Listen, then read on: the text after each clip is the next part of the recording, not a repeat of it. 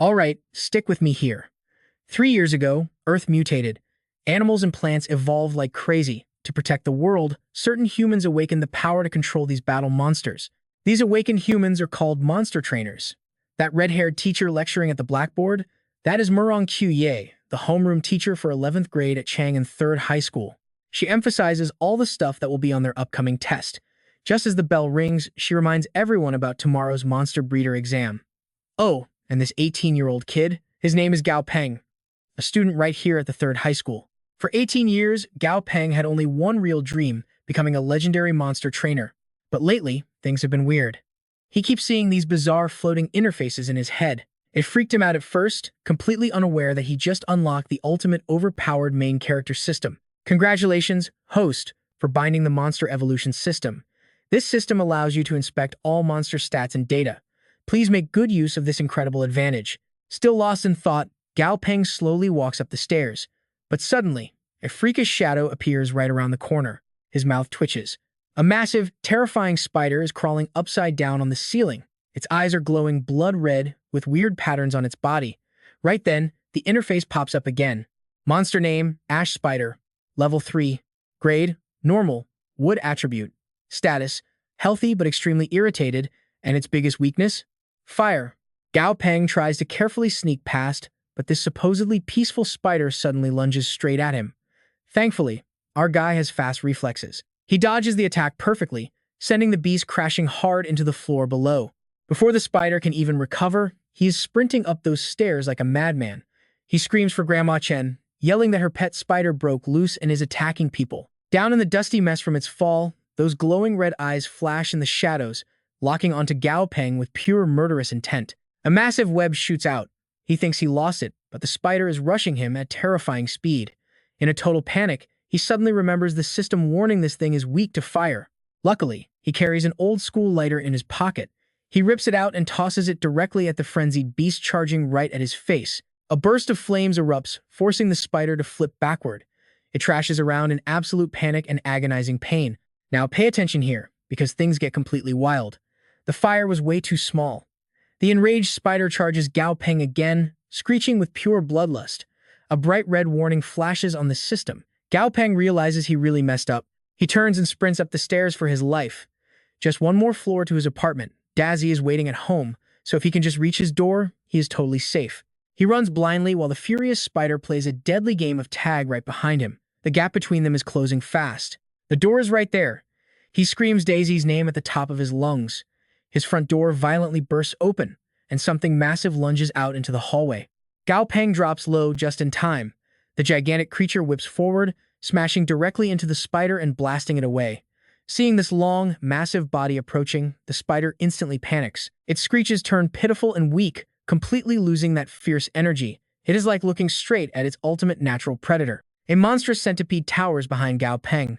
Before he even speaks, the terrified spider leaps to the ceiling and scrambles away.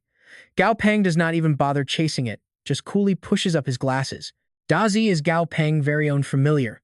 Thanks to their blood pact, they share a telepathic bond. Suddenly, Dazi rubs its head against his shoulder, shifting back into its non-combat form, begging for food like a spoiled child. Monsters have two distinct forms, a battle state and a non-combat state. Outside of battle, they shrink down to save energy and can even heal minor injuries. Seeing Dazi crying for dinner, Gao Peng flashes a warm smile, pets its head, and heads inside to start cooking. He rolls up his sleeves and grabs a knife, showing off some peak-tier chef skills. He slices the meat paper thin, tosses a carrot in the air, and chops it into perfect little pieces with blinding speed. A super nutritious dinner is served. Dazi stares at the bowl with sparkling eyes and drool literally pouring out. It dives in, scarfing down the food like it hasn't eaten in 3 years. Gao Peng looks over at his partner, and the system interface instantly pops up with Dazi's stats. You saw that too, right? This is huge. Purple-backed yellow-clawed centipede. Level 7. Grade, Normal. Yin and Poison attributes. Status, Healthy and happy. Weakness, Lightning and fire. But as Gao Peng reads the details, he freezes. Wait, how on earth did Dazi suddenly upgrade from normal to elite grade? Monster grades range from lowest to highest normal grade, elite grade, and the legendary perfect grade. Grade completely dictates a monster's growth limit.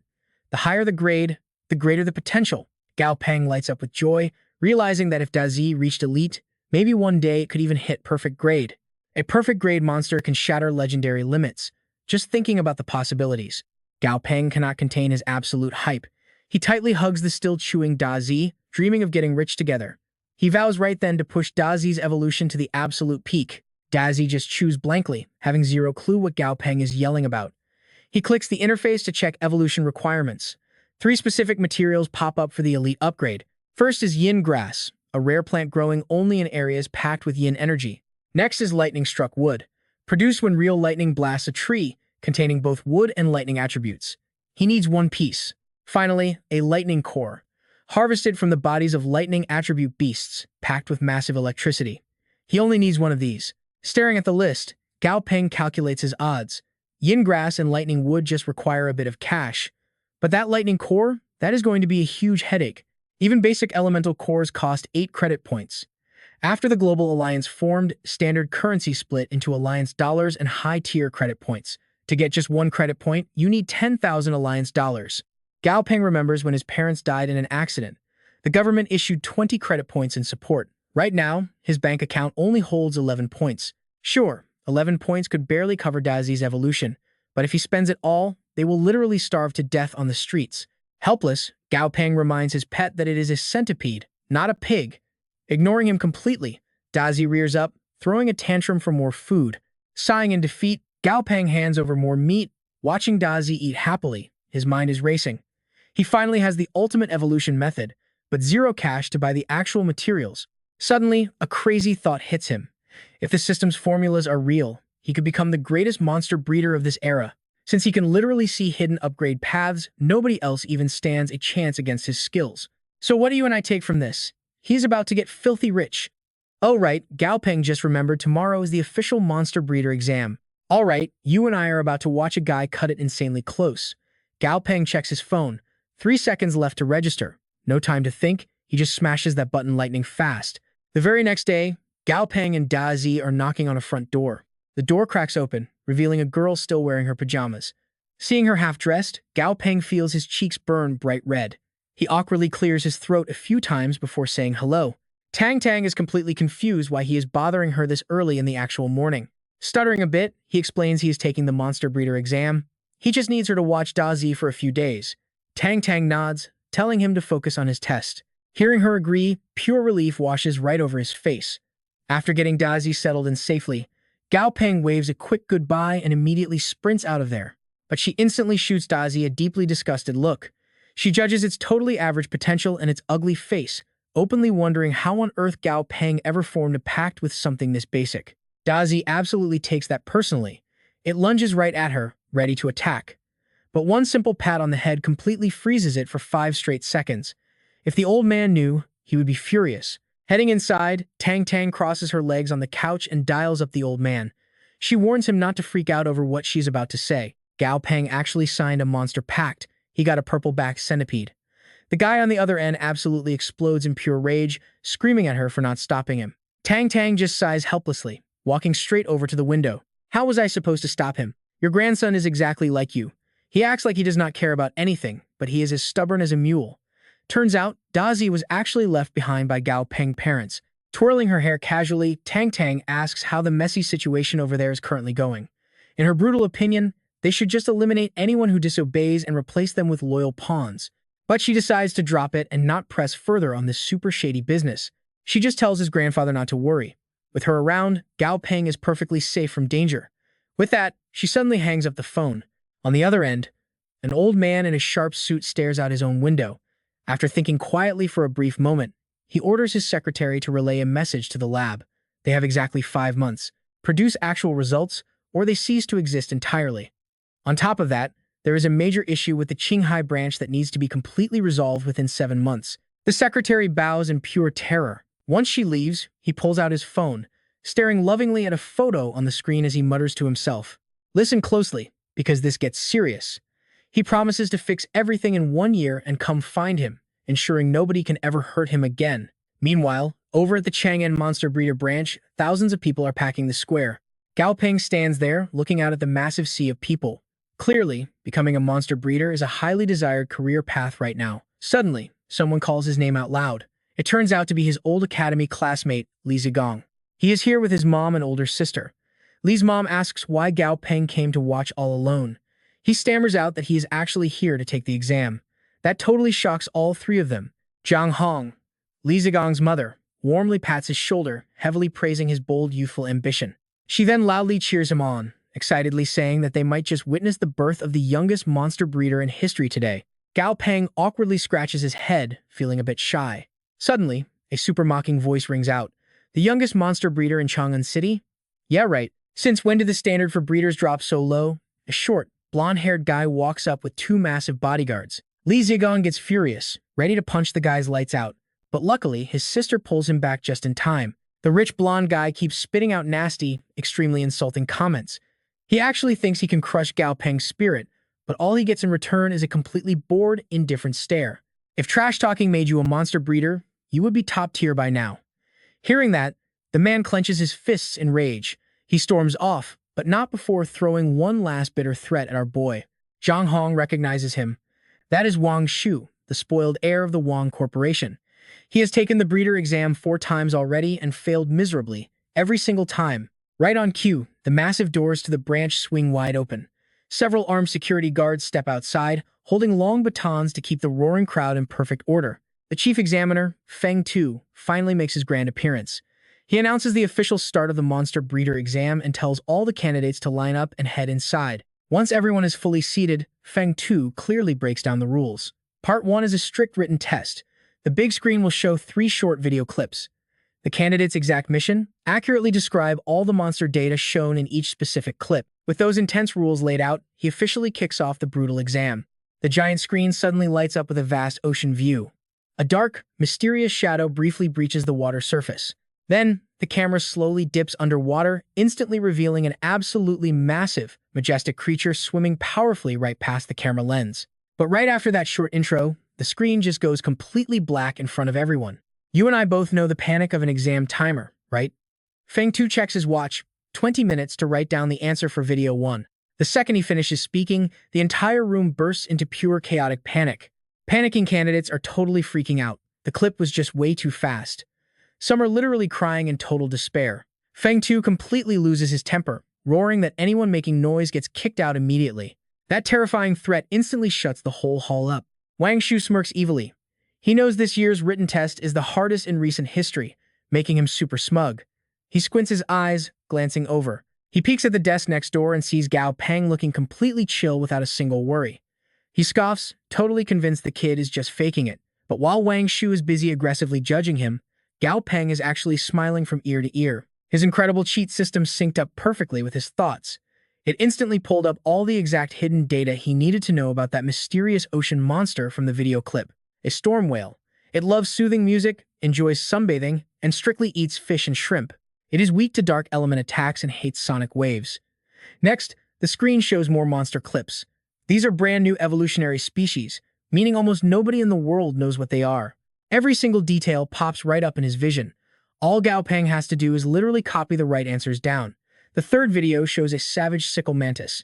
Super aggressive, totally carnivorous, loves eating bugs, and is absolutely terrified of any fire elemental attacks. Just like that, the written exam ends and the papers are collected. 1 hour later, the results are in. Feng Tu stands up to announce the list of candidates advancing to the next round. After reading the names, he comments on them. Even though their papers had tons of mistakes, their scores were still valid enough to pass. Wang Shu instantly turns to Gao Peng, mockingly taunting him because Gao Peng's name was totally missing from the list. Gao Peng just sits there, gulping nervously.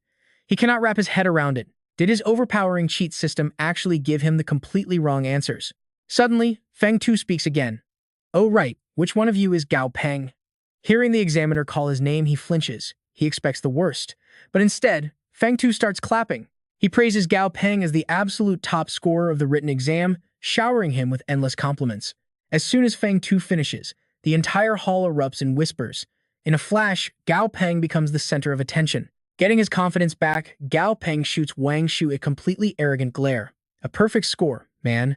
I guess I really let you down today, huh?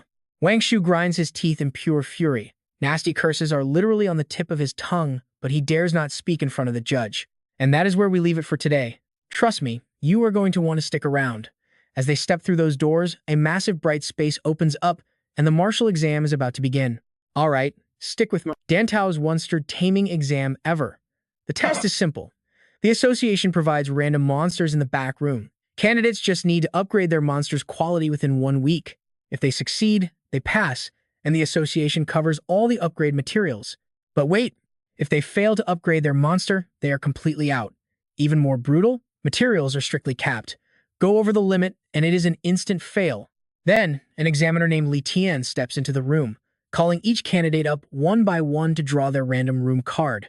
Finally, Gao Peng totally gets why this monster breeder license is known as the hardest to pass. Drawing a random room card like this? Total gamble. You literally have zero clue what kind of beast you are getting. Meanwhile, Wang Shu is standing in line behind him, flashing this incredibly creepy, sinister smirk at Gao Peng. This guy is definitely plotting some dirty trick to humiliate our main character. When it is Gao Peng's turn, he has no idea the box is totally rigged. His ticket was planted there on purpose. The examiner watches him draw the card, flashing an evil smile like his trap has finally snapped shut. Once everyone pulls their tickets, the head examiner officially kicks off the brutal test. Fast forward, and Gao Peng is already standing right in front of his assigned spot, room 10. The staff member in charge, Zhou Yuan, steps up to shake hands. Gao Peng swipes his card, but the second he opens that door, his face drops. Staring back at him is a caged beast, so terrifying it gives you instant chills. Right then, the system screen pops up, revealing the beast's actual stats. Name, Red Water Ape. Level 10. Quality, Normal. Attribute, Wood. Status, Negative Mutation. Massive mental breakdown, fatal weakness to yin energy. Seeing this complete mess, Gao Peng immediately demands Zhou Yuan tell him what on earth happened here. Zhou Yuan dodges his gaze, muttering that this poor ape was used as a test subject way too many times. It was supposed to be trashed, but the association claimed no other monsters were left. Now watch closely, because here is the real twist. Examiner Li Tian completely rigged this setup. He took a bribe from that snake Wang Shu to guarantee Gao Peng fails miserably. A lowly worker like Zhou Yuan could only watch helplessly, explaining the ape only survived this long through pure willpower. Upgrading it now? Basically, an impossible dream. This challenge is way harder than Gao Peng thought. He thinks for a second, locks eyes with the ape, and flat out refuses Zhou Yuan's offer to quit. Zhou Yuan just shrugs, wishes him luck, and bails, leaving Gao Peng entirely alone with this broken monster. With the worker gone, Gao Peng takes a much closer look at it. That massive arm looks completely deformed, with terrifying bone swellings popping up everywhere. The red water ape stares at him helplessly, shivering in pure agony. Countless people have given up on this beast in the past, declaring it absolutely beyond saving. It is a total goner. Remembering that trauma, the ape grabs the iron bars and unleashes a blood-curdling roar. Its heartbreaking screams echo endlessly off the cold walls of the testing room. Tears stream down its face, fully expecting this human to walk away. But Gao Peng stays right there. Right then, a warm hand gently pats its head. Gao Peng smiles softly, promising to help it upgrade. He checks the system for solutions, and the notification literally leaves him speechless. There are actually two completely different paths to evolve this shattered beast. Path 1 is normal evolution. Purge the dark yin impurities, then evolve it into a standard elite tier red water ape. Path 2, a twisted mutation. Absorb that dark yin energy completely, erase its fatal weakness, and mutate into a brand new species. The minimum guaranteed quality is elite. After seriously weighing the insane material costs, Gao Peng locks in option 2. The system immediately drops the crazy recipe. He needs half a pound of black belly grass, fed 3 times daily for 3 straight days. Then, it eats an elite undead monster core. Finally, mix 3 parts fake crown powder, 1 skull mushroom, and 3 withered death weeds into an acid bath for it to soak in. Gao Peng scribbles down the shopping list and hands it to Zhou Yuan. The guy reads it and completely freezes. These are all hardcore toxic materials. He genuinely wonders if Gao Peng is trying to train this ape or assassinate it. I know what you're thinking, but Gao Peng just smirks. Fight poison with poison. He tells the panicking guy to relax, he has limits. Then he slams the door shut, leaving a completely confused Zhou Yuan clutching that toxic grocery list. Zhou Yuan walks away, cursing him out as a total rookie. 3 days pass, and candidates are dropping like flies. Some walked in, chest puffed out, only to be dragged out on stretchers. Others went in with thick black hair and left totally bald. Meanwhile, the red water ape has been chugging literal poison for days, yet its mental state is massively improving. Even those horrific old wounds are almost completely healed up. That undead monster core is finally kicking in too. Now for the final step, an acid bath. But here is the massive problem. Monsters without a blood contract cannot process complex commands or fully trust a human's intentions. Normally, these association beasts are completely docile. But this specific ape, it has been violently experimented on over and over. Tortured at least 10 times, there is no guarantee it won't just snap and attack. Gao Peng hesitates. Releasing it now is super risky, but backing down means throwing away every single drop of effort. He just has to trust the beast. Taking a deep breath, he unlocks the cage. Suddenly, a massive shadow lunges right at him. You would expect a brutal attack, but instead, it just nuzzles sweetly into his chest like a giant puppy. Gao Peng gently comforts it, then pulls back the white curtain. Right in front of them is a massive tank, completely filled with a bubbling, custom-made green acid solution. Black smoke literally radiates off the surface. This bath is packed with the most lethal poisons imaginable. He points to it, telling the ape to endure the agonizing soak. He promises this will change its life. But the moment that terrifying black smoke hits its nose, the beast panics. It wildly shakes its head, absolutely refusing to step into that toxic nightmare. Seeing this, Gao Peng softly strokes its head, reminding it, he can give it absolute power, but it has to find the courage first. Fueled by his words, the ape stands, nervously dips a toe in, and slowly submerges its entire body. That black smoke instantly thickens, instantly triggering the loud fire alarms across the ceiling. Room 10's alarms go crazy. Standing nearby, Wang Shu smirks, fully convinced his dirty bribe just paid off. Everyone assumes Gao Peng completely screwed up and started a massive fire. But when security violently kicks the door down, the sight inside leaves everyone paralyzed. There is zero fire, just a thick, suffocating cloud of pitch-black smoke. Gao Peng turns around, totally confused why an entire crowd just busted into his room. Zhou Yuan points up at the blaring fire alarm, explaining the total panic outside. Gao Peng just laughs, so focused on his ape he completely zoned out. Seeing no danger, they kill the alarm and slowly back off. However, all this wild commotion easily grabs the head examiner's attention. A worker quietly explains it is just a bizarre phenomenon from monster training. Other nosy candidates rush over, totally convinced Gao Peng failed. Wang Shu peers inside, sees no ape, and arrogantly assumes his sabotage was a complete success. But right at that exact second, the dead silent acid pool violently ripples. A terrifying skeletal hand breaks the surface. Then, a glowing purple skeleton slowly rises from the depths, with two demonic flames burning fiercely inside its empty eye sockets. The crowd screams in pure daylight terror. The skeleton leaps right out of the bath, leaving everyone completely stunned. And trust me, you are going to want to see what happens next. Alright, stick with me here. You and I are about to witness one of the wildest monster designs ever. This massive skeleton has zero flesh or blood, its joints held together purely by creepy glowing red threads. Everyone in the room is absolutely stunned by this sight. Even Feng Tu is completely speechless. The redwater ape just evolved into a sea-bone ape. It hit level 11, elite tier, perfect quality. It is weakened, sure, but absolutely buzzing with wild energy. And get this, it was only the first test. As long as he has the right materials, Gao Peng can upgrade literally any monster. He circles the skeleton, inspecting his work. He realizes that the purple aura around it is actually solid to the touch, and its bones feel exactly like cold, hard, unbreakable metal. Li Jing gets completely hyped, shouting that this might just be a brand new, never-before-seen monster species. Plus, it is actually an undead type. Hearing this, Feng Tu secretly celebrates in his heart, knowing full well how incredibly rare undead monsters are within the ranks of the entire alliance. But honestly, he isn't interested in the new monster. He's interested in Gao Peng, the genius who created it. As Gao Peng turns to leave, the bone ape grabs his shirt. It gives him this totally pitiful look, terrified of being left behind. Gao Peng just smirks, gently brushing its bony hand away. He jokes that he already upgraded its quality to the max, so what more could it possibly want? The bone ape just stares back with sad puppy dog eyes, looking exactly like a completely abandoned kid. Meanwhile, Li Jin stands nearby, unable to hide a greedy, sly smirk. You see, successfully upgraded monsters are almost always handed straight to the association's staff.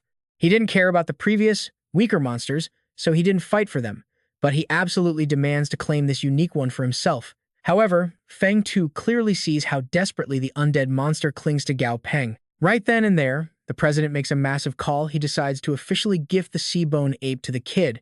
Hearing this, both Gao Peng and the greedy Li Jin think they misheard. Gao Peng looks at the terrifying bone ape, then points right at his own chest, asking Feng Tu if he's seriously just giving it away. Feng Tu explains that even though it is a completely unrecorded species with totally unknown stats across the board, it is undeniably a successful evolution. Therefore, handing the beast over to its rightful creator is simply the most logical thing to do. Gao Peng stares hard at the monster's glowing stat panel, deep in thought. It started out with completely average potential, but now, with its perfect quality, it only needs 20 more levels to break through into a terrifying boss-tier threat. But looking closer at the crazy numbers, Gao Peng realizes something huge. This sea-bone ape has already met every single requirement of a true boss monster. Now pay close attention here, because this is where the haters step in. Li Jin suddenly interrupts everyone's excitement, loudly protesting that this completely breaks the rules. He insists that by association tradition, successfully upgraded beasts must be rewarded to the internal staff. He argues the ape survived 6 different experiments before this, so there is no absolute proof Gao Peng attempt caused the evolution. Before Li Jin even finishes his rant, Wang Shu rushes over to add fuel to the fire, loudly claiming a random young kid couldn't possibly upgrade a dying monster. He firmly accuses Gao Peng of straight-up cheating. Feng Tu glares coldly. Li Jin can't even explain how it happened, yet he stubbornly insists Gao Peng cheated simply because the test was way too hard. He claims the difficulty level far exceeds anything a junior breeder could ever possibly handle. He assumes Gao Peng just got incredibly lucky, memorized some random formula, went all in on a desperate gamble, and accidentally cured the beast. Therefore, he aggressively declares this epic result is absolutely not a reflection of Gao Peng's actual true skill level. Feng Tu's face is dead serious.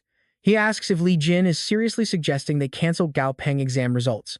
At this point, Li Jin drops the act and stops hiding his greedy true motives.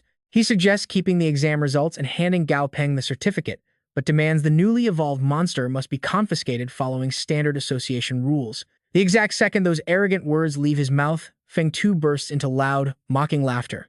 Then he turns right to Gao Peng, sincerely apologizing for his terrible staff management, making a total joke of things. He states that real talented breeders in Chang'an are so rare, it makes pathetic frogs in the well like Li Jin completely blind to true greatness. Gao Peng lets out a long, heavy sigh. He points out that just because a failure like Li Jin can't do it doesn't mean everyone else is incompetent. Since playing humble isn't working, time to flex. Gao Peng's casual vibe instantly vanishes, turning dead serious as he decides to properly educate these complete and utter fools. The redwater ape only has the word water in its name because it lives near the Redwater River. It has absolutely zero connection to its actual elemental attribute. You and I both know you can't just judge a book by its cover. Assuming it's a water-type monster purely based on its name is just hopelessly stupid. Based on its previous physical reactions, the people who experimented on it totally missed the mark. Gao Peng brutally roasts Wang Shu, stating that if he lacks even this basic common sense, his many years of experience make him nothing more than a useless decoration. Even without being directly named, Wang Shu feels totally humiliated. He furiously insists Gao Peng is talking pure nonsense and that the ape's weakness is definitely the wood element. President Feng Tu has finally had enough. He steps in, clarifying that while it fears wood, its true fatal weakness is actually the dark element. And guess what? This exact fact was literally part of their exam knowledge.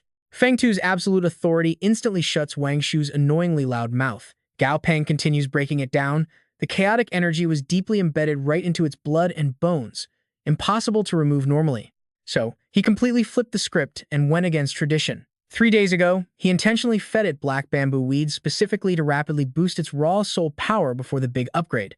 Next, he pumped it full of high-grade undead-type materials and finally used a pure undead crystal to trigger the ultimate reaction. Honestly, Gao Peng has zero fear making this secret method completely public, but he heavily warns everyone not to blindly copy it, because getting the exact sequence right is a matter of life or death. The second he finishes speaking, Feng Tu claps loudly, walking over to praise the kid's absolute genius. He firmly declares that holding a mere junior certificate is a massive insult to Gao Peng's insane talent.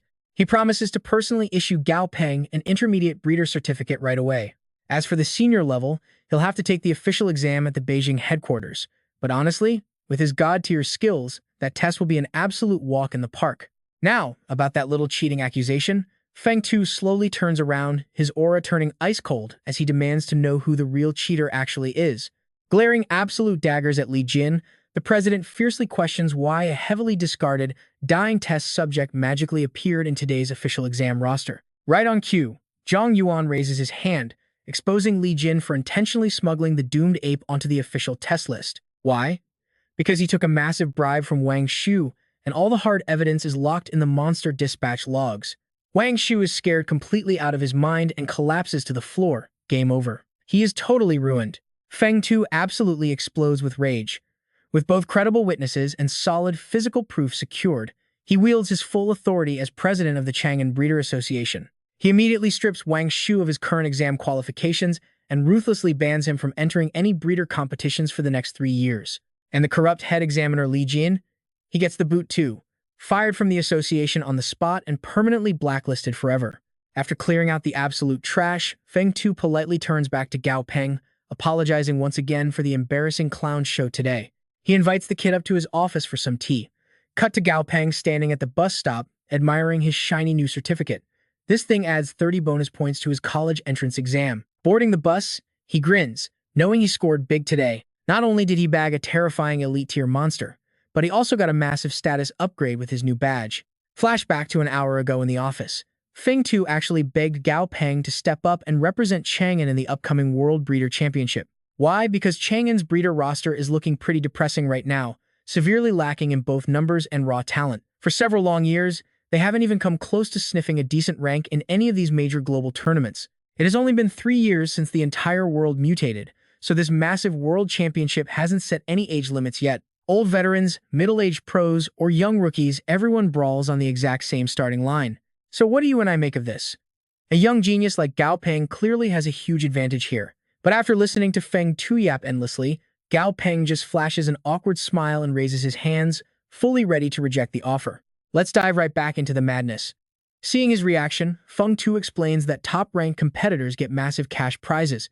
Anyone in the top 10 gets a serious payout. Sure, money can't solve every single problem in life, but a whole mountain of cash, that is a completely different story. The second he hears about that massive reward, Gao Peng instantly jumps to his feet, completely cutting off Feng Tu mid-sentence. He scoffs. What pressure are they even talking about? With great power comes great responsibility, so I am entering this competition.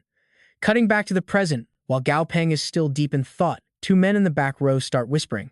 They are gossiping about an Engay, the brand new name for his skeleton monster. The blonde guy sitting next to them hears this. He casually reaches out, trying to grab one of an Engay's bones just to see what happens.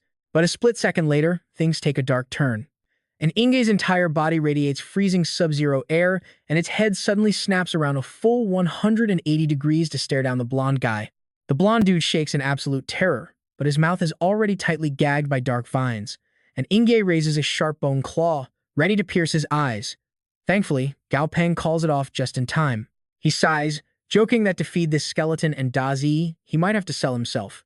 Dazi already eats a massive amount, and looking at your frame, your appetite isn't small either. Raising you kids is truly exhausting for your dad. He acts tired, but Gao Peng is actually grinning from ear to ear. Bursting with pure, unshakable confidence, he proudly brags about not just being wildly handsome for his young age, but having top-tier talent too. While he is flexing, 2 bystanders keep whispering. They are completely shocked that he can easily control a monster without a formal contract main character energy for sure. A little while later, Gao Peng steps off the bus right near his house. He is planning to find Duong to discuss something, when a sudden freezing chill hits his spine. An NG instantly detects that something is terribly wrong. Fearing his master is in danger, it readies for battle. But Gao Peng grabs his aching back, steps forward, and tells the skeleton to relax. The attacker is just Dazi, they are all family now. Staring at the creature in front of him, Gao Peng's jaw drops. He stutters out Dazi's name. It has only been a few days, but the centipede got visibly fat. Right then, Duong walks over with a smile, saying she and Dazi came together to pick him up. Seeing Duong approach, Gao Peng frantically points at the fat pig version of Dazi and stammers, asking what in the world happened to it. Duong bursts into bright laughter, asking if he notices how strong and muscular Daisy looks. She proudly brags that she fed it a massive amount of expensive supplements. Meanwhile, Gao Peng is internally screaming. His system panel literally flashes a warning that Dazi is severely overnourished. An Engay glances over, judging Dazi hard. Compared to that walking meatball, its own solid bone frame is clearly superior. The skeleton feels totally triumphant. Meanwhile, Duong pats Gao Peng's shoulder, excitedly asking how his big exam went. Gao Peng shyly rubs the back of his neck, muttering that it went okay. He casually mentions helping a level 6 monster upgrade successfully along the way. And to top it off, the Tamer Association president gifted that exact monster to him. Gao Peng explains this while pointing straight at an Engay. Hearing this, Duong completely freezes for a few seconds. She is absolutely stunned that he entered a beginner exam but somehow walked away with an intermediate certificate. Seeing that Duong Duong still looks a bit doubtful, Gao Peng immediately pulls out the official certificate. Now, pay attention, because this exact moment changes everything. Duong Duong smiles gently, totally amazed by his crazy growth speed. She was planning to save this secret for later, but today's the perfect time. Simply put, no matter how physically strong tamers get, they are still fundamentally vulnerable humans. The star-shifting beast-taming secret art is a rare technique. It allows a tamer to transfer absolutely all the physical damage they take directly to their familiar's body. However, the range is strictly limited, and only the familiar can actively choose to trigger it. But honestly, a monster's pure defense is miles above any normal human. As familiars level up, their life force and raw defensive power just keep getting more and more insane. The second Gao Peng finishes learning it, he immediately feels it. An invisible, unbreakable thread is now tightly binding him and Dazi together. While focusing his energy, his eyes lock onto Dazi's incredibly chubby face. It literally looks exactly like a fat, purple sweet potato. Seeing Dazi argue back, he yells for Anangay to bring a mirror over. Dazi stares at its reflection and absolutely petrifies. It lays completely motionless on the floor, acting like it has lost the will to live. Gao Peng slaps its head, telling it to stop playing dead. He strictly orders Dazi to exercise and burn that fat for a few days, or no quality upgrade. Just picturing himself riding a massive, fat, waddling Dazi into the sky gives Gao Peng massive goosebumps. The next day, Duong Duong invites him out. She wants him to join her small monster training company. Recently, her shady partner ran away with all the funds, so right now, the company is desperately short on reliable staff. But before she even finishes speaking, Gao Peng gets super suspicious. Duong Duong's company is located right in the city's most bustling, premium downtown area. That rent cannot be cheap. Duong Duong flinches, nervously stammering an excuse. She claims business used to be booming, which is why they rented here. But since their tamers left, profits have completely tanked. Seeing her awkwardly laugh and stumble over her words, Gao Peng stays quiet. After explaining, she quickly leads him right into the massive building. She introduces the workspace up on the third floor. As for the pay, she offers the absolute highest market rate, plus a massive 20% stake in company shares. Pressing the elevator button, she guarantees this will not mess with his studies. He only needs to drop by on weekends, promising that the tamer workload is going to be incredibly light. Gao Peng feels a bit tense. This compensation is way too high. The market is full of tamers. Randomly hiring two regular guys would not be a problem for her at all. But Duong Duong chose him. Alarm bells are totally ringing in his head right now. First, she gives him that powerful tamer's secret art. Then, an expensive shop sitting right in the downtown Prime District. And now, this insanely generous VIP treatment. You and I both know a deal this good usually means a trap. Gao Peng totally suspects it. But the one setting this trap is Duong Duong. For 3 years as an orphan, surviving without her secret help would have been impossible. Thinking about this, he immediately crushes any thought that she would hurt him. The crazy high pay does not even matter, because his actual skills easily back it up anyway. He flashes a warm smile and says he will follow whatever arrangement she wants. Hearing that, she glances back, absolutely thrilled to lock in their new partnership. But internally, Duong Duong is sweating bullets like a massive hurricane just hit, totally terrified he might figure out something is off. The two of them quickly head up to the third floor. Right then, a cute girl speed walks over to greet them. Her name is Kayen, rocking a sharp, professional gray suit and a stylish, shoulder-length bob. Duong Duong introduces the two of them, then immediately dashes to the elevator to handle business. Gao Peng lets out a sigh. After that, Kuyen helps him enter his details. While working, she quietly glances over at him. Honestly, she is completely surprised. He looks way too young to be an official intermediate beast tamer. She instantly assumes her naive, rich boss Duong Duong got scanned by a young pretty boy again. Meanwhile, Gao Peng is mentally calculating. He needs to earn big money to repay Duong Duong, so his pricing strategy definitely needs an overhaul. He is not like other normal tamers. If they follow his methods, basically every single familiar will upgrade with a 100% success rate. Even though Gao Peng is not super greedy, charging too little feels like a massive insult to his system. He absolutely has to respect his golden cheat. Because of that, he forces himself to take a small loss, setting his price at exactly 3 times the highest intermediate tamer rate. At this moment, Kuyen hands his certificate back. She stares at him, asking if he seriously wants to set his fee at 3 times the absolute max market rate. She warns him that since he is totally new to company work, he just doesn't understand the rules. Setting ridiculous prices means absolutely 0 customers. Gao Peng's expression instantly turns dead serious, asking what exactly she means by that. But right at that very second, a man violently shoves the door open, completely interrupting their conversation. He demands that Gao Peng prove his actual skills to everyone right now. Does he really have what it takes to charge triple the market rate? Watch this closely, because things are about to get completely crazy. His eyes are totally bloodshot as he aggressively lunges right toward Gao Peng. Mister? Ma points directly at his face, violently screaming that if Gao Peng can heal and successfully upgrade his familiar, he will instantly pay 10 times the price. I will pay you 10 times the price. Xuan tries to calm the tense room, stuttering for Mr. Ma to relax, but Gao Peng just faces him calmly, saying that won't be necessary. He smiles, holding up 3 fingers. Since this is his very first business deal, he will treat him like a VIP. 3 times the normal rate is fine. Mr. Ma glares, clearly not buying this kid's confidence. Let's dive right into this. Mr. Ma asks if he is really that confident. Gao Peng just smirks, raising a hand. No rush, where is the beast? He needs to see it before giving any solid promises. Mr. Ma pulls out a small green box. Looking right at Gao Peng, he angrily agrees to trust this cocky brat just this once. He opens the box, pulling out a tiny, heavily injured creature that just shivers helplessly right there in his palm. Xuan sees the poor thing and instantly melts, letting out a soft gasp. Meanwhile, Gao Peng stands calmly in the back, quietly observing the dying beast's exact condition. It has purple fur, but strange red patches are spreading all over its trembling body. Mr. Ma loses his patience, demanding a simple yes or no. Right on cue, the system flashes alive, feeding Gao Peng every single detail about this little guy. Name, Purple Lightning Rat. It is in a state of conflicting mutation. Level 19, Elite Tier. Quality is Advanced. Lightning Attribute. Current status, lightly injured. In extreme pain, weakness, mud type. Gao Peng reads the floating data and his eyes shoot wide open. Wait a second, what is this? Suddenly, the entire system interface flashes blood red. A giant warning pops up. Danger. Conflicting mutation state. Immediate treatment is required right now. Gao Peng instantly interrogates Mr. Ma. What exactly did you feed this thing to mess it up so badly? Mr. Ma flinches, completely caught off guard. A second later, his expression darkens with obvious guilt. He admits he fed it a rare blood jade branch, originally hoping to trigger an evolution. Mr. Ma lifts his trembling hands holding the rat, practically begging Gao Peng. Please, you have to tell me, can you actually save it? I am begging you. Gao Peng puts a hand under his chin, thinking hard.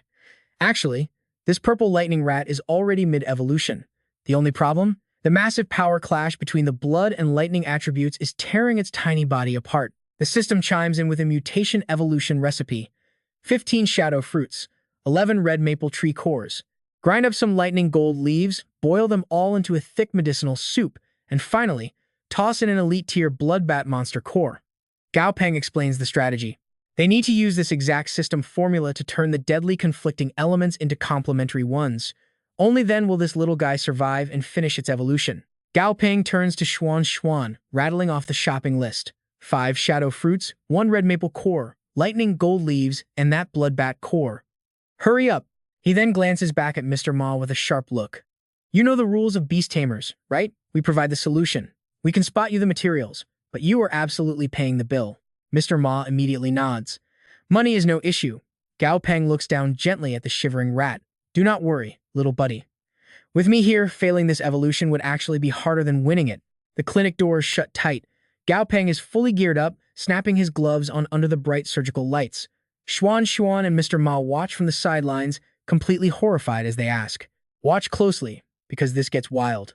Are you sure this will save my beast? Gao Peng is holding a massive butcher knife in one hand while pinning the rat down with the other. He just smiles. Yeah, got a problem with that? They both scream, you tell us. Gao Peng ruthlessly chucks the poor rat straight into the boiling soup. Mr. Ma panics, rushing forward to stop him.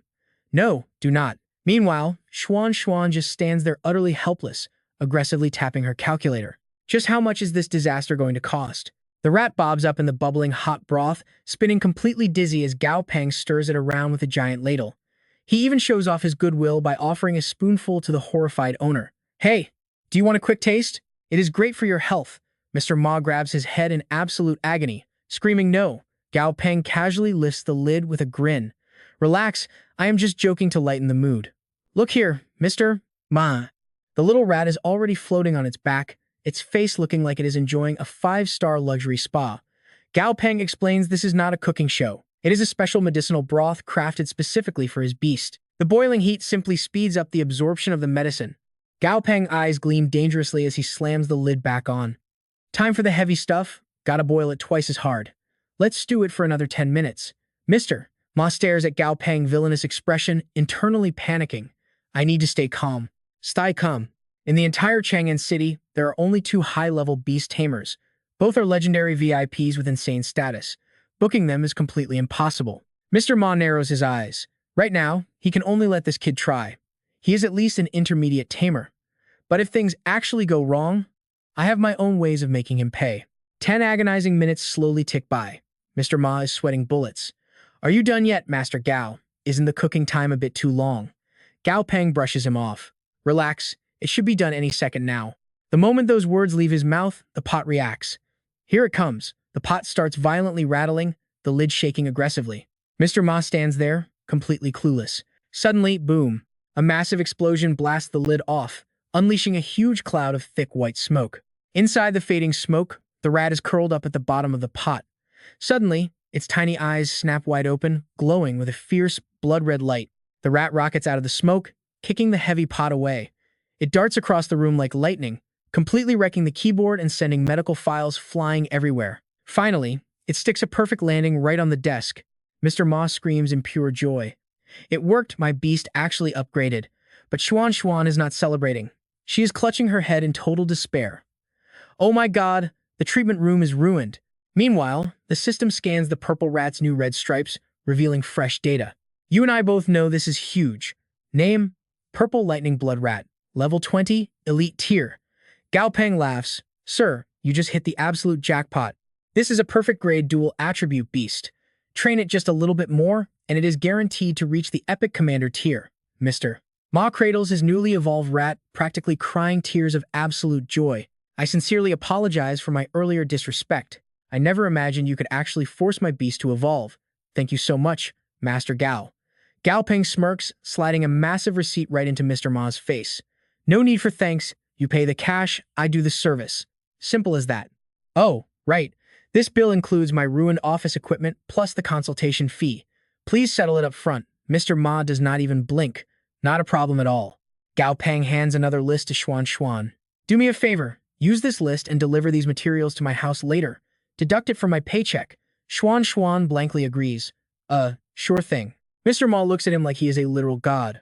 Holding his shiny new beast, he eagerly leans in and asks, Master Gao, I have another precious beast I need you to look at. Are you free for an appointment tomorrow? Gao Peng awkwardly scratches his head. About that. Mr. Ma fiercely throws up 3 fingers again.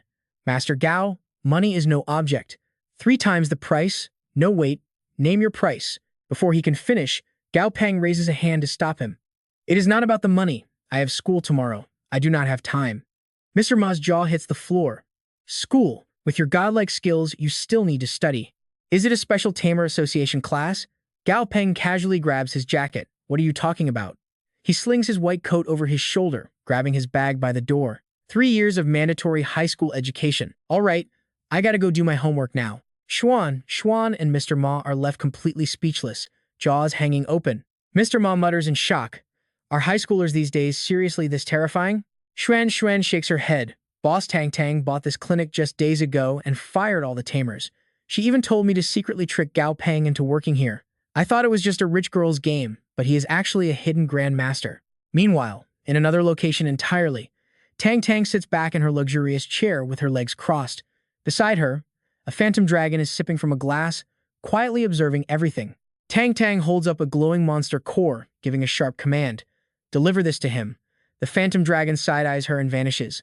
Sunlight beams through Gao Peng window as the invisible phantom dragon clings to the outside wall, silently tracking Dazi's every move. The invisible dragon drops the glowing core through the open window. It clatters to the floor, rolling right in front of Dazi. The massive centipede peeks its head out from under the chair, totally curious. It crawls out, happily biting into the core. But its joyful face instantly twists into pure disgust. Dazi violently jumps into the air, panicking. So, what happens next? Trust me, you and I are going to find out very soon. All right, stick with me, we are diving into some wild monster evolution. Outside, Gao Peng carries groceries, saying 15 kilos of yin blood pine needles will feed Dai for a month. It is perfect grade, heading for epic. He saw on television that boosting Adai's nutrition first is the absolute smartest move before trying to trigger another massive upgrade. His face drops, completely stressed out. Dazi's evolution cannot be rushed. It needs a level 10 lightning monster core, and those are insanely rare. Even if he found one, it would cost an absolute fortune. Suddenly, he hears weird noises from his room. Something is wrong with Dazi. His expression goes pitch black. Panic mode activated. He drops his groceries instantly and sprints down the hall like his life depends on it. He kicks his door wide open, screaming Adai's name. But it is Dazi foaming at the mouth, rolling on the floor, while Adai just watches. Then, a golden system alert pops up. Purple-backed, yellow-clawed centipede, currently evolving. Normal quality, level 8. It literally stuffed itself with tons of meat and a super rare Thunder Diamond Z monster core. Gao Peng stares at the glowing text, completely stunned. Evolving? He kneels next to the twitching centipede in absolute shock. How did it even get its claws on something that expensive? Wait, who did this? He glares right at the doorway. Sister Tang Tang. Tang Tang stands there clutching her bags, looking incredibly guilty. Gao Peng demands to know if she fed that crazy core to Dazi. He is totally losing his mind now. Why didn't you warn me first? Tang Tang is totally speechless and just laughs awkwardly. Trying to play it cool, she holds up her bags. I just came to drop off supplies. Inwardly, she knows he would refuse. Then she points out he dropped his own groceries in the hallway. She quickly bolts toward the door, happily waving goodbye. You just made some money and you are already wasting it. Get some sleep. I am leaving. Gao Peng just stands there frozen, completely helpless. You just cannot argue with a sister who forces expensive gifts on you like that. He turns and knocks Dazi right on the head. You absolute glutton. Stop eating random things. He sits cross-legged, sighing heavily at the system interface. He cannot just leave the poor guy suffering. How can he speed up this evolution? Going into panic mode, he dumps out his whole inventory. Screws, marbles, potions, random twigs. Nope, absolutely none of this junk is going to work. Then his eyes lock onto a purple flower branch. Jackpot! Grinding a medium-grade purple poison flower into a potion will save it. He rushes straight to the kitchen blender. Watch closely, this is where it gets wild. He pours the potion in. Dazi's eyes glow blood red, floating up in a blinding golden explosion that literally shatters the room's windows. The thick smoke clears out, revealing Daisy's epic new form. Absolute powerhouse energy right here. The system scans it. Purple-backed Thunder Slave, level 9 elite, lightning and poison attributes. Hitting perfect grade requires powdered goose feathers and a level 10 lightning commander core for an entire week. Gao Peng breathes a sigh of relief, smiling. It is finally over, much smoother than expected. Dazi actually hit elite tier. But suddenly, Dazi collapses flat on the floor, leaving Dai stunned and Gao Peng completely helpless. Dazi looks dead tired. Dai approaches with total worry, but Gao Peng just laughs, hands on hips. Relax, the little guy is just exhausted. Gao Peng hands Dai a giant bowl of food. You look terrifying, but you are way too soft-hearted. Here, I bought this specially for you. Dai looks confused, but drops a piece into its skeletal mouth. It just phases right through its bones and falls out. Gao Peng grabs a broom, smiling. Good boy, eat up. Looking at his undead buddy, Gao Peng grins. You just evolved, so let's keep your energy stable first. Once I find the perfect materials, you are going to become an absolute monster. Soon, Dazi is fully healed and energetic. Seeing Gao Peng passed out, it gently brings him a pink blanket. Tang Tang peeks through the door crack, whispering softly. The calm before the storm? She watches the three cuddling up, even with Gao Peng totally annoyed by the giant bug. Smiling warmly, she mutters, Grow up fast, little Peng. Let's pause here. Think life is peaceful now? Think again. Over at the school, the silver-haired principal furiously smashes his desk. Absolutely no monsters allowed. His eyes go wide. These students are untrained kids. Are you completely ignoring their basic safety? The brown-haired man opposite him clasps his hands. In peace, they are kids. In ancient times, they fought for their country. The principal gasps, Is it really that urgent? Looking incredibly grim, the brown-haired man avoids eye contact. The whole world is developing new tech, but our speed, an evolutionary chart appears. A harmless cat rapidly mutates into a massive, savage beast. He sighs, It is still way too slow. If our tech cannot threaten them in the future, it will be truly over for us. Old principal. Cut to the classroom. Gao Peng feels super anxious with everyone staring at him. Classmate Tan Tianjin turns around. Did you seriously pass the intermediate breeder exam? Gao Peng admits it, but asks, How did you know? Tan Tianjin excitedly points at the Chang'an daily newspaper. The youngest breeder in the city. You broke the entire association record. His eyes are shining. You are literally front-page news. The whole class swarms him with praise. You are a massive celebrity now, making us look so good. Li Zigong is doomed. His mom actually beat him for comparing. Tan Tianjin nervously rubs his hands together, looking super awkward. Well, Gao Peng buddy, I actually have a tiny little favor to ask. Gao Peng instantly throws his hand up. Stop. If it is a favor, keep it to yourself. Do not make us both uncomfortable.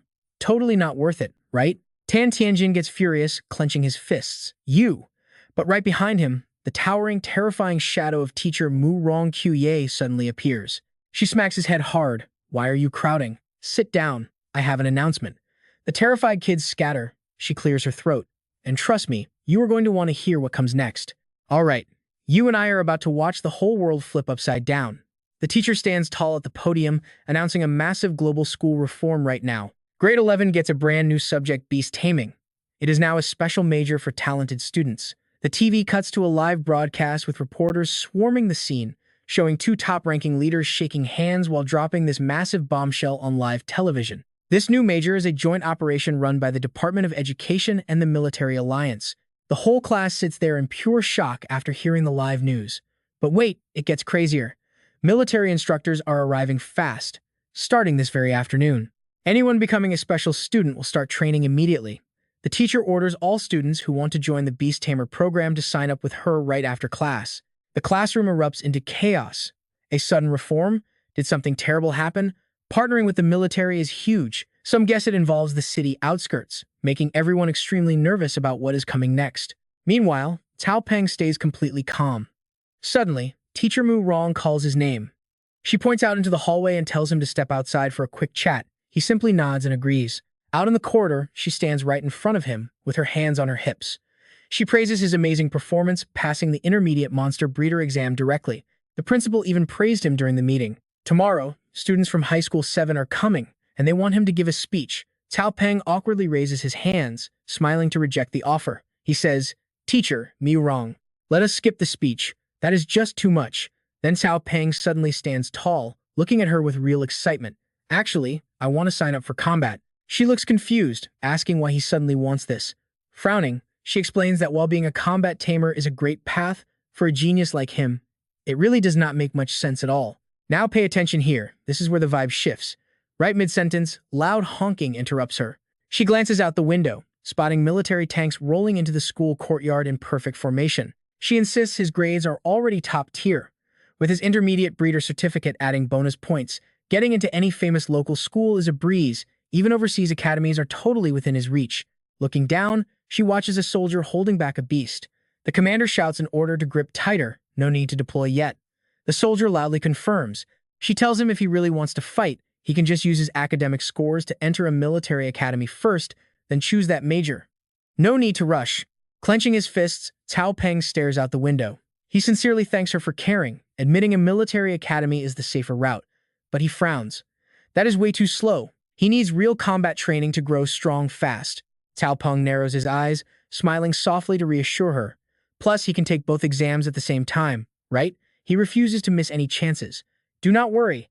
Teacher Mu Rong gives a helpless, warm smile. What a kid. She turns around, pointing up, saying she will not stop him if his mind is made up. Just think it through carefully. Cao Peng bows deeply, thanking her. By noon, the campus is absolutely packed. The crowd is super lively as Cao Peng quietly follows behind a massive group of eager students. Everyone stares at them, whispering. Are they entering the selection? They look so confident and strong. Cheering for the seniors echoes around. Suddenly, Cao Peng turns and spots Dan Tianjin waving wildly from the chaotic crowd. Hey Cao Peng, you signed up for the Tamer Major too? Cao Peng looks confused. Dan Tianjin? Dan Tianjin awkwardly pushes through the annoyed students. He grins at Cao Peng, asking why a genius breeder like him is here. Cao Peng barely even glances his way, coldly firing back that his grades are decent too, so why is he here? Dan Tianjin's eyes literally sparkle with an innocent smile. Haha, it is all for my childhood dream. My favorite anime growing up was definitely Magical Pets. Those pets were so cool. I want to become the strongest tamer alive. I cannot pass this up. Cao Peng asks, if the strongest tamer is a guy, you want to be his man? Dan Tianjin looks completely panicked. Throwing his hands up, he quickly explains, no. Strongest tamer is an adjective, not a noun here. Cao Peng walks ahead, coldly telling him to just hurry up. The group lines up on the basketball court, staring in pure awe at the armored vehicles parked right nearby. Wow, the newest armored mecha tanks. Seeing them in real life is terrifying. The soldiers look so intense. The teacher gestures to a massive, intimidating man stepping forward. Chief Instructor, please. Cao Peng just stands quietly, one hand in his pocket. Next to him, Dan Tianjin puts his hands behind his head and pouts. So this is our instructor? Aside from being buff, nothing special. You and I know that is a huge mistake. The instructor's eyes narrow sharply. Seeing that killer gaze, Dan Tianjin turns completely pale, shivering with instant goosebumps. Damn, Cao Peng goes on high alert. This killing intent is way too heavy. This guy is dangerous. From the podium, the instructor praises their guts for showing up. But wait, do you really think you are tamers already? An intense, fiery aura erupts from him. With a terrifying glare, he shouts, without an iron will and pure focus, facing a real wild monster will just make you pee your pants. His brutal words instantly piss off the proud students below. They angrily yell back. He is looking down on them way too much. We have seen tamers before. The instructor just smirks coldly. So, you refuse to accept it? He raises his hand. Two soldiers drag out a massive, insanely vicious white wolf. The instructor says, then let me show you. His muscular body radiates an absolutely overwhelming, dominant pressure. He stands dead serious before the trainees with his personal beast, the silver moon wolf. It boasts a stunning white and blue coat. Its gaze is pure savagery. The instructor orders an officer to go.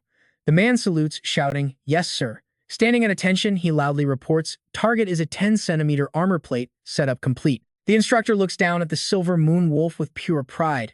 He whispers, go get it. Hearing the command, the silver moon wolf blasts forward.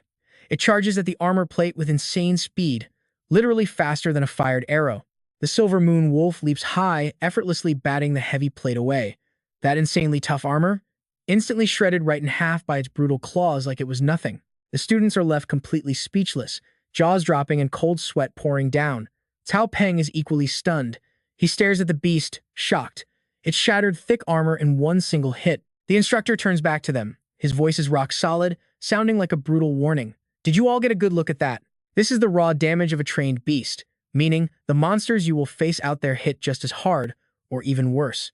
His heavy voice echoes across the stadium. This is your absolute final chance. Anyone who wants to quit, step up now. At first, only one hesitant foot moves forward. Then, one by one, dozens follow and leave. Cao Peng watches his peers turn their backs, feeling slightly shocked. So many quit. Guess a lot of them just came for the hype. What do you and I take from this? The instructor angrily screams, why hang your heads? Seeing these teenagers acting cowardly completely pisses him off. All right, stick with me. We are diving right into the academy. The instructor looks absolutely intimidating, radiating this fierce energy, but underneath it all, he is actually incredibly reasonable. He tells the retreating students that they haven't done a single thing wrong. He is actually pretty understanding. Flashing a warm smile, he waves goodbye to the dropouts and genuinely tells them to study hard. Studying is a totally valid path. They aren't deserters, just making a rational choice. Then he hilariously wraps it up with a blunt hurry up and go study. But when he looks at the ones staying, that gentle vibe vanishes instantly. His eyes turn sharp enough to swallow them whole, and his voice drops. He warns them you chose to stay, so anyone quitting now is a true deserter. And he better not see any deserters. Got it? The remaining trainees barely squeak out a timid, crystal clear, yes sir, but he absolutely hates that weak attitude. He immediately barks back, demanding them to speak up because he cannot hear them. The students roar back. Fast forward, and the vibe outside is totally peaceful compared to that intensity. Gao Peng finally gets home, immediately face-planting onto the couch with a heavy thud. He groans. He is completely exhausted. He lets out a massive sigh. He mentally prepared for this, but the academy situation is way more intense than expected. Suddenly, his cute familiars realize he is home and swarm him, making a massive racket. They are starving. Even though he is dead tired, he has to feed them. Walking to the fridge, he thinks about the principal's insane words. Across the entire city, 1,200 registered students were eliminated in just 1 month. He panics a bit. That dropout rate is absolutely brutal. He opens the door and freezes. It is completely empty. He looks around frantically, looking like he wants to shake the fridge itself. He blurts out, where are my yin snow pine needles? Where did they go? Staring blankly at the single remaining pine needle in his hand, he mutters in disbelief. Just one? He immediately marches out to interrogate his familiars. Dazi immediately snitches, pointing right at Dumby. He ate it. Gao Peng stares at Dumby's gentle face, unable to yell. He just lets out a defeated sigh. Seriously, Dumby. He forces a soft smile, telling Dumby to just ask next time he wants a big meal. Dumby, terrified that Gao Peng is still mad, gets super embarrassed and literally faces the wall in shame. It looks incredibly pitiful. Gao Peng is totally caught off guard by this reaction. Yep, the name Dumby fits him perfectly. Now watch closely, because the system gets crazy here. Gao Peng checks the stats. Dumby needs 600 caddies of yin snow pine needles to hit phase 1. He stares at his phone screen. Order successful, 30 caddies of pine needles, 10 of thunder fruit. Those pine needles cost 1,000 alliance credits each. Eating 15 caddies a day is only 1.5 credit points. He can afford that. Thinking of Dumby, he smiles. A big appetite means faster material absorption, pushing him toward the next evolution way quicker. Right now, Dumby is just an elite tier monster. When he levels up, the materials get insanely rare and expensive. Some aren't even for sale. That is when the real money burning begins. He shoots a glance at Da Zi. Watching him happily eat is great, but Gao Peng has to calculate everything. To reach perfect quality, Da Zi needs 200 caddies of thunder fruit. Luckily, thunder fruit is way cheaper, only 200 alliance credits per caddy. Still, Gao Peng sighs heavily. Being a single dad to these beasts is absolutely exhausting. Raising a family isn't cheap. The next day arrives. Gao Peng stands in the middle of the school, looking completely dumbfounded, wondering what happened. Did this place turn into a zoo? The campus is total chaos. Sound is echoing everywhere as students frantically try to control their familiars. Animal roars are ringing out non-stop. Some are dragging apart beasts ready to kill each other, screaming at them to stop. Others are begging their lazy pets to please come down from the trees. Gao Peng locks eyes on a massive pig, completely blocking the walkway. He sighs. Everything else he can ignore, but this giant pig is just too ridiculous. Walking over, he awkwardly asks the girl if this tank is hers. He mentions it blocked the whole door. The poor girl is utterly mortified, squeaking in panic. She thinks back to when she first bought it. It used to be tiny, obedient, and super cute. Her eyes well up with tears as she desperately explains that it definitely didn't look like this when she got it. Gao Peng is baffled. She totally missed his point. Just then, an instructor strides over, sees them frozen, and demands to know what is happening. Gao Peng softly realizes it is the drill master. The drill master takes one glance and immediately gets it. Path blocked by a beast? He calmly turns and gives a quiet command. Enengan, handle this. His silver moon wolf instantly bares its fangs, glaring fiercely at the stubborn pig. Despite its smaller size, the wolf radiates an absolutely terrifying, bone-chilling aura. The giant pig panics, scrambling to its feet and shaking violently behind its owner. The drill master smirks. Show is over, right? Then let's begin the training. I know what you're thinking. How do they control all that chaos? Listen up. Everyone gathers on the field. The drill master shouts that many want to build complete combat squads with multiple familiars. So today, they are training command ability first. It is the absolute foundation, but also the most critical step in everything they will do. Standing seriously with his hands behind his back, he lectures loudly. But right behind this stern drill master, his silver moonwolf casually sticks its tongue out, looking super goofy. His voice echoes on. Meanwhile, the girl with the giant pig is still blushing deep red, head bowed in pure embarrassment while clutching her skirt. The lecture continues steadily. He mentions they all just saw the downside of bad discipline. Then, dropping to one knee, he pets his wolf. It instantly nuzzles into his hand. Now, the real lesson begins. To train a beast, you must understand it. He cares for his wolf incredibly well, personally hand-feeding it its absolute favorite black shell meat every single day to build trust. It is not just about feeding. They play and train together constantly. He is pouring all his hard-earned experience straight into these wide-eyed students. Playing and sleeping side by side boosts its reliance on him, making it obey commands perfectly. The students gasp in awe, completely hooked. Seeing this, he drops another bomb. They all saw the colonel's beast shatter armor with its tail, right? But here is the secret. The tail isn't even a natural strength of the silver moon wolf. It was purely through systematic training that its tail became rock solid, insanely fast, and precise. Holding up a finger, he smiles. It gained a brand new attack method beyond just claws. That is the power of expanding potential. He calls another drill master, Lao Li, to the stage to show off his wolf's special skill. Lao Li nods immediately and steps up. Lao Li is a veteran with tons of experience. He points out that his beast is also a silver moon wolf. Trust me, you and I need to see this. Different combat styles mean totally different training paths. He tells them to watch closely. Lao Li flicks his wrist, hurling a rock. His wolf rockets forward in a blur, catching the rock and instantly crushing it to dust. Insane speed, and an absolutely terrifying bite force. Stick with me here. Gao Peng and Dazi are absolutely terrified. Watching this, Gao Peng realizes that bite force is just insane. The instructor continues breaking down some fresh knowledge for the class.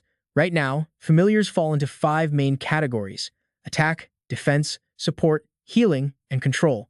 But of course, out in the wild, some special beasts can actually handle multiple roles at once, making them incredibly versatile in a real fight. The instructor gives a clear example so everyone gets it.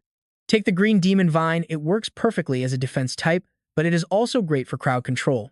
At the same time, a few really skilled, top-tier beast tamers can actually train it to become a devastating attack type if they push it hard enough. Wrapping up his lecture, the instructor claps his hands to get their attention. He has already demonstrated today's assignment, so now the real training officially begins. He suggests everyone starts with basic materials. For example, if you are training bite force, you should start with regular wood first before slowly moving up to much harder targets. Right then, some gorilla-type familiars are busy moving a bunch of training materials around while the instructor keeps talking. As for materials, the academy brought in a massive supply, so nobody needs to worry. Pointing to the right, the instructor tells them to grab their gear once they pick a training path. Gao Peng hesitates, thinking hard. Does Dazi really need to boost its strength right now? Gao Peng looks over at Dazi, still completely torn. He already learned the damage transfer secret technique earlier, so boosting its defense first makes the most sense. Thinking about training, Gao Peng suddenly recalls the image he saw just a moment ago. Honestly, a tiny ape lifting such a huge barrel has to be a strength type. Wait a second, ape? That is it. An ape. Gao Peng suddenly remembers a specific book he read. He realizes he saw a file at work about a very rare, mutated ape-type monster with hardly any fur. It is called the Violent Fist Ape. It is extremely aggressive and absolutely loves to fight, but its natural defense is actually super low. Because these apes are so incredibly stubborn, mother apes train their babies right from birth by making them violently smash their own bodies into trees until the wood completely shatters. Gao Peng remembers it clearly. After trees, they smash into rocks, then cliff faces. Healing from constant injuries just makes them much tougher over time. Imagining the proud, ruthless image of a fully grown violent fist ape, Gao Peng cannot help but be completely amazed by it. Their bodies are not just thick muscle layers of tough calluses and hard scars form a literal suit of armor. At that point, smashing straight into a mountain would not leave a single scratch. Gao Peng gets a wild idea. He can totally use this exact method to train his familiar's defense. After thinking it over, he finally decides. Gao Peng walks over to Dazi, who is sleeping comfortably curled up on the grass. He calls out to it. Now pay close attention, things are about to get rough. Hearing Gao Peng's voice, Dazi turns its head. Come here, he says. I finally picked out your training method, but fair warning, it is going to hurt a little. Gao Peng clenches his fists, looking dead serious. Sweat now, so you do not bleed later. I am doing this for your own good. A little pain right now is way better than suffering for a lifetime. Gao Peng is already holding a heavy dumbbell. Ignoring Dazi's absolute panic, he smiles brightly to reassure it. Be good, I will be gentle. Seeing Dazi instantly bolt away, Gao Peng scoffs. Oh, you want to run? The familiar runs for its life while its master chases after it, completely out of breath. In the morning light, their shadows zip past in a blur. It looks pretty hilarious. Gao Peng yells, Stop, this is for your own good. You have to understand my pain. But there is no way Dazi can outrun Gao Peng's long legs. After a bit, it gets caught, leaving Gao Peng totally breathless. In the end, Dazi gets caught. Exhausted, Gao Peng groans, feeling like his arms are about to snap. Just like that, they dive right into their intense training session, and poor Dazi definitely gets beaten to a pulp that day. A whole week flashes by. An alarm clock blares loudly in the bedroom. A sluggish hand reaches out smack. The ringing completely stops, and the room falls back into total silence. Gao Peng is still half asleep, but a loud banging noise outside makes it completely impossible to rest. He yells out, Stop knocking. I will make your breakfast right now. Turns out, Dazi is just trying to wake him up because it is absolutely starving. Still totally groggy, Gao Peng drags himself out to cook for his familiars. He grumbles to himself, they are the ones leveling up. So why is he the one suffering so much? But honestly, his own strength and speed have boosted, and his egg-frying skills are definitely hitting peak performance levels now. Dazi and Dumby are already sitting there, waiting for food. Dazi's hungry little face looks incredibly cute right now, while Dumby just looks completely spaced out as usual. Sitting there, eagerly waiting for the hot food, Gao Peng keeps rambling on. Luckily, all those extra meals for Dazi lately definitely did not go to waste. Not only has it grown way bigger, but it easily hit level 10. A level 10 monster. Dumby did not slack off either and leveled up too. Tears well up in Gao Peng's eyes. Being a monster dad is pure torture. He cries out training, Dazi's defense nearly broke his arm, and Dumby is eating him out of house and home. Keeping these two divas fed is just way too exhausting. Suddenly, his phone rings. Dumby quickly grabs it and hands it over to Gao Peng. An eager voice blasts from the other end. Is this Mr. Gao? I am the CEO of Blue Shield Security. My name is Lu Senlin. Gao Peng replies, Hello, Mr. Lu. What can I do for you? You and I are probably wondering the exact same thing. Who are these guys? Gao Peng has absolutely no clue about Blue Shield. The voice continues excitedly. Mr. Gao, on behalf of Blue Shield Security, I want to discuss a massive opportunity for you. Do you have some time to meet up? The next day, at the Flying Peng Familiar Workshop, a petite girl steps out to greet Gao Peng. It is Xuan Xuan, lighting up the second he appears. She quickly says, Mr. Gao, your guest is already waiting in the living room. Gao Peng nods. Got it. Lu Senlin stands up to greet him first. You must be Mr. Gao. Gao Peng politely replies, and you must be Mr. Lu. Senlin continues speaking, keeping a very respectful and gentle tone. Hello, it is a real pleasure to meet you. I am the general manager of Blue Shield Security, Lu Senlin. They shake hands and Senlin gets straight to the point. I came here to invite you to be our company's familiar consultant. Gao Peng is totally confused. Director Lu, let us sit down first. Voicing his heavy doubts, Gao Peng finally asks, why look for me? There are plenty of advanced and intermediate monster breeders right here in Chang'an City, right? I honestly did not know I was famous enough to make the CEO of a huge security company like Blue Shield come knocking on my door. Senlin breaks into a bright, hearty laugh. Haha, Mr. Gao, you are being way too modest. Then Senlin clearly explains exactly why he sought him out. Chang'an City does indeed have advanced monster breeders, but one is the actual president of the Breeder Association. Why would he ever have the time to consult for a small company like ours? Senlin keeps going. The other one is Mr. Gu Jianglin, but he is already a full-time monster breeder consultant working directly for the government. Senlin gestures his hand toward Gao Peng with immense respect. And as for all the other intermediate breeders, compared to them, I would much rather trust your raw talent, Mr. Gao. Still completely stunned by this, Gao Peng replies, well, first of all, let me state my demands. If you can actually accept these strict conditions, then we will continue talking. Otherwise, let us not waste each other's time right now. Number 1. I have classes Monday through Friday. Unless it is an absolute emergency, please do not bother me during regular days. Number 2. I have absolutely no problem being your monster breeder consultant, but I will not sign any exclusive contracts. I can only promise that I will not help your direct competitors. Senlin does not even hesitate or bother to think it over. He instantly agrees, sliding over a piece of paper that looks like a contract. Done. I totally agree. Mr. Gao, take a look at this part-time contract we prepared and see if it is suitable for you. Gao Peng reads the contents carefully, his eyebrows furrowing deeper and deeper with every single line. This contract, it just is not right. There are absolutely zero mandatory requirements. Annual payment, 500 Alliance credit points as a base salary. Plus, for every single Devil Mantis the security company successfully evolves, there's a massive 50-point bonus. Forget about looking for any legal loopholes. This is practically them just giving away free welfare. That is where we leave it today. Trust me, you would sign it too. Gao Peng signs it instantly, totally amazed. Does this CEO just throw endless money around? A contract with zero strings attached? Sign him up. All right, stick with me here, the plot is about to thicken. Secretary Quan Quan announces Mr. Ma has arrived. Senlin stands up, saying goodbye to Gao Peng. Since the contract is signed, he won't bother him anymore. Before leaving, Senlin pauses to chat with Gao Peng, hoping for future cooperation. Director Liu is too polite. Gao Peng steps into the elevator, ready to head out. Actually, it is Senlin. He is on his phone and his expression looks totally shady. His voice drops low, completely losing that earlier fake excitement. Uncle, it is me. Yeah, the contract is signed. Yeah, Gao Peng chose the part-time one.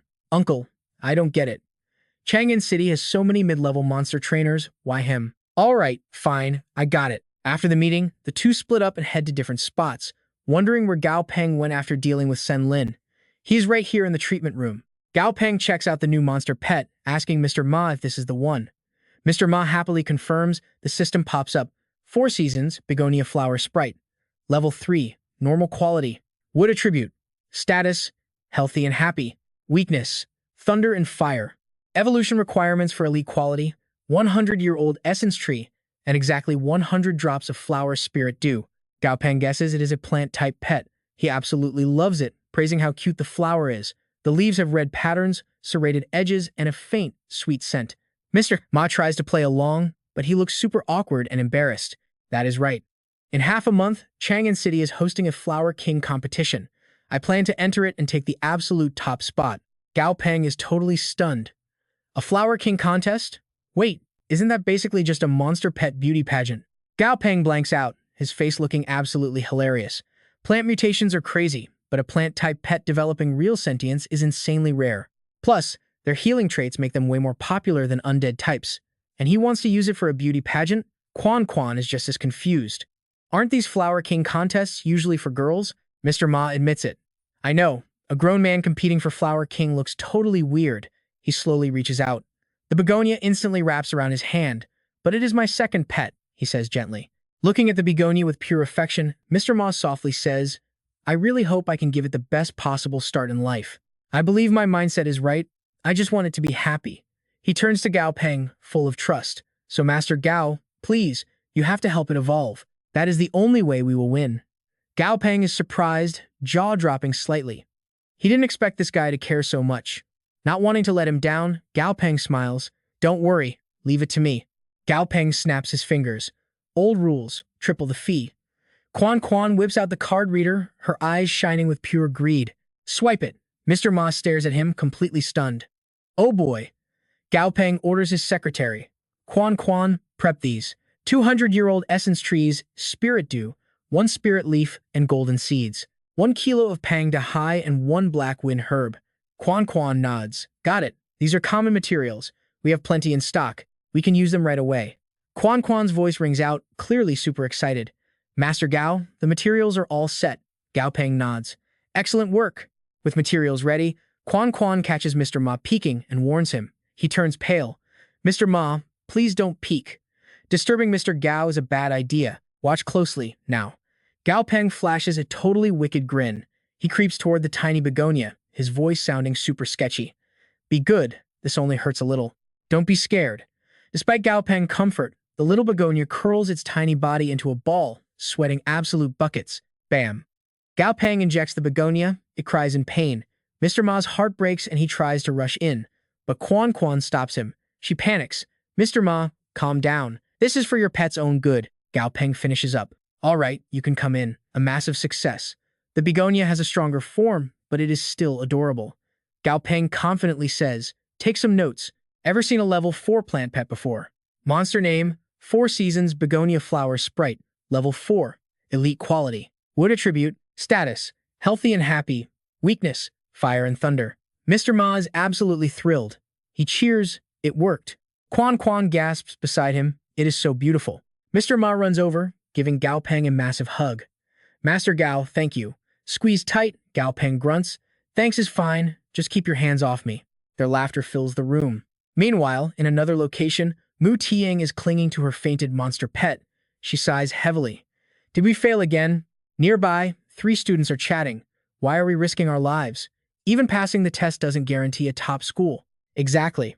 After graduating, it is just a 9-to-5 job anyway. We might not even become trainers or find work. Yeah, true. But backing out now isn't easy. It is fine, aren't they only recruiting 1 person? Out of 200, let's just endure it for a month, then take the written exam. Consider this month a total break.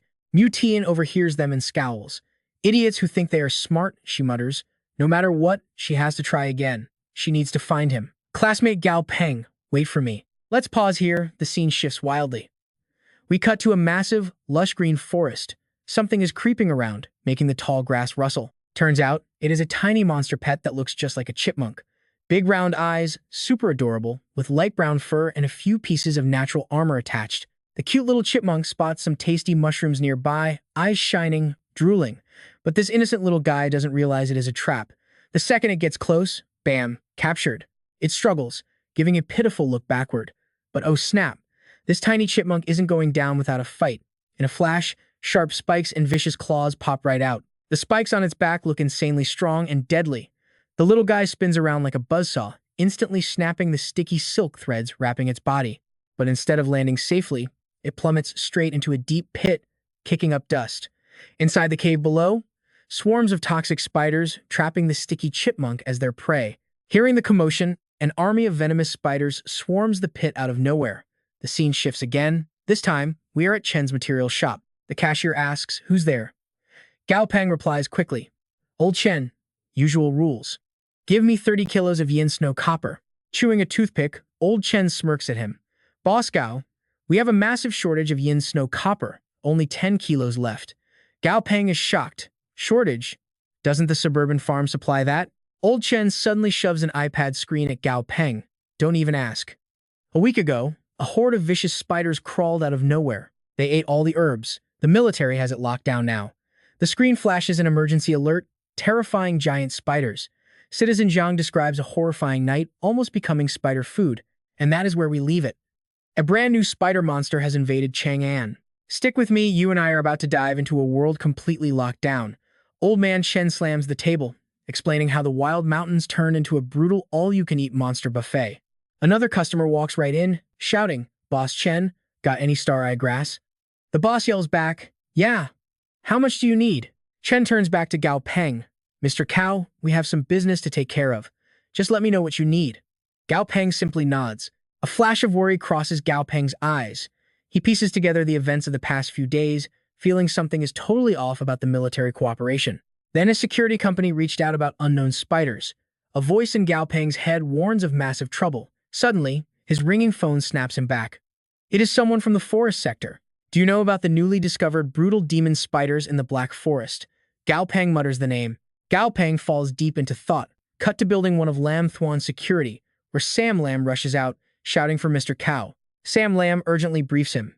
"No time for small talk. I will update you on the way." Things are bad. Huge swarms of brutal demon spiders are attacking our resource points. Right now, the government is gathering security firms and private groups to scout the Black Forest. The mission? Find the weaknesses and habits of these spiders. Sam Lam keeps talking fast. "Our company just got the mission today, but our beast tamers are seriously underprepared, so we need you to check them out. If possible, upgrade our devil mantises before we roll out. It will hugely boost our survival rate. Of course, if you cannot upgrade them, it is totally fine." Gao Peng suggests looking at the mantises first. Sam Lam looks at him, pleading, "Mr. Cao, please do your best. The company really needs this. The government even lifted the restrictions on private forces." Sam Lam swipes his access card while talking. Over the past few years, monster mutations have overwhelmed the government. This new meeting opened up many fresh policies. The alliance is changing its entire direction. Sam Lam steps aside, inviting Gao Peng inside. Inside the room, dozens of massive devil mantises stand in perfect formation. "Every single one is here. We will give you all the backup you need." Sam Lam practically begs him, "Just get us results, and the pay is yours." Gao Peng smiles brightly. "Do not worry, Director Liu." He walks over, observing the beasts.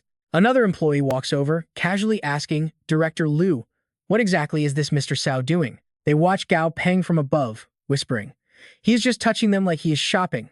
I do not get it. Is this kid even 20 years old? Can he actually do this?" Sam Lam gets furious. "Shut your mouth if you cannot speak properly." But honestly, Sam Lam is secretly sweating bullets over this massive gamble. Watch closely, here is where it gets absolutely wild. Sam Lam bet his entire future on this kid. Gao Peng pushes his glasses up. His eyes flash sharply, instantly calling out specific mantises from the massive rows. Gao Peng smiles calmly. "Please leave behind the 10 mantises I just pointed out. Then prepare a lab. I need low-level bug enhancers, low-level earth cores, steel dust, and 10 portions of purple perilla leaves." Sam Lam immediately snaps at his staff to hurry up and grab everything. Sam Lam cannot take his eyes off Gao Peng. 10 minutes. He accurately picked the 10 strongest beasts out of 100. Exactly 10. That's speed and accuracy. It beats even advanced appraisers. Sam Lam smiles with absolute pride, silently praising the terrifying fact that this genius is not even 20. The staff quickly gathers the materials.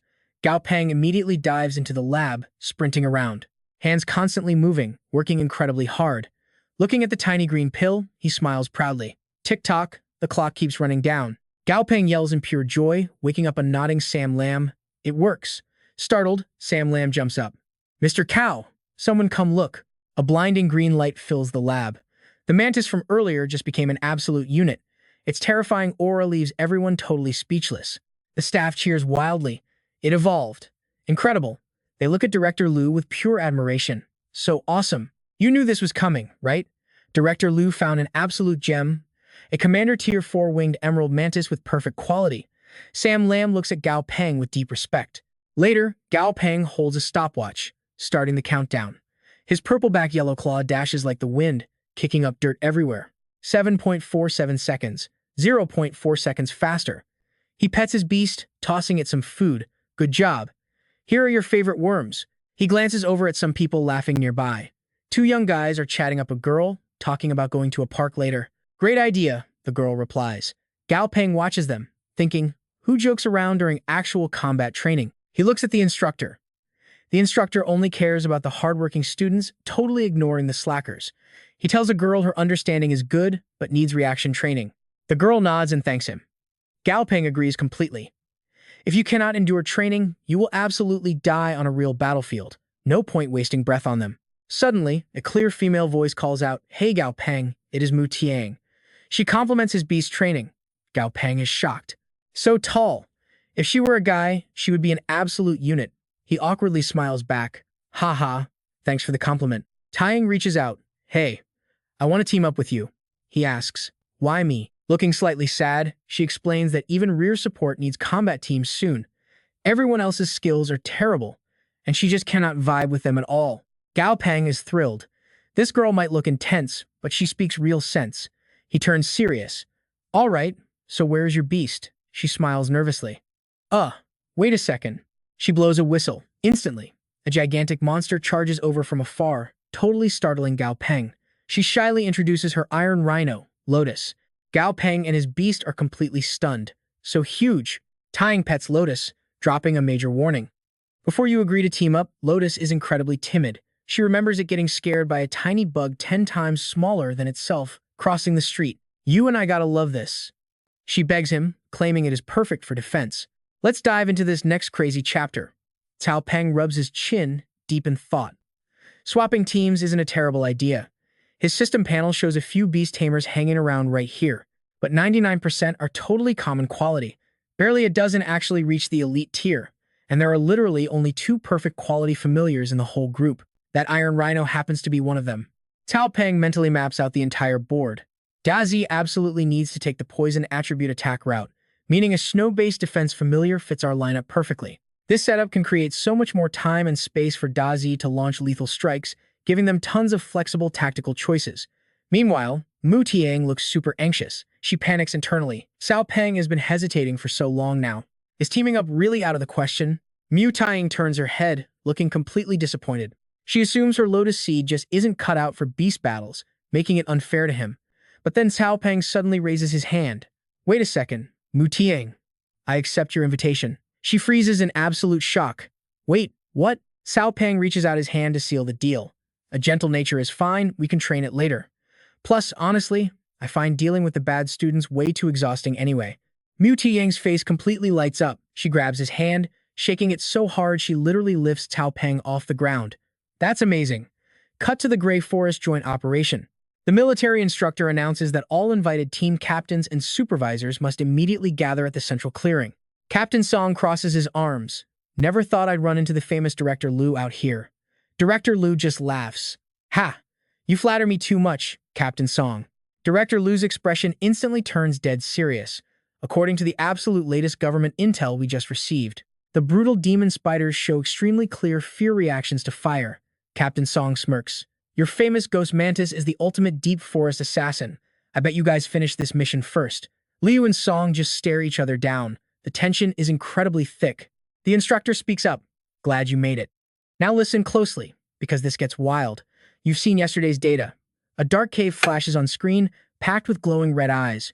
The brutal demon spiders are aggressively hunting and dragging prey back to their nest. It's highly likely they are gathering massive food supplies for their mother. And everyone here knows exactly what that means.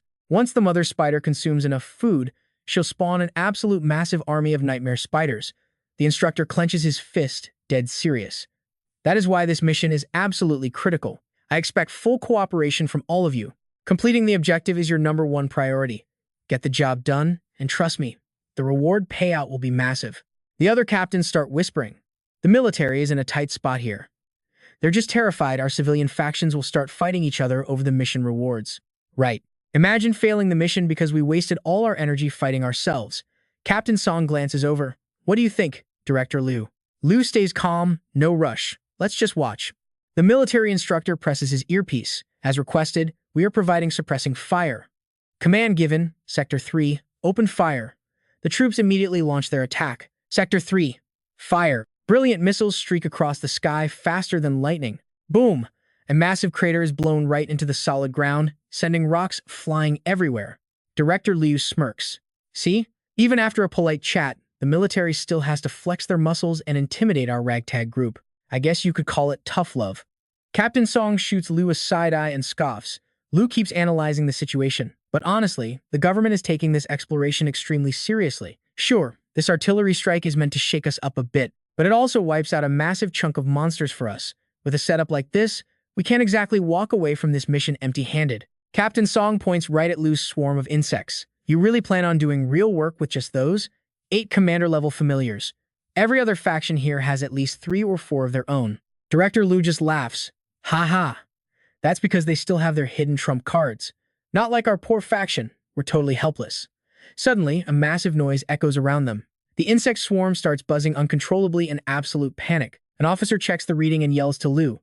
Director Liu, your ghost mantis is unstable. It is showing signs of extreme terror. Liu's eyes widen in sheer disbelief. Wait, what? Boom! A colossal foot slams down.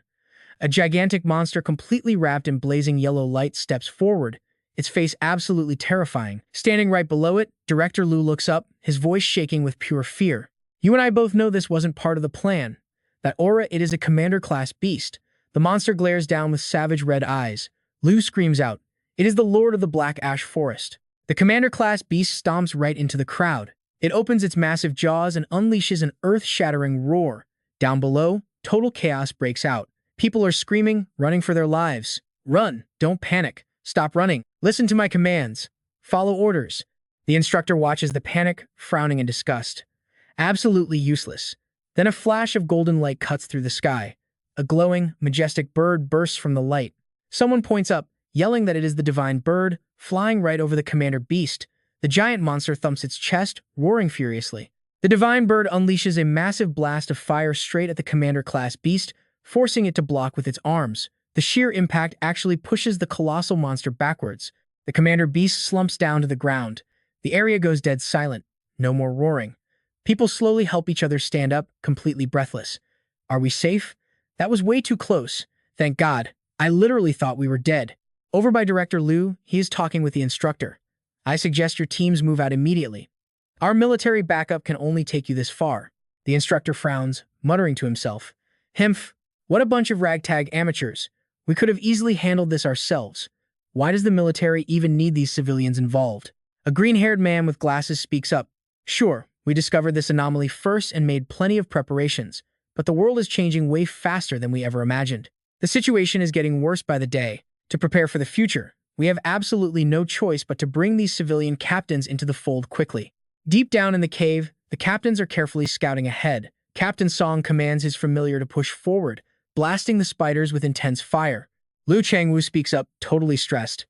Captain, if we keep doing this, we're burning way too much energy. Sure, our familiars can easily crush these elite-level monsters down here, but there are just way too many of them. Pretty soon, our familiars are going to be completely drained of stamina. Captain Song immediately barks out orders. Adjust formation. Defense-type familiars take the absolute front. Support familiars stay locked in the center.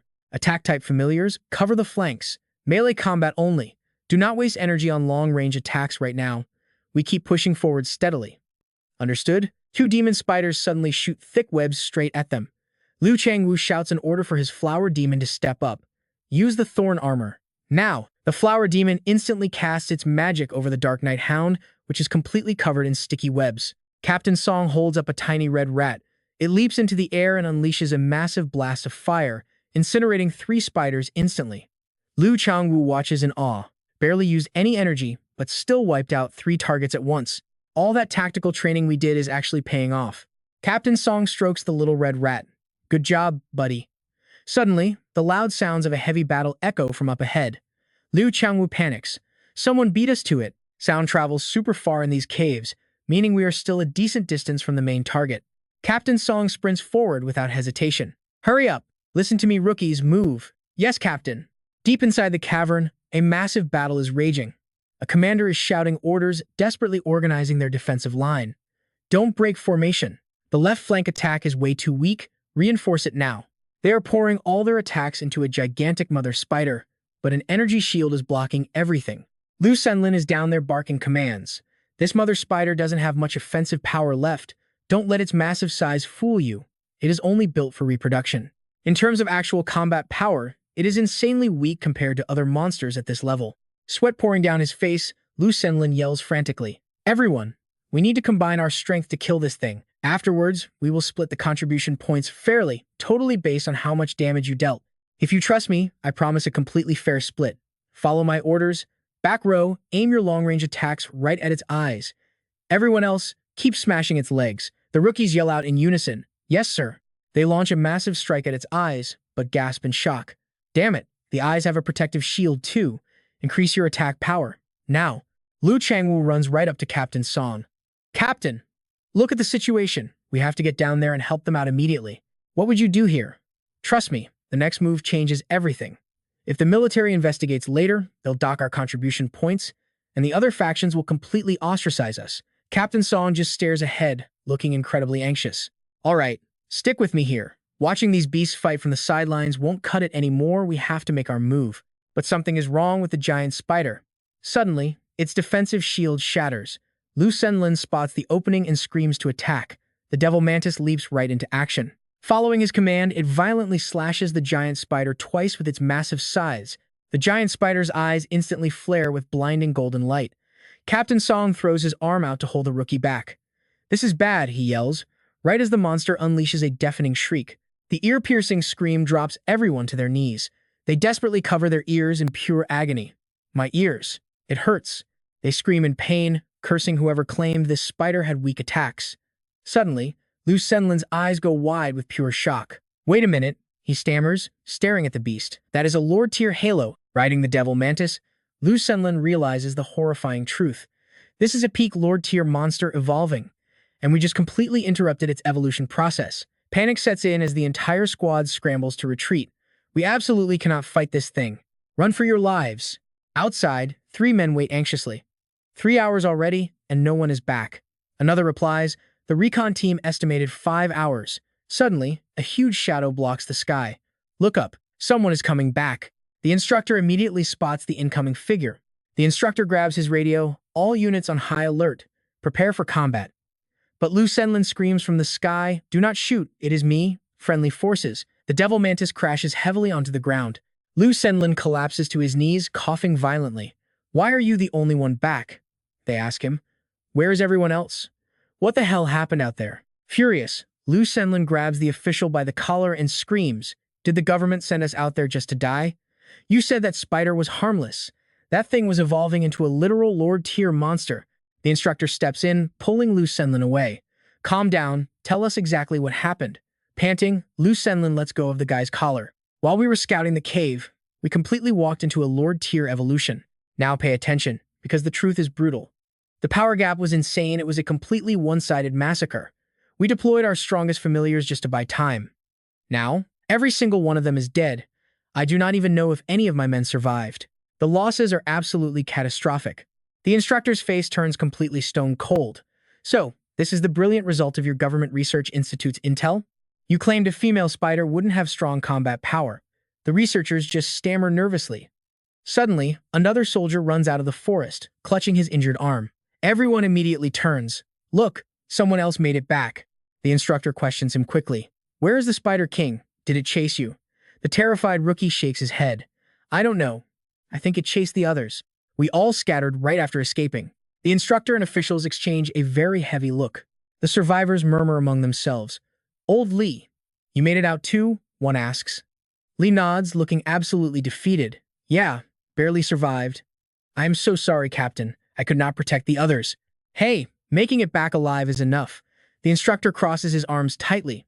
If we had known this Spider King was upgrading to Lord tier, we never would have sent such a small squad. Never. With a deep, plotting expression, he continues. If we could capture and nurture it in the military zone, our forces would be unstoppable. Those useless office bureaucrats only know how to ruin everything. He puts his hands behind his back, but since this Spider King's evolution failed, it is completely worthless to us now. Let nature handle the rest.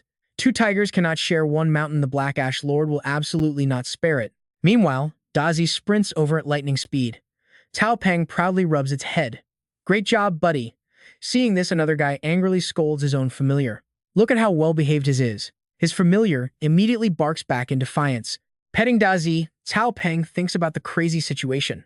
Lu Senlin took just one simple government mission and immediately ran into two Lord-tier monsters. The wilderness hunting environment is getting way more dangerous every single day. He continues calculating. A normal monster's corpse is basically worthless. Even an elite-tier monster's body would only sell for enough to buy a dye, a few measly snacks. I need to quickly upgrade a dye and Dazi to the Lord tier. That way, our success rate for wilderness hunting will skyrocket, and once they finally break through to that level, my own reputation as a monster breeder will totally blow up. Then I can head to Yan City for my advanced breeder certification. One main fighter, one support following this exact growth path is perfect. They will just keep getting stronger. Dai just broke through to level 14. It's a shame nobody completed the guild's monster hunting quest though. He completely ate all the silver-threaded pine gold in the house. Now, the poor skeleton just sits aimlessly in front of the empty fridge every single day, staring like a fool. Gao Peng stands there watching Dazi play around happily, recovering from their recent intense training sessions. Just then, Mu Tiang walks over, holding a notebook. Hey Gao Peng, this is the training guide for defensive-type familiars that I put together based on what we talked about earlier. Gao Peng grabs the notebook and scans it. If we are forming a team, we need to be fully prepared. With this notebook, I can design specific tactics based exactly on your familiar's unique traits. The notes read, for defensive familiars, an iron-like willpower is way more important than sheer physical defense. Daily training must focus heavily on building absolute courage. Gao Peng chuckles, patting her on the shoulder. Nothing, I just realized you've been working really hard too. Suddenly, the loudspeaker blares across the field. All students gather at the speech platform immediately. Free training is suspended for today. The instructor stands with his hands behind his back. Listen up, students. Phase 1 of your training ends right now. Before Phase 2 begins, I have a very important list to announce. With a cold smile, the instructor starts reading. Lu Heshou eliminated. Xie Jiangyi eliminated. Hu Kutang eliminated. He reads off several more names. All of you listed, pack your things and leave the field immediately. The crowd erupts in absolute outrage. What? Why am I on the list? Yeah, on what grounds? This is totally unfair. The instructors just glare back at the students with fierce, glowing red eyes. I know what you're thinking, instant karma, the instructor snaps. You have complaints? We have watched your performance for weeks. You all know deep down exactly how lazy you have been.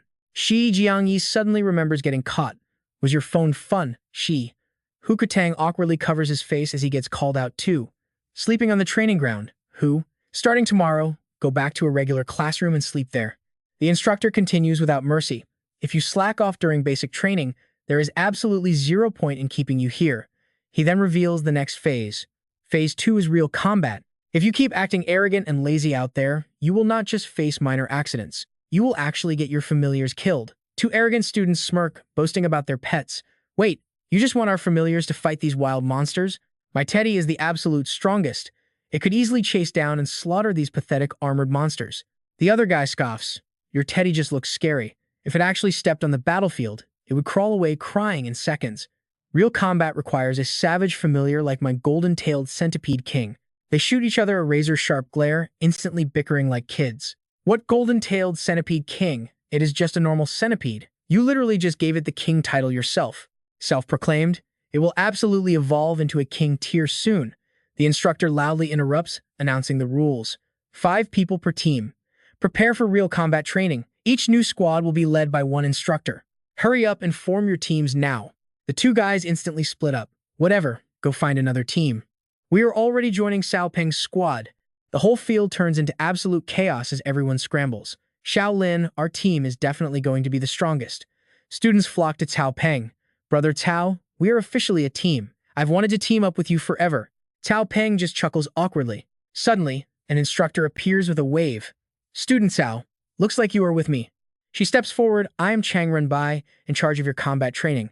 Behind her, a massive beast with glowing blue eyes steps out of the shadows. She smiles wickedly. So, who wants to go first? And that's where we leave it, trust me.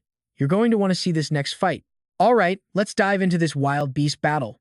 We have a massive monster here. Kwangmao Thiet Chu, level 9, normal grade, but slightly injured. Terrified, the chubby orange-haired kid and the tall dark-haired kid are shivering. They beg, "Instructor, can we please swap this monster out for another one?" The instructor just points his finger at a smaller beast nearby. "Fine, we will swap to this one," he says. Name, Vo Mao Huet Tai Kao. Level 10. Elite grade status, and it is moderately injured. Gao Peng looks on high alert, sweating with worry. He thinks that Tai Kao might look weak, but it is an elite grade. That is higher than the giant boar, plus, it has poison resistance, and since it is injured, provoking it might trigger a berserk state. Its attack power could be way higher than the boar. Gao Peng makes a quick decision. He cannot let the instructor swap the monster now. They still need to pick the weaker one to fight. Gao Peng firmly raises his hand and steps forward. "If no one else will, I will be the first to challenge it." He and his pet, Dazi, stand right in front of the giant Kuang Mao Thiet Chu. Gao Peng gives the command. "Go, Dazi." Dazi instantly expands its entire body, its shell radiating a glowing golden aura. The massive Kuang Mao Thiet Chu opens its jaws wide, letting out a deafening roar, and then swings its razor-sharp claws straight toward Dazi. The giant Kuang Mao Thiet Chu smashes its massive hand right down onto Dazi. But out of nowhere, Dazi appears right on top of its head. Dazi sinks its tiny fangs into the Kuang Mao Thiet Chu, making blood spray everywhere. The beast roars in absolute agony. Furious, the monster violently throws Dazi far away. The Kuang Mao Thiet Chu's eyes burn red with insane rage. Seeing this, Dazi shakes in pure panic. The chubby orange-haired kid and the tall dark-haired kid turn pale, sweating bullets. "Are we losing? Are we dead?" One screams, "I do not know, but stop pulling my hair." Gao Peng watches the chaos unfold, his face totally calm. He just scoffs. Dazi might look like it is losing, but the system panel tells a very different story. Watch closely, this is where everything flips. The Kuang Mao Thiet Chu is poisoned, going from mildly to heavily injured. Green liquid drips from its mouth. Dazi had this fight under control the whole time. When Dazi bit the huge Kuang Mao Thiet Chu, it injected a lethal green toxin straight into its bloodstream. That deadly poison traveled deep inside the beast with every single move it made. The harder the massive monster attacked, the faster that venom pumped right through its veins. The giant Kuang Mao Thiet Chu suddenly collapses. The chubby kid, the tall kid, and their two pets are left with their jaws dropping. What in the world just happened? Just a second ago, the massive beast clearly had the upper hand. Dazi moves closer to inspect the fallen beast. The two kids are still totally clueless about what is going on. Why did it just suddenly drop dead like that? The instructor watches and points out the Kuang Mao Thiet Chu's face is turning green. It is obviously poisoned. The chubby orange-haired kid gasps, "Wait, poison again?" The instructor walks right over to Gao Peng and says, "Congratulations. You passed today's training. Your centipede's poison is incredibly strong, and its battle sense is not bad either. But you should try to rely on poison a bit less. If you do not improve its raw combat power, meeting an enemy with poison immunity will completely destroy your entire strategy." Gao Peng listens carefully to the advice and replies, "Thank you for your guidance, instructor." Gao Peng casually tosses Dazi a well-earned snack. "Awesome job." The instructor watches this scene in pure disbelief. He thinks to himself, this kid is practically raising a deadly centipede like a puppy. The instructor starts to speak, but the tall, dark-haired kid strokes his pet's head. He confidently announces, "I feel like my beast is ready to join the second round of combat." The chubby, orange-haired kid crosses his arms and sneers. "Yeah, right? You only have the skills to beat a drowning dog." The tall kid sticks his tongue out at him. "That is right. I can only beat that pathetic drowning dog you keep at your house." The chubby kid gets furious. "You little." But the instructor sharply interrupts their petty argument. "Stop talking garbage and continue the training." The tall, dark-haired kid immediately gives the command to his pet. "Go get it." The golden-tailed scorpion charges straight toward the fallen Kuang Mao Thiet Chu. It tries to strike with its tail, but suddenly, the scorpion starts to heavily struggle. "Hurry up and use your poison sting. Poison it to death." The tall kid imagines the giant beast dying and bursts into loud laughter. As expected of my golden-tailed scorpion, it easily defeated the giant beast without breaking a sweat. But then he suddenly looks up. His mighty golden-tailed scorpion is lying on the ground, foaming at the mouth. What is going on? Why did my scorpion suddenly collapse? Gao Peng watches from the side and says, "It is poisoned. I know what you are thinking." "Wait, how?" A senior student explains to the tall kid. What Gao Peng said is probably true. The tall kid is completely shocked by the brutal truth. "What?" The senior student breaks it down for him. Gao Peng's pet left extremely lethal residual poison inside that beast's body. And just because a beast can use poison attacks, that absolutely does not mean it has natural immunity to all other toxins out there. The tall, dark-haired kid scratches his head in disbelief. So, it basically poisoned itself by touching the monster? The chubby, orange-haired kid bursts out laughing at him. So much for your amazing golden-tailed scorpion, huh? This is hilarious. The tall kid gets furious and curses right back at the chubby kid. Shut up, you fat jerk. The tall kid points directly behind the chubby kid. You are laughing at me? Take a look at your own pet. The chubby kid turns around. Ah, he sees his beast sprinting straight toward a massive pile of dung. He screams in pure panic. Wait, stop. What in the world are you doing? The chubby kid desperately tries to stop his pet. Meanwhile, the senior student walks over and talks to Gao Peng. Hey, Gao Peng. I have a few questions I would like to ask you. Meanwhile, the tall, dark-haired kid is frantically feeding his pet an antidote. There, be good. Quickly drink this antidote. The instructor rubs his forehead in total exhaustion. This team is impossible to lead. Morning arrives in the city, sunlight sparkling across the tall buildings. Dumby is standing in front of the fridge. It opens the drawer but finds absolutely nothing inside. Dumby slowly closes the fridge. Then, it opens the exact same drawer again, still finding nothing. Gao Peng stands there with his arms crossed, watching. Poor Dumby. It really thinks opening the fridge over and over will magically make food appear.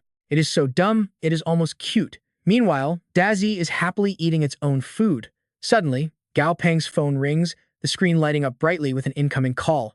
Gao Peng picks it up and checks the number. 010101. The Hunter Association. The Silver Snow Pine must have finally arrived. Gao Peng answers the call, and a staff member's voice speaks through the speaker. Dear valued customer, your requested mission 001348721. Posted on the Hunter Association board is complete. The requested item is arriving at the designated delivery spot shortly. Please be ready to receive it. Gao Peng rushes outside, hurriedly slipping on his shoes. The item is finally here. If it had been delayed any longer, I was seriously considering finding a completely different evolution path for Dumby. A delivery robot rolls up holding Gao Peng's package. He waves his hand, calling out, "Over here." From the shadows, the boss and his second-in-command point straight at Gao Peng. Boss, that kid must be the big spender who bought the Silver Snow Pine. The boss nods. Exactly. We followed the delivery truck all the way from the Hunter Association warehouse. We definitely have the right guy. The boss smiles wickedly. Tonight, we are going to pull off a massive heist. Their third member steps up, looking nervous. Boss, is it really okay for us to do this? The boss glares at him with pure disgust. Ugh, you are so useless. The second guy smacks the third guy's head. What are you scared of? This world is about the strong eating the weak. As long as we do not get caught, we are fine. The third guy holds his head and whines. Stop hitting me. It hurts. The boss looks down at the second guy and chuckles. He is absolutely right. Besides, we are not striking immediately. We will just tail him. If he turns out to be someone dangerous, we can just instantly back off. The second guy nods. Well said, as expected of our boss. Deep in the city night, the three of them sneak under the apartment building gates. The third guy whispers, hurry up. This is way more thrilling than just stealing normal stuff, right? Boss, why is this neighborhood so run down? It feels even poorer than the dump we live in. Is this kid actually rich? The boss clenches his fists. Well, does that not just make things even better for us? He has zero background and just got lucky recently. That makes him the perfect target. The three thieves creep forward. I gotta make this a big score. Keep your voice down. Why did you hit me again? And that is where we leave it. Trust me, the real danger is just getting started. Let's dive right into this wild night. The boss is picking a lock while his two goons keep watch. Suddenly, they hear a woman's footsteps approaching the door. Tang Tang opens the door from the opposite room. Covering her mouth, she asks, "What are you guys doing up so late?" The two goons panic and stammer out a lame excuse. "Oh, sorry miss. It's just really dark out here. We can't get our door open." Tang Tang turns around to go back inside, but the boss blocks her door. "Hold on." With a super creepy look, the boss asks, "Hey miss, we are a bit thirsty. Mind if we come in for a glass of water?" Tang Tang just smiles and steps aside. Of course, why not? Come on in. The boss and his lackeys exchange a wicked, knowing grin. Hee hee. The boss tells his men, "Aren't you going to thank the nice lady?" The second goon smirks. "Thank you, miss." Now all three thugs are inside Tang Tang's room. The second goon reaches back and locks the deadbolt. Tang Tang looks over. "Eh? Why are you locking the door?" The boss waves his hands, making an excuse. "It is late. We don't want to disturb the neighbors." Tang Tang's face stays perfectly calm as she smiles. "Oh, don't worry about that." Her voice drops, dark and chilling. "My walls are built with top-tier soundproofing. Even if we had a massive dance party, the neighbors wouldn't hear a thing. The three thugs instantly turn pale with fear. Wait, boss. A massive green chameleon slowly appears right behind Tang Tang. Her eyes glow with a demonic, bright red light. What is that thing? The boss and his men jump back, completely drenched in cold sweat. Out of nowhere, the boss pulls out a sharp blade. You crazy woman. He points his weapon straight at Tang Tang. Stop playing these stupid mind games with us. Tang Tang actually looks a little surprised. Now watch closely, because the tables completely turn here. The knife flies out of his hand. Tang Tang's glowing red aura surrounds her arm. The boss drops to his knees, screaming in agony. Ah, my hand. The other two are absolutely terrified now. The boss summons his venomous porcupine. Hurry up and help the boss. The third thug orders the porcupine to attack. Get her. The porcupine leaps up, but it gets instantly snatched out of midair by the chameleon's giant tongue. The goons are completely stunned. What, my pet? Tang Tang just gently pets her familiar. Oh my! Why are you eating such junk food? Suddenly, sharp glowing spikes shoot straight toward Tang Tang. The boss is clutching his wounded hand, commanding his other familiar. Great job, Purple Bullet Rat. You crazy witch, let's see if you can still act tough now. Her sleeve gets ripped by the attack, but seeing 0 scratches on her skin, the boss completely loses his mind. How are you not hurt? Tang Tang's murderous aura explodes. Haha, even if I gave you the answer, you idiots wouldn't understand. With her eyes glowing blood red, she glares down at them. But don't worry, I will personally teach you guys a lesson. We have plenty of time. Her demonic smile makes the three thugs scream in pure terror. Don't come near us. Meanwhile, over at Gao Peng apartment, he is secretly suffering. He hears loud crying outside. Lady, I was wrong, Gao Peng sighs. Who's making all this noise at night? Seriously. Back at Tang Tang's place, she is casually chatting on the phone. The three goons are tightly tied up on the floor. Hey, old Chi, send some people over. I have got 3 volunteers here. Don't worry, I already convinced them. I guarantee they'll eagerly defend the borders until the bitter end. Next morning at school, Dizzy, the Golden Tailhound, and Dumby are all lazing around on the floor. The orange-haired fat kid, the tall dark-haired guy, and Gao Peng are just hanging out. A system panel pops up. Monster name, Mutant Water Bear. Level 12, Elite Tier Monster. Quality level, Normal quality. Status, Healthy but lazy. Weaknesses, 1. Fire type. 2. Rapid dehydration will dry it out and kill it. 3. Being chopped into tiny pieces will kill it. Special trait, cryptobiosis. Once activated, the water bear's metabolic system drops to the absolute lowest level possible. It curls up into a tight ball, totally motionless, while its defense and resistance stats completely skyrocket. You and I both know Gao Peng needs an upgrade right here. He is seriously considering his options. Should he actually make a contract with this unkillable water bear? Gao Peng imagines the water bear giving him a big thumbs up. After all, tardigrades have insane survival skills. They can survive outer space, deadly radiation, -200 degrees, microwaves, basically any extreme environment on Earth. He keeps weighing the pros and cons of getting a third familiar. Ever since the Cataclysm, their vitality is leveled up even further. They boast incredibly high resistance against almost all abnormal status effects. But Gao Peng thinks about Dazi and Dumby. Sure, this creature's self-defense is absolutely massive, but it has 0 synergy with Dazi and Dumby's fighting styles. Yeah, never mind, skip it. Looks like he still needs to find a proper attack or defense type. Obviously, an aerial flight type or a dedicated healer would be even better. Suddenly, the three friends hear a massive crash and turn around. Lian Zi uses its gigantic body to completely crush its opponent. Mu Chang stands down below, loudly cheering for her familiar. Great job out there, Lian Zi. The teacher notices she is standing way too close to the battle zone and rushes over to stop her. Student, calm down a bit. When giant familiars are actively fighting, you must step back from the battlefield to avoid any crazy accidents. Gao Peng glances over at Mu Tiang and smiles to himself. Under her training, Lian Zi's cowardly personality has genuinely improved so much. The phone in Gao Peng's pocket suddenly starts ringing. He answers the call. Hello, Mr. Gao. Do you happen to have some free time today? Hearing the voice, Gao Peng immediately recognizes him, Director Lu Senlin. Gao Peng answers, what is the matter? On the other side, Lu Senlin is driving. I want to treat you to dinner. Some friends are joining us, and I'd love it if you could come so I can introduce you. Gao Peng pauses to think for a second. Director Lu's polite attitude honestly seems a little bit too flattering right now. He remembers what went down a few days ago. Ever since that terrifying monster tide incident, Lu's company took a massive loss. They desperately need strong trainers. After thinking it over, Gao Peng replies, all right, let's meet at the school gates after class. At noon, Gao Peng is sitting inside Lu Senlin's luxury car. Sorry for troubling you, Lu Xinlin just laughs. Not a problem at all. Honestly, it was on my way. Ha ha, my daughter actually goes to your school, so I was just picking her up today anyway. Lu Chuanyu leans forward from the back seat. Dad, this is literally the third time you visited my school this entire year. The first time was just to check on things. The cat in her arms quietly meows. Lu Senlin nervously glances over at Gao Peng. Ha ha, right? Mr. Gao, if you have a moment, could you maybe take a look at Chuanyu's familiar? Gao Peng quietly observes the pet in her arms. The system notification pops up. Monster name, Mint Cat. Level 12. Normal quality, wood type attribute. Weakness, water type.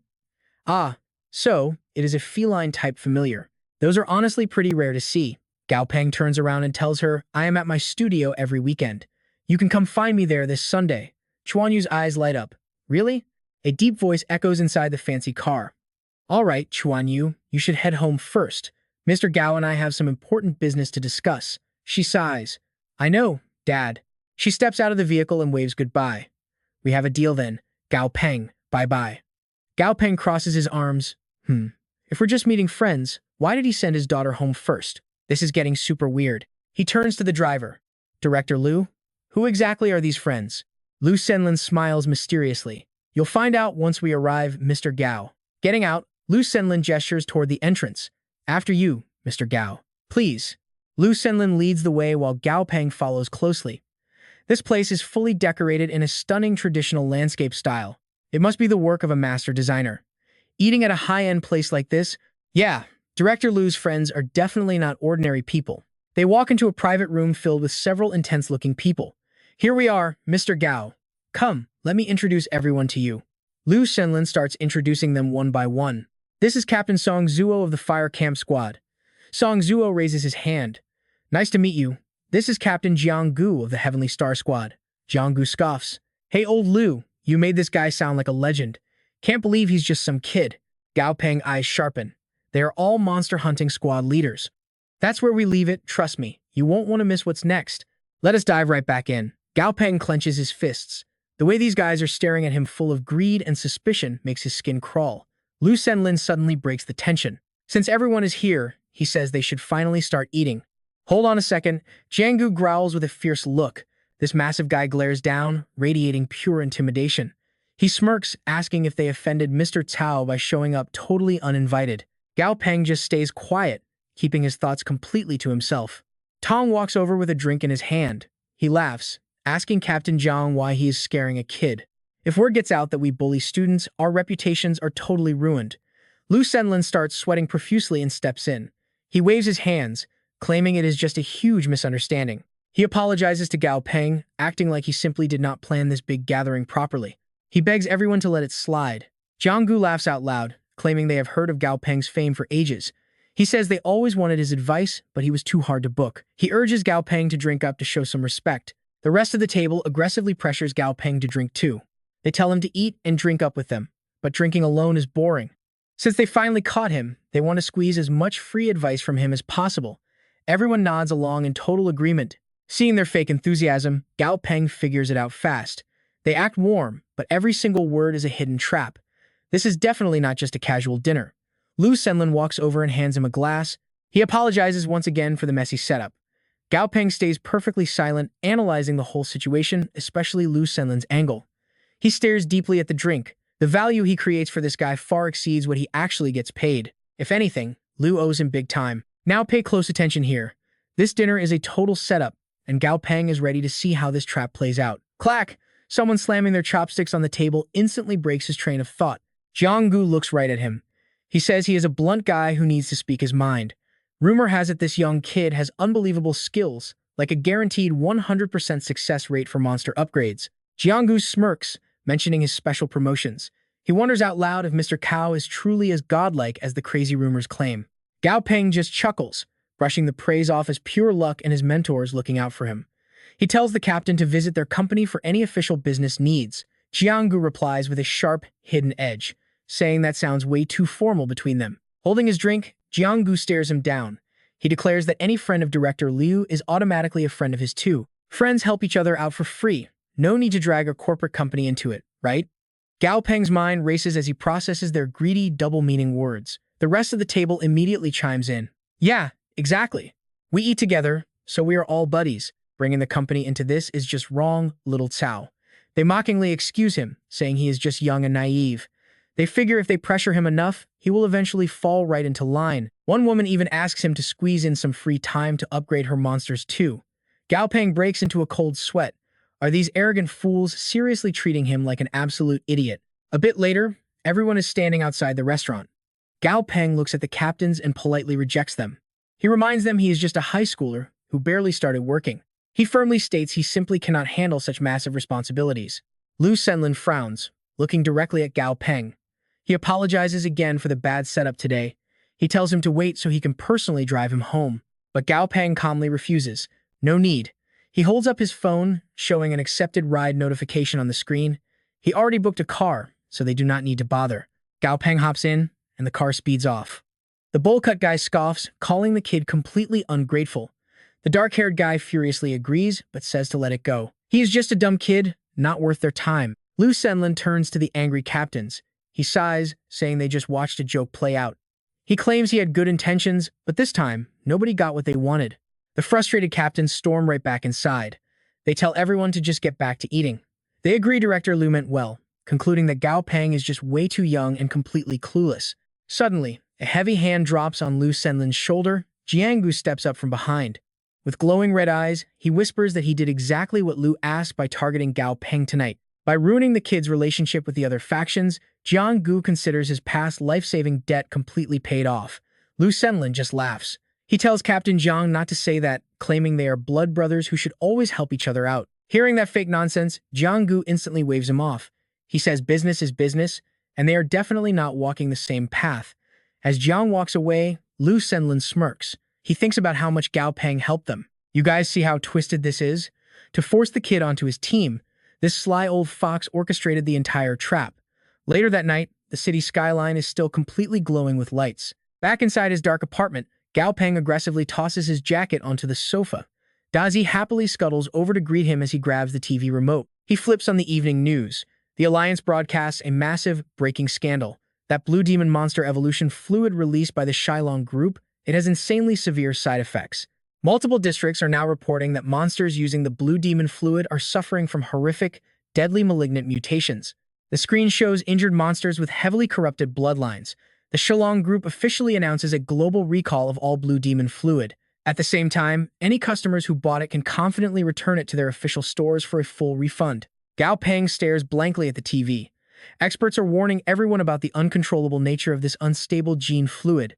They are begging the public to stay alert. They urge citizens to reject the dangerous product. Suddenly, Gao Peng's phone starts ringing loudly. The screen flashes Lu Senlin's name. Gao Peng scoffs, wondering why this backstabber is even bothering to call him right now. He picks up, asking Director Lu what he wants. Lu Senlin puts on his fake, cheerful voice.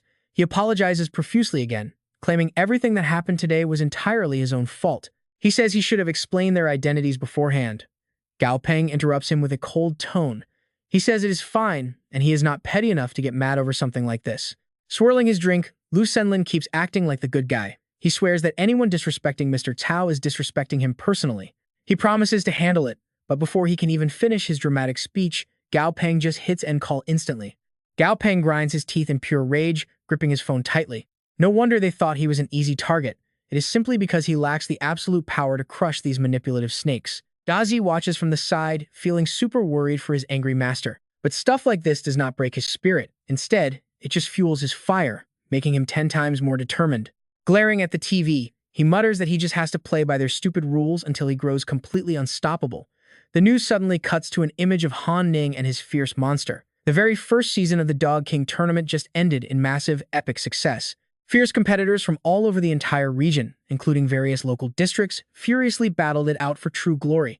The ultimate championship crown was decisively snatched by a 21-year-old genius monster trainer named Han Ning. This insane guy is literally still just a third-year college student at the local tech university. The system suddenly pops up and scans his pet. Monster name, Starlight Burst Dog. Level, 39. Commander tier, perfect quality. Gao Peng stares at the screen in absolute respect. In just 3 short years, this absolute legend evolved his monster to a flawless commander level. These guys are probably the absolute peak fighters in the world right now, but Gao Peng vows he will be up there soon too. The scene cuts to his workshop, where Dazi nervously eyes what Gao Peng is holding. He tosses some weird ingredients into a blender and pours out a mysterious liquid. He tells Dazi to drink up. The centipede looks totally unwilling. Suddenly, the scene shifts to an elevator, stopping on floor 3. Lu Xiaoyu and her two friends step out, chatting loudly with their pets. One girl asks if this is the famous Uncle Cow's workshop she mentioned. Xiaoyu nods. Her friend laughs, asking if this uncle is super old since he is supposedly their age. Xiaoyu turns around, playfully glaring before tickling her friend for calling them old. You and I both know Gao Peng is going to shock them, but we'll have to leave it right here for now. Ha ha ha, all right, stop scratching, my bad. The receptionist warmly greets the three girls. Welcome to the Heavenly Canopy studio, and stick with me, because things get wild from here. Do you three have an appointment? Xiaoyu's two friends look around the completely empty room in confusion. Huh, is your shop really doing that well? Yeah, I don't see anyone else here at all. The receptionist smiles awkwardly. If you don't have an appointment, we can still help you contact the boss. Xiaoyu rubs her chin, deep in thought. Her dad said Uncle Tao's beast taming skills were insane, easily the #1 genius in Chang'an. The only downside is his crazy high fees. Maybe that's why there are barely any customers here. Suddenly, the space around them starts vibrating violently. Xiaoyu and her friends clutch their chests in pain, sweating bullets. What is that sound? It's terrifying. I can't even breathe properly right now. Dai's bones begin transforming rapidly. Its core heart glows bright, shifting and evolving until its entire monstrous body undergoes a truly massive upgrade. The system panel flashes with the new stats, monster name Skeleton Ape, level 16. Grade, Epic, Attribute Undead Type. Weakness Light Element, new trait acquired Blood Silk Heart. Seeing Dai's absolutely insane physical transformation right before his eyes, Gao Peng is beyond hyped. He throws his head back and laughs out loud. Yes, it finally worked. Suddenly, Gao Peng is taken aback. Wait, this upgrade actually gave him a new trait too? The system panel displays the crazy details. Trait Blood, Silk Heart, Effect 1, Passive Skill. It consumes a specific amount of blood silk and condensed energy. As long as the blood silk heart exists, it completely boosts the skeleton ape's physical stats in every single way. If the heart is destroyed, the passive buff vanishes. Effect 2 Active Skill. Triggering it causes heart resonance, allowing him to literally control heartbeats. Now pay close attention here, this is where he gets insanely overpowered. Reading through these stats, Gao Peng is absolutely thrilled. This new monster trait is just completely busted. Staring at the system screen, Gao Peng can hardly contain his excitement. With this epic trait, Dai's combat power just leveled up to a whole new tier. But looking at that massive body, Gao Peng steps out of the room and points back inside. Qian, find something to cover Dai up. He can't walk down the street looking like this. Seeing Dai's terrifying new form, Qian is completely shocked. Whoa, she thinks to herself. He upgraded another beast in just a little bit of time. Gao Peng is seriously getting more incredible every single day. Xiaoyu spots him and immediately calls out, Uncle Tao. Seeing her standing there, Gao Peng pauses. Wait a minute, isn't this Director Lu's daughter? He suddenly remembers that creepy scene where Director Lu used those strange strings to literally control his own daughter. Did that guy send her just because I hung up the phone on him? That old fox. He probably can't figure out what I'm thinking, so he sent his own daughter here to test my attitude. Right then, Gao Peng notices the strange glowing beast floating nearby. Her friend's pet is actually pretty interesting though. It's somehow adapted to a completely new ecological niche. He stares closely at the bizarre flying creature, treating the empty void of space like its own personal ocean. I can't believe such a weird and special lifeform exists. Sweating nervously, Xiaoyu looks at him. Uncle Cao? Gao Peng finally opens his mouth and says, Oh, it's you. His expression suddenly softens into a smile. You don't need to call me Uncle Cao. We're literally the exact same age. Hearing that makes me feel pretty awkward. Xiaoyu is completely caught off guard by his sudden friendly shift in attitude. Well then, Gao Peng raises his hand. Old rules apply. You probably know my fee structure payment up front. Your peppermint cat is a normal grade, elite tier. Based on my standard rates, that'll be 60 credits. Thanks for your business. Inwardly, Gao Peng sighs. Whatever. Seeing her face, she probably doesn't know what her dad did. Gao Peng crosses his arms. Out of respect for your dad, I'll cover the material costs to upgrade your cat. Hearing this, Xiaoyu's face lights up with pure joy. Thank you so much, Master Cao. Gao Peng looks around. By the way, where is your beast? Xiaoyu suddenly panics and starts searching frantically. Where's my cat? It was literally just right here a second ago. Her friend points straight toward a dark corner. Your peppermint cat is hiding over there. I think it's totally terrified. The little cat is shivering uncontrollably while staring up at the massive odd die. It meows pitifully at Chao Yu, its big round eyes filled with tears, looking absolutely miserable. Chao Yu kneels down and hugs the cat tightly. There, don't be scared, good kitty. The cat immediately nuzzles deep into her chest. Watching this, Gao Peng deadpans inwardly. What a perverted cat. Gao Peng changes the subject. Mind if I ask, where did you guys buy that jellyfish? Chao Yu's friend smiles. Is the great Mr. Cow actually interested in this kind of pet? Gao Peng replies instantly. I've just never seen a beast with this attribute before. I'm a bit curious. Her friend laughs. Honestly, this guy barely even counts as a tamed beast. It's just a little pet, mostly used as a portable wallet. To prove her point, she pushes her phone toward the jellyfish, and it instantly sucks the device right inside its body. She turns back to Gao Peng. See, it stores items in its own spatial pocket. These flying jellyfish are originally a specialty from Peng Cheng. You and I both know Gao Peng isn't going to ignore a new species. Recently, some merchants imported a huge batch. They're selling them right now over at Wook Square. Hearing this, Gao Peng's eyes gleam sharply. Scene shift. Over at the packed Wook Square, merchants are loudly hawking their unique stock. Step right up. Don't miss out on this deal. The newest specialty wallet, a wallet that actually flies, the hottest new pet straight from Pencheng. Come check them out right now, everyone. The incredibly cute flying jellyfish drift around in circles. Little girls in the crowd are absolutely loving it. Ah, they're so adorable. A girl tugs at her boyfriend's sleeve, begging, "Can we please buy this little guy? I want it." The boyfriend doesn't hesitate for a second. Buy, let's get it. Gao Peng steps up and asks a seller if he can take a look. The merchant hands one over instantly. Here, check it out. Other sellers are busy pitching to the massive swarm of eager customers. Boss, I want one too. Hey, hook me up with one over here. The system flashes. Level 1. Grade normal. Gao Peng chuckles and shakes his head. No, I mean, can I take a look at your entire remaining stock of jellyfish? I want to pick one out myself. The seller leads Gao Peng to the back. Right this way. He opens a door and a thick cloud of mist spills out. Gao Peng walks inside, finding dozens of massive tanks packed with them. The rest of the jellyfish are all right here. The merchant starts giving the lore. According to records, these flying jellyfish were born during the OS-7 disaster. A normal school of jellyfish got exposed to spatial energy and mutated. For hundreds of years, they settled and multiplied in that sea region. An image shows a massive fish chasing the tiny jellyfish. After that, they were almost completely eaten to extinction by other sea monsters. Gao Peng stares blankly. This is probably the most pathetic spatial attribute monster in existence. The seller laughs. We call it a spatial attribute, but all it can really do is hover in the air and open a tiny dimensional pocket inside its body. It has literally zero attack power. If it wasn't so pretty and tasted terrible, it would have gone extinct ages ago. Gao Peng stares intensely at the floating jellyfish. So the only reason they survived is because they taste bad?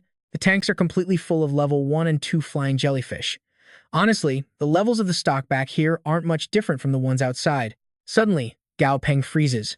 Wait a second, this jellyfish. In the mostly quiet tank, one specific jellyfish is bouncing around like an absolute maniac. Why does it feel totally different from the rest? The others are just floating peacefully, but this one is acting way too energetic. Gao Peng turns to the seller. How much for this one? The guy chuckles. Oh ho, you've got a good eye, kid. My boss said this is a super rare mutated breed. A perfect grade jellyfish king with a speed mutation. I'll give it to you cheap 100 credits. Gao Peng just laughs and starts bargaining. Come on, man. You gotta do business with a conscience. I'll admit it's a mutation, but a jellyfish king? That's a bit of a stretch. The seller doesn't argue much and immediately caves. All right. Since you clearly know your stuff, let's do 50. Consider it the price of making a new friend. Gao Peng pulls out his phone and transfers the money without a single second of hesitation. Clearly, even at 50 credits, these guys are still making a profit. Let that sink in for a second. Our guy just found an absolute hidden gem. Kid, if you have friends who want a flying jellyfish, bring them to us. I'll give you a discount. Gao Peng scoffs inwardly. You opened at 100 credits for a fake king. I just hope your discount isn't another sky-high scam. All right, stick with me here. Gao Peng laughs, realizing he hit the jackpot. The system panel pops up. Monster name, Flying Jellyfish. Level 4, Elite Grade. Weaknesses, number 1, Lightning. Number 2, Ice. And number 3, it is absolutely terrified of fish and birds. If it sees them, it shrinks right down. The The merchant looks totally spooked as he begs Gao Peng to bring more customers. With space and wind attributes plus an elite grade, our familiar squad is officially complete and ready to roll. Gao Peng grins at the floating jellyfish. You look just like a balloon, so I will name you Silly. The jellyfish looks totally confused. Cut to Gao Peng's house, where Dazi is lounging lazily on his custom bed. Suddenly, the door handle clicks down. I am home, Gao Peng announces. Hearing his master's voice, Dazi instantly perks up and rushes over. Gao Peng holds up the cage containing the floating jellyfish. Dazi, meet the newest member of our family. Hearing those words, Dazi completely freezes in pure shock. Dazi sprints right back into his room, throwing a tantrum and slamming the door completely shut. Gao Peng stares at the closed door, realizing his familiar is actually acting jealous. Crackling his knuckles, a dark, menacing aura surrounds Gao Peng. You heartless little brat, just wait and see how I deal with your attitude. Gao Peng softens his voice. Dazi, I bought your absolute favorite baked bread, dried poison sword bugs, and even some fresh star leaf flowers. Dazi flinches the second he hears that menu. Leaning right against the wooden door, Gao Peng whispers softly, and to help you level up, I specifically posted a high-paying bounty just to buy a Commander tier Lightning Monster core. A full 301 credit points. That is higher than the average price. It is enough to feed a whole family. Hearing this, Dazi's eyes light up, drool literally pouring from his mouth. Poking one little claw first, Dazi slowly opens the door and steps out. Well? Gao Peng asks with a smirk. Do you want it? Drooling heavily, Dazi immediately nods. I want it, but Gao Peng pulls the food bag away right as Dazi reaches for it. Not so fast, you slammed the door on me, so no food for you. Dazi jumps frantically, reaching for the bag. Give it to me. Gao Peng wrestles with Dazi. Oh, so you know how to curse now?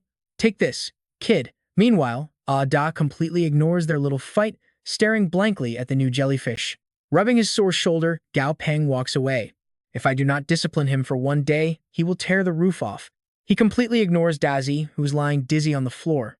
Now pay close attention here, because this gets risky. Gao Peng approaches Silly's tank, channeling energy into his hand. Its level is low, so my mental strength should be enough to form the contract right now. He places his hand against the glass. Seeing this, Silly panics and grabs its head. Gao Peng shuts his eyes tight. Silly's consciousness space is even smaller and weaker than Dazi's was at the start. This is troublesome, especially since the jellyfish's mind is so incredibly unstable. It is way too anxious. Gao Peng opens the system panel and sighs. If I force the contract right now, I will feel like a total villain trying to kidnap a clueless child. Scratching his head, Gao Peng stands between Da and Dazi. Sigh. It looks like I need to spend more time with Silly first. I have to lower its defenses and build a real bond over time. His face flushes with sudden excitement. It is decided. Tomorrow, I am bringing little Silly to school with me. We will bond there. Standing nearby, Dazi pouts, looking completely jealous and absolutely unwilling to accept this. Cut to the next morning at the school's training zone. Mu Tiang is sweating buckets as she pants. Good morning, Gao Peng. The chubby, orange-haired guy next to her stares in utter disbelief. Is that really Gao Peng? Gao Peng walks up with Silly sitting right on his head. Good morning, Mu. The other students burst out laughing when they see him.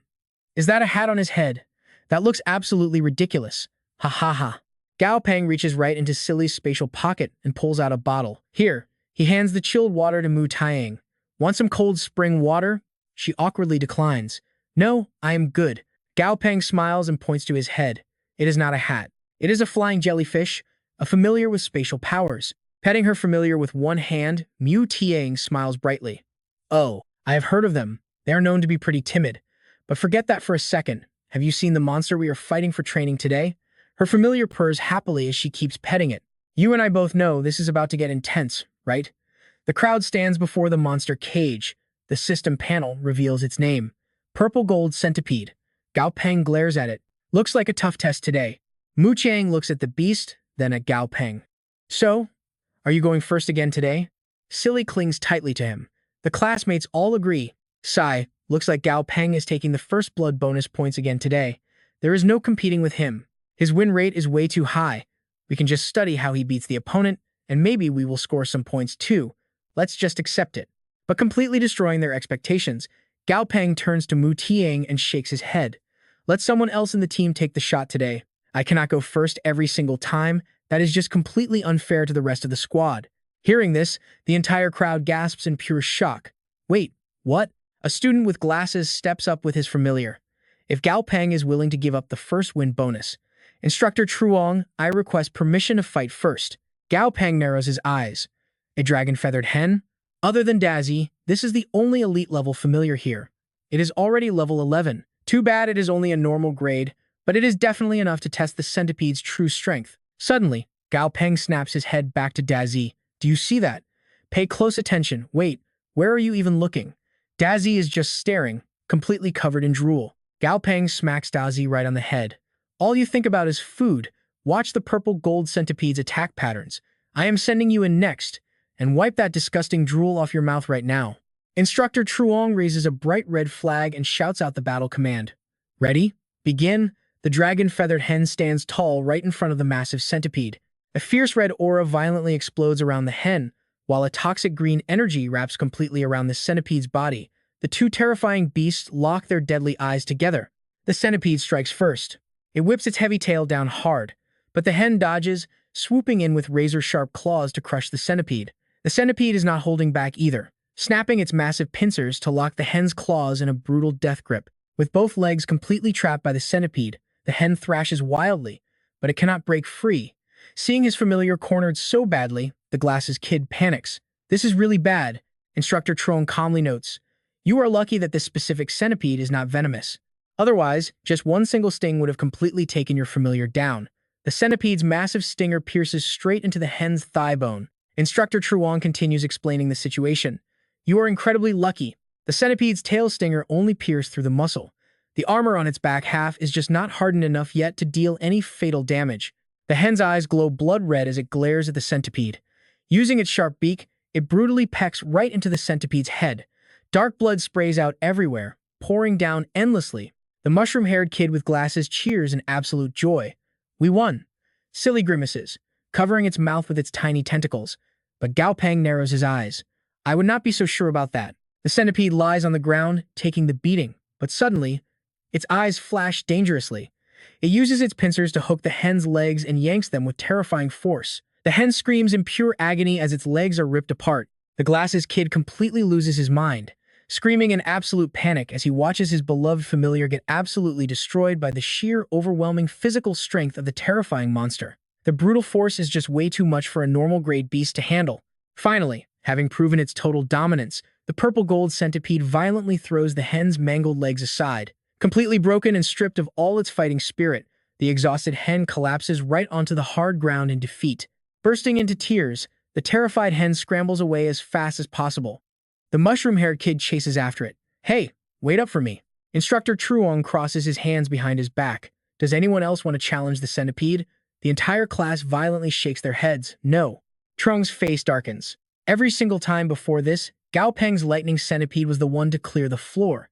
I know some of you were annoyed, thinking I was playing favorites and looking down on the rest of you. Am I right? Well, look at yourselves now. The students stare at the ground, too scared to step up. Let the top students handle this. No way, not me. Instructor Truong turns right to Gao Peng. You are up. Gao Peng stays completely silent. He just feeds Dazi a bug before issuing the command. Go get them. Silly cheers wildly from his head. And that is where we leave it, trust me. You are going to want to see this showdown next time. All right, stick with me on this one. Dazi steps into the iron cage facing down the purple gold centipede. Rearing back, Dazi's massive frame totally blocks out the enemy. Mutiing steps up beside Gao Peng. Dazi is fierce, sure, but that centipede is no pushover. Silly winces. Gao Peng stays quiet, thinking to himself she's absolutely right. That giant centipede is definitely holding back its true power. Gao Peng clenches his fists, trembling just a bit. He has to trust his partner now. Without warning, the centipede strikes first, whipping its massive tail straight at Dazi. Lightning fast, Dazi dodges to the side, completely avoiding that devastating tail attack. Great move! Mu Tiang cheers excitedly. Gao Peng watches intensely, while Silly on his head spaces out completely. But the centipede isn't done. It whips its tail again, this time landing a brutal, direct hit right on Dazi's head. Dazi sweats a little but instantly recovers. Boom! It slams its own tail down on the centipede, leaving the enemy totally dizzy. Wasting no time, Dazi lunges forward, viciously biting into the centipede. Tearing off a chunk of armor, Dazi coils its long body completely around the enemy. The system flashes heavily injured state. Gao Peng is beyond thrilled seeing this epic performance. Got him! Silly bounces happily on his head. Seeing the victory, Mu Tiang's eyes light up. Not bad, Gao. Dazi was in real danger just now, but as its master, you didn't even flinch. So cool.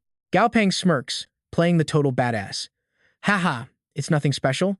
Everything went exactly according to my calculations. Now watch closely, because the truth is hilarious. Inside, he's actually sweating bullets. Instructor Zhang frantically yells, Gao Peng, recall your pet. We don't have many practice monsters. If it keeps eating, this one is dead. Inside the cage, Dazi's face is covered in green blood, happily chewing on a fresh piece of meat. The other students whisper in fear. Is Dazi still untamed? That's way too brutal, right? Isn't it dangerous? Mu Qian immediately glares at them. Hearing Gao Peng call, Dazi looks bored, totally unwilling to leave. Even though it wants to stay, Dazi obediently scurries back to Gao Peng while everyone watches nervously. Gao Peng sighs, pulling out a handkerchief. You huge glutton. Together with Silly, he wipes the gross green liquid off Dazi's face. What are we gonna do if you get a stomachache? Huh. Plus, you scared those cowards over there. Was it tasty? Nutritious? The crowd's faces instantly darken. What does he mean by that? Mu Tiang awkwardly whispers, Gao, ignore them. Dazi just really spooked them out. Gao Peng's face stays ice cold. Right now, we are fighting caged monsters completely protected by the instructor and Shui Lin. So you have the luxury to pity them? Petting Dazi, he glares back. What happens on their home turf? In a real life or death battle, will these monsters pity us? We are here to learn combat, not play games. With that half-hearted mindset, you might as well quit. Hearing this, the whole class instantly gets furious. Ugh, this guy. Suddenly, loud clapping echoes. Student Gao is absolutely right, Instructor Zhang points at the crowd, smirking. Since the mood is so lively, I have an important announcement. Your basic training is basically done. You can all officially sign up for the field combat training base now. Smiling, he adds, training lasts a whole week. The school approved the break. Go discuss it with your families. Registration is 5 credits. The class erupts. Really? Finally, real combat. Man, we've waited so long. My basic training sucked. What now? Gao Peng frowns, sweating slightly. This field combat base training sounds way too generous. Students immediately complain to the instructor. Wait, do we really have to pay? Yeah, shouldn't school combat training be totally free? Why charge us? You and I both know this is a trap, Zhang smirks evilly. You can skip it, or try private bases.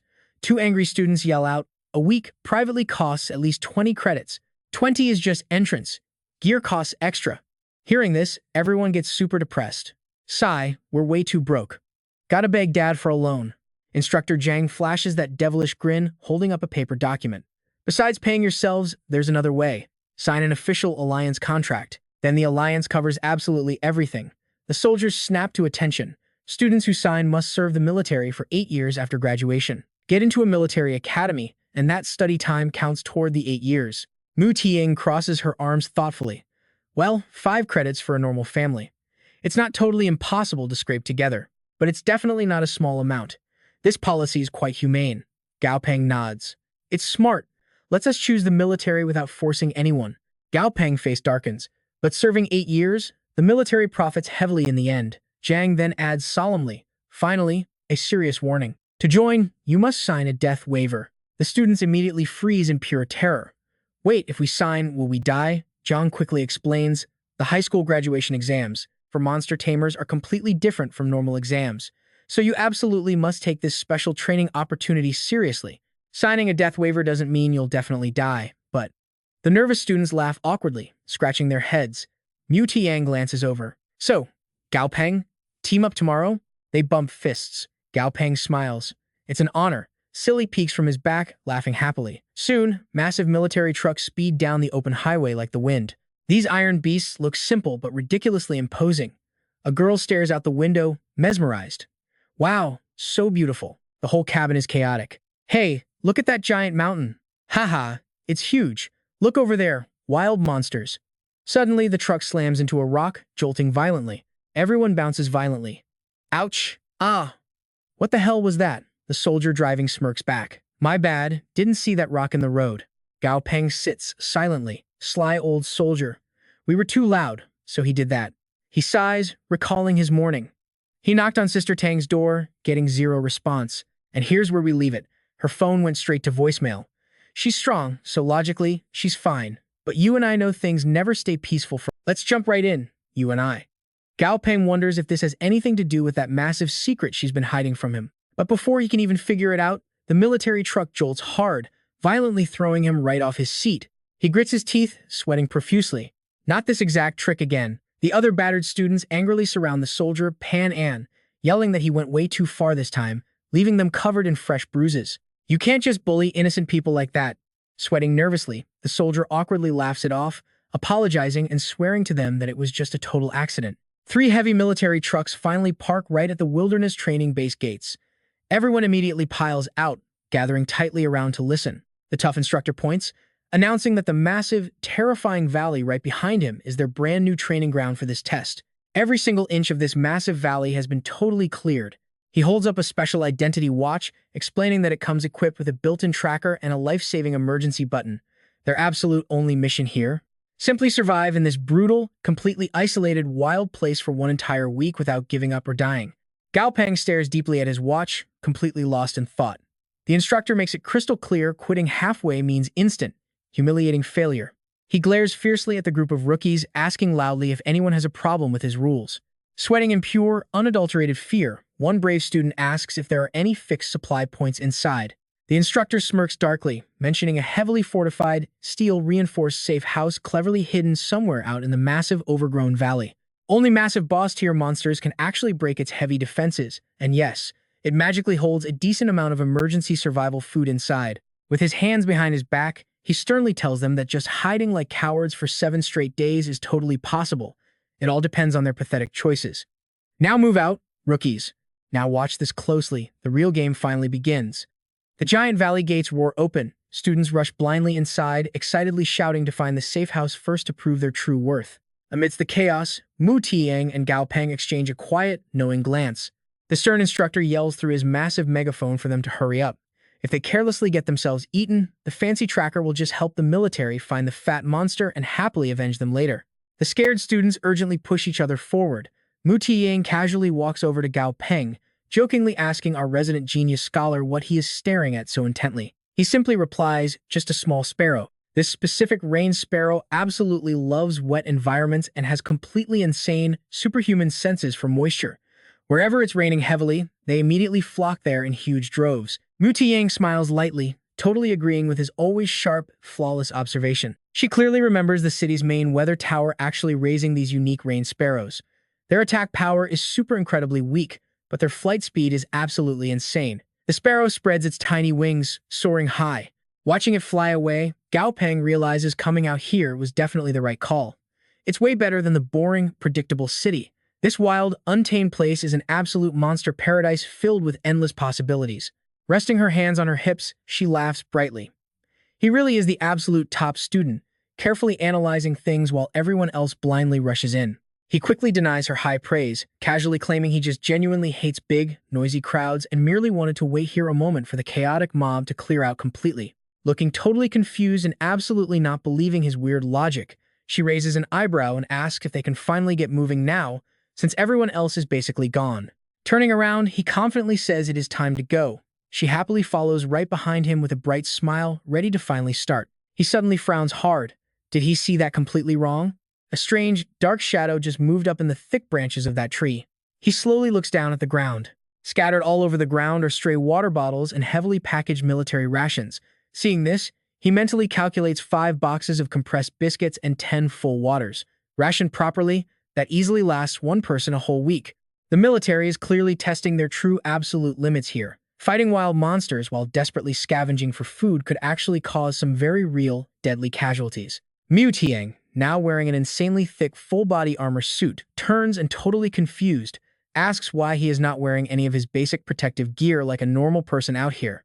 Seeing him looking utterly clueless, she gently explains that the deep forest is constantly crawling with highly toxic little bugs.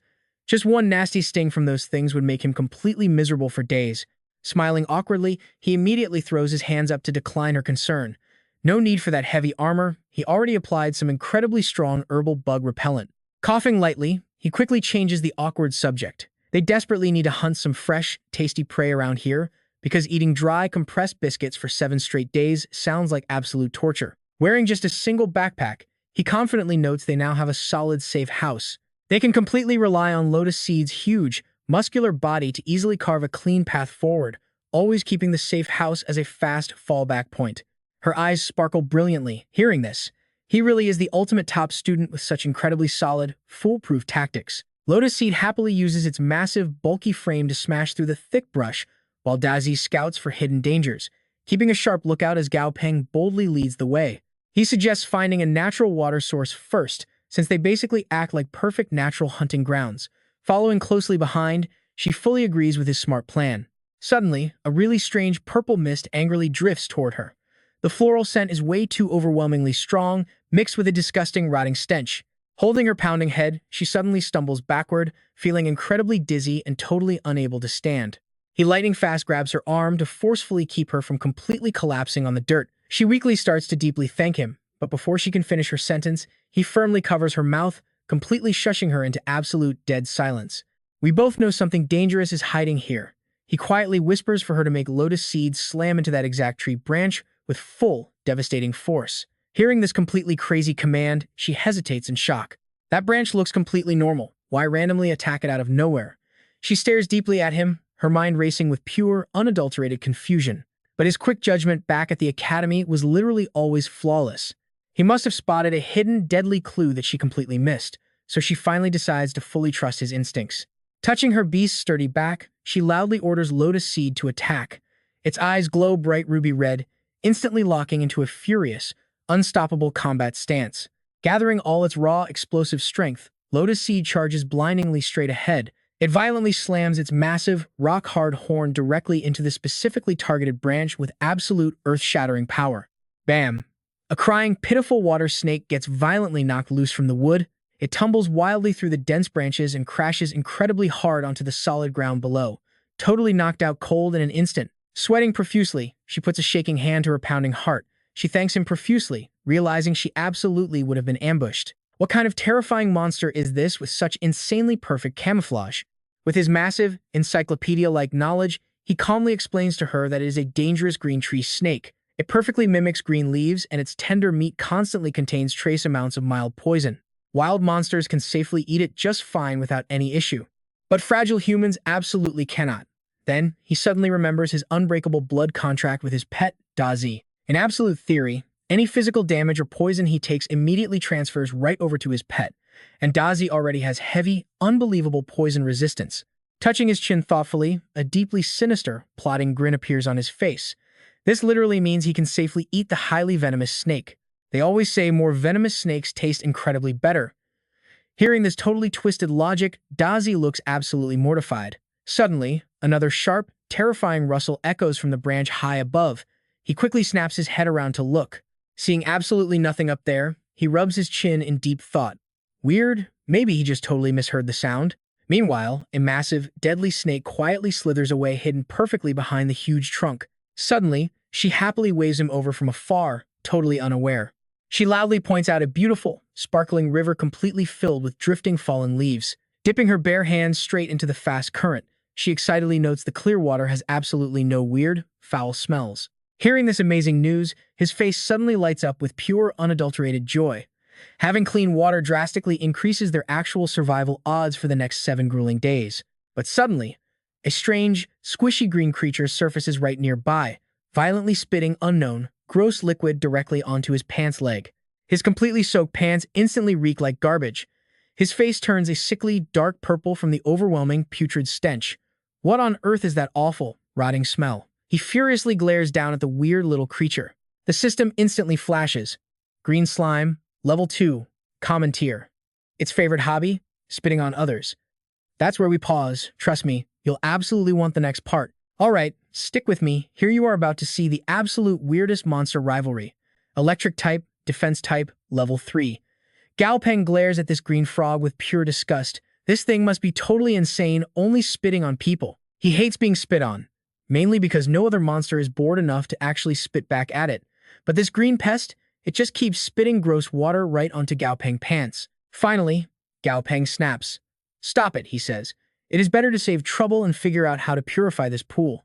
His face turns completely dark. He just stares down at the annoying green frog in pure, deadly silence. This so-called cute frog actually sticks its tongue out, mocking him. Gao Peng does not even say a word. he just pouts his lips and spits right back at it. Patoot. After spitting, he proudly strikes an epic pose and pushes up his glasses. Himph. I gave you a chance, but you blew it.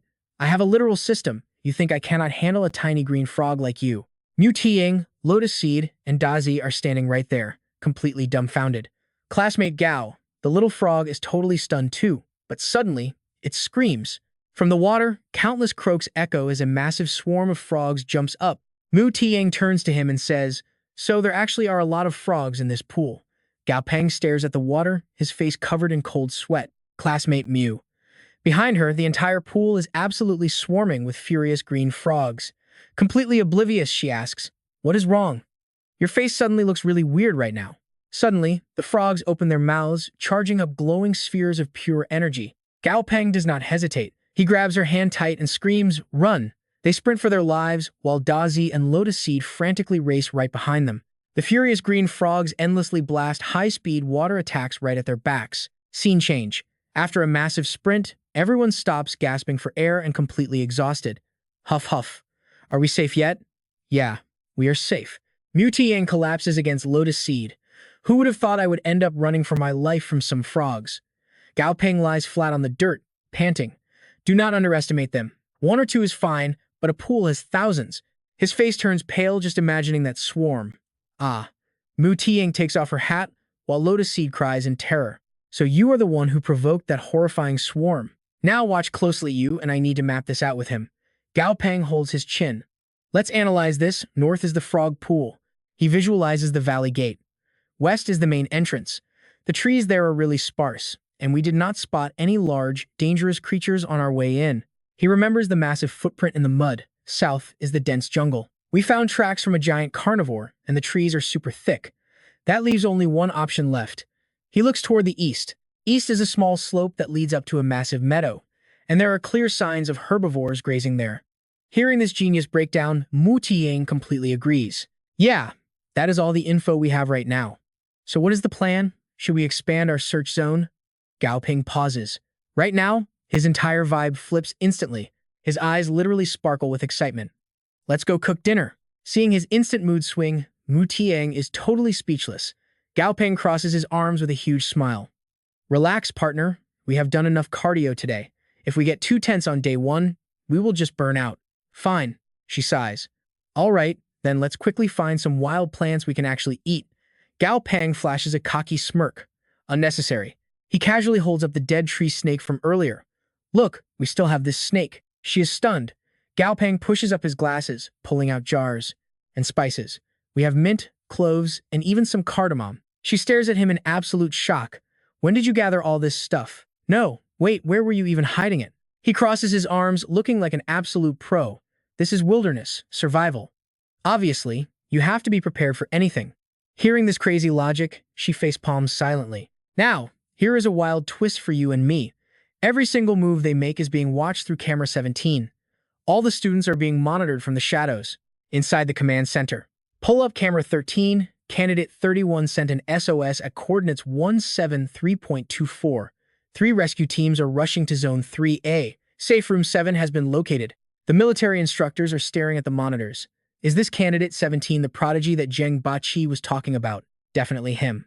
The beast and his physical features are an exact match. They whisper among themselves. Running from those frogs is fine, but running while casually searching for cooking ingredients, that actually shows elite survival instincts. Right? Instructor Shen speaks up strictly. You guys are oversimplifying this. Remember, he is just a rookie with minimal training. Shen continues breaking it down for them.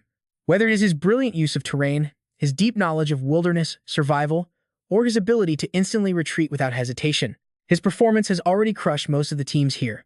Keep a very close eye on him. The soldier quickly replies with deep respect. Yes, sir.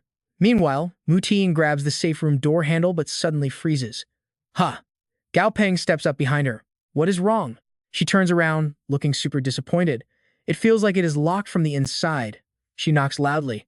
Hey, classmate in there, please open up. After knocking for a while, a rude voice shouts from inside. No one is here. This spot is taken, so go somewhere else. She looks at Gao Peng helplessly. There is no first-come rule out here. But since we ran into a jerk like this, I guess we just have to leave. Gao Peng shrugs casually. It is getting dark. It is just the two of us. We can easily sleep on a mat outside. The guy inside yells, "Why are you still talking? Tell him to get lost. This safe room is tiny. Nobody wants to squeeze in here with you. It is not even dark yet. Go find another place." She clenches her fists, absolutely furious. Wait, Gao Peng stops her before she explodes. Getting mad at trash like this is not worth your energy. Someone else will teach them a lesson. She sighs heavily. You are right. She gently pets Lotus Seed's massive body. Forget it. Let's go, Lotus Seed. But Gao Peng does not leave. Instead, he walks right back up to the safe room door. Seeing this, she is totally confused. Huh? Classmate Gao, why are you going back? In his hand, he is holding a heavy iron chain. She gasps in shock. Ah, is that? Gao Peng stays completely silent. He just wraps the chain around the handles and locks them in from the outside. You locked it. He dusts off his hands. She covers her mouth, amazed. Where did you find that lock? He flashes a devious, cold smirk and glances over at her. Took it from inside our old safe room. He remembers finding it by the cabinet. I figured the instructors wanted us to reinforce our doors for safety, so when we left, I just casually tossed it into my backpack.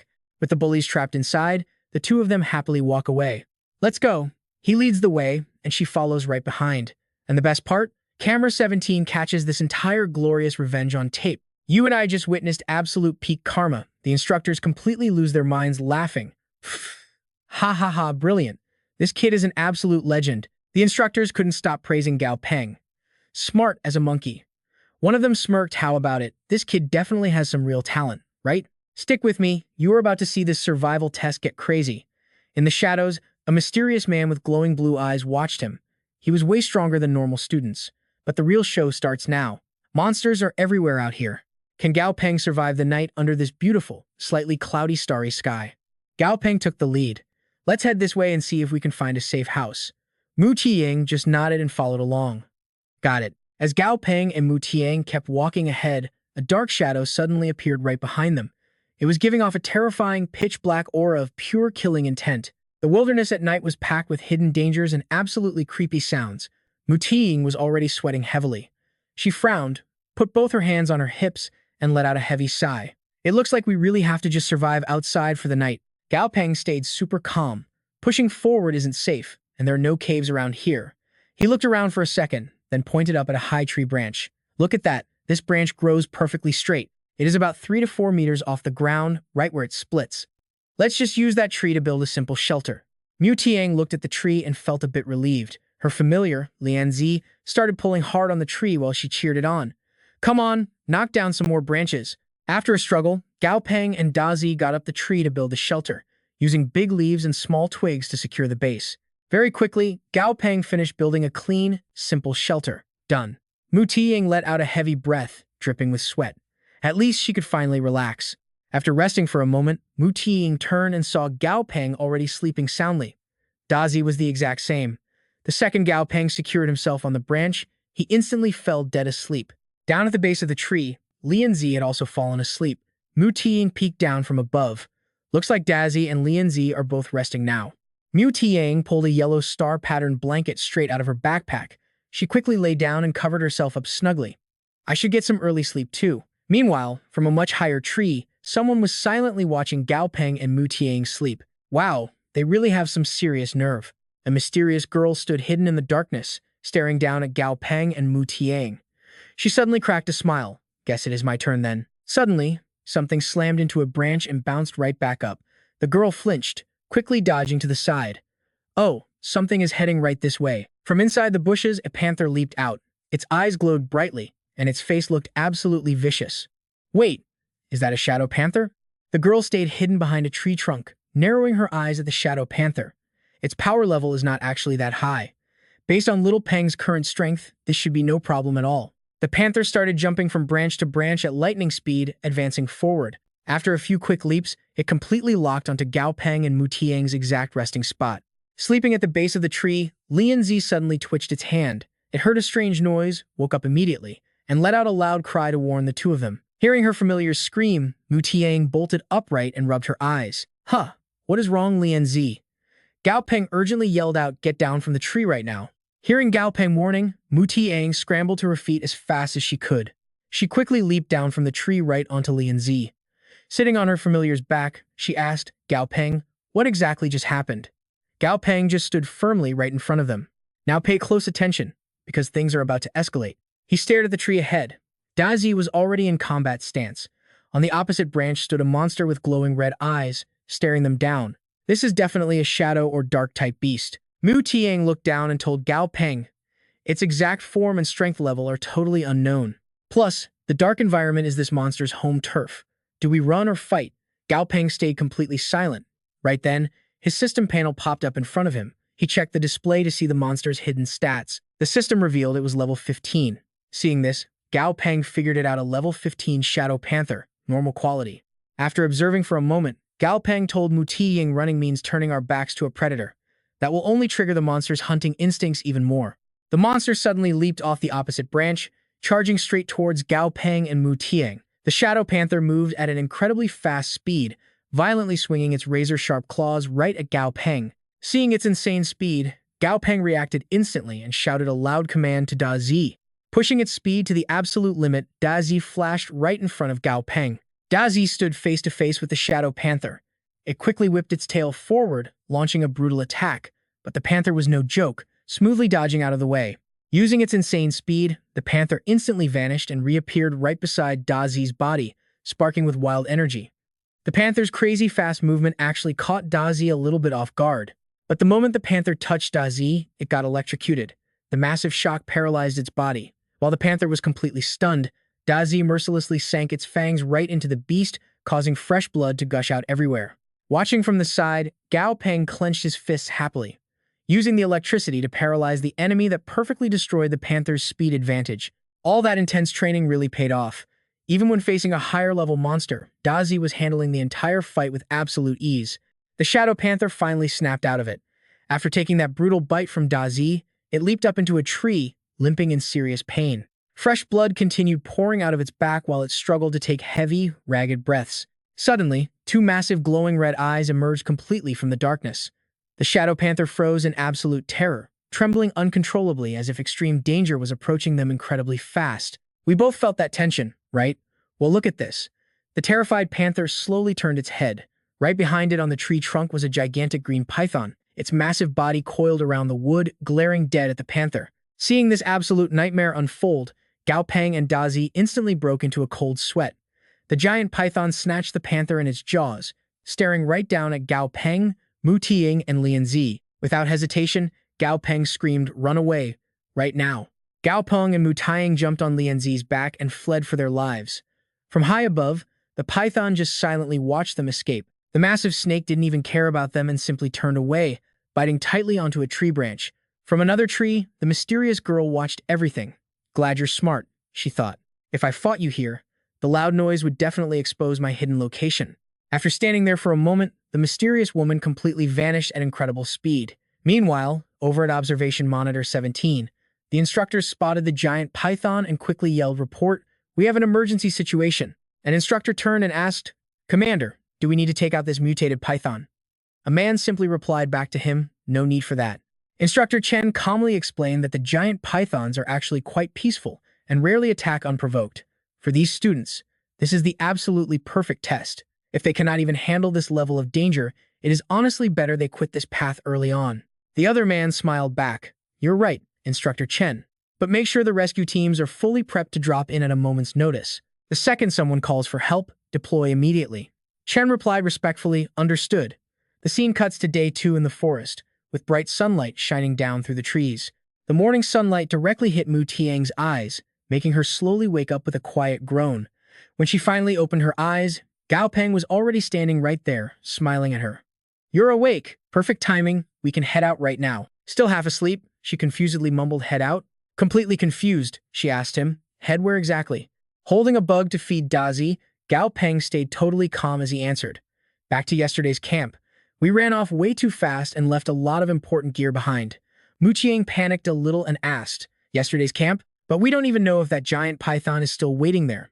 Plus, we have zero clue about its attacks or weaknesses. Going back is pure suicide. That's where we leave it, trust me. You're going to want to see what happens next. Stick with me, we are jumping right back into the wild."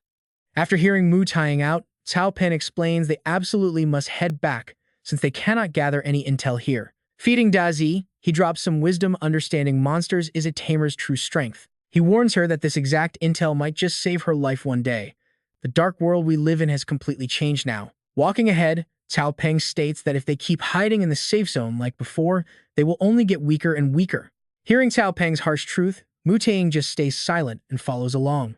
Running from behind, she calls out, "Hey, wait up for me." Chasing after him, she complains he is moving way too fast. She asks if he plans to leave her behind to feed Dazi if a monster attacks. From the trees, a girl watches Cao Pan and Mutiang. Dazi leads the way, but they really are not waiting around for anyone. The scene shifts as Gao Peng and Mutiang climb over massive fallen trees. She shudders, saying it is brutal. If they had not run fast, they would look just like these crushed logs. Suddenly, Gao Peng spots something sparkling hidden deep inside a hollow tree trunk. He stops dead in his tracks, sweating slightly as he wonders what this could be. Completely clueless to his discovery, Mutiang just tells her classmate Cao that she is going to check things out over there. His system panel instantly brings up the data for the glowing item. Material name Hollow Wood Heart, a pure spatial type material. Cao Peng gasps in shock. It really is the Hollow Wood Heart. This is the crucial material needed to upgrade Ashun. There is absolutely zero info about it on the market. It seems like nobody even knows this extremely rare material exists. Kneeling on the ground, he peers into the massive trunk. He realizes it was hidden inside this pitcher-like tree all along. Cao Peng suddenly remembers how he and Mu Taing desperately ran for their lives yesterday. It totally makes sense now that massive mutant snake probably grew so huge by eating these ultra-rare materials. No wonder it did not chase them down when they fled. It was just protecting its precious food stash all along. Watch closely, this is where he hits the jackpot.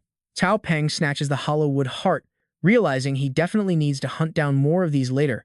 He quickly shoves the Hollow Wood Heart straight into his backpack, but right now, flashing a super sneaky grin, Cao Peng greedily keeps stuffing more glowing cores into his bag. He figures he can use this entire field training trip to farm even more rare items. By day 3 of the intense wilderness training, he successfully tracks down another sparkling crystal tree. He does not stop there. On day 4, Cao Peng spots another glowing plant sitting high up on a massive boulder. He immediately orders Dazi to climb up and grab it for him. On the 5th night, Cao Peng uncovers bright purple crystals glittering beautifully under his torchlight. The insane grind continues right through the end of day 6. Time flies by super fast, and before they know it, their epic 7-day wilderness survival training camp is finally coming to an end. The instructor stands before the students, praising them as outstanding cadets. He looks at the rookies with a proud, happy smile on his face. He announces that the next Valley training camp is tentatively set for 3 weeks from now. Anyone registered today gets to join the next one completely free. Wrapping up the very first training camp, he truly hopes everyone gains something valuable. They get 3 straight days off to rest up before returning to regular classes. Hearing about the break, the students completely lose their minds, cheering. Oh yeah, they can finally rest. One kid yells that he is heading straight home to eat a massive feast. Mu Tiying and Cao Peng are just as hyped. They can finally contact the outside world again. She says she needs to call home immediately. But looking at his phone, Cao Peng suddenly freezes in total shock. Wait a second. His screen shows terrifying swarms of giant insects completely blacking out the sky, a massive locust plague. Meanwhile, down at the Chang'an City pedestrian street, crowds of panicked people are totally glued to their phones, sweating nervously as they watch the breaking news. Massive TV screens broadcast the Alliance update for May 21st. The headline reads, "United, we stand, overcoming hardship together." They switch to live coverage of the intense war zone up north. On the phone screen, a news reporter stands right on the dangerous front lines, calling out to all the viewers at home. She nervously announces that her current location is the absolute front line. Back at home, Cao Peng sits with Dumbi, Dazi, and Ah Shun, watching the broadcast intently. The reporter shares the latest research directly from President Feng of the Chang'an Monster Tamer Association.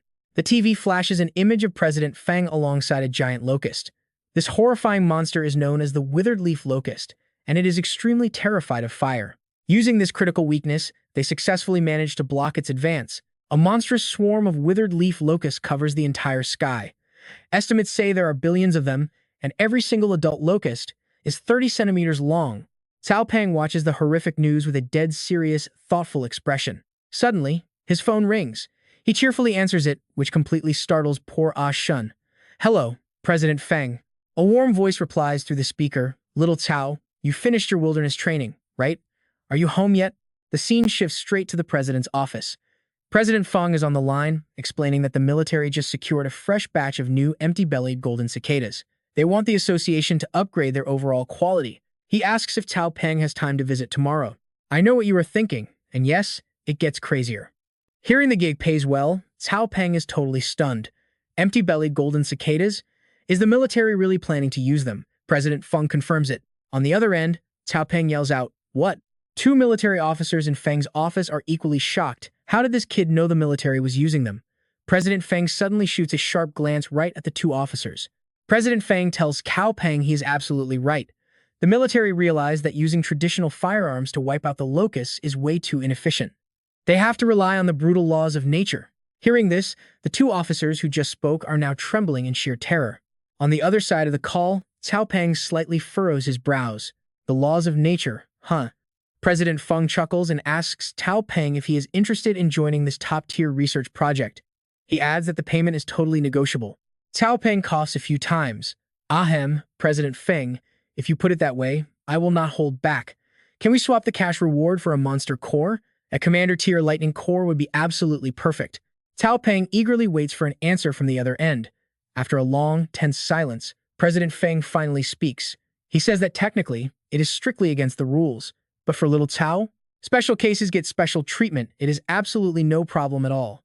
The very next day, down in the massive main lobby, Cao Peng confidently walks into the building with his phone in hand. A loud voice suddenly calls out his name.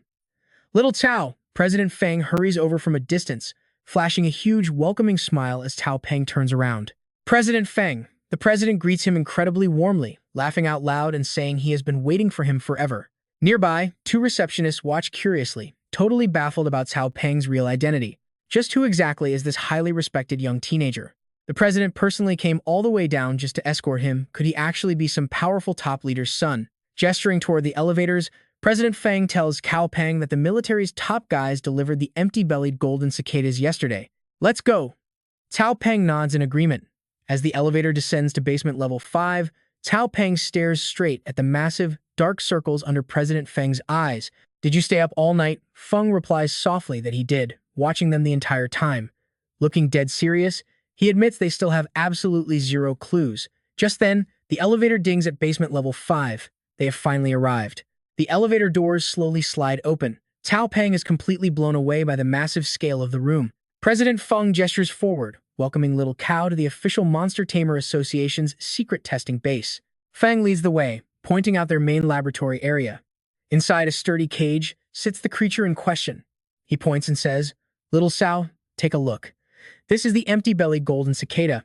Cao Peng studies the golden bug, thinking to himself, this cicada evolved from a basic insect, giving it terrifying jumping power. It is an Earth-type monster. Just then, a lab worker brings something over for him. "Mr. Cao, please look at this." Cao Peng glances down at the item in the worker's hands. On the tray are perfectly prepared locusts. The worker introduces the dish as fennel-flavored grilled withered leaf locust skewers. This is the golden cicada's absolute favorite food, he suggests. Cao Peng try feeding it, but instead of feeding the bug, Cao Peng grabs a skewer and eats it himself. Flashing a thumbs up, he says it is intensely flavorful, perfectly fatty, and never overwhelming. Crispy on the outside, incredibly fresh on the inside. I give this grilled locust a perfect 10 out of 10. Seeing Cao Peng munching away so happily, the lab worker is absolutely shell-shocked. Everyone in the room, including President Feng, stares at him in absolute disgust. So what do you and I take from this? The kid's completely insane. Shrugging, Cao Peng casually holds out the remaining skewer to the bug. Don't panic, I was just taste testing it. A bit heavy on the fennel, but whatever. Here, eat up. Let's dive in. Watch as he feeds the bait, the golden cicada instantly snatching it up. Seeing it munch away happily, he checks its body. To eat raw wire like that, its empty stomach must be massive, or digestion would be impossible. Then he turns to Feng Tu. So, what specific abilities is the military looking to upgrade? Feng Tu replies instantly. Raw defense and digestion capacity. He points straight at the research board. Come look at my past data. I found this cicada actually has serious compatibility with the fire element. I took some of its skin, mixed it with fire materials, and tested the flesh.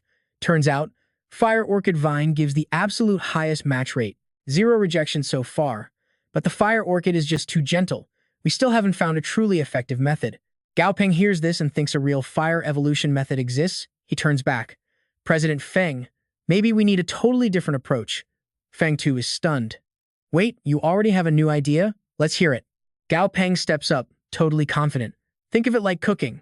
If we marinate the cicada with fire orchid, the flavor is way too mild. It can't penetrate deep enough. We need to change the recipe entirely. Throw in intense spices, crank the heat, force it inside. Feng Tu's jaw drops. Intense spices? It's like a light bulb goes off. Let me think. Red-faced ghost peppers. Gao Peng just smirks.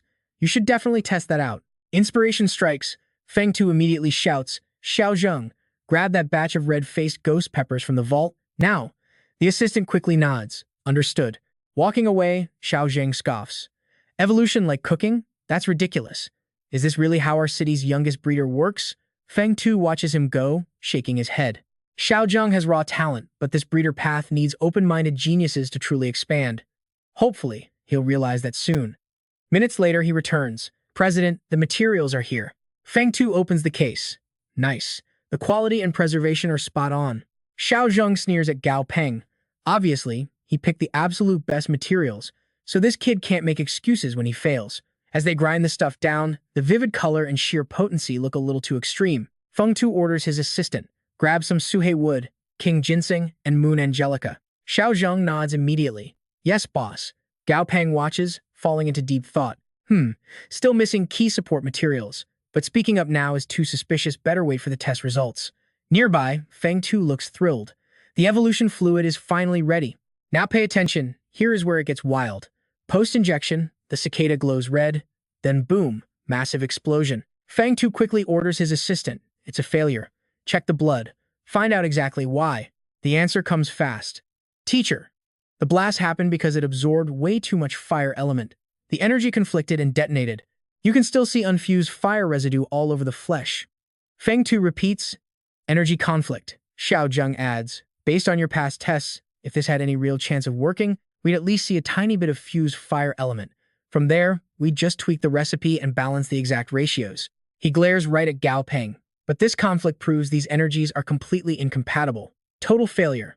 Feng Tu stays perfectly calm. Too early to call this a dead end. Keep testing. We need solid data. Seeing his mentor's stubbornness, Xiao Zheng shouts, Teacher. But Feng Tu isn't backing down. Enough talking. Bring me another batch of materials. Test number 2, another failure. Test 3, explodes again. The whole room starts getting super suspicious. You and I have seen this trope before, right? Everyone doubting the MC. They call his recipe trash, but Gao Peng? He just stands there, flashing a totally confident smile. He casually tells Feng Tu, President, after so many tries, relying only on ghost peppers clearly isn't enough. We need to add a second core material to the mix. Feng Tu hesitates. 2 main materials? That's a huge risk. Gao Peng doesn't flinch. Just trust me again. Feng Tu is pacing anxiously. What other main material are you suggesting? Gao Peng replies instantly. Black earth. It's warm, moist, and grounding. It'll protect the internal organs from burning up. Pair it with the pepper fire generates earth. Feng Tu stares at the blown-up fragments. Mutual generation? Let's try it. The lab techs prep 2 solutions while Xiao Zheng inspects the samples. Moments later, Xiao Zheng gasps. Feng Tu lights up with pure joy. It's actually working. Gao Peng jumps in. Let's do a live subject test. Some of these materials need to be swallowed to work. Testing on extracted flesh just isn't accurate enough. Feng Tu nods enthusiastically. Agreed. Gao Peng brings the vial straight to the empty stomach cicada. Taking small flesh samples is too slow. It can heal up later, and they use anesthesia. But man, those holes look absolutely brutal. Later we'll just feed it some bugs. The room fills with thick smoke. Gao Peng covers his nose. The exact ratio is locked in. Just keep adding materials. You guys wait outside. Coughing through the haze, Feng Tu refuses to leave. No way. I need to observe this reaction up close. Gao Peng hands the vial back. All right, I'm getting some fresh air. Feng Tu waves him off. Stepping outside, Gao Peng gasps. Those ghost peppers pack a serious punch. He leans against the wall, thinking, I played that off naturally. No one will suspect I knew the formula beforehand, just giving friendly advice. Officially, President Feng tested and discovered the recipe himself, but I really have to be careful here. If malicious people find out, it'll be huge trouble. This is the first ever fire golden cicada evolution. How could a powerless high school kid know the exact formula? Suddenly, the lab door bursts open. Someone runs out coughing. Gao Peng spots the crimson smoke. Red smoke. It worked. Inside the fading smoke, the cicada has fully evolved, radiating massive power. Xiao Zheng runs over, ecstatic. We did it. Fire and earth, A dual attribute beast. Gao Peng smirks silently. Fire attribute, yes. But dual attribute? Not exactly. But to use it right away, he had to make this choice. The system suddenly chimes in pomegranate fire cicada, level 19, elite quality. Weakness water. To adapt, it burned away its earth core. So what do you and I take from this? An epic fire beast is born. Let's jump right into the chaos. Out on the northern front lines of Chang'an Avenue, the tension is suffocating. Acid corrosion has severely weakened everyone's muscle mass, jumping power, and evolutionary potential. But they are not backing down. 3 full squads have just finished assembling, double-checking every single piece of gear before the massive battle begins. Ammo checks are green. Hurry up and restock those spare parts.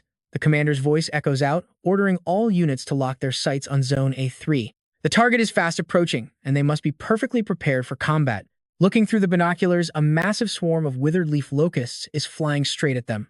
One soldier screams out that they are here. The vicious locusts immediately dive down to attack, and the commander quickly shouts into his radio, "Use the white phosphorus shells. Attack now." Instantly, the tanks fire a barrage of shells straight into the air. Seeing the terrifying locust swarm finally struggling, a soldier happily shouts out, "The white phosphorus is actually working." The commander breaks into a massive grin. "Excellent work. Keep up this exact rhythm and blast them to pieces." But suddenly, he notices something terrifying.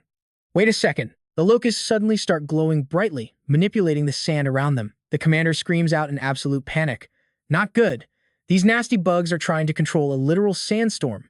Now watch this insane twist. The bugs generate a colossal sand tornado, completely deflecting every single incoming artillery shell. A terrified soldier yells that all their ammo is being blocked by the storm. Realizing the danger, the commander immediately issues a fallback order. The withered leaf locusts are controlling the sandstorm. Cease firing incendiary rounds. I repeat, cease firing incendiary rounds. The soldiers inside hear this and instantly panic. If they cannot use incendiary rounds, what on earth are they supposed to do? Suddenly, a heavy gun is cocked and loaded. A nearby soldier practically snarls, showing zero fear. Behind us are countless innocent civilians. These disgusting bugs need to die. Kill one and we break even. Kill two and we profit. Suddenly, a bright red foot steps forward. An entire swarm of red lotus flower cicadas comes rushing onto the battlefield. The cicadas fearlessly charge straight into the withered leaf locusts. Their bodies release a strange gas that leaves the locust swarm shivering and completely stripped of their combat power. The massive sandstorm slowly grinds to a halt. The totally stunned soldiers watch in disbelief. The storm stopped. "Captain, where did these giant cicadas even come from?" An older veteran beside them quickly explains. "What do you mean, giant cicadas? These were specially engineered by a top-tier academic genius just to counter the withered leaf locusts. Stop calling them random giant cicadas out of disrespect." Up in the sky, the withered leaf locusts begin dropping out of the air one by one. The cicada swarm then focuses a massive surge of energy right in their mouths. They unleash that intense energy output. The paralyzed locusts plummet from the sky, raining down like a devastating storm. The cicadas immediately wrap their bodies around the falling locust corpses, stuffing them into their mouths and feasting on them happily. The young soldier's jaw drops to the floor in pure shock. Just one single attack wiped out hundreds of them. The older veteran cheers wildly. "With these cicadas on our side, we will never have to risk our lives fighting those disgusting monsters ever again." He sighs in absolute awe, realizing whoever researched and created these bugs is incredibly overpowered. Meanwhile, back in the city, some elders are chatting together. "Hey, old Han, is your granddaughter still doing okay?" Old Han just lets out a heavy, depressed sigh. "Oh, do not even bring it up. She got eliminated on the second day and her dad scolded her. So embarrassing." Suddenly, a military vehicle comes rushing over from the distance. It parks right in front of the apartment building, and several serious-looking people step out, standing at perfect attention. The elders are totally confused. Who are they looking for? Old Han points out that they are heading to the 6th floor. They must be looking for Gao Peng. Did a similar car not pick him up before? Hearing Gao Peng's name, the lady in the brown jacket immediately chimes in. "Speaking of Gao Peng, I remember one time I was walking my dog around the neighborhood area. I literally saw him bringing a whole skeleton into his home." Old Han waves her off dismissively. "What kind of skeleton? Are there actually ghosts now?" The lady in the yellow shirt gasps and agrees. "I saw it too. That skeleton was straight up glowing with ghost fire." Hearing this wild gossip, Old Han turns to where Granny Chen is sitting. "Big Sister Chen, you live right below the Gao family kid. Have you ever seen this thing?" Granny Chen just laughs warmly. "What creepy skeleton are you guys even talking about? That is just Gao Peng familiar beast. Sure, it might look a little bit human, but honestly, Living with it just means we are protected and taken care of. The gossiping aunties huff at that, and Granny Chen looks down at her spotted spider. Come on, help me thread this needle. The spotted spider is super obedient and immediately threads the needle for her. Old Han watches in absolute amazement. That little guy is incredibly smart. How come I have never heard you mention its actual name before? Granny Chen gently pets the spider's head and replies, I simply never gave it a name. Now, here is where things hit a little differently for us. Back at Gao Peng apartment, he opens the door in total shock. The soldier hands him a secure case. Mr. Gao, as promised by Chairman Feng, the military presents you with this Thunder-type boss monster core. It is your official reward for successfully researching the cicadas. Please inspect it. Gao Peng stammers out a grateful thank you. The soldier gives him a bright, genuine smile. I actually volunteered for this delivery mission myself. I really wanted to meet the brilliant mastermind who led this crucial research. Then, the soldier stomps his foot sharply, standing at attention. He places his hands behind his back, delivering a crisp military salute right to Gao Peng.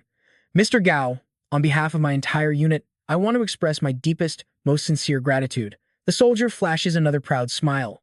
I especially thank you on behalf of the comrades who sacrificed themselves during this operation. Protecting the nation is our duty. We do not fear death. We only fear dying without value. Hearing these heavy words, Gao Peng goes completely silent, staring thoughtfully out the window at the departing soldiers. He looks down at his own hands and lets out a long sigh.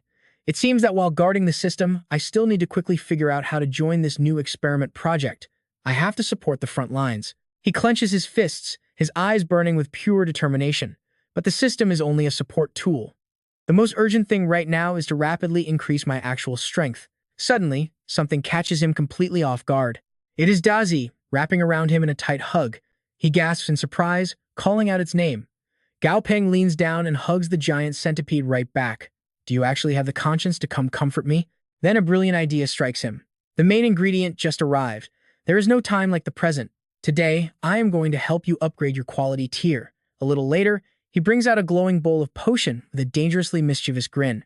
Dazi, drink up this whole bowl of soup. Gao Peng brings the bowl right up to Dazi, who looks at it completely confused, imaginary question marks floating around its head. But after one sniff, its eyes light up. It grabs the bowl with its claws. As the bowl drops, Dazi's entire body erupts in blinding yellow light. A massive barrage of violent lightning bolts explodes straight out of Dazi's body.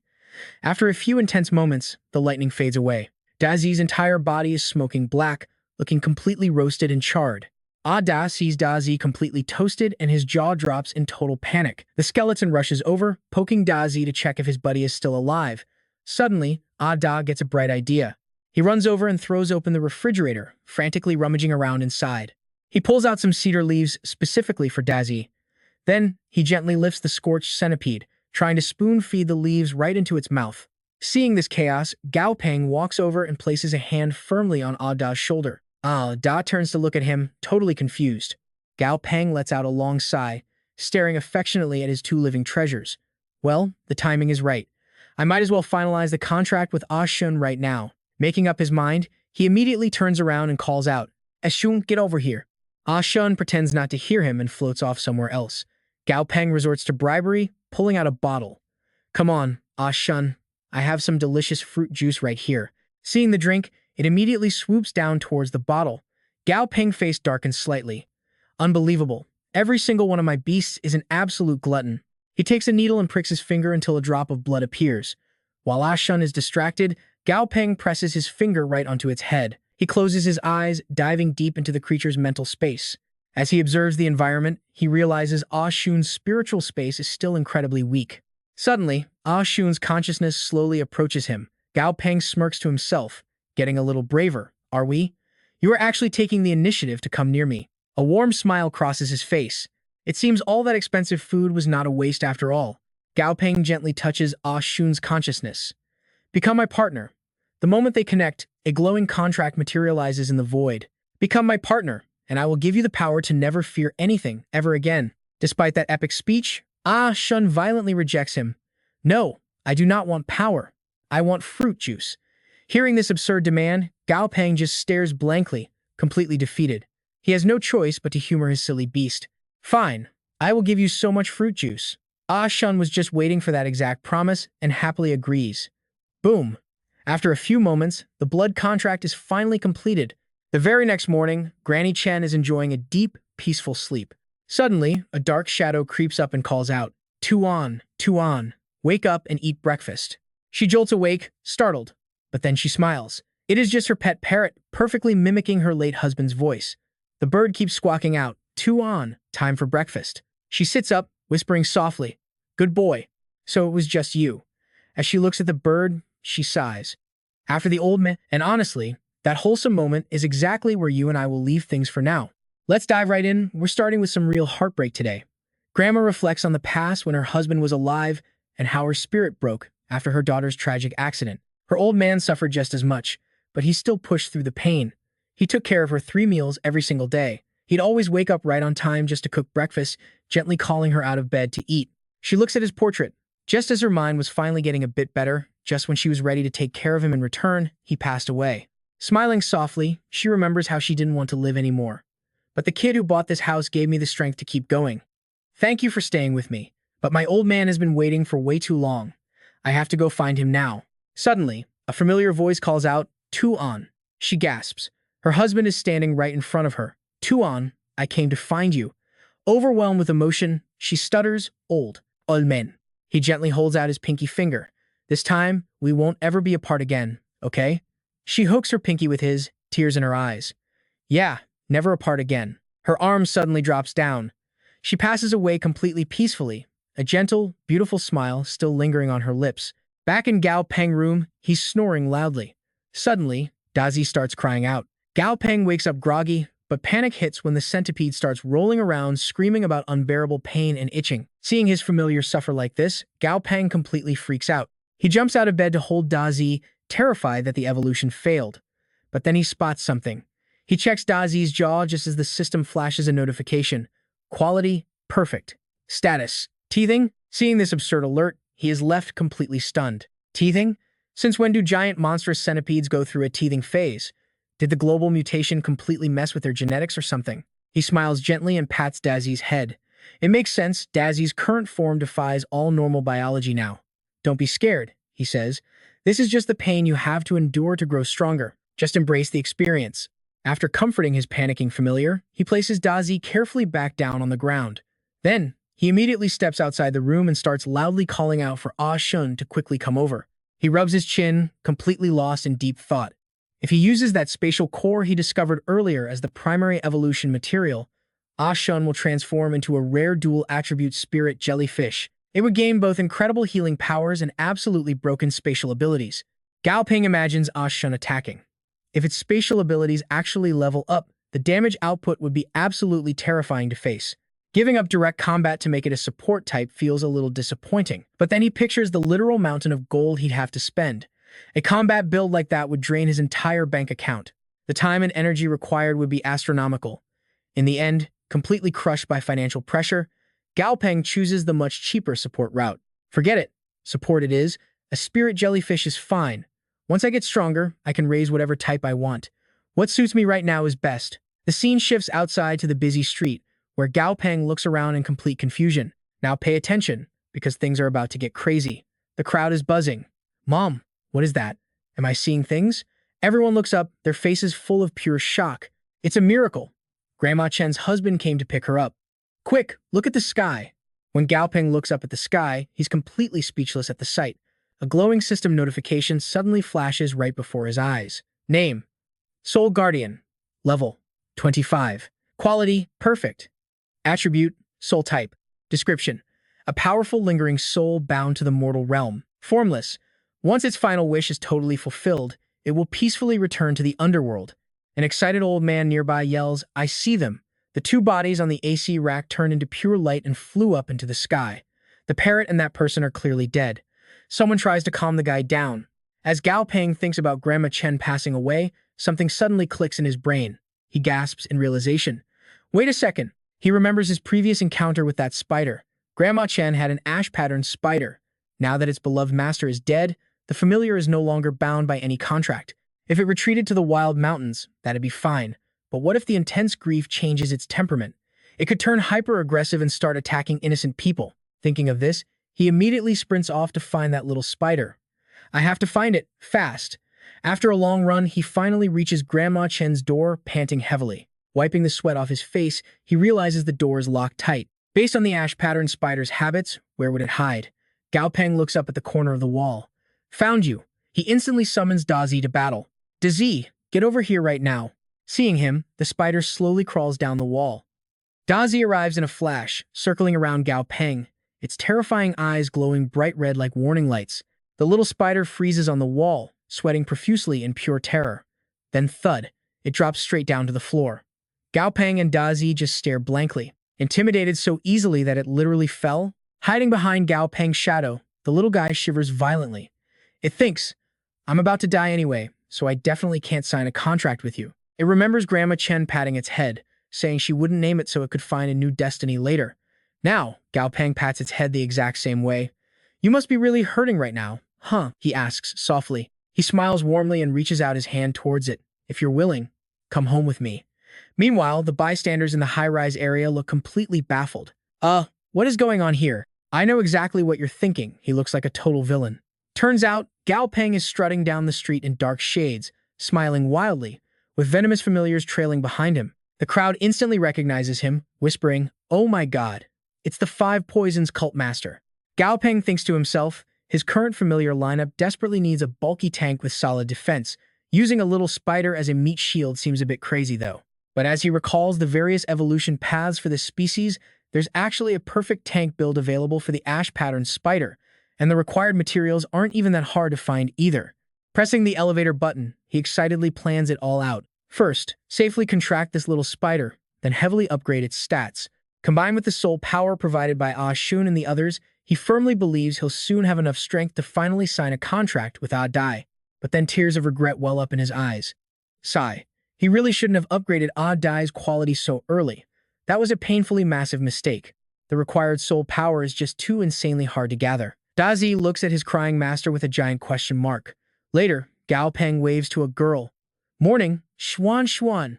She runs over happily. Good morning to you, little boss. Gao Peng is totally speechless at her new title. Little boss? Doesn't this girl usually call him Master Gao every single day?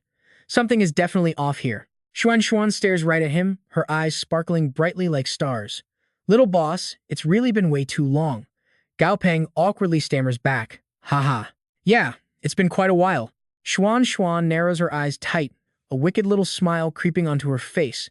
Little boss, lately, a lot of people have been asking about you. Some clients specifically demanded you by name. Even when I said you had zero time, they insisted on waiting. But you just... Xuan Xuan steps toward him, literally fuming with anger. Seeing this, he hastily tries to calm her down. I actually have time today. Let's just take it easy. Gao Peng quickly hands her a torn piece of paper, desperately trying to survive. Please, just prepare these materials first. I promise I'll buy you milk tea later. Still totally mad, Xuan Xuan angrily snatches the paper right from his hand. She turns and storms off, leaving behind a cold hemph. Gao Peng is utterly speechless, but breathes a heavy sigh of relief. Meanwhile, Dazi just glares at him with pure disdain. Back inside the lab, Gao Peng channels his power. A bright blue energy suddenly envelops both him and the little spider sitting in front of him. And that's where we leave it, trust me, you're going to love what comes next. Don't be hurt, become my friend, I'll give you a warm home. The spider agrees, the contract paper burns, sealing their bond. Gao Peng happily pats its head. All right, let's start your evolution. Stick with me, we are jumping right into today's wild experiment. Gao Peng smacks his alarm off and stares hard at the bubbling chemicals on his desk. Carefully, he adds one single green drop. Instantly, that tiny green drop transforms into a solid rubitor crystal. Smoke hisses from the test tube, and Gao Peng cheers out loud, knowing he finally nailed it. He turns straight to his pet spider and points out its gray body with those unique ash rings. Once you evolve into a gray armored spider, you will be joining the elite A-class generation squad just like the others. So from now on, your new name is Stripey. Gao Peng pulls down his mask with a massive grin, holding the glowing tube right in front of the spider. Look here, this is your custom evolution potion. Just soak in this, and your power will absolutely skyrocket. He dumps the glowing liquid straight into the tank. The water shifts instantly as the tiny spider starts mutating. Its body violently expands, shedding its old shell and letting out a massive, terrifying roar. Gao Peng winces hard, grabbing his own head. The pain is intense. This soul link means he is actually feeling every ounce of agony Stripey is going through. Clenching his shirt, Gao Peng fights through the brutal pain. He whispers to hold on, knowing this suffering is the only way to level up, and they have to push through it together. Suddenly, Kuyen walks right in, smiling and calling out for her little boss. Gao Peng snaps his head back, completely confused. Her eyes sparkle like crazy as she giggles with pure excitement. She tells him a brand new customer just arrived, and not just anyone, but the super rich, incredibly cool type of client. Gao Peng instantly flashes a business smile and says he will be right there. Mentally, he is sweating, realizing he has another beast to feed and desperately needs cash. He rips off his lab coat but suddenly pauses, spotting something seriously weird in the corner. The VIP guest is a sharp-looking blonde guy chilling on the sofa. Standing right behind him is a massive, totally bald bodyguard. Using his hidden inspection skill, Gao Peng instantly identifies the guy. He tosses his coat straight to Kuyen and tells her he will handle these two VIPs. He warns her to keep a very close eye on the spider's brutal evolution process while he is gone. He points out a specific jar on the table. He tells her the second it changes color, she needs to pour in the white liquid.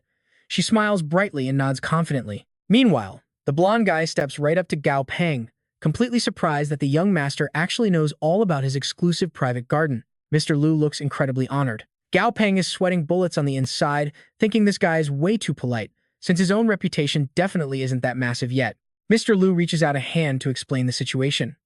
He says Gao Peng probably has absolutely no idea, but Lu recently attended an elite military banquet. At the party, Chairman Feng was openly hyping up the incredible recent research on the legendary Red Flow fire toad. He claims Gao Peng's contribution to that project makes him the absolute #1 expert. Right on cue, the bald bodyguard rips off a cover, revealing a heavy iron cage hiding a terrifying dark shadow. Mr. Lu points straight at it. Now pay close attention, because this is where things get serious. Mr. Lu wants to evolve this exact beast, and he believes Gao Peng is the only expert skilled enough to pull it off. The beast is vicious, with a glowing red gem embedded right in its chest as it growls in pure rage. Gao Peng gets a clear look and shouts out in shock. It is actually a legendary Dark Knight Hound.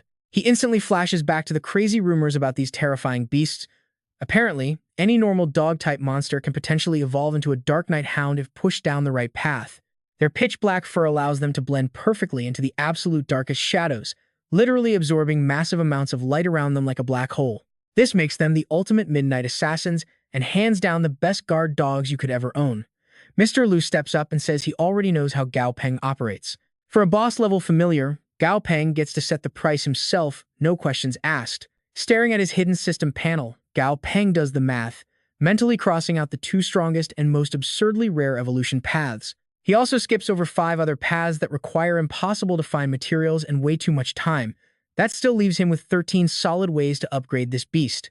Looking Mr. Lu dead in the eye, Gao Peng confidently states that boosting its quality is absolutely zero problem. Plus, he has a handful of top-tier evolution paths ready to go. The final power level will depend on the exact route they take. Smiling like a true businessman, Gao Peng holds up 5 fingers and demands 5,000 credit points. Mr. Lu and his giant bodyguard start sweating bullets, completely stunned. 5,000. Sealing the deal, Gao Peng shakes the man's hand, calling it a very wise choice. But suddenly, a massive spider leg completely wrecks the room. Hearing the brutal smashing noises from his lab, Gao Peng panics and sprints back to check on Stripey. He yells out to Kuyen, asking what on earth is happening. She is literally trembling in pure terror. Right in front of them stands a monstrously huge, fully evolved spider. The system instantly rings out. Evolution absolutely successful. It is now a gray-armored spider. Gao Peng cheers for a split second, until his eyes drop to the absolute mountain of shattered equipment covering his floor. Furious, he starts shouting at Stripey for totally destroying his expensive lab tools and terrifying poor Kuyen. The newly evolved beast has absolutely no idea how to defend itself, just shifting around awkwardly. Sighing, he reaches out to gently pat Stripey on the head. Crouching down, he sternly warns the beast that no matter how ridiculously overpowered it gets, it has to learn to control its own strength. The giant beast literally blushes. Stripey quickly raises its 2 massive front legs to hide its face, completely embarrassed while nodding along. But Gao Peng narrows his eyes, noticing something completely off. You and I both know spiders are supposed to be agile, right? Well, watch this. Stripey literally trips over a tiny piece of wood, faceplants into the ground, and instantly knocks itself out cold. Gao Peng is just left standing there, completely speechless. He starts questioning his life choices. Why does every single beast he trains act like a total idiot? They say pets take after their owners, but he violently refuses to believe that applies to him.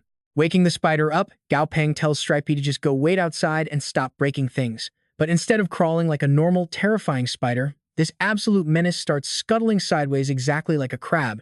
Everyone in the room just stares in pure shock while Gao Peng frantically tries to figure out what went wrong. Rubbing his temples, Gao Peng reaches over to help Kuyan back onto her feet. He awkwardly apologizes for the mess and asks her to order a brand new, much larger testing tank to replace the shattered one. He tells her to put all the damages straight on his personal tab. Then he orders her to prep the evolution materials for the Dark Knight Hound, ready for their massive client test next week. Crossing his arms, he adds that she should hire a cleaning crew to fix the destroyed lab, also on his dime, since working today is literally impossible now. He quickly dips out, leaving a dark-faced Kuyan grumbling about how fast they are burning through cash. Walking away, Gao Peng realizes his beast family is growing way too fast. He desperately needs a massive upgrade in living space. A spot out in the remote suburbs would be absolutely perfect for hardcore training and gathering rare herbs, so he instantly rings up a real estate agent. Glancing back at his newly evolved spider, a massive drop of sweat rolls down his face. He is seriously racking his brain, wondering if he somehow completely botched the potion formula. How on earth did a fearsome spider evolve into a giant crab? Frustrated, Gao Peng kicks its leg and screams at it to walk straight. He angrily reminds the beast that it is a spider, not a giant crab. Stripey just tilts its head, completely clueless, making Gao Peng sigh out loud in pure defeat. Later, outside the agency, a bright-eyed worker rushes up to greet him. She introduces herself as Little Lu, the exact real estate agent he had just spoken with on the phone. Getting straight to business, Gao Peng asks if they can head out right now to check out the properties like they discussed. Little Lu eagerly nods, showing off their private VIP transport. She guarantees him that they found the absolute perfect match for his crazy wish list. A massive, totally quiet suburban villa featuring a giant yard and a basement right out in the peaceful countryside. Handing over a sleek digital tablet, she tells Mr. Cow to take a good look at the listing. Gao Peng immediately locks his eyes onto the high-quality photos flashing across the brightly lit screen. The tablet reveals a massive, stunning white villa completely surrounded by a lush green forest. It is bathed in gorgeous sunlight, boasting giant double doors and an incredibly spacious, wide-open layout on all sides. It has perfectly breezy windows. Little Lu admits there is no basement yet, but the surrounding land is so massive he could easily just dig his own. Gao Peng is completely sold on the vibe and immediately asks for the location. Suddenly, the agent starts sweating and completely stammers. Coughing awkwardly, she reveals it is dirt cheap because it is by Long Hung Lake, and that's where we leave it. Trust me, you will want to see what happens next. Let's jump right in. The agent leans in and whispers, "Sure, this place is out in the suburbs and loosely managed, but minus the villa itself, there is a huge chunk of free land attached. It perfectly matches his needs." Gao Peng takes his time, telling her not to rush. He still has a few questions he needs cleared up first. Are these photos actually up to date? But wait, these look exactly like pre-disaster photos, right? The plant backgrounds seem way off. Gao Peng shoved the tablet right in the girl's face. "You guys aren't hiding any massive red flags or crucial info from me, are you?" Tiu Lu nervously stammers back. How? How could we? She tells him to think about it. A standalone villa from before the disaster, plus over 10 acres of gardens. In Chang'an City. You could never buy that. Right now, 2,000 credits is insanely cheap. And yes, it is remote. But there is a paved road right at the bottom of the hill. You can buy a car and commute super easily. The image shows a sleek road wrapping around the mountain. Gao Peng pushes up his glasses with a sly smile. For normal people, this remote spot might be an issue. But with all his beasts at home, it is actually perfect. Who knows? He might even score them some free extra snacks out there. He thinks about all those rotting abandoned houses. After all, the early days of the disaster completely tore society apart. These remote suburban villas were either turned into heavily armed fortresses or just entirely abandoned. Honestly, if this house looks even 60% as good as the photos, he will be perfectly happy, as long as it is safe. Then he lets out a sly, creepy little chuckle that echoes in the air. Tu Lu nervously reassures him that this price really isn't expensive at all. The seller is taking a massive loss here. Gao Peng nods and says, "All right, let's go check it out." Suddenly, the agent gasps. Right at her feet is Aban, Gao Peng's little red-eyed spider, staring blankly back up at her. Tiu Liu leans all the way down, staring closely at Gao Peng's spider. She smiles and asks, "Is this your familiar?" What a totally adorable little guy. "You have great taste." Gao Peng, about to get in the car, awkwardly turns his head and stammers. Even Aban looks shocked. He nervously replies, "That is a spider." The agent freezes in embarrassment. Right then, Gao Peng instantly spots someone hiding behind a wall, secretly spying on him. Now pay close attention here. Tiu Lu notices his reaction and asks, Mr. Cow, Mr. Cow. Suddenly, the space behind that wall goes completely, strangely quiet. Gao Peng turns away and brushes it off. It is nothing. My eyes must be playing tricks on me. Let's go. The confused agent just says yes. A bearded man standing behind the wall smirks, watching the backs of those two and the beast standing by the car. His sunken, hollow cheeks make the pure malice in his eyes stand out even more. The car speeds wildly down the road until Lu announces they have arrived. She smiles and gestures for Gao Peng, saying, "Look, Mr. Cow, this is the exact house I recommended to you." Gao Peng suddenly freezes in shock. Standing right across from a massive villa, he sees that minus a few water stains, the entire structure is completely intact. He screams internally. It looks almost exactly like the photos, just a tiny bit older on the outside. Spotting a sparkling clean kitchen, Gao Peng points out there is barely any dust inside. Does the seller actually hire people to clean it regularly? Glancing at the other rooms, he notes the furniture is completely fully stocked too. The style is just pretty old, and some tables and floors need a little fixing. Gao Peng glances at the table below and thinks, this furniture is actually super expensive. Even with a bad location, there is zero chance this only sells for 2,000 credits. Absolutely weird. An older bearded man walks right up and asks, "Are you Mr. Cow?" Gao Peng whips his head toward the door and demands, "Who is there?" Lu knows exactly who this guy is and quickly explains it. "Mr. Cow, this man right here is the owner selling the villa, Boss Lu." Boss Lu laughs out loud. "Haha, I heard Mr. Sao was coming to check out the house, so I made a point to come too." Gao Peng gets defensive.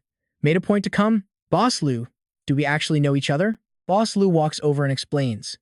"Come on, who in the industry does not know the great name of Mr. Cow by now?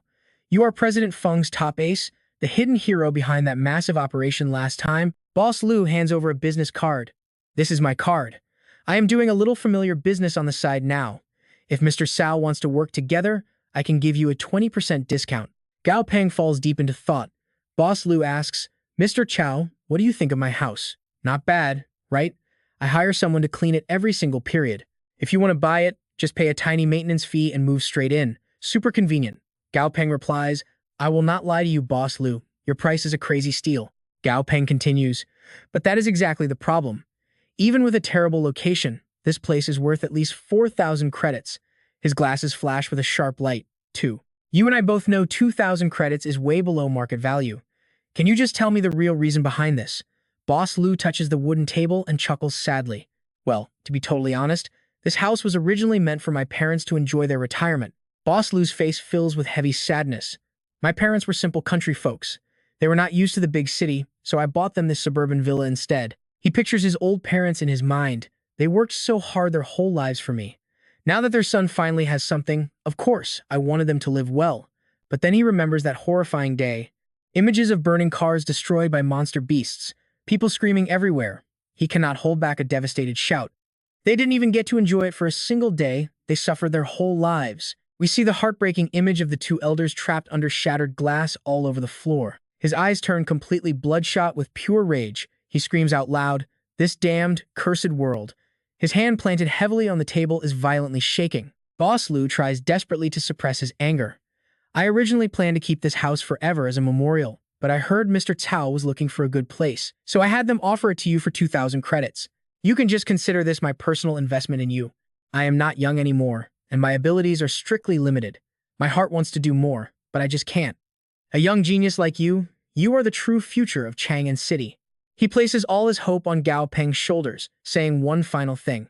"I just hope tragedies like this can be avoided in the future." Boss Lu's heavy words immediately make Gao Peng think of his own late parents. Gao Peng replies, "All right, thank you for believing in me." He instantly seals the deal. "I will buy this house." High-rise buildings light up the dark night sky. Gao Peng brings home a box of crickets and shouts, Dai, son, we are home." Seeing his beasts not even slightly excited to greet him, he pouts. "Why so cold today, guys?" Gao Peng just smiles and says, "You two come look at this. This is the top-tier nutritious food I picked out for you. Way better than that old plain orange juice." The little jellyfish practically pops a question mark, while the nearby bone beast casts a totally flirtatious look. All four of them gather around the dining table, staring at the steaming hot dishes smoking right in front of them. Gao Peng laughs. "Come on, eat up." Suddenly, the house feels a lot noisier. Gao Peng turns his head. "Huh?" He sees a familiar black-haired woman leaning against the door. "Duong Duong." She waves and says, "Little Bong, long time no see. She happily walks right over to the little centipede, smiles, grabs its head and cheers. Wow, Dazi leveled up. Then Duong Duong pulls at its little mouth.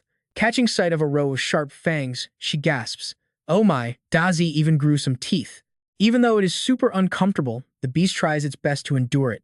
Unable to save itself, the little centipede tearfully sends out an SOS signal.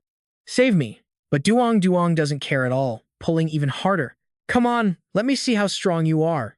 Gao Peng totally pretends not to see Dazi's desperate signal. He coldly turns his head away and sends a mental message back. Just hold it in. Endure it for a bit. His absolute betrayal leaves the little beast in pure shock. Then Duong Duong speaks up again. Oh right, little Bong. She looks at him and asks, I heard you finally bought a house. Taken aback, Gao Peng replies, Sister Duong Duong, your news travels ridiculously fast, but I still need to hire a decoration company to fix it up. I won't be moving in that soon. Duong Duong's eyes light up. She lunges forward, grabbing his hand. Call me when you do. Renovations need a lot of attention, and you lack social experience. He nervously mutters, all right. Duong Duong waves goodbye. It is a deal. I am heading out. That is where we leave it today, guys. All right, stick with me. We are diving into an epic beast tamer story. Gao Peng is sweating, totally suspicious about why this house is so ridiculously cheap. The door shuts. Meanwhile, Duong Duong smirks, secretly plotting to casually buy the place next door so they stay neighbors. Wind rustles through the green leaves. Gao Peng presses his hand against a thick tree trunk. He and his little pets stay completely hidden behind it. Glancing down at the military vehicles, Gao Peng realizes he has finally reached the checkpoint. Turning around, he figures the purple bottle tree forest must be close. He steps silently across the leaves. As he walks, he hopes to gather enough materials today. He got 3 days off, and this is the very last one. If he fails to collect enough wood hollow hearts before sundown, he will have to wait until his break next week to try again. That would be a massive delay. Suddenly, he jumps back and shouts in absolute shock. Staring at a blurry black shadow up in the branches, he yells out. The very first monster he meets outside the safe zone is an elite rank. Survival here is no joke. Perched on the branch is a black panther with terrifyingly long fangs. The system flashes. Gray sand, wild cat, level 13, normal quality. It is a wood attribute beast. The blue-eyed panther glows menacingly red and snarls, launching itself forward. Gao Peng instantly warns his team, not good, everyone, get ready. It charges like a literal bolt of lightning. Right as its massive claws reach for his face, Dumby tosses Dazi off his back. He immediately lunges forward, perfectly intercepting the wild cat's attack. The beast unleashes purple lightning, but tragically for the cat, Dumby gets absolutely furious. His entire body glows red as he roars. Your opponent is me. The wild cat's fur bristles up entirely. Just the heavy impact of Dumby's footsteps kicks dust everywhere. He charges straight at the feline, scaring it absolutely out of its mind. Panicking, the cat runs away for its life, but Dumby refuses to let it escape, charging up red energy in his hand. That red aura whips out and tightly binds the cat's leg. Taking advantage of the helpless, shivering creature, Dumby drops a truly earth-shattering punch right onto it. The wild cat sees the lethal strike coming. Before it can even write a will for its future kittens, Dumby smashes it straight in the head. Boom! Even the ground underneath shatters from the raw impact. Bright crimson blood pools around the defeated gray sand wild cat. Gao Peng stares at Dumby's massive, rock-solid back, taking a moment to analyze his partner's sheer power. I know what you're thinking, that was brutal. Compared to his flood ape days, his strength multiplied over 10 times. We knew he'd be strong, but this is insane. But suddenly, Dumby lifts his hands, staring at them with intense sadness. This completely confuses Gao Peng. He flashes a handsome smile and reassures him. After all, Dumby wasn't built for combat right after evolution. Clearly, he just needs a bit more time to train his combat senses. Then, he turns around, leading his squad away and says, all right, let's keep moving. Dumby glances back. He remembers the past, back when Gao Peng found him crying and gently patted his head. Even though he didn't understand the boy's words that day, he felt the warmth. Dumby smiles. From that exact moment on, that boy became his whole world. Dumby watches Gao Peng and Dazi bickering playfully. Dazi grumbles, Dumby only threw you out of panic. Stop being mad. If he hadn't tossed me, I would have protected you first anyway. All right, I get it. Dazi is the absolute best, but Dumby is awesome too, even if he threw me. Hearing this, Dumby looks at Gao Peng overjoyed. He really is everything to him. Gao Peng, Asan, Dumby, and Dazi continue down the road. We've searched for 3 hours across the main zones, finally found them. He spots the purple bottle trees, noting their rough, bumpy trunks and the thick vines wrapping around the branches. Last time, they found a green tree snake in this exact same area. It seems this specific breed of snake has a serious obsession with these trees. Suddenly, Dumby's eyes light up. He realizes the vine wrapping the branch isn't a plant at all, it's a camouflaged snake. Dumby instantly rushes over, reaching out and ripping the snake right off the tree, leaving the creature completely stunned. Dumby stares at it blankly, gently flexes his hands, and effortlessly snaps the snake in half. He extracts a bright green crystal gem from its body and immediately hands the shiny loot over to Gao Peng. Gao Peng thinks, is this its core? Ah, you fools. Snakes don't have cores, it's just a crystal. Today's mission is just to find wood hollow hearts. You guys really don't get it. He forces a laugh, knowing it's the thought that counts, so he obviously has to accept it. Then, he happily points at the trees. All right, Dumby, go ahead and smash these purple bottle trees to pieces. Dumby's face stays deadpan as he clenches his fist, gathering a dense purple aura. Seeing this terrifying power, the tree literally sweats in fear. Dumby drives his fist straight into the center, shattering the thick trunk into countless flying splinters. The trunk violently snaps in two as dust billows everywhere. Gao Peng yells out enthusiastically, "Beautiful hit!" Fueled by his master's hype, Dumby's spirit skyrockets. Absolutely pumped, he starts unleashing a barrage of devastating punches onto the surrounding trees. While collecting the wood hollow hearts, Gao Peng cheers, "Keep it up, Dumby. Break a few more." Meanwhile, deep in another part of the forest. Now pay attention, because here is where the trouble starts. Three guys in black cloaks are prowling around. The green-haired thug asks his bald boss what's next. The boss smirks. Their intel can't be wrong. Let's keep searching. A tiny rat standing on the boss's shoulder suddenly twitches its ears, listening closely. A second later, it points its little paw in a specific direction. The scarred guy grins. "Captain, looks like Dodo found a lead."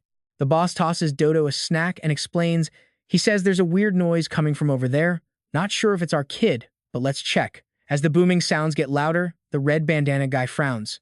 "Why does this sound exactly like me practicing my heavy punches?" Scarface scoffs. "Practicing punches? Ru Hoen, have you lost your mind? Who the hell shadowboxes inside a forest crawling with deadly monsters?" The boss sharply interrupts. "Dang, Sam, don't drop your guard. We can't ignore any clues. High-paying jobs like this are rare, and didn't you say your little brother still needs his tuition paid off? We absolutely have to complete this mission," the boss orders. "Let's move in, but keep it dead quiet." He then stealthily hides himself behind a massive tree. The trio watches in pure shock as Dumby unleashes brute force, smashing trees left and right, all of their faces instantly pale. Ru Hone mutters in terror. "Good lord, that giant is a monster. He's snapping whole trees with just a single punch." The boss nudges them, holding up a bounty photo of Gao Peng. "Look closely. That kid right there is our primary target. But what exactly is he digging for inside all that shattered wood?" Sweating bullets, Ru Hong nervously whispers, "Captain, we really should just bounce. Our client only paid us to investigate this kid's tamed beasts. We have seen more than enough right now. That is plenty of intel. Any closer and we are definitely getting spotted." "Dang," Sam hastily agrees, nodding his head furiously. Spotting Gao Peng's massive centipede casually wrestling a bug, he adds, "Captain, that centipede is clearly high tier. And that massive brute over there looks like an absolute nightmare to fight. Let's just get out of here." The boss immediately puts a finger to his lips. "Shh." The boss glares. "Listen up, boys. Aren't you sick of picking up garbage scraps to survive? With our trash skills, we can't ever enter the deep dark forest. But right now, a golden opportunity has literally fallen into our laps. We absolutely have to take this risk." Frowning deeply, the boss analyzes the situation. This kid is extremely suspicious. A tamer making this much noise in a dangerous zone for zero reason? You think he just wants to see how thick the wood is? Staring hungrily at the wood in Gao Peng's hands, he continues. "If we figure out what valuable loot is inside those trees, what is everywhere in this forest? Trees. Wouldn't we strike it rich? All right, here's the plan." The boss commands, "Dang, Sam, hide in the shadows and let your beast ambush the kid. Duong Hoen, you're with me. We will lock down that giant monster." Both lackeys instantly nod in agreement. The boss smirks with pure greed. "Let's test our luck today. Our golden fortune might have finally arrived. If we pull this off, we'll never have to live another day in pathetic, shivering fear." The wind rustles sharply. Dumby and Dazzy immediately drop into a defensive stance. Gao Peng looks confused. "Dazzy, Dumby, what's wrong?" "That's where we leave it. Trust me, you're going to want to see this next fight." "All right, let's dive right back into the action." Gao Peng spots two goons hiding behind a tree and shouts, "Who is it? Come out." To protect him from an ambush, Dumby throws an arm up right in front of him. The whole group panics. Not good. They found us. Their boss steps up to play it cool. Haha, hey there, friend. The boss smiles and says, meeting here is pure fate. We just came to see if you needed any help. His guy breathes a sigh of relief, glad the boss reacted fast. But Gao Peng keeps his guard up. Help? Yeah, right. He sizes up the familiars standing behind them. That Windchaser armor and Butterfly Scout, both are top tier at forest ambush attacks. Gao Peng instantly reads their real intentions. These two guys are absolutely not here to play nice. Dumby immediately spins around to block Gao Peng blind spot, staring hard at another shadow behind a tree. Thanks to that, Gao Peng realizes something else. There are more of them. The boss forces a super awkward laugh. Haha, that's just my brother. Don't worry. We mean zero harm, but deep down, he's sweating. What the heck is this monster? And how are its senses so sharp? The hidden guy steps out and chuckles. Yeah, I just went to the bathroom. I just got here. Suddenly, Gao Peng's system screen flashes fast. Level 18. Elite tier. Excellent quality. Metal attribute. And its biggest weakness? Lightning. Gao Peng looks at the status board and realizes this is a silver praying mantis, probably a super rare mutation. But Dazi counters it perfectly, so it's honestly nothing to be scared of. Gao Peng glares at them, voice ice cold. I don't think I need any help, especially not your kind of help. His familiars instantly drop into a defensive stance, faces full of absolute rage. The boss forces a smile. Well, if you don't want us bothering you, little brother, then we'll just leave. His lackey looks totally confused. Hey, he yells out. Captain, are we really just leaving? The boss whispers back. We got exposed 2 or 3 times already. The sneak attack window is gone. He keeps explaining. He's young but has 3 familiars at once. He either has crazy money or insane power. Either way, don't mess with him. He says this while staring dead at Gao Peng, Dumby, and Da Zi. He places a hand on his chest and shudders. Plus, that familiar wearing the black cloak. It's giving off an aura that makes my pet incredibly anxious. Seeing his little pet literally shaking with fear, he mutters, honestly, its instincts have saved my life countless times. The boss turns his head to leave. Let's go. In this crazy world, who knows what kind of familiar we might run into and lose our lives over. But wait, we'll come back after he leaves. Let's see if we can find any clues. Besides, there are tons of trees in this forest. No need to fight him over those specific ones. His lackey sighs. Yeah, I get it. Now watch closely. Gao Peng is thinking if Dumby hadn't spotted them in the shadows, would they have attacked? He pushes up his glasses, glaring at them. If they made a move, would I have ended them? 2 hours later, shattered wood is scattered everywhere. Gao Peng happily holds a massive bag in his hands and smiles. 21 kilograms. Yeah, this should definitely be enough. Gao Peng waves his hand. Dazi, come here.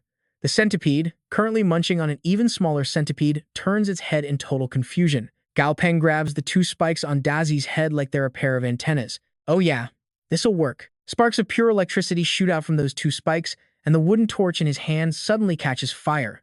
Within seconds, the flames grow bigger and bigger. Then he tosses the burning torch straight into the pile of leaves at his feet. Ignoring the massive smoke cloud, Gao Peng turns his back and walks away. Before the cataclysm, burning a forest was a literal crime. But now, that law is completely gone. Anyway, after the cataclysm, the sheer life force and resistance of these plants are way stronger than anyone thinks. A normal fire like this? It's absolutely impossible for it to burn the whole forest down. Gao Peng smirks. Plus, it perfectly destroys all my tracks.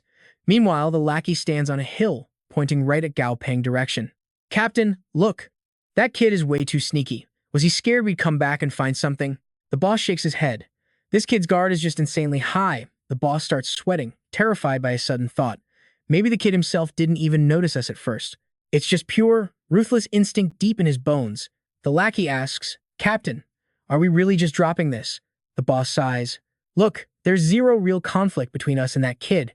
If he'd been holding some crazy blinding treasure back there in the forest, then maybe I actually would have risked making an enemy, attacked him, and then cleaned up all the tracks perfectly.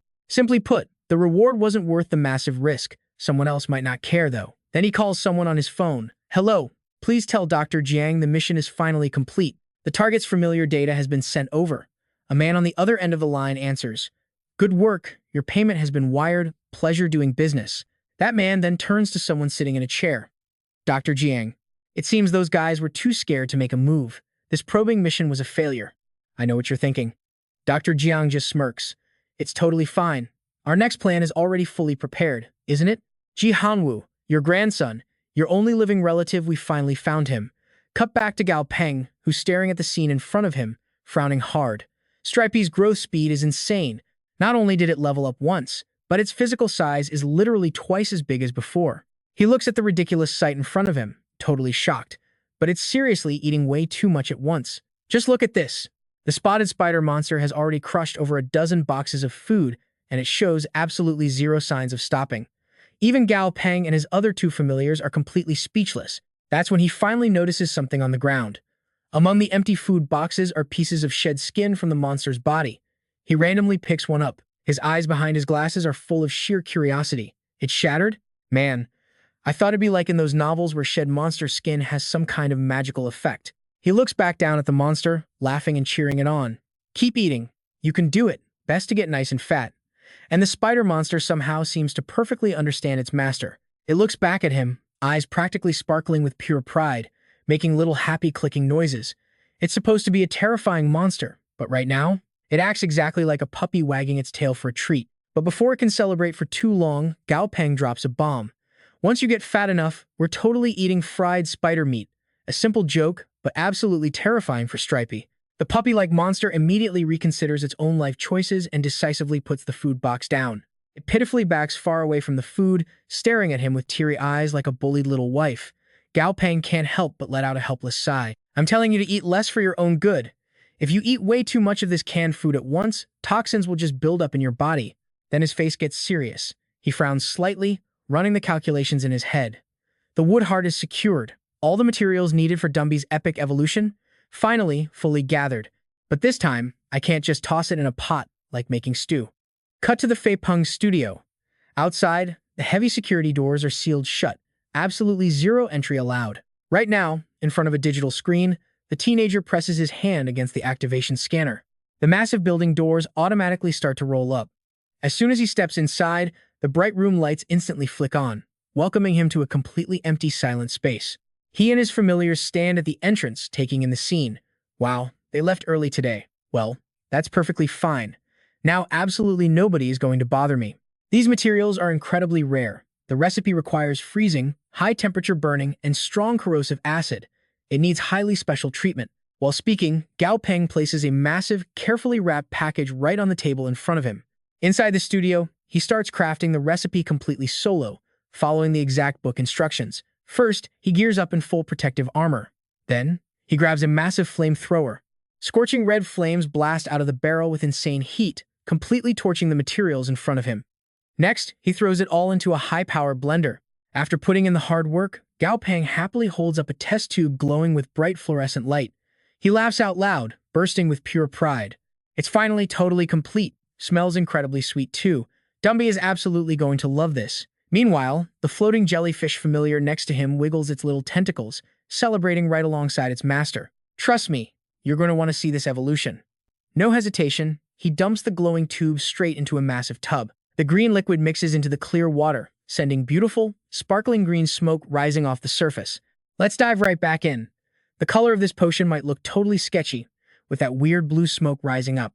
But just look at the flying jellyfish drooling over it, you can tell it's irresistible. It chirps a few times, basically telling him it smells exactly like human apple juice. Seeing it so hyped, Gao Peng laughs, points at the water tank, and tells it to jump in for a soak. Before he can even help, the little jellyfish zips forward. It just can't wait anymore and dives straight into the tank. The beast slowly sinks into the glass tub, its body totally relaxing as it drifts inside. He is completely speechless, but suddenly, he gasps out loud. His eyes go wide, and his red pupils shrink in shock. Inside the massive tank, the beast is just chilling, looking way too smug and relaxed.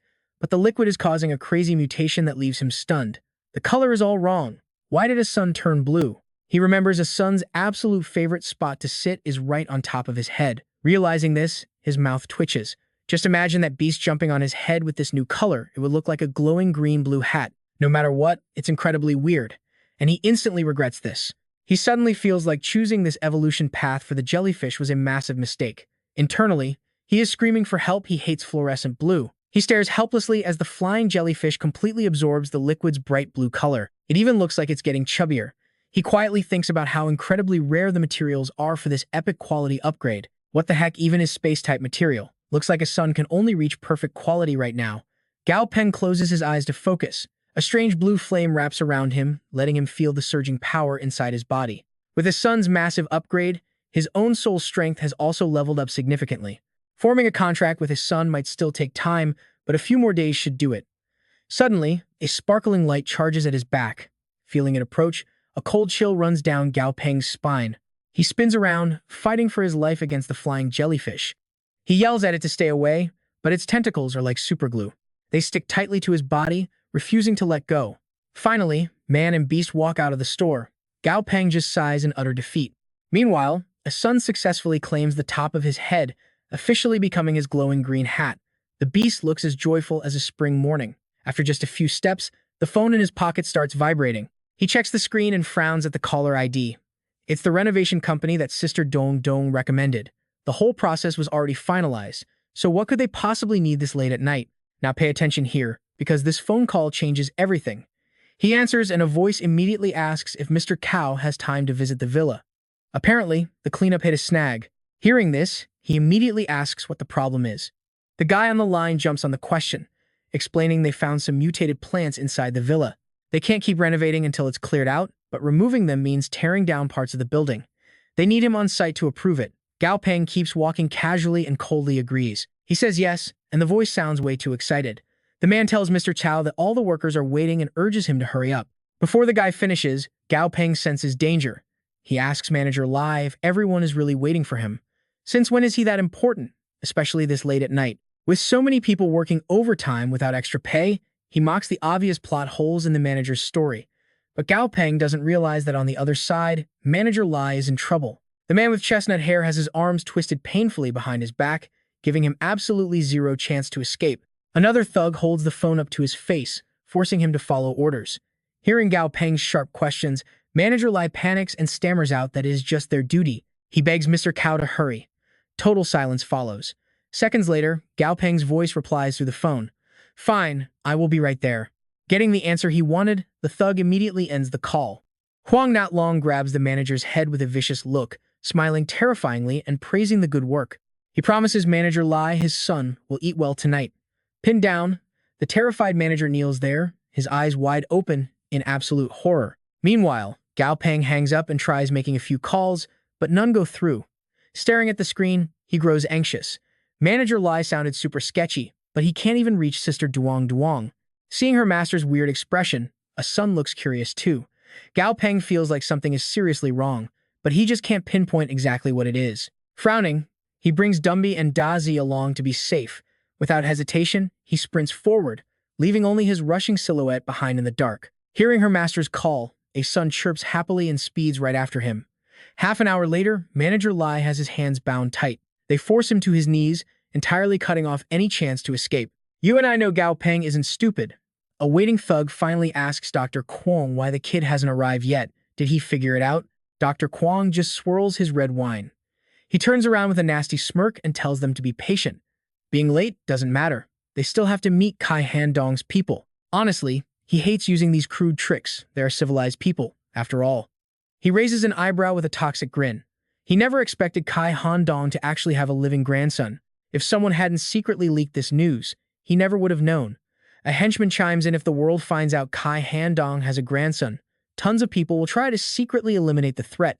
Huang Not Long raises his glass, staring at the swirling red liquid. His wine-colored pupils suddenly flash with a faint, intensely sinister light. Murderous intent spills from his eyes. He laughs cruelly. Ultimately, Kai Handong has no other family and will eventually die off. But his grandson is young, and wealth easily corrupts. Namthean Group is a massive empire now. His dark words terrify his subordinate into a cold sweat. The henchman asks why they do not just kill Gao Peng immediately instead of dragging this out with endless plotting. Hearing this, Dr. Kwong dumps his wine, letting it spill like blood. He explains Kai Handong went to insane lengths to hide the kid. He definitely has secret guards watching the boy. Attacking directly would be far too risky and leave too much room for deadly errors. Alerting that monster would be a disaster. Besides, who said anything about killing him? I just want to capture the kid to force a negotiation. He turns around with a deeply sinister glare. The glass drops and shatters instantly. If they kill Kai Handong's only family, they will face his apocalyptic rage. In the end, the only ones who benefit would be the vultures waiting to steal his throne. Dr. Kwong sneers at his own lab's limits. Compared to Nam Thean Group's massive facilities, his research center is practically nothing. They have at least 30 advanced units over there, not to mention their massive security divisions. Even if the sole heir of Nam Thean Group actually died, those security forces would remain. And those specific elite guards, they're highly trained killers who will do anything for their boss. So what do you and I take from this? Dr. Kwong wants absolute chaos without dirtying his own hands. Alright, stick with me here. Let's dive into this insane plot.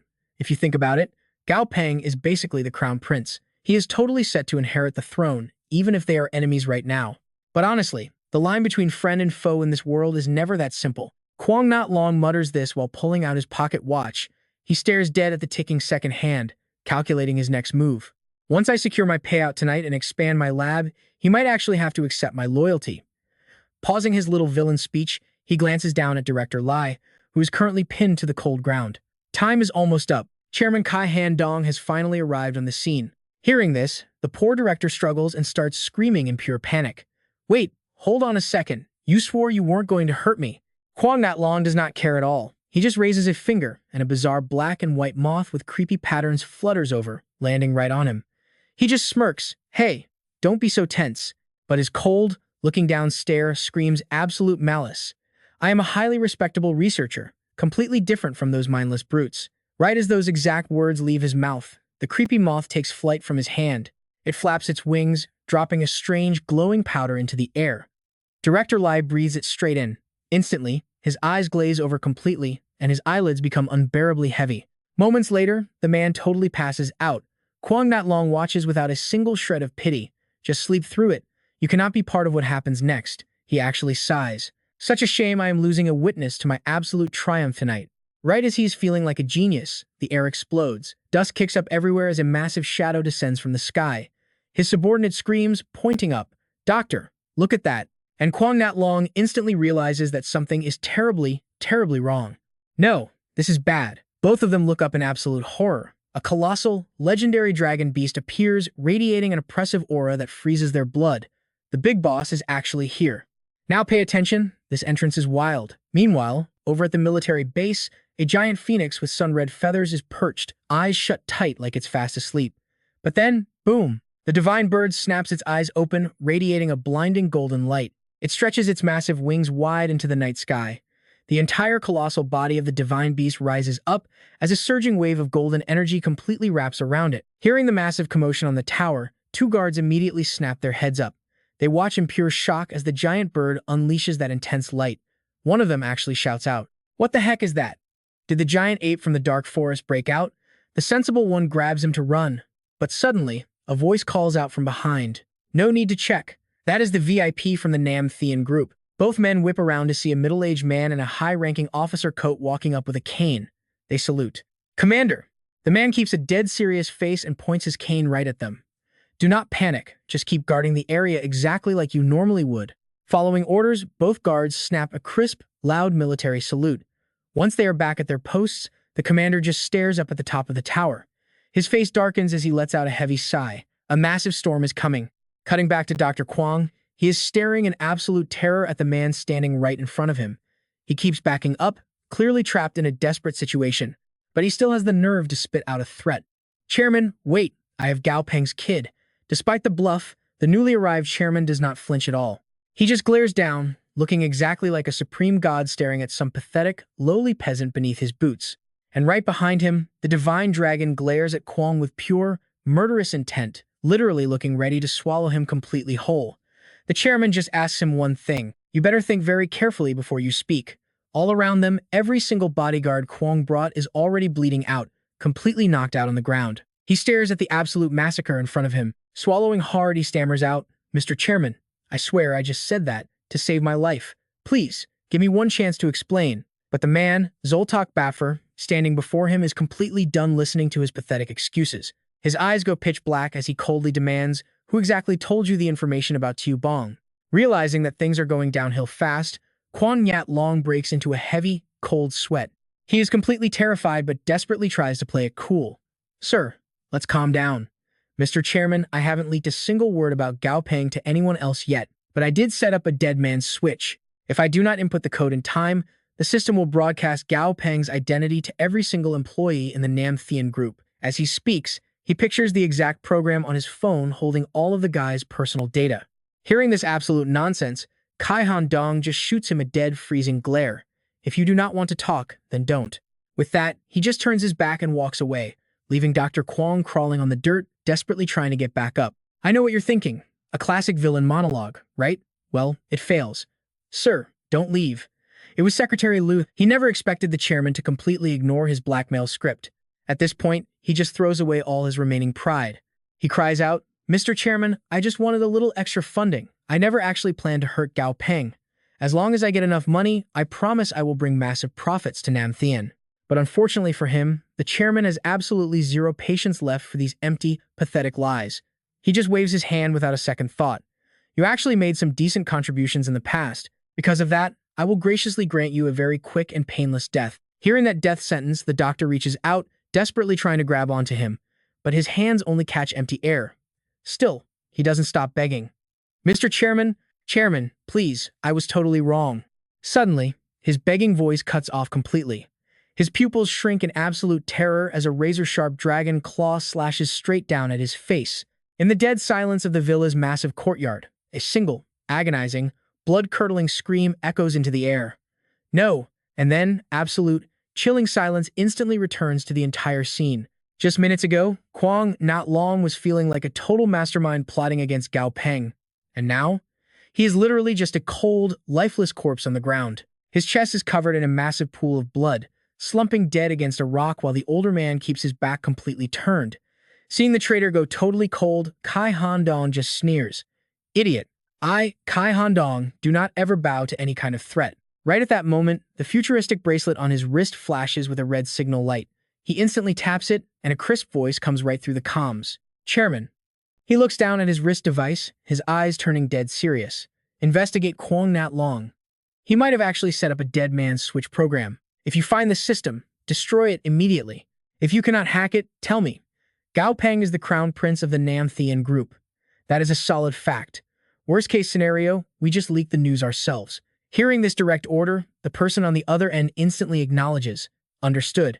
Having personally handled the trash, Kai Han Dong relaxes and looks out at the sky ahead. The night is totally packed with glittering stars, looking like an endless galaxy with just a few lazy clouds drifting by. The view is so stunning he cannot look away. I really do like this simple world. But of course, that majestic vibe is totally ruined by desperate, pathetic cries for help echoing in the background. "Please, no!" Amidst the screams, a woman walks up and kneels gracefully on the ground. She looks up at his tall, imposing back and respectfully calls out to him. The chairman glances back at the kneeling girl. Duong, he says her name. She is absolutely gorgeous, with soft, black wavy hair, striking red eyes, and plump pink lips that always wear a careless, playful smile. Hearing him call her name, she elegantly stands back up. Kai Han Dong ignores her, turning his gaze away as he falls deep into his memories. He remembers coming back from overseas, totally unable to control the corporation. The internal factions were a massive, chaotic mess. Plus, the news of Tu Bong's mother passing was overshadowing his own existence. He had no choice but to secretly send people to wipe out all the remaining loose ends just so the kid could grow up safely. Now, the structure of the entire group has basically stabilized. But surprisingly, there is absolutely no rush to go meet Tu Bong just yet. Letting him roam free like this is the best way to temper a man's pure willpower. And honestly, Tu Bong's talent has totally surpassed all of my expectations. Saying that, he walks up to his divine dragon pet, gently strokes its head, and tells Duong, the group still has business to handle. I will leave the cleanup to you. Meanwhile, the massive silver dragon feels the warmth from its master's hand, closing its eyes with a look of pure, absolute bliss. Standing nearby, the girl hears his orders and looks totally confused. "Master, are you really not going to see him tonight?" But hearing that, he just chuckles. "We will wait for a much better opportunity." For Tu Bong, material things and power can be grabbed at literally any moment. You and I know the truth. An iron heart is what really matters. Let's see just how much further you can grow. Let's jump right in. Gao Peng finally reaches the villa with Stripey, Dumby, and his floating jellyfish Asin. But wait, the place is a total wreck. Director Lai and the workers are completely gone. Their phones are dead. What on earth happened here? Just then, he notices deep, massive gouges ripped right into the ground. The more he looks, the more obvious it gets. This is definitely not from construction work. Stepping closer, he narrows his eyes, his mind racing to figure it out. These look exactly like giant claw marks. While he is deep in thought, a slender figure steps up beside him, arms crossed. She says she clearly underestimated his growth rate. Her voice is smooth, not too loud, but incredibly gentle. The second he hears her, he snaps around, instantly on guard. Who was there? The girl with soft, wavy hair just gives him a gentle smile.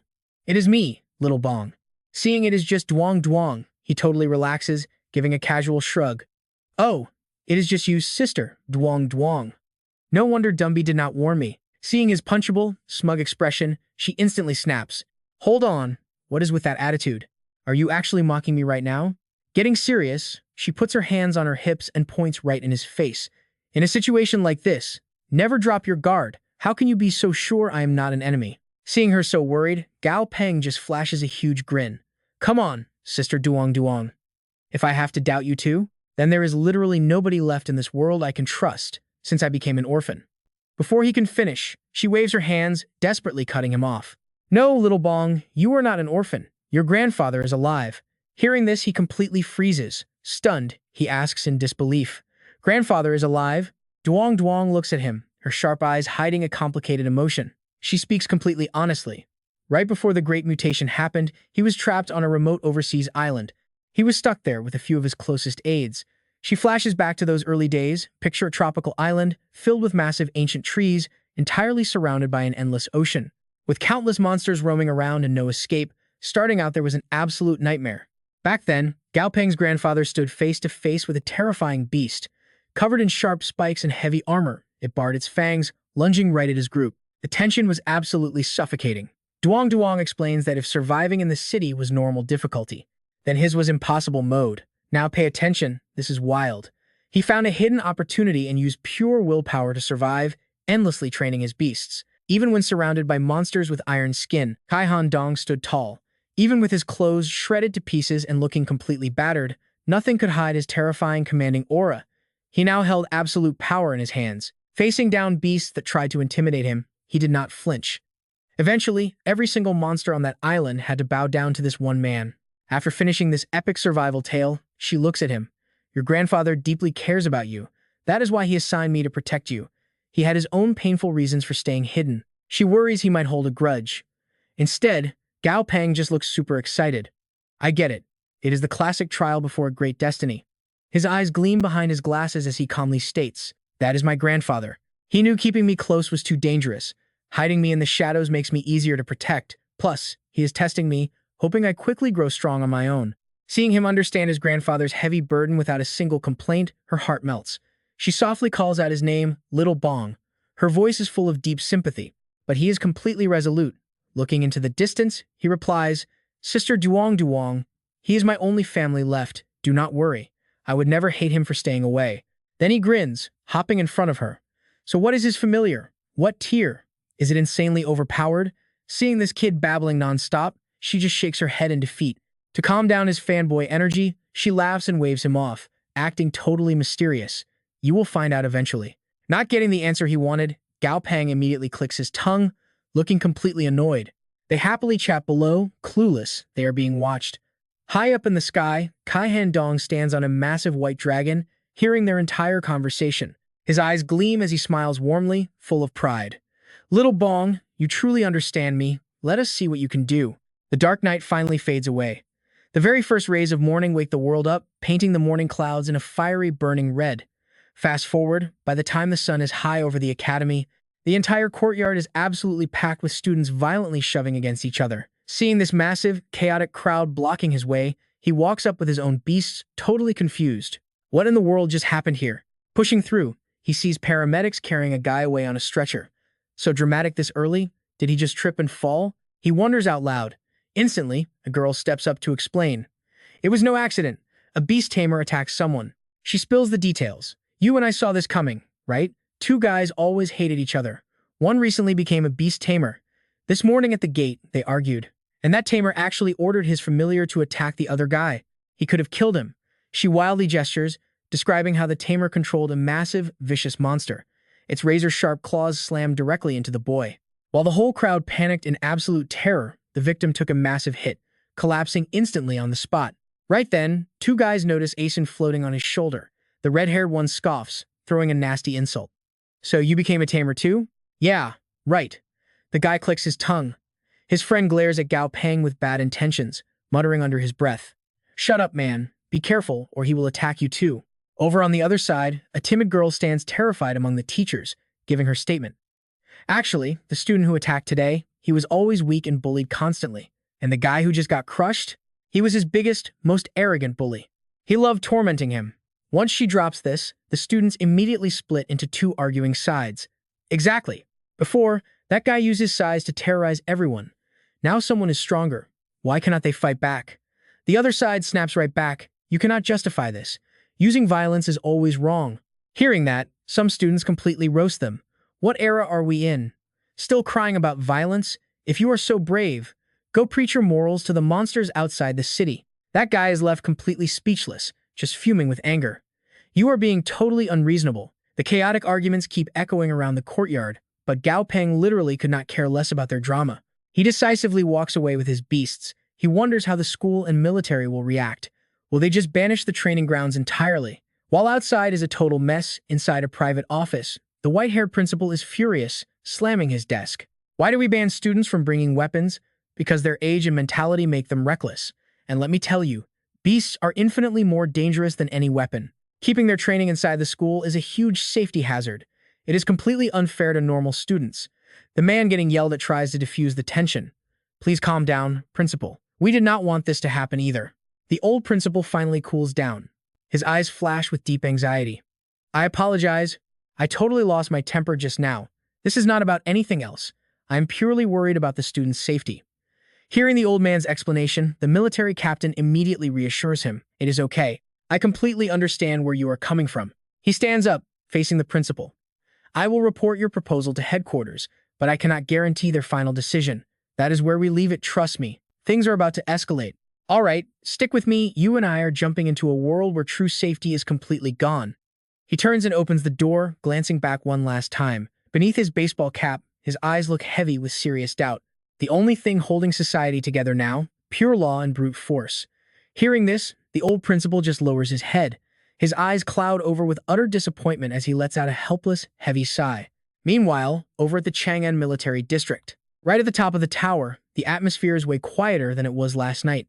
Just dead silence. Taking in the gentle breeze and sunlight, the man from the principal's office is back here now, standing at strict attention.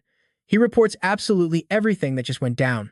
The situation is tense. Meanwhile, the middle-aged commander stands with his back to him, one hand resting behind his back, staring out into the far distance. Hearing his subordinates report, he can't help but sigh. Schools should really just be places for learning, right? He turns his head back, his eyes looking a bit dark. But that was how things used to be, you know the truth. Just last month alone, Chang'an City saw over 300 cases of beast familiars attacking humans. And because these tame beasts pack absolutely devastating power, most of those incidents were totally fatal. And get this, that is only counting the attacks happening right here in Chang'an. If you look at the whole country, or even the world, our crime rate is actually still considered low. The situation over in Western countries, it is a complete disaster. The police there are completely overwhelmed.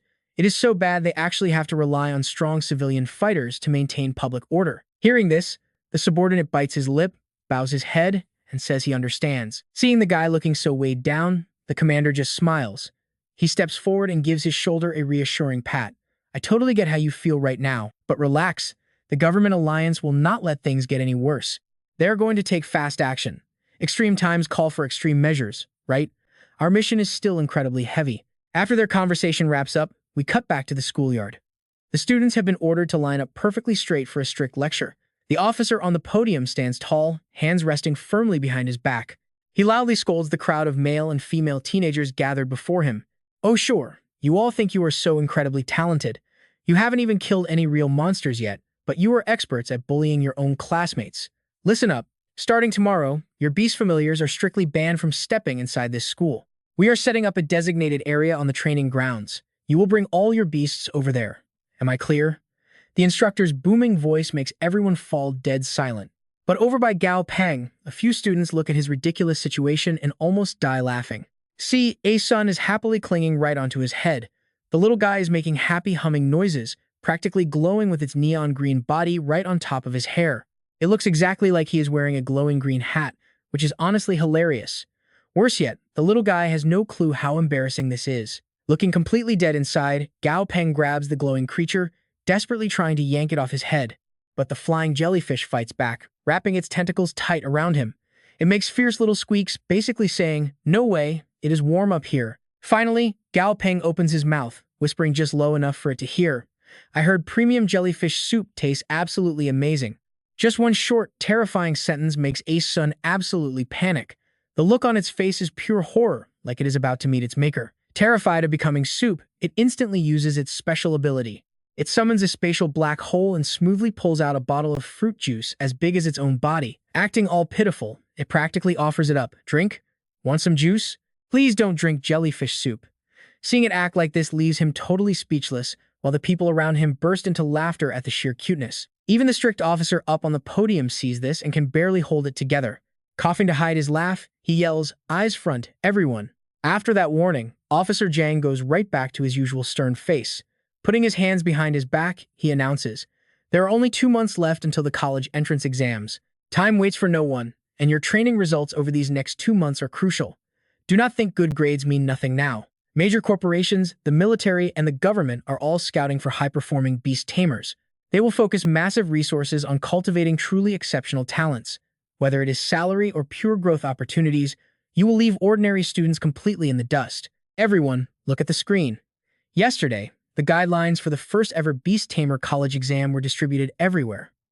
Worldwide, actually, as the instructor speaks, the massive screen behind him lights up brilliantly. The bold text of the official Beast Tamer exam topics flashes in huge letters right across the display. Now pay close attention here, because the rules of the game are about to shift. He explains the exam is split into 3 rounds. Round 1, a nationwide monster fighting test using your familiars. First, you get to pick the level and quality of the monster. But the exact species? Totally random. Plus, you are absolutely not allowed to pick a monster with an elemental disadvantage just to get an easy win. If the randomly assigned monster actually happens to naturally counter your beast familiar's element, you get exactly 1 single chance to swap it out. But of course, if your beast manages to defeat a monster that counters it, you get massive rewards. Based on difficulty, normal tier monsters give 10 points, elite tier gives 50 points, and commander tier gives a whopping 500. On top of that, fighting an elite quality monster of the same level boosts your score by 50%, while a perfect quality gives a 100% boost. He confidently breaks down the entire monster grading system for the stunned students, carefully explaining exactly how the points for their future college entrance exams will be calculated and stacked up. But wait, that is not all. The officer keeps dropping rules. Rule number 2. The number of monsters you challenge cannot exceed the number of beast familiars you actually own. For example, if you have 3 beast familiars, you can only challenge 3 monsters. This totally prevents candidates with high-level beasts from farming a bunch of low-level monsters just to cheat their score higher. Honestly, this first round is basically going to be the absolute final round for the majority of you. Only a very small handful of candidates with outstanding results will earn the right to enter round 2. In the second round, you will fight in the real wilderness, and it will be broadcast live nationwide. The exact specific rules will be announced right after the first round officially ends. But honestly, any candidate who simply survives to reach round 2 is basically guaranteed a solid spot in a top-tier university. He pauses right there. You and I both know surviving out there isn't going to be a walk in the park. Describing the second round, he explains that candidates will leave the nation's safe zones. They will step directly into the dense wild, facing impossibly massive, bizarrely colored monsters head-on. After giving that rough overview of the second round, Instructor Jang stands on the podium and smiles. His voice suddenly grows a whole lot heavier. As for the third round, let's wait until you actually pass round 2 before I explain that. I really hope you don't waste this time. I know all of you lived through the great disaster 3 years ago. Please remember, the peace we have today did not come easily, and we must cherish it. After reminding everyone about the brutal stakes, he kindly drops one final piece of advice. Our instructors will be ramping up your training intensity during this final stretch. Standing right in the middle of the crowd, Gao Peng is deep in thought. Given his current power level, even though he is just a junior, he could easily take this exam right now. The only catch is, he needs to speed up a son's evolution to perfect quality. As he plots this out, the very creature he's scheming about is clinging to his shoulder, practically crying tiny tears. While he is lost in thought, the instructor up on stage steps behind a massive iron cage. Inside is a truly gigantic monster. I had to beg to get this mutated dead leaf grasshopper. Who wants to be the first one to test their skills against it? Target monster, mutated dead, leaf grasshopper. Evolution status, giant, monster quality, elite tier. Level, 10, Threat level, common. Staring down the terrifying bug locked inside that iron cage, Gao Peng starts carefully calculating his very next move. He thinks to himself. Stripey just finished a major growth phase and successfully hit level 10. Its quality isn't too far off from that dead leaf grasshopper either. This makes it an absolutely perfect opponent for a real training battle. Plus, grasshoppers are literally spider food, giving Stripey a massive natural advantage. But there is just one little problem. He silently glances down at his familiars. Every single one of them looks incredibly anxious and pitiful. Stripey, especially, is acting like a terrified little kid on the verge of sobbing, literally hiding behind a centipede for protection. Seeing his spider act like this leaves him totally helpless. Why is Stripey such a huge coward? Last time it ambushed me, it was absolutely terrifying. Is it just completely paralyzed by fear right now? Making up his mind, he decides to push it. And that's where we leave it. Trust me, you'll want to see this fight. Gao Peng bravely shoots his hand straight up. Instructor Zhang, let me try first. He completely ignores the shivering spider hiding behind his leg. Meanwhile, Zhang looks at the kid and his weird beasts, totally speechless. Why is there another one? Let's dive right back in. The instructor walks over to Gao Peng, reminding him that trainers normally focus all their energy on raising just one single familiar. They usually wait until that specific monster reaches the commander tier before trying to raise a second one. Because honestly, only with a commander tier familiar is a trainer actually considered truly capable. He warns Gao Peng that as an elite student, we highly value trying to raise multiple familiars at the exact same time will absolutely waste his precious energy and time, especially with the major exams rapidly approaching. Focusing entirely on leveling one single beast up to the commander tier to secure those massive exam scores is the best choice. Hearing the instructor's advice, Gao Peng just smiles gracefully. He thanks the coach, but insists he already has a solid training plan mapped out, so it won't be an issue. But internally, he is screaming. He knows the instructor means well, but he obviously can't just explain that he has a cheat system helping him upgrade his familiars with zero effort. After speaking, he turns to his spotted spider, cheering it on. Honestly, Stripey has gotten pretty chubby lately. Stripey, let's go. But no matter how much its master hypes it up, the poor thing just trembles pitifully as it slowly creeps toward the terrifying monster in the arena. Stripey's massive body reluctantly squeezes into the exact same space as the dead leaf locust. It stares wide-eyed at the bizarre creature hanging upside down from the iron cage.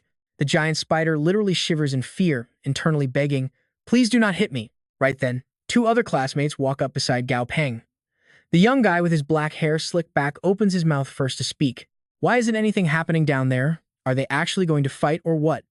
Then, the short-haired girl beside him suggests, Gao Peng, maybe let my familiar handle it. But completely ignoring their growing impatience, our guy just keeps his eyes locked dead on the inside of the iron cage. He has his own thoughts about this matchup. One side is way too cautious to initiate an attack, while the other is absolutely terrified. Honestly, you could call them perfectly matched rivals. Thinking about his purple centipede always looking like an absolute vicious demon compared to this spotted spider holding back tears, he can't help but mentally compare the two. He finally understands what teachers mean by personality differences. For their very first battles, Dazi and Stripey are complete opposites. Dazi is just incredibly bloodthirsty and completely ready for war. Dazi would actively hunt its prey, while Stripey chooses purely to defend and escape. Honestly, if this arena wasn't solid concrete, this spider probably would have dug a hole and hid underground by now. Thinking about this, Gao Peng's face drops with genuine worry. Stripey, this is a path you absolutely must walk. But suddenly, there's explosive movement inside the iron cage. The massive locust lunges right in front of the terrified spider. Gao Peng gasps silently. The dead leaf locust finally lost its patience and decided to strike first. Just as he thinks that, its razor-sharp claws clamp down hard on the spider's body. Feeling something grab its back, Stripey, still looking like it's about to burst into tears, wildly shoves the giant locust away and rapidly scrambles backward. Now pay close attention to this next move. Seeing the locust take flight into full combat mode, Gao Peng immediately tenses up. Oh crap, the dead leaf locust actually wants an aerial battle. This situation gives the locust a massive advantage. Only a variant like this could physically throw Stripey up like that. Gao Peng realizes his previous battle strategies were way too rigid.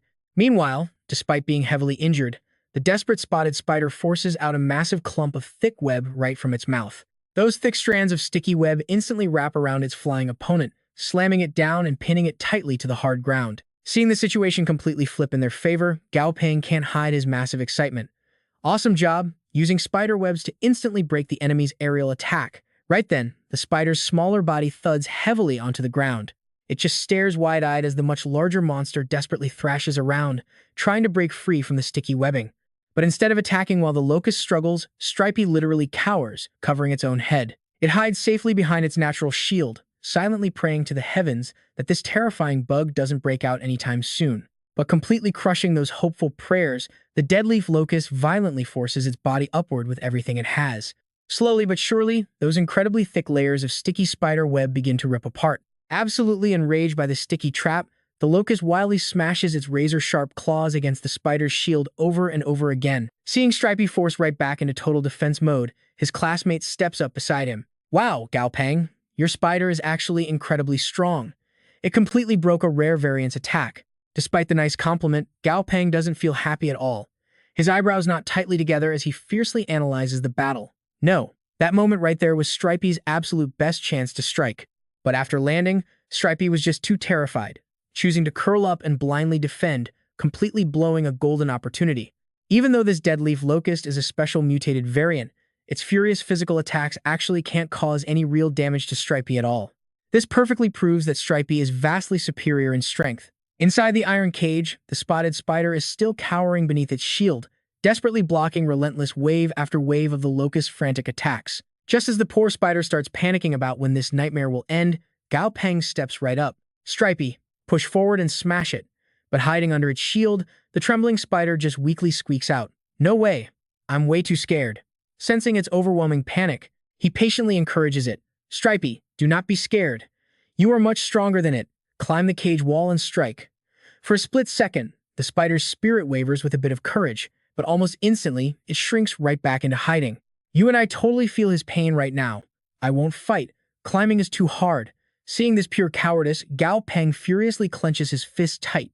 He snaps, "You are literally a spider." "A spider? How can a spider tell me climbing is hard? You are officially the biggest coward I have ever raised." Finally, Gao Peng lets out a heavy breath and unclenching his hands. Completely disappointed, he gives up on forcing the poor thing. "Forget it. I guess I was expecting too much." Training familiars is definitely not something you can rush in just 1 or 2 days. Watching his spider's shadow slowly getting forced backward against the cold iron cage wall, his heart instantly softens. Stripey was always meant to be a purely defensive familiar. He really shouldn't be relying on its ability to launch aggressive attacks anyway. If the big guy really doesn't want to attack, then from now on, he will just strictly train its ultimate defense. Coming to this realization, Gao Peng finally calls out to it. "Hey, that's enough. Come back here." He stares gently down at his terrified familiar, calling it back to safety. He completely drops any intention of forcing it to fight that crazy locust anymore. "You really don't want to fight it, do you? All right then, just come on back." But sensing that its master's mood had completely plummeted, hearing that icy chill of pure disappointment in his tone, the giant spider suddenly feels incredibly heartbroken. Master is walking away. Master doesn't need Stripey anymore. Holding back tears, it painfully remembers the sweet old lady with the warmest smile, the one who fell asleep forever, inside a wooden coffin covered in pure white flowers. And looking at Gao Peng's incredibly tense posture right now, it feels absolute certainty that its new master is furious. The sadness completely overwhelms it. The new master is really unhappy. Stripey is going to be thrown away again. Stripey doesn't want to be abandoned. Stripey is so scared. These heartbreaking thoughts echo relentlessly inside its mind. Then, in that exact split second, the spider's emotions violently explode. It completely snaps, aggressively climbing right up the iron cage. All 6 of its eyes gleam as it violently bares its terrifying razor-sharp fangs. Stripey absolutely refuses to be thrown away. With that thought, the spotted spider fiercely launches itself straight at the deadleaf locust. It looks totally unhinged, fully ready to rip its opponent's head right off. The moment it gets close to the terrifying monster, Stripey raises its rock-hard, razor-sharp claws and violently slashes them directly across the locust's massive body. Instantly, thick green blood violently erupts from the deep wound, spraying everywhere. Seeing the timid spider suddenly counterattack and actually heavily injure the deadleaf locust, the crowd below goes absolutely wild. The black-haired guy who was just complaining about being bored yells out, "Wow, man, you really hid your true skills perfectly." Beside him, his classmate is completely hyped up too. Just one counterattack and it severely crippled a mutated variant. I honestly never expected Gao Peng Familiar to pack such incredibly lethal striking power. Even while being fully surrounded by the loud praise of his classmates, Gao Peng doesn't let it get to his head. But as he stares intently at his familiar tearing things up inside the cage, a dark wave of real worry hits him. Wait a second, Stripey's current condition is totally abnormal. He watches in pure horror as the spider's eyes glow blood red, completely consumed by an unstoppable, raging, killing intent. Inside his head, the system's warning sirens begin blaring nonstop. Warning! Extreme rage state detected. A glowing, blood-red notification panel violently materializes right in front of Gao Peng's eyes. Warning! Let that sink in for just a second. In this insane berserk state, the familiar's combat power absolutely skyrockets. But maintaining this furious form causes permanent, irreversible damage to its body. Reading this terrifying system alert, Gao Peng instantly panics. Permanent damage? This is incredibly bad. Meanwhile, down in the arena, Stripey is completely lost to its blinding rage. It's totally out of control, aggressively blasting out an endless stream of thick spider webs directly onto its panicked opponent. The thick webs shoot out fast, violently binding the giant locust's back leg. Stick with me, because we are diving right into the madness. Covered in the burning green blood of its enemy, the spider completely loses its mind. It spirals out of control, fully turning into an absolute killing machine acting purely on wild, unstoppable instinct. Right before those deadly fangs can land a fatal strike, a hand reaches out. Gao Peng is suddenly right there in the arena. He grabs the spider's sharp claw to stop its rampage, smiling as he calmly says, "That is enough, Stripey." He looks at his battle pet, his eyes filled with nothing but pure, gentle patience. He praises it. "You did great, and I am sorry for what I said earlier. But the real danger is just starting." The spider slowly turns its head. Its eyes are still burning with rage and killing intent, and it just keeps repeating the same words over and over. "Stripey don't. Master is angry. Must fight." Meanwhile, right next to him, the system's red notifications are flashing like crazy. Warning, enraged state, total loss of control. Even though the pet's mental state is incredibly unstable, and it could easily turn around and severely injure its own master at any second, Gao Peng just keeps smiling with absolute patience. "I will never abandon you. You are my battle pet, and I am your monster trainer. We are friends, and friends do not just throw each other away. Come back to me now. You have done more than enough today." His voice is full of comforting warmth. Instantly, the giant spider shrinks back down into its usual cute form, and those rage-filled eyes suddenly well up with heavy tears. It asks with a whimper, "Really?" Outside, Instructor Jiang is standing with his hands behind his back. He was fully prepared for the berserk pet to lose control and hurt Gao Peng. But now, seeing the boy and his beast happily comforting each other, Gao Peng says, "Really, believe me, I will never abandon you." Jiang remembers how panicked Gao Peng was just a moment ago, rushing up to him and begging, "Instructor, hurry up and open the door. Let me in. My pet's condition is bad. I have to go save it." The instructor raises an eyebrow, secretly impressed. Stepping directly into a raging monster battle is an incredibly dangerous move. Now pay attention here, because this is where it all clicks. Gao Peng did not hesitate for a single second. It is exactly this kind of fearless, self-sacrificing courage that makes his training results so outstanding. Thinking about this, Jiang sighs, already plotting how to recruit him. A genius like this would be an absolute asset if he joined the military. By the time the battle finally ends, the sun is already sinking behind the mountains, bathing the entire academy in a glowing red sunset. With the match over, Stripey rests on the ground, completely back to its usual cheerful and adorable self. It waves its little claws wildly in the air. Gao Peng bursts out laughing at the sight. After a brutal final week of training, Stripey has actually managed to lose some weight. Even though Stripey is no longer terrified of fighting, Gao Peng knows he still needs to use his free time to ask Instructor Jiang a few more crucial questions. He needs to design a specific stamina-draining battle style for Stripey to completely avoid brutal head-on clashes. And lately, Gao Peng has truly been studying like an absolute madman under Instructor Jiang's strict guidance. Returning home after an incredibly exhausting day of training, Gao Peng changes into some comfortable clothes. He stands there holding a trash bin, just quietly watching his battle pets happily chug down their glasses of fresh juice. Seeing them joke around makes him fully relax.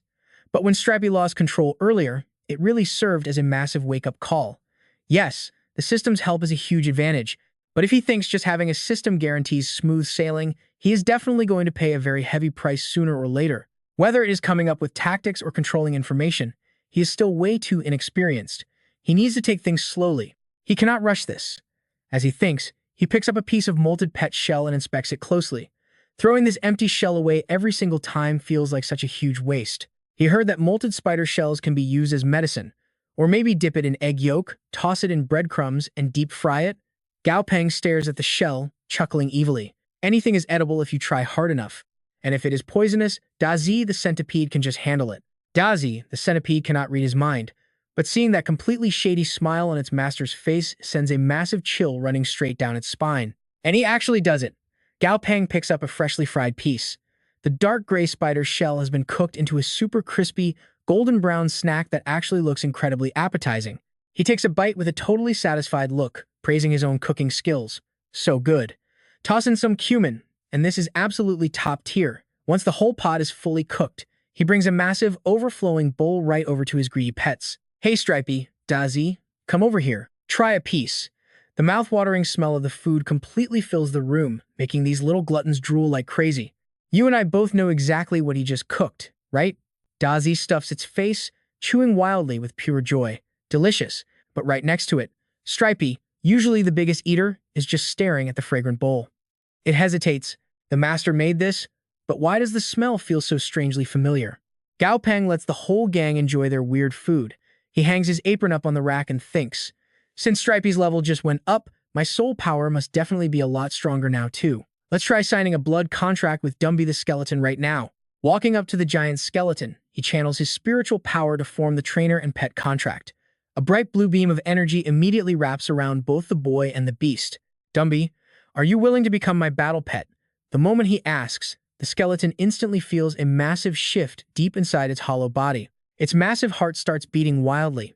Hot blood rushes through its frame. A hidden wave of raw energy is right on the edge of breaking its seal, sparked by the electric thrill of that beating heart. After a moment, Dumby happily replies, I accept. Instantly, the contract is locked in. Seeing this successful bond, Gao Peng clenches his fist in joy, feeling his own body upgrade.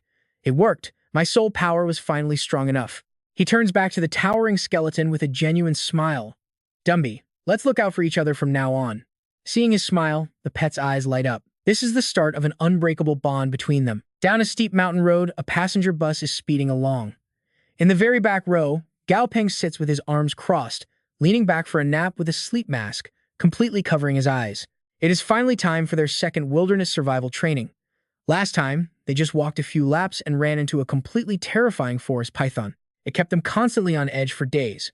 But this time, he has Dumby and Dazzy coming along, so he can finally explore without constantly looking over his shoulder. Meanwhile, a few rows up, some male students are chatting with each other. The topic shifts, and they immediately start getting totally pissed off. A pink-haired punk loudly starts cursing first. Damn it all, let me tell you guys something right now. That turtle bastard from last time better not show his face around me ever again. The black-haired kid next to him agrees. Yeah, if I see him, I will tear him apart. What an absolute animal. No, even an animal is not that crazy. The red-haired guy in front of them grits his teeth in rage. Seriously, locking us in a room just over a few words? Luckily, someone picked the lock for us. Otherwise, we might have literally starved to death in there. Gao Peng is not even trying to eavesdrop, but they are being so annoyingly loud that he actually has to pull up his sleep mask just to see exactly who is whining back there. They keep venting. I do not even know who it was. We did not see his face, but I swear that punk better pray I never find out his real identity. Or else I have 100 ways to make sure he gets expelled. Gao Peng thinks to himself, no wonder those voices sounded so familiar. It is those same useless cowards from before. Hilarious. After driving for quite a while, the bus finally stops at an empty clearing right next to a massive forest. A military transport truck is already waiting for them there. Inside the truck bed, a whole bunch of other pets stare up at Dumby's towering figure in absolute shock. They huddle together in a corner, completely terrified. Arriving at the site, the massive skeleton steps off the truck and quickly strides right over to Gao Peng's side. Dazzy, the centipede, is lazily crawling around, its long body conveniently wrapped tight around Dumby's bones.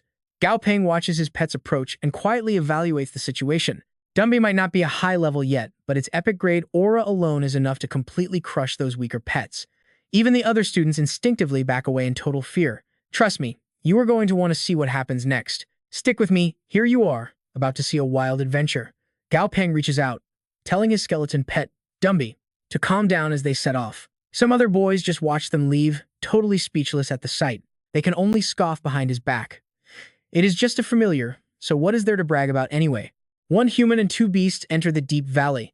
Dumby's massive skeleton body actually makes for the perfect ride. He carries the giant centipede wrapped tightly around his ribs, while conveniently letting Gao Peng sit right on his shoulder. Heading deeper into the dense forest, Gao Peng explains the plan. Going solo today is much easier, since extra people just complicate things. The giant skeleton hears this and thinks his master is scared. He boldly declares, "Master, I will protect you." Gao Peng bursts out laughing. "Where did this big guy learn that?" Dumby instantly answers, "Armor Boy." Turns out, he was watching a TV show where someone's familiar said the exact same thing. "I will protect you, master." He just copied the cartoon. Hearing this, our MC is left completely speechless. A kid's cartoon? The master and pet chat happily, while the centipede on his shoulder sleeps like a rock, completely dead to the world. But as they walk, a shadow suddenly leaps right in front of them. He stares in surprise. What was that? Looking closely ahead through the trees, he spots a crystal-clear lake. Wait, this looks exactly like the spot where they ran into those green frogs last time. Gao Peng thinks for a second and gives the order to change direction. No way he wants those frogs spitting on him again. Dumby obeys, turning around immediately. But just as they try to leave, right in front of them. Now pay attention, because this is where the tension spikes. A massive python head covered in tough green scales suddenly appears, flicking its terrifying tongue out. Narrow, slit-like pupils glare with glowing red light. Seeing its massive body slithering toward the lake, Gao Peng panics. Sitting on Dumby's shoulder, he ducks down low to avoid getting his head bitten off. Dumby is totally shocked, jaw dropping wide open. Even the centipede sleeping on Dumby's shoulder wakes up in a panic. All three stare in horror at the giant forest python. Remembering those blood-red eyes glaring at him last time, his nerves spike. Running into this monster twice? This area has to be its hunting ground. Thankfully, the python ignores them, slowly making its way straight toward the lake. Those slit eyes lock right onto the frogs popping up from the water. As the giant head approaches, the frogs scatter, but some are just too terrified to move. The massive gap in quality, level, and being natural prey completely paralyzes them with pure, instinctual fear. Trying to avoid getting eaten alive, the green frogs desperately spit out frantic water attacks directly at their giant enemy. Their incredibly weak power does absolutely zero damage to its hardened body, but it definitely succeeds in pissing this massive monster off. In an instant, the gigantic beast loses its temper and dives straight down. The calm water erupts into violent waves. Panicked frogs scramble away, but some are instantly swept up by the crushing currents the python creates. Witnessing this huge commotion, Gao Peng lowers his head in awe, his eyes darkening. It completely ignores the frog's weak little attacks, even though this giant forest python is only level 20. But its overall combat strength definitely does not lose out to those elite-level monsters. While hiding securely behind a massive tree trunk, he suddenly notices a tiny little creature with a round head nearby. What in the world is that? A tadpole. It is literally crying tears of pure fear, watching those frogs about to become dinner. Looking right in that direction, you can clearly see the entire frog swarm in the lake frantically swimming for their lives. The other tadpoles are desperately paddling forward, swimming so incredibly fast they probably wish they could instantly grow legs. The whole family is fleeing in one massive panic. Right then, the python's head shoots out of the water, swallowing a frog whole. The tadpole on the bank scrambles away terrified, while Gao Peng quietly evaluates the beast from behind a tree. No wonder these bossy green frogs living in this lake have not completely ruined the natural balance of the area around here. Turns out, this forest python just acts as local population control, randomly popping in to raid the place. After completely terrorizing the green frogs and snagging a few snacks, the giant snake slowly slithers out of the water, heading straight toward the trees. He watches its silhouette fade away and sighs deeply. I guess it ate enough. Surviving out here really is not easy for anyone. Level-wise, this python is lower than Dumby. Plus, Dumby's quality tier is way higher. Still, playing it safe and avoiding direct conflict with this monster is definitely the smartest move. Thinking this, he turns to his familiar. Dumby, later you will, but before he can finish, he notices the skeleton acting weird. He is staring intensely at a nearby bush that keeps wiggling. You and I both knew they would survive, right? A green frog and a round black tadpole poke their heads out. They look absolutely exhausted, sighing in pure relief after escaping that massive monster. They watch their buddies crawl back toward the calm lake as others creep out of hiding. Suddenly, bam! A strange force snatches the frog up before it can even croak. The poor tadpole cannot even react in time. It escaped becoming python food, only to end up as our MC's dinner. Right now, he is happily holding a massive, perfectly roasted frog leg. He takes a huge bite, and his eyes literally sparkle in an instant as the crispy, perfectly cooked meat melts right in his mouth. He instantly gives a massive thumbs up. This firm green frog meat is incredibly sweet, bursting with rich juice that carries a faint, refreshing grassy scent. No wonder that python comes here to eat. Turns out they really earn their survival skills. Not just Gao Peng, but his familiars are also happily munching down on the delicious frog meat in their hands. While enjoying the feast, he notices his pet centipede chewing its food while looking around nervously. He quickly asks, "What is wrong, Dazi?" Following the centipede's gaze, he spots a stunning black horse radiating a ghostly blue light. It suddenly dashes out from behind the massive trees. Seeing this creature, he is absolutely thrilled. He never expected to run into a dark crown horse out here. Today has got to be his incredibly lucky day. The horse glances over, staring intensely at him and his pets. That sharp horn right on its snout looks absolutely epic. It is a dark crown horse, monster level 14, elite quality. Its monster attribute is the dark element, and its fatal weakness is the water element.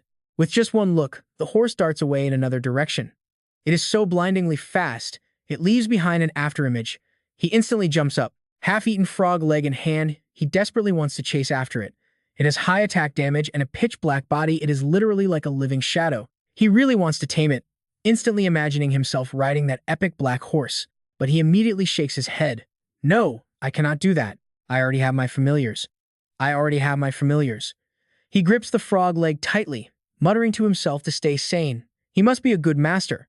Calming down, he turns back to his pets. But looking at the campfire, the giant frog leg roasting there has vanished into thin air. He furiously yells, "Who ate my frog leg?" He snaps his head toward Dumby. The poor skeleton innocently points at itself, using its gaze to prove it did not eat anything. It literally does not even need to eat. He then glares over at the centipede sprawled on the ground, groaning from overeating with food scraps, literally still stuck to its mouth. Caught in his intense stare, the greedy bug completely panics. Seeing his two pets, Gao Peng lets out a cold smirk. Oh, I see. He instantly turns to the giant skeleton, dramatically accusing it. Dumby, why did you eat my frog leg? The wrongly accused skeleton instantly tries to explain, Master, how could you possibly suspect a skeleton of stealing your food? And that is where we leave it, trust me. You will love this dynamic. The guilty centipede hears this, pops up, and glares at Dumby, totally faking outrage for its master. The ultimate betrayal. All right, you and I are jumping right into the madness. Seeing this shameless teammate's attitude, the skeleton snaps. His giant hand grabs Daisy's tail, lifting him high. Furious, Dumby violently shakes the bug upside down until he's dizzy. The stolen food instantly drops right out of his stomach, completely covered in guilty drool.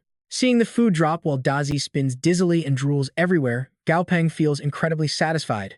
Sure enough, only Dumby can actually keep this bug completely in line. Just as he drops his guard, the skeleton senses danger and looks up. Moving faster than his master, Dumby snatches him up.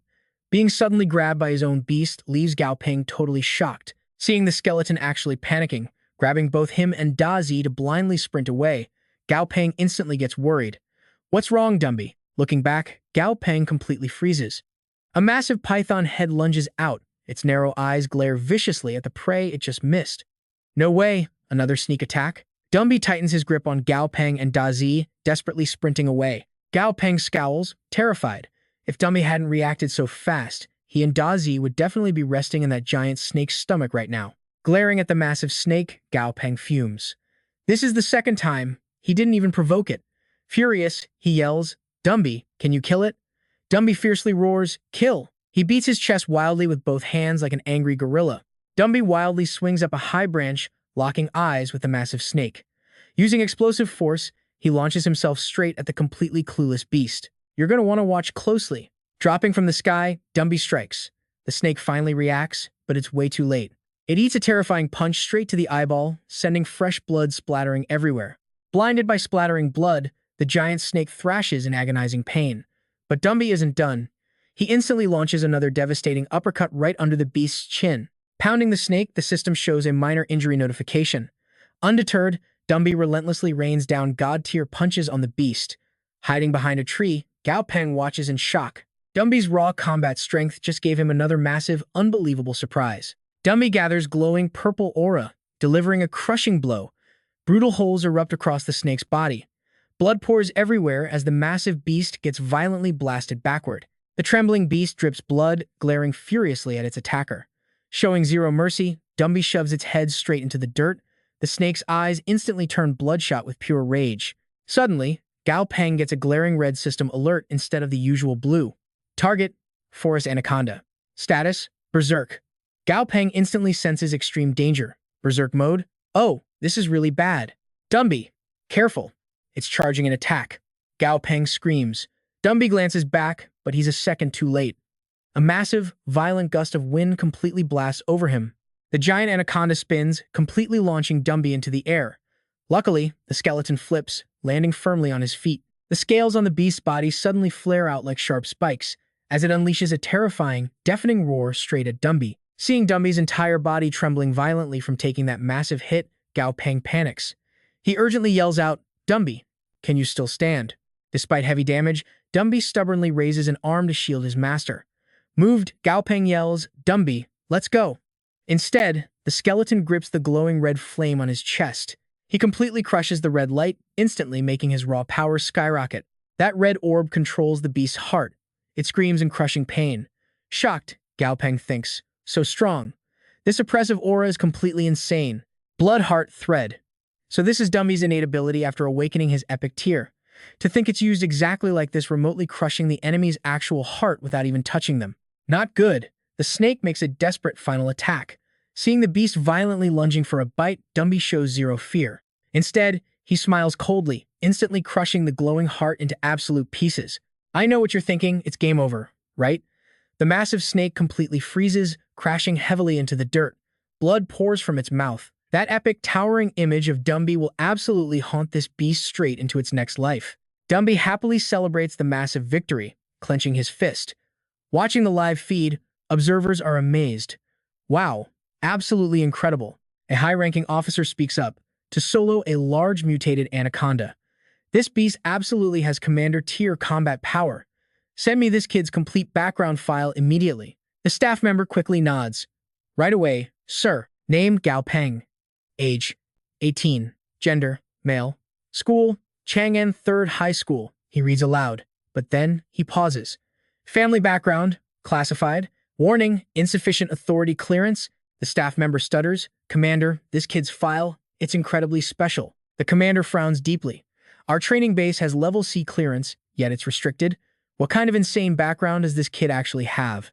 With top secret security clearance protecting his entire file, it looks like the military definitely can't just casually recruit him on a whim. The commander orders them to watch him closely. Meanwhile, Gao Peng points at the snake. Dazi, come cut it open. With one slash, the flesh rips open. Gao Peng frowns, the tearing sounded like paper, not skin. Looking inside, he freezes in total shock. An absolutely massive vine is growing right inside the monster's body. Ah, that actually makes perfect sense. This completely explains everything. It's why such a massive anaconda could silently glide through the canopy, and why falling from that insane height didn't smash a giant crater straight into the ground. Dazi happily digs out a brown monster core, handing it over like a proud toddler eager for praise. Gao Peng warmly smiles. Great job, buddy. Gao Peng watches Dumby huddle weakly under a tree. He completely understands now. Activating Blood Heart Thread triggered an absolutely insane power-up state. The Blood Heart is currently destroyed and needs time to regenerate. Gao Peng comforts him, explaining this ability holds insane potential. They just need to master it once it respawns. Meanwhile, Dazi totally ignores the serious moment, just happily munching away on something in the background. A massive crash echoes. Dazi waves his legs, signaling the giant beast from before. Gao Peng quickly asks, "Wait, the big guy?" "It's mutating. Let's go." Gao Peng sprints. Nearby, a giant two-horned rhino and 4 students lie fully collapsed on the ground. The twin-tailed girl warns, "Avon, Vivi, stay alert." "Avon, how are you?" Avon groans in sheer pain. "My leg. It's badly sprained. It completely hurts." A giant earthworm erupts from the dirt. The panicked team screams, "Danger." Mutiang yells, "Block it." Her massive rhino instantly charges forward, violently tanking the brutal monster's attack. The twin-tailed girl supports Avon, yelling, "Vivi, we have to run." Vivi completely agrees. Right? The ground violently splits apart. A second giant earthworm erupts, screeching loudly. Mutiang completely freezes. Another one? She panics, knowing her rhino is completely trapped fighting the first monster. Her friend's pets stand absolutely zero chance. It's completely over. But just as she loses hope, Dumby drops from the sky, landing a devastating punch. "Wait, Dumby," she happily gasps. Dumby grabs the worm's mouth, throwing it aside. Sneaking behind it, Dazi charges a massive electric shock. The heavy shock makes the worm thrash in agony. Gao Peng orders, "Dumby, Dazi, finish the last one." Both pets instantly obey, completely crushing that ugly beast into the dirt. Gao Peng gently waves. "Classmate Mu, are you completely okay?" She heavily sighs. "I'm fine. You guys arrived just in time. Without you, we were totally done for." "Thanks." Gao Peng smiles warmly. "No thanks needed, we should help each other." Suddenly, a loud broadcast completely echoes. Attention all participants! Attention all participants! The simulation ends here. Mutiing frowns. Wait, did something completely crazy happen again? That's where we leave it. Trust me, you and I absolutely need to see what happens next. Come along with me. We are jumping right into a world where monster alarms are normal daily life. But these new mutated worms, they are definitely bad news. Let us move. Time to group up. The panicked crowd shouts behind him. Gao Peng thinks back to his instructor's warning. A massive, terrifying new monster just drove those man-eating earthworms straight into the city. Luckily, the commander mentioned that the government already has a counter-strategy. Peace only exists because someone else is fighting for it. Suddenly, a guy steps up and blocks his path. Gao Peng, the shameless group, blocks his way. One tosses a brick up and down. Well, look who we finally tracked down. You locked us in the safe house. We are level 18 now. Bringing 4 low-level familiars to stop me? Gao Peng sighs, looking at their pathetic beasts. Level 6, 4, and 9. Gao Peng's face darkens. Honestly, Dazzy could wipe them all out alone. Beside him, the fierce centipede glares at the enemies. He pats Dazzy's head. Do not get mad. I am not underestimating you. The red-haired punk yells out. We know our limits. We are just going to break a few of your bones. Get him, Blackstorm Ape. Gao Peng questions reality. They actually bought a steel pipe for their beast? For most familiars, their own bodies are the ultimate weapons, way tougher than plain steel. The roaring ape charges with 0 IQ.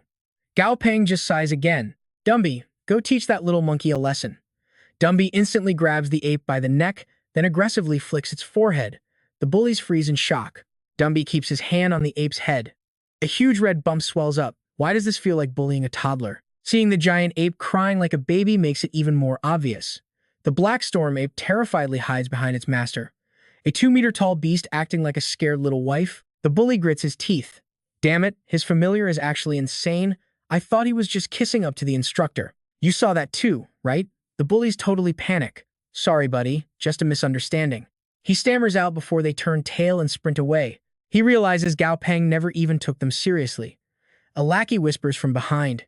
Hey boss, do not let it get to you. Let us hit the bar tonight and blow off some steam. The boss shakes his head. You guys go. I need to take care of some real business. He gently wipes away his ape's tears. Jealousy and anger are completely useless. Those emotions will only waste our precious time. We cannot fall behind. Let us go train hard tonight. We will get stronger together. He clenches his fist, smiling at his ape. Then we will challenge Gao Peng properly. Back in Gao Peng's lab, he checks the computer monitors. The neutralizer looks perfect. No errors in the data. He turns to the little spider. Hey, Ban, time to wake up. Gao Peng walks over and pets its head. All right, let me help you power up. Jump into the vat. A Ban shoots a web to the ceiling and drops in, making the potion ripple. Gao Peng smiles proudly with crossed arms. Now we just wait. The system only gives the formula. I have to do the manual labor myself. Boiling a big pot is easy now, but higher levels require crazy precision. Controlling fire, lightning, ice, and exact timing down to the second, that is going to be brutal. 2 shady figures whisper outside the door. Are you totally sure nobody is inside? Relax, I have been checking this place every single day. The fat guy adjusts his hat. This is military-grade glass. I still do not get why we are robbing a lab instead of a bank. The tall guy rolls his eyes. A bank? Everything is digital credit now. Rare lab materials are worth hundreds of thousands in cold, hard cash. He summons a strange water bubble. Done. Get ready to open it. With water flowing from his hands, he grins. No need for fingerprints this time. You are up, the fat guy sighs. Yours has unlimited uses. My freezing bee bug is one time only. Now watch closely. This is where it gets tense. With enough cash, these thieves can buy any beast. Stop complaining. I am almost done. All right, step back. Be careful not to shatter the glass. He hits a red button, releasing red gas that thaws the frozen bug. The bug instantly eats a small hole through the door. Gao Peng flinches. What was that noise? He checks the security monitors. Seeing a pitch-black screen, he realizes the truth. The hallway signal is perfect, but the feed is dead. Something is blocking the lens. Someone is definitely out there, but to kill or to steal? Gao Peng immediately grabs his phone. Hello, police? I need to report a break-in. Someone is trying to attack my lab. The tall guy hisses. Stop wasting time, search the place and let us go. The fat guy points. Look, the machines are running. There's light inside. The tall guy spots the sign and screams in excitement. The testing room. There is definitely top-tier loot inside. Hurry up and check it out. He kicks the door open and spots the massive vat. What is this thing? The fat guy shrugs. Who cares? Smash it and grab the goods. He pulls out a weird centipede that bites directly into his arm. His muscles instantly bulge with crazy power. Hiding behind the curtain, Gao Peng panics. I have to stall them, or A-Band's evolution will completely fail. Gao Peng steps out. Hey! They jump in absolute shock, screaming out loud. Who is there? Gao Peng just smiles politely. You guys must be tired, right? Want to sit down and have a nice cup of tea. The two thieves exchange glances. The big guy swings his hammer toward the staff member. Tea? Eat my hammer instead. The fat guy panics. He is dead. But the hammer guy sneers coldly. If he does not die, he is crippled. Suddenly, a massive shadow looms in the dark. Dark evolution, successful. The shield-armored fiend spider. A mysterious, terrifying creature covered in glowing eyes, oozing a strange dark liquid from its armor cracks. The monster's crimson eyes lock onto the two thieves. Did you hear that weird noise? Shut up, just grab the loot. The thieves greedily load up. One thief suddenly turns around and screams in absolute terror. A colossal spider with burning red eyes snaps its massive claws right at them. Sometime later, a police car parks outside. Two sweating officers stare at the destroyed wall. One grabs his radio. We are at the scene. The entrance is smashed. Blood. They smell blood. And trust me, you and I already know exactly who is in danger. You definitely want to see what comes next. All right, stick with me because we are jumping straight into a massive crime scene. A man lies in a pool of blood, covered in deep cuts, surrounded by green slime and some weird spiked web. Two cops arrive, absolutely horrified by the brutal sight. One yells to call the captain and get the forensics team down here immediately because it looks like a total massacre. Suddenly, the bleeding man groans, asking if they are the police. The officers instantly draw their weapons, pointing them straight at the injured guy. They scream at him to freeze, put his hands on his head, and sit down. Blinded by their flashlights, the man, bleeding heavily from his head, raises his hands with a giant spotted spider right next to him. He introduces himself as Gao Peng, claiming he is actually the victim and telling them to check his files. The scene shifts to the brightly lit police station later that night.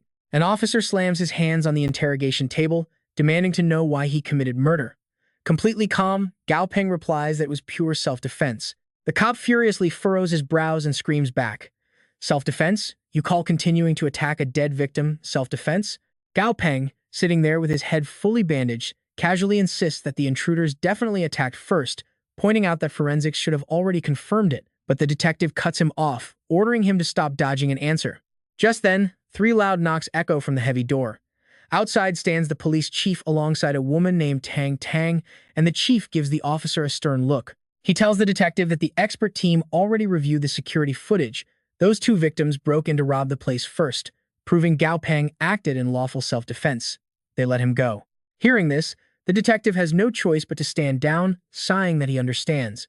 Walking out of the police station, Gao Peng chats with Tang. He guesses that since she showed up, his grandfather must already know about the whole mess. She nods, saying the old man was incredibly angry but also super worried when he heard about the arrest. She nervously asks about his injuries, suggesting a hospital visit. Refusing to go to the hospital, he casually brushes it off. He explains that his pet actually absorbed the vast majority of the damage, leaving him with only surface scratches. Smiling, he points right at his heavily bandaged head. He admits he actually smashed it himself to look like a victim, because otherwise, they would have instantly labeled him a cold-blooded murderer. Hearing his crazy logic, Tang just smiles helplessly, walking over to pat his shoulder and praising his quick thinking. She reminds him that showing mercy to enemies is just being cruel to yourself. She tells him to rest while she handles the fallout. The scene cuts to his house, where he is now fast asleep. Now pay close attention here, because things take a dark turn. A mysterious, glowing blue figure, clutching a deadly knife, slowly approaches the bed. But Gao Peng isn't actually asleep, his eyes snap open. The shadowy figure plunges the blade straight down where he was just lying. Dodging perfectly, Gao Peng leaps off the mattress only to realize this strange intruder is actually one of the dead robbers from earlier. He is completely shocked to see the guy alive. He demands to know how a dead man is standing there. The robber just smirks, claiming he crawled his way back from hell for pure revenge.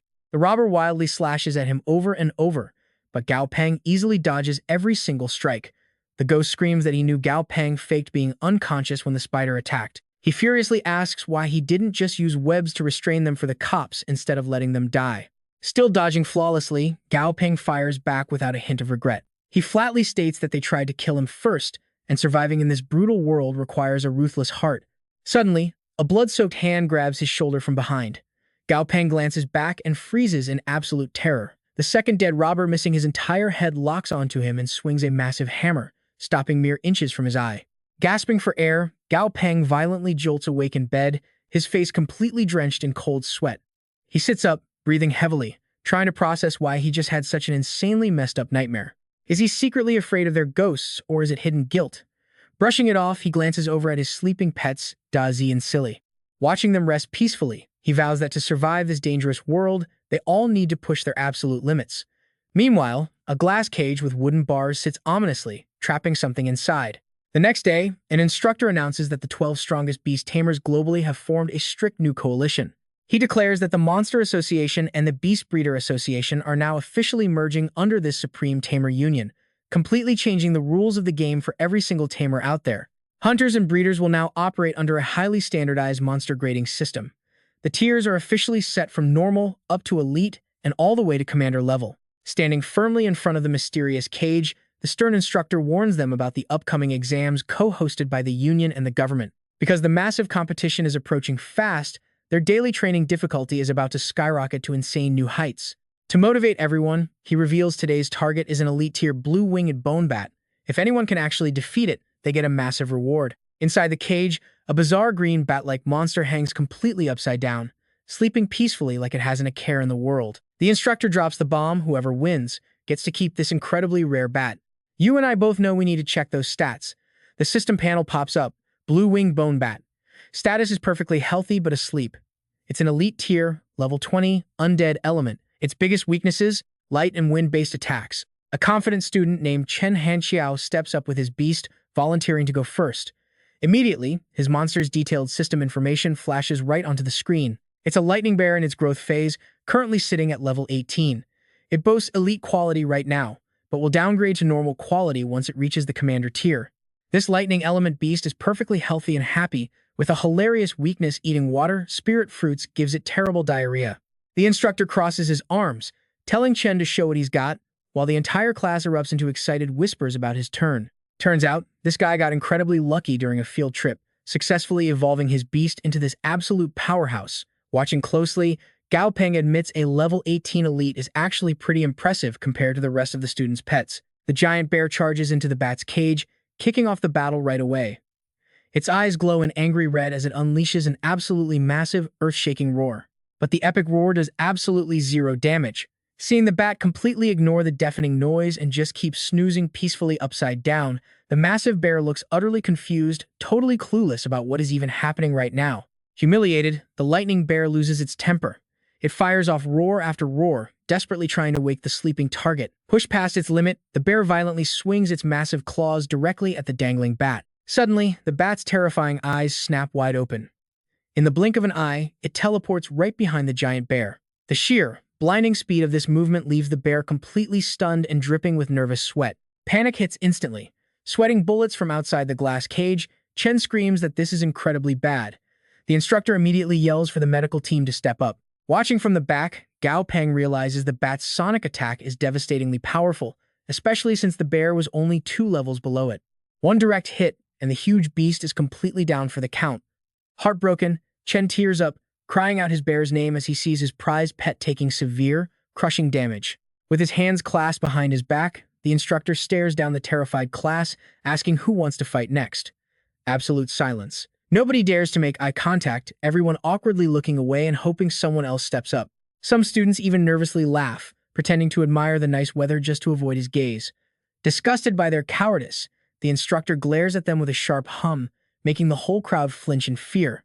One guy literally throws himself on the floor, clutching his stomach and faking sick, while his little yellow dog just pants happily behind him. The instructor shakes his head, sternly telling them all to just forget it.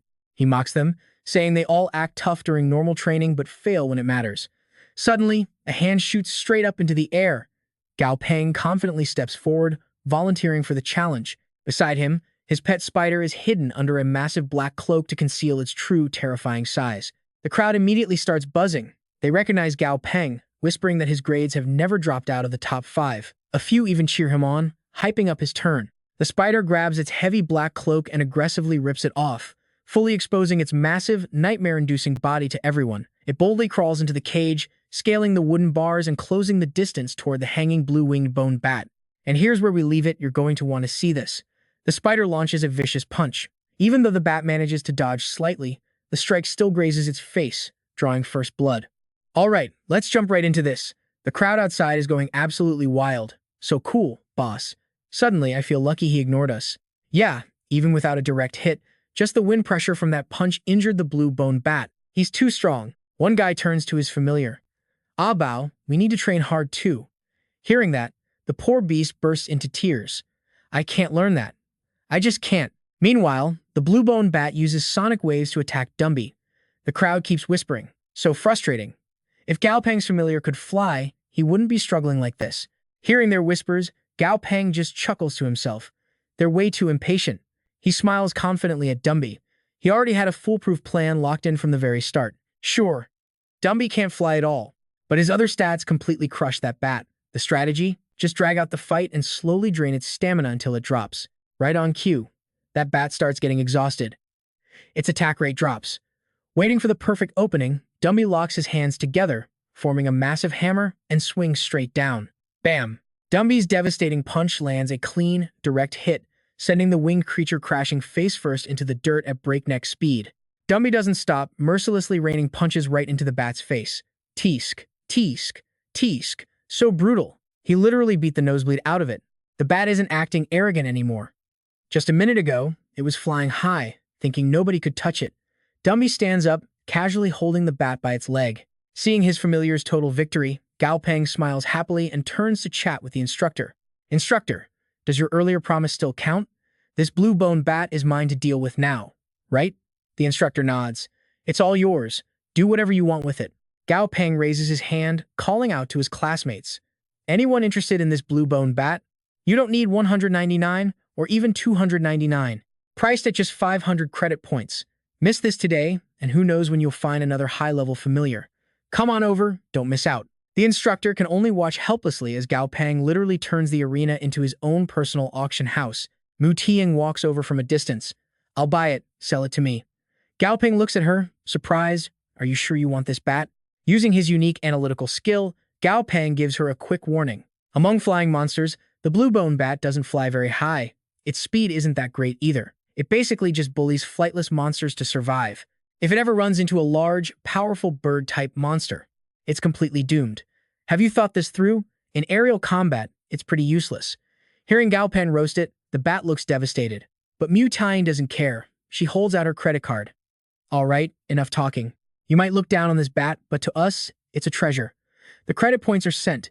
Gao Peng checks his phone, seeing his account balance shoot up. His eyes literally sparkle with absolute joy. So generous. I didn't expect you to be a little rich lady. Hey, Muck, I even offer customer service. Come find me for upgrades, and I'll give you a huge discount. His classmates just sigh, completely helpless against Gao Peng's intense business mindset. Fast forward to the evening. On his phone screen, he's looking at a massive truck. Someone is enthusiastically commenting on it. Wow, this heavy-duty beast of a truck has 16 huge wheels supporting that massive frame in the back. Not only is it detachable, but the frame is surrounded by 2 layers of reinforced protection. The entire rig features silver and black interwoven patterns. The colors blend perfectly. This armored vehicle is packed with pure dominance. Gao Peng stares at his phone, telling his most gentle familiar, Dumby, let's buy this. The Black Dragon Iron Series 3. It's my absolute dream ride. The cabin is several times bigger than a standard off-road vehicle. The driving experience is peak, and the interior is crazy luxurious. It can fit all of you guys without a problem. Now watch this. Gao Peng clenches his fist, his determination burning bright. And most importantly, the vibe matches me perfectly iron-blooded, tough, completely manly. But right at his peak hype, a girl suddenly appears, coughing awkwardly. Caught red-handed, Gao Peng stares blankly for a second. Oh. Then he recognizes her, it's Duong. He instantly breaks into a wide grin. Ha ha ha. Yo, Senior Duong, taking your cat for a walk? This big guy is seriously beautiful. Duong smiles brightly. Usually, yes. When I found him, he was so dirty, missing fur, and had a runny nose. The cat in her arms has the most hilarious expression, looking like it absolutely hates the entire world. Yet, its species name is incredibly intimidating, the Dark Shadow Black Cat. Level 36 Commander Tier. Perfect quality, Level 2 Shadow Power. Its weakness? It can't eat silver leaf catmint. One sniff, and it loses total control of its limbs. It basically turns into a weird mess. Bored out of its mind, it lets out a grumpy meow as a greeting. Wow, Commander Tier with perfect quality. None of her familiars are ever simple. Seeing Duong Duong gossiping too long, it meows sharply to remind her. Duong Duong humbly clarifies to Gao Peng. The fur grew back. It was mostly grown when I found him. Hearing her talk about its embarrassing past, the black cat suddenly gets furious and leaps out of her arms. Watching the cat sprint away like a blur, Gao Peng blinks. Senior Duong? Cats need their pride too. Duong Duong tries to smooth things over. Sigh. His temper just isn't very good. Oh, right.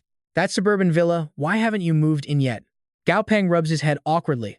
Duong Duong pats his shoulder, gently encouraging him. You have so many familiars now, the space here just isn't enough anymore. You and I both know leaving your childhood home is hard, right? She smiles. I know you're reluctant, but you can always come back anytime. Gao Peng looks down, a bit sad, and softly replies, Yeah. He opens his room door, walking over to the bedside table. Picking up a photo, he feels emotional. Mom, Dad, I have to move out now. Didn't you two say I should move out once I grew up? Well, I think I'm finally completely grown up now. His fingers slowly trace the two faces he loves most. He tells them his new home is a massive villa. I earned the money and bought it myself. I can survive just fine in this world on my own now. You two don't need to worry about me anymore. Gao Peng sits on the floor, leaning against the bed, rambling on about everything that's happened recently. Oh, right. Ji Hanwu seems to be in a little trouble. After the college entrance exams, I'll go help him. He's my only family left, after all. And just like that, Gao Peng's peaceful night slowly passes. The sadness quietly fades away, making room to welcome a brand new beginning. At the Monster Trainer College exam venue, barricades are already set up to control the crowd. Instructors shout orders, unauthorized personnel, please step back from the tape. Suddenly, whispers ripple through the crowd. Whoa, whose truck is that? It's absolutely massive. The heavy rear doors of the container slowly open and a foot steps down. Gao Peng has arrived. Escorting him are his trusty familiars. Just like their master, they are completely hyped up and ready for the upcoming exam. Only Dummy keeps his usual blank, slightly clueless posture. Gao Peng smiles, full of anticipation. The Monster Trainer exam is finally here. An announcement echoes over the speakers. All candidates, please maintain order as you enter the venue. Do not push. Have your exam IDs ready for inspection. Gao Peng steps right up, confidently handing his ID to the instructor. Hello, here's my exam pass. The instructor nods. All right, please pass through these two gates with your familiars. As long as they are contracted familiars, the light will turn green, and you can enter the exam grounds. Suddenly, a scanner flashes blood red. But it's not Gao Peng's, it belongs to another student. The instructor's voice turns stern. Student, please step back and test again. The confused student has no idea what's going wrong. He gasps in shock. Beside him, a dark red bear-type familiar is totally losing its mind. It starts thrashing around, letting out terrifying, aggressive roars that echo through the checkpoint. Seeing the rampaging familiar tearing through the area, the instructors immediately bark out orders on their radios. Incident at Entrance 7. Squad, deploy the Silver Moon Wolves for backup immediately. The Silver Moon Wolves and their pack instantly answer the call, rushing in to attack. The instructor glares at the student who failed the scan earlier. Care to explain exactly why your familiar suddenly went completely berserk? The Silver Moon Wolves successfully pin the bear down, delivering a critical bite that forces it to submit without killing it. Facing an instant ban from the exam, the weeping student falls to his knees. No, I was wrong. And that's where we leave it, trust me. You're going to want to see what happens next. All right, let's dive right into the madness. A desperate kid is on the floor begging. This is my dad's familiar. I snuck it out. Please don't disqualify me. The instructor really doesn't want to punish him at all. Gently, he says. Just stand up. Then, with a serious but completely sincere look, he starts advising the student with the brownish-orange hair. You're a man, don't just kneel so easily. A man's most important trait is his backbone. The kid frantically smiles and thanks the instructor, but the instructor isn't letting him off the hook that easily. His face instantly drops into a cold, stern glare. Don't thank me just yet. Rules are rules.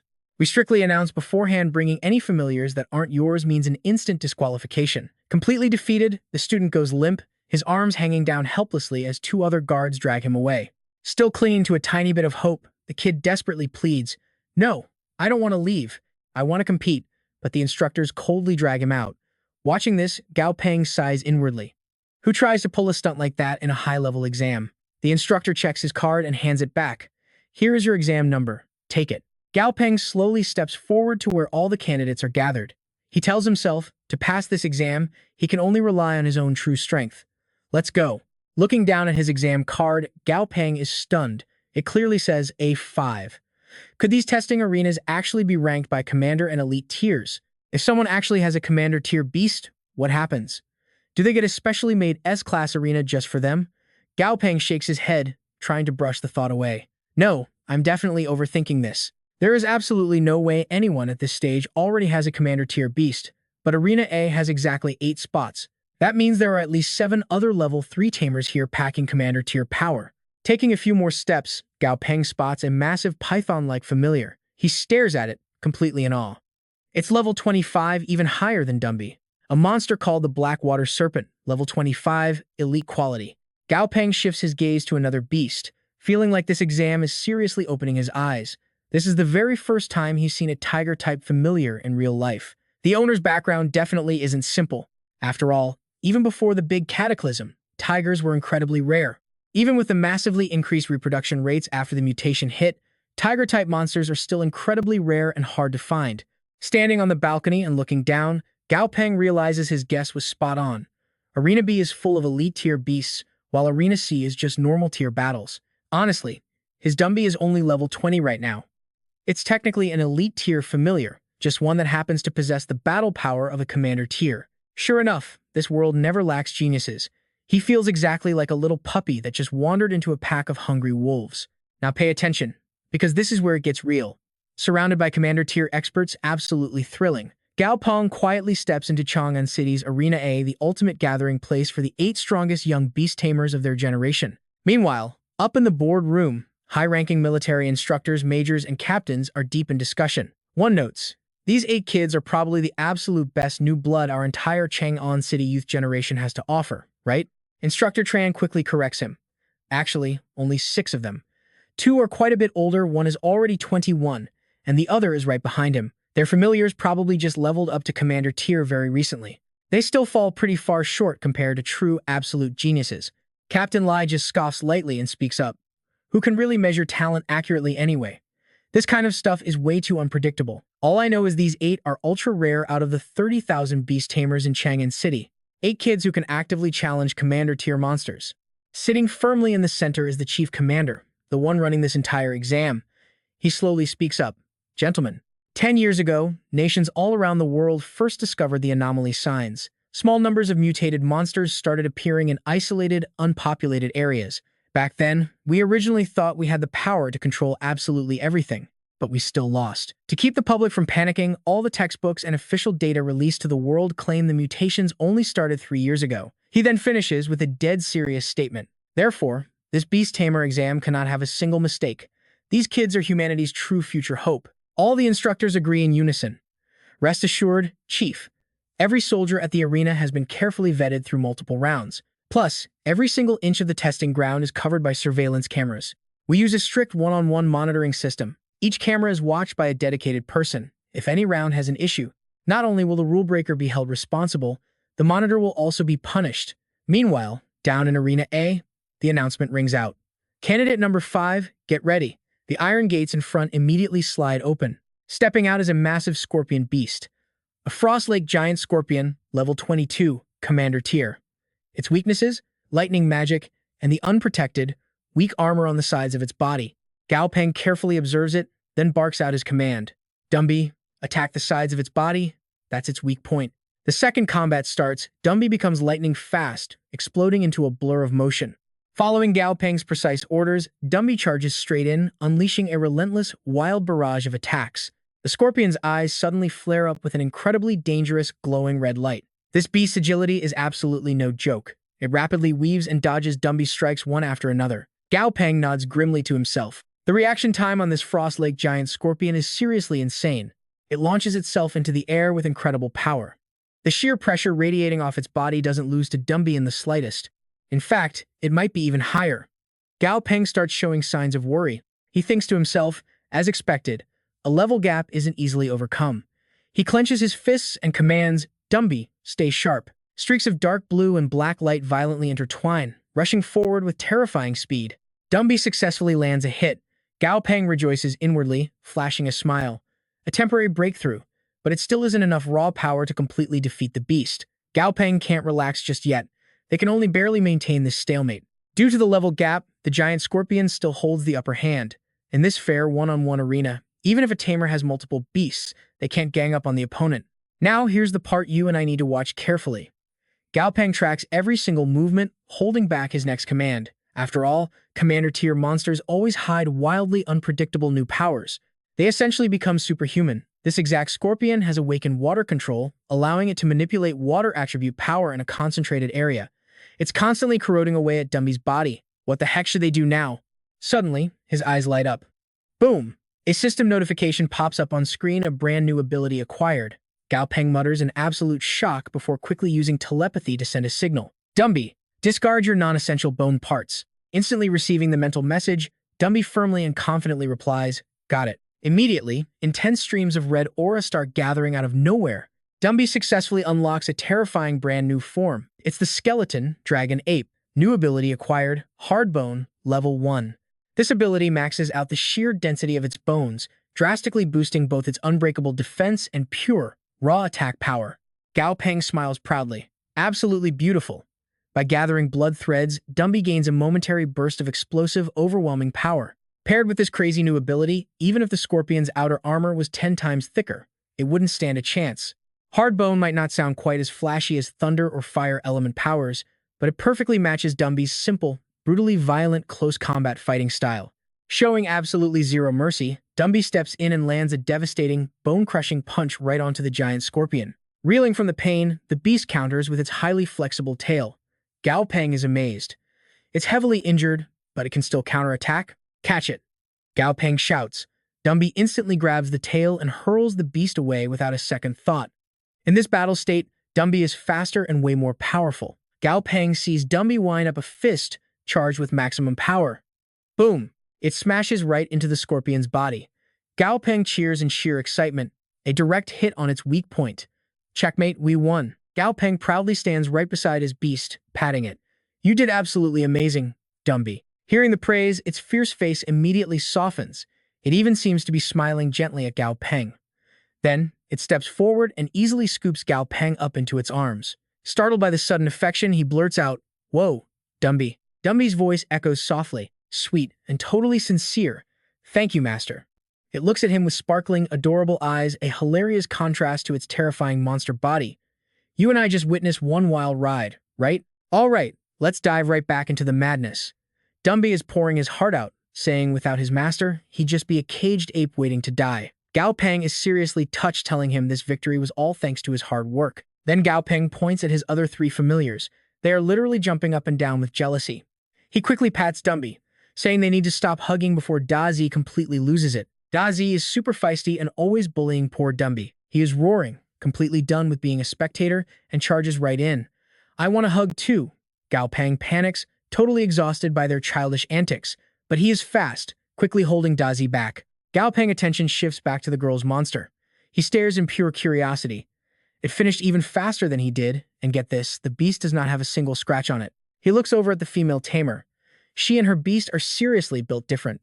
Meanwhile, the instructors are glued to the monitors, watching every single detail of the exam and giving their own evaluations.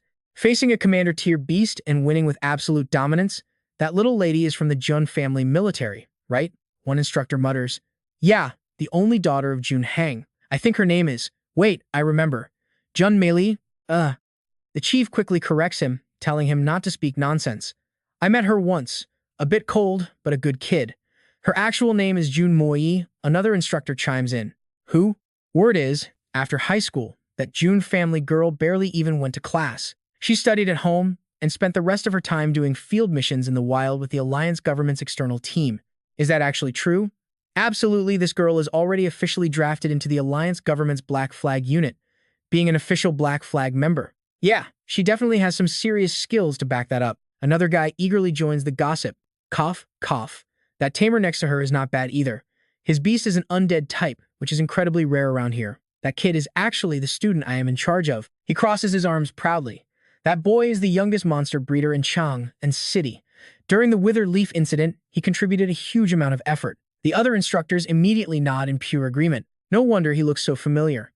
So he is the young man Chairman Feng highly recommended. Helping the Alliance at such a young age makes him a top-tier prospect. Not bad at all. You got a great kid. The chief looks at Gao Peng quietly. Then he quickly drops a short comment. That old man really raised a fantastic grandson. Time flies by in a flash. The candidates in Area A are almost finished. An observing instructor praises her candidate A3. You have completed the exam and may leave first. Jun Moyi replies sharply. Understood. Jun Moyi accidentally glances over at Gao Peng, looking slightly surprised. Ah. He stands there with crossed arms, praising his beast. Great job, Dazi. Now, pay attention, because things are about to heat up. Jun Moyi silently praises him beating a commander tier with an elite tier. Fascinating. Then the speaker blares. Round 3 is starting. Candidate A5, please prepare. This new monster looks incredibly goofy. The second it appears, the system introduces it. Dead Leaf Mantis. Level 16. Normal grade. Wood type. Weak to fire. Stripey is an earth type, meaning this wood type monster is a direct counter.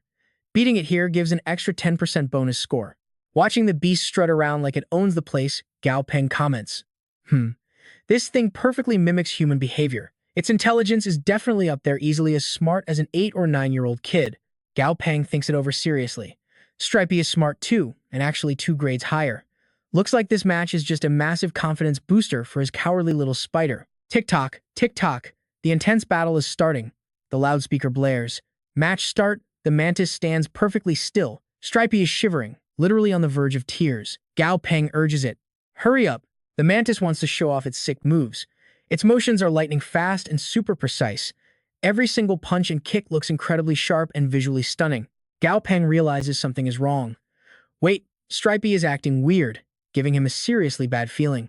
And just like that, Stripey completely zones out. The mantis just stands there looking extremely confused. Turns out, Stripey isn't scared at all.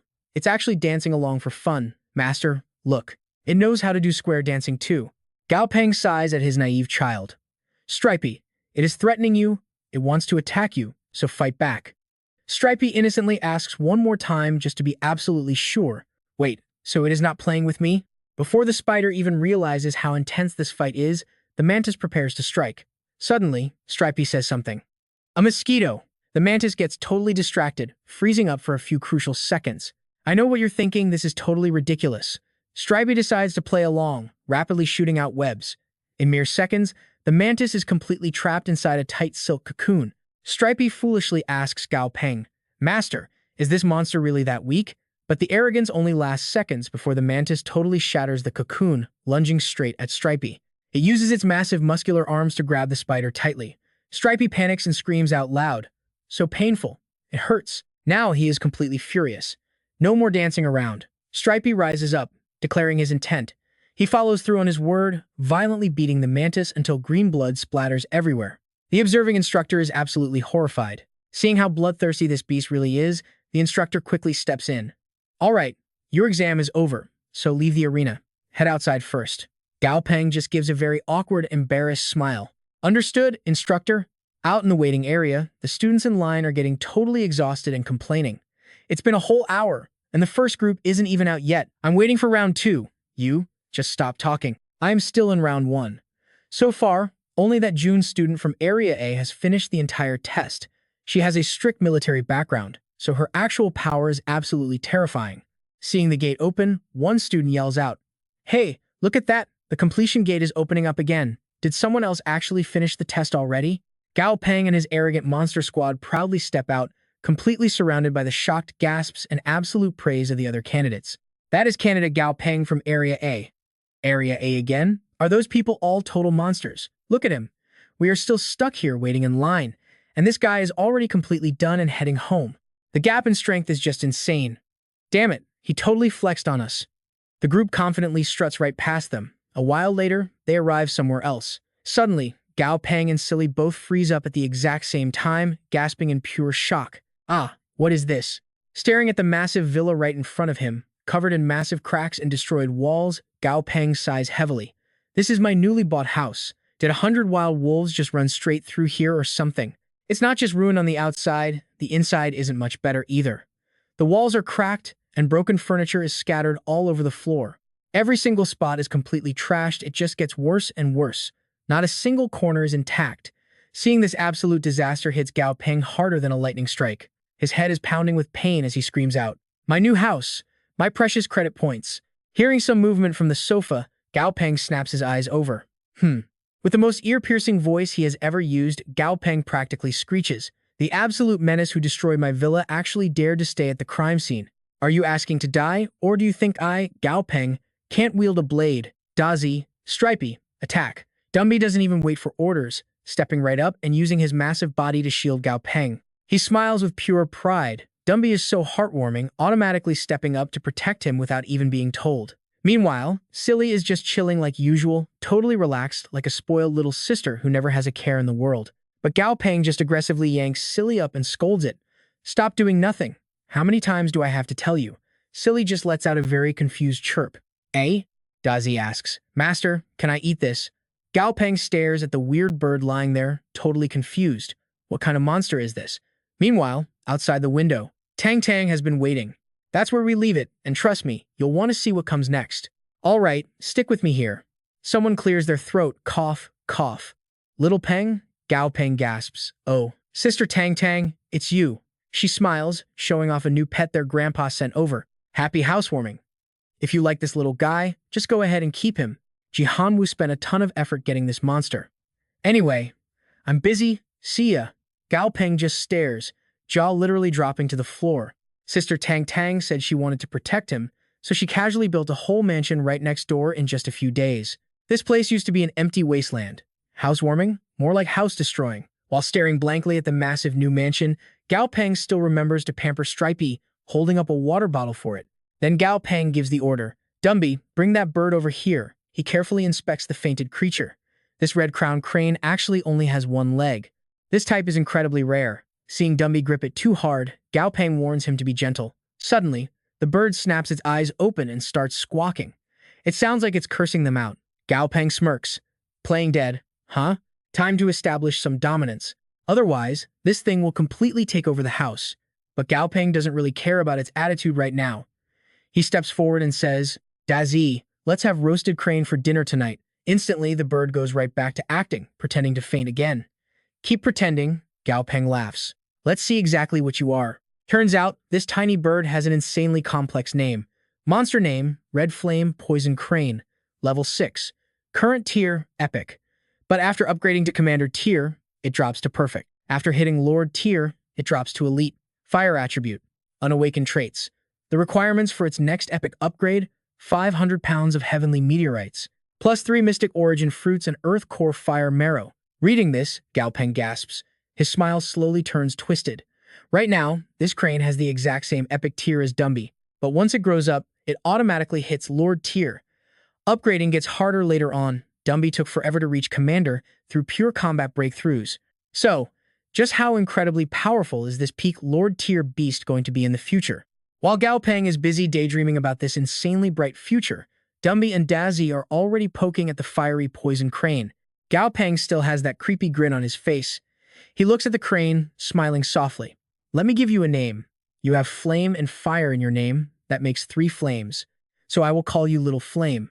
The bird looks happy, its sharp beak snapping up a bug Gao Peng offers. Dazi instantly gets jealous and throws a tantrum. Gao Peng touches Little Flame's head, testing if a contract works. Now pay close attention here. He enters the mind space. The clarity here matches the monster's intelligence. And those floating lights? They have to be Little Flame's memories. Turns out Little Flame has a deeply tragic past too. The images show only brief moments of peace. Gao Peng closes his eyes, completely sympathizing. "So you lost your mother too, huh? Little Flame, do you want to be my friend?" Instantly, the contract appears. The bird's eyes shine brightly. "Can you help me get my revenge?" Gao Peng is totally blunt. After a few minutes of negotiating, the contract is locked in. But wait, Gao Peng is confused. Why is he still stuck in the mind space? Images of Dazi and Dumby appear. Stripey and Silly show up too. Gao Peng suddenly realizes this is the true knowledge of a beast tamer. Spiritual rings open up, revealing a brand new life-saving skill, Elemental Shield. It consumes his beast's energy and converts it into a personal protective barrier. Gao Peng is temporarily sucked deep into this strange dimension, his eyes glowing pure white. This skill probably isn't considered rare. Someone actually used a similar ability during the first exam round. It happens when you get your first commander tier, first Lord tier or first King tier beast. Following that logic, all beast tamers awaken some kind of defensive ability. So this skill likely unlocked the exact moment Dumby broke through to the commander tier. Then Gao Peng notices glowing text appearing in his mind. He doesn't recognize the language, but he can read it perfectly.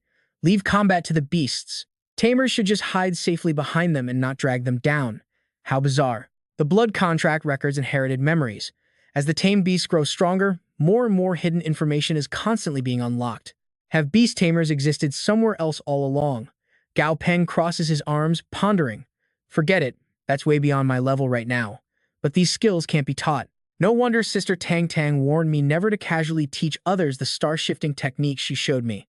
An unrestricted ability that can be freely passed to anyone else. If that got out, countless people would definitely be hunting him down for it. You and I are starting to see the bigger picture. His grandpa and Sister Tang Tang are way more terrifying than he thought. With his current strength, can he even help them? Inside the mansion, Gao Peng enjoys peaceful days, relaxing like a true slacker.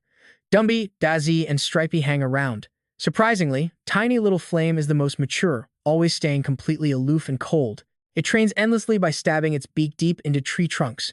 Gao Peng watches it, sighing. Man, this little guy's heart is full of vengeance, working this hard just to avenge its mother. Wait, someone is missing. Gao Peng looks around wildly. Where is Silly? Wasn't it just spinning in circles over little Flame eating a bug? Turns out, it's sleeping peacefully on the grass, literally drooling. Looking at how completely relaxed and carefree it is, Gao Peng laughs. How can you sleep that deeply? What a carefree spirit. Gao Peng lies back on his chair, returning to his book, feeling super grateful. These days are so relaxing, all thanks to that blank credit card Ji Han-woo gave him. Being a beast tamer can finally just be a hobby. This book by President Feng is seriously amazing. The older you get, the wiser you are. So much experience. Suddenly, he checks his phone. A system notification denies Gao Peng access to his exam results. His account is already logged in somewhere else. Location, Yuzhou Base City, Heavenly Palace Building. Gao Peng freezes, his face dropping. Is it Ji Han-woo? Meanwhile, his grandpa sneezes, sensing someone talking about him. Gao Peng sighs. Whatever, let's check the scores. Name, Gao Peng. Age 18, 770 points. Base score of 700 plus extra. Gao Peng grins like an idiot. Rank, first place in Chang'an City. Looks like I did pretty well. Suddenly, his phone rings with an unknown number. The voice asks if this is Gao Peng. He confirms. The caller continues, Congratulations, you've officially qualified for the second round of the Beast Tamer exam. Report to the first round testing center on June 27th at 9 a.m. The exam lasts 15 days. No need to bring clothes or toiletries. Thank you for your cooperation. Gao Peng glances over at Little Flame. Right, he hadn't formed a blood contract with this bird before registering for the exam. So by the rules, Little Flame can't participate in round 2. Just then, Tang Tang jogs by the house, waving and smiling brightly. Good morning, Little Peng. Perfect, it's Sister Tang Tang. Wait, this is way too convenient. Gao Peng narrows his eyes, thinking. Ji Han-woo already knew his scores. The exam rules are public. It's totally obvious he would need a pet sitter. Sister Tang Tang probably knew exactly when that phone call was coming and prepared for this. Tang Tang just smiles warmly, basically wearing her hidden agenda right on her face. Gao Peng smiles back, thinking how much he loves this setup. Sister Tang Tang, could you watch my crane for 15 days? Is that okay? She pats her chest. No need to be polite, just leave it with me. I'll fatten it right up for you. So what do you and I think? Will the bird survive her? Because Gao Peng looks terrified right now. All right, you and I are jumping right back in. While Little Flame gets taken care of, Gao Peng heads out to handle business. Meanwhile, in a fancy Chang'an villa, a rich kid is fuming. Why am I ranked second? He yells. I saw it clearly. We both have 3 familiars, 1 commander tier, and 2 elites. Why the hell did they rank me lower than him? An older lady reports the facts. Young Master, his Earth Elite familiar, had a massive combat advantage, netting him 10 extra points. Hearing this, the angry young master slams his fist on the table, absolutely furious that he lost on a technicality. Trembling with rage, the young master clenches his teeth and roars. I don't care. I'm not letting him get away with this. Back to Gao Peng. He glances at the few waiting candidates and thinks, looks like I'm early. Just then, an instructor with a mini mic steps up. Looks like everyone is finally here, he announces to the group. Welcome everyone. I'm in charge of your next exam phase. Quiet down now, there are only 8 of you left anyway. Honestly, skipping the formal second round just to directly rank the top 10 from this tiny group is a pretty intense move. The instructor speaks up again. Your Stage 2 exam venue is the Jiangnan-based city's Great Ocean Mountain Park. This time, it's definitely not your standard arena tournament. No one-on-one dueling here. We're doing a live outdoor survival test in a real forest. Gao Peng blinks. Jiangnan-based city? Great Ocean Mountain? Why go so far? The instructor's voice booms loudly. Great Ocean Mountain has been fully cleared by a peak-level familiar trainer. We've completely eliminated any chance of Lord-tier monsters showing up.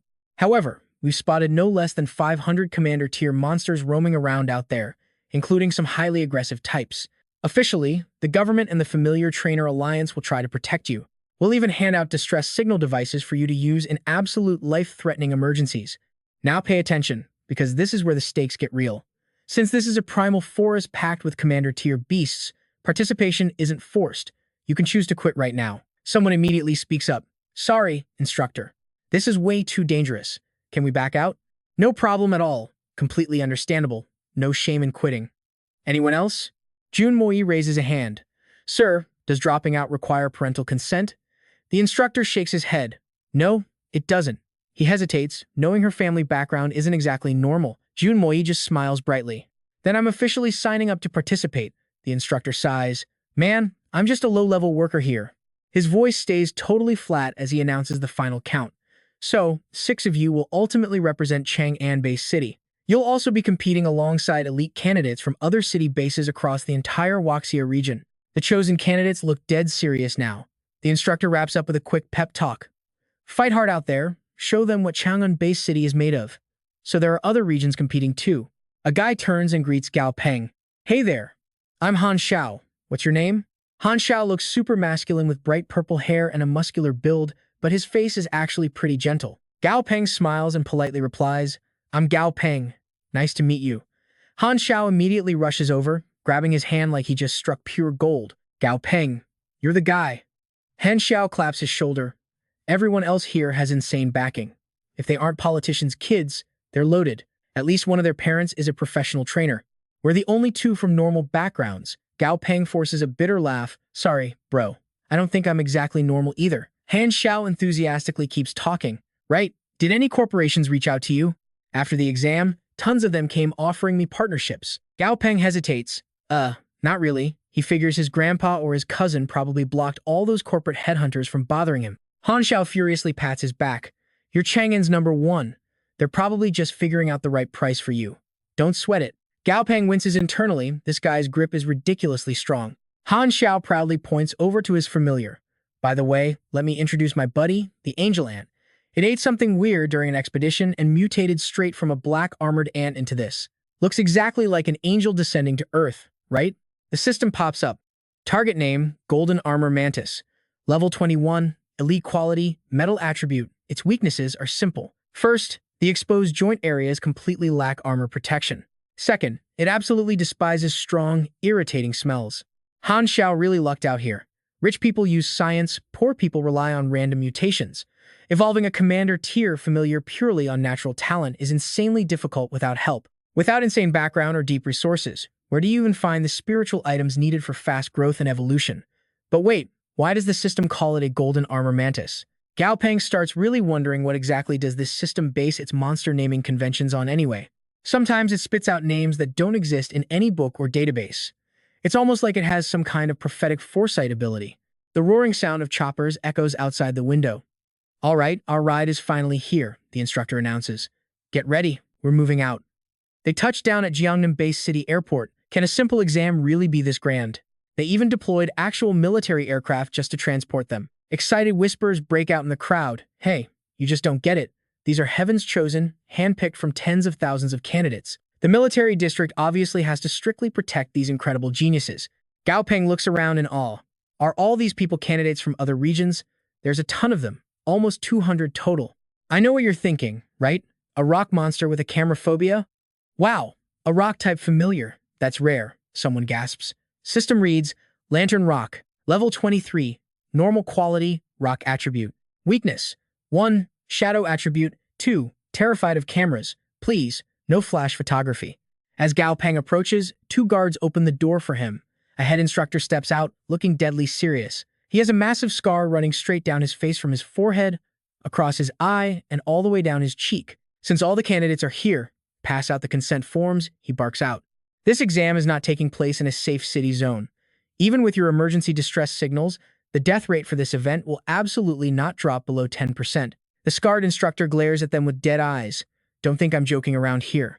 That estimate is taking into account that the absolute weakest familiar among you is at the commander tier. Think carefully about this, kids. You have to take absolute responsibility for your own futures. Gao Peng takes the paper from the instructor's hand, politely nodding his head. Thank you. Gao Peng closely scans the form's content. 1,000 credit points? For big corporations, that's definitely not a huge number. But still, this is getting real. He reads further. Rule 20, the second round uses a strict point accumulation system. Tons of point markers have been hidden throughout Great Ocean Mountain. Destroying these markers and hunting monsters will both earn you points. The competitive pressure here is going to be absolutely fierce. The scarred head instructor speaks up once again. You've all read through the consent forms and the second round rules by now. So, let me share some info on the third round. Only the top 12 candidates on the final points leaderboard will qualify for the third and final round. The third round completely steps outside the scope of a high school familiar exam. His voice booms across the crowd, loud and incredibly passionate. Anyone who performs exceptionally well here can directly earn an official title. Even your familiars might be officially granted their own unique titles by the state. Plus, the final round will be broadcast live globally. Your familiars' battles will be shown directly to the entire world. The candidates are instantly hyped up by his incredible speech. State-recognized titles? That's way too cool. Gao Peng just secretly rolls his eyes. Easily manipulated kids falling for basic hype. Then Gao Peng looks back at his familiars. Honestly, he really needs to think about it. What cool name could he give them? The choppers slowly descend toward the entrance. All candidates, attention. The exam officially begins right now. The higher-ups' voices echo over the loudspeakers. You have exactly 20 minutes to prepare. After 20 minutes, you will move out, following the helicopter's guiding lights straight ahead to reach your target destination within the strict time limit. Wearing his brand new uniform, Gao Peng glances at his familiars and gives the order. Let's go. Dumby scoops up Gao Peng and the other familiars in one go. His massive frame moves like lightning. A totally different landscape opens up before them. Gao Peng has Stripey shoot a web onto a branch, and Dumby quickly grabs it, swinging them forward. And that's where we leave it, trust me. You're gonna want to see what happens next. Gao Peng turns pale, thinking, thank God I upgraded my spirit, or this high-speed roller coaster would have totally wrecked me. Let's dive into this wild beast tamer world. Another voice screams out, hey, slow down. Turns out another candidate is struggling with their familiar. It's a level 25 mental white pig, perfect quality, completely healthy, but heavily mocked. You stood up so fast, first place doesn't get a reward. I told you to run slower. Gao Peng smirks. Normally, the relationship between a tamer and their beast is led entirely by the tamer. Of course, special exceptions do exist. For example, if the tamer's personality is too weak and the beast is way too dominant, but getting mocked and rejected by a pig, that is just genuinely tragic. Gao Peng dashes off, throwing a mocking comment at the candidate. Keep it up, pig riding man. You've got this. The candidate still hasn't realized the intense sarcasm hidden in Gao Peng's words. Why on earth is he cheering for me? Is this guy crazy? Meanwhile, the screen shows images of bird beasts soaring around. Now, the next candidates Tang Tang, Chen An, Mi Xiaoyan, Tang Wei, and Xiaobong instantly appear on screen. Right after that, the screen clearly displays an image of Gao Peng. This candidate comes from the Chang'an district. Wow, he actually contracted 4 different beasts. He's the #1 top scorer in the Chang'an district, making him a hot favorite for the top 12 strongest competitors this time. Tang Tang brings out a tray of delicious cold food. Little Yan, eat up quickly. You have to eat more to get even stronger. Keeping up with its master's footsteps, just as Tang Tang had promised Gao Peng earlier, Mi Xiaoyan has actually gotten significantly chubbier now. Tang Tang watches Mi Xiaoyan carefully. Cutting back to the main competition space, nearly an hour has already passed by now. That giant pig from earlier is right in front of Gao Peng, grunting loudly. Gao Peng just stares blankly as its master falls straight down off its back. The giant pig's master hits the ground incredibly hard. His head is ringing, his vision spinning in dizzy circles. What a wildly hot-tempered pig. Then, the broadcast announcement echoes down from above again. All right, the time is up. Any candidates who haven't arrived will be eliminated immediately. The helicopters are constantly tracking the remaining participants. The instructor's loud voices echo out, blending perfectly with the loud whirring of the helicopter blades right before you enter the Great Forest. New survival information constantly updates. Through the front entrance is Sun Mountain. At the edge of the entrance, there are field tactical briefcases containing dry biscuits, canned food, and water. plus fast-acting heart boosters to use during extreme emergencies. This can guarantee 1 hour of extended life for you. Each person is limited to taking only one. The scarred head instructor stands right at the edge of the helicopter door, closely observing the deep forest below. This time, a total of 197 candidates joined, but only 150 signed contracts. Now pay attention, because this gets intense. The instructor smirks. I'm very comforted. This ratio completely beat my expectations. Seems like we don't have many cowards among you. Some of you might have wilderness survival experience. Some might even be experts. Others have never left the city limits. But regardless of who you are, you must understand this dangerous forest. It is completely different from anything you could possibly imagine. The absolute biggest piece of advice I have for you is to just survive, because only by staying alive can you ever hope to get a high score. All right, everyone move out. Meanwhile, the television news channels are also broadcasting live information about the competition. Hello viewers and welcome to our fast-paced competition recap show. Through the tracking devices placed on each candidate, we can clearly see their exact current locations in real time. The audience immediately erupts into shocked murmurs. Wait, is that Yin Wu? The imperial capital's Yin Wu. Doesn't he usually hate participating in these kinds of television shows? Damn, this guy has a massive background. Most experts in the imperial capital are quite old. But Yin Wu is one of the rare young powerhouses there, and he has already built up quite a famous reputation for himself. The host points at the television screen and reports to the audience. As you can see, the highest scoring candidates are all heading straight into the central forest. The point nodes are basically all established right there in that central forest area. Right now, the candidate with the highest score is Junmo Yi. First place actually being a girl is definitely a bit unexpected. I wonder what Yin Wu thinks about this situation. Yin Wu actually shows a hint of praise. Not bad at all. The species of this python is probably dark or water attribute. Its scales shine brightly, and its body is incredibly strong. The quality definitely isn't low. Judging from its combat style, this python fights constantly, fights skillfully, and is trained very well. The female television host secretly curses him in her head. I told you to analyze the tamer, not to just talk about the beast. With a black snake currently on the broadcast, she obviously can't just call it a blood-sucking snake. She forces a smile instead. Yin Wu's analysis makes perfect sense. One look and you know he's professional. I've heard rumors that the imperial capital's Yin Wu has been single for many years. Meeting him today confirms those rumors. He is absolutely single by pure skill. She continues hosting. All right, since we've already seen the first place, let's take a look at the unfortunate student ranked dead last. Everyone, please look at the big screen. The television screen completely shifts over to another area. Oh, this candidate seems pretty hardworking. She purposely chose an environment with a fairly high altitude. Looks like she's preparing. Wait, the screen suddenly shows Gao Peng team of 4.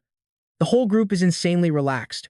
Gao Peng is sprawling out on a large rock, resting and completely chilling. His beasts are also calmly sitting down, resting right alongside their master. Gao Peng has accidentally put both television hosts in an incredibly awkward spot. A painfully long silence passes before they finally figure out how to continue. Haha, you could say this young man is extremely relaxed. Basically, this is just pure slacking off. I know exactly what you're thinking. What is he preparing for?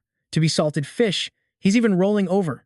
Inside her head, the female host is totally exhausted and annoyed. If you act like this, we probably won't even see you in the next round. Time just keeps passing by. Gao Peng doesn't care about anything at all, grinning from ear to ear. Lying down like this is just incredibly comfortable. After finally regaining his energy and spirit, Gao Peng stands up and stretches his arms. The outer area of the forest probably doesn't have any danger left, so we should head out now. Gao Peng smiles gently, talking to his precious pets. Let's go. Into the forest we go. The forest suddenly becomes completely dark. That is entirely because Gao Peng team has already marched incredibly deep into Sun Mountain's forest. Gao Peng continues commanding them. Dazi, throw away all the silver leaf grass we picked earlier. This green light warm flower is worth one more credit point than that. Ah Dai suddenly points in another direction. Master. Gao Peng looks exactly where he points. Who? Gao Peng instantly realizes this. Is this the point node mentioned in the briefing? Material name. White Earth Sandstone. Its effect?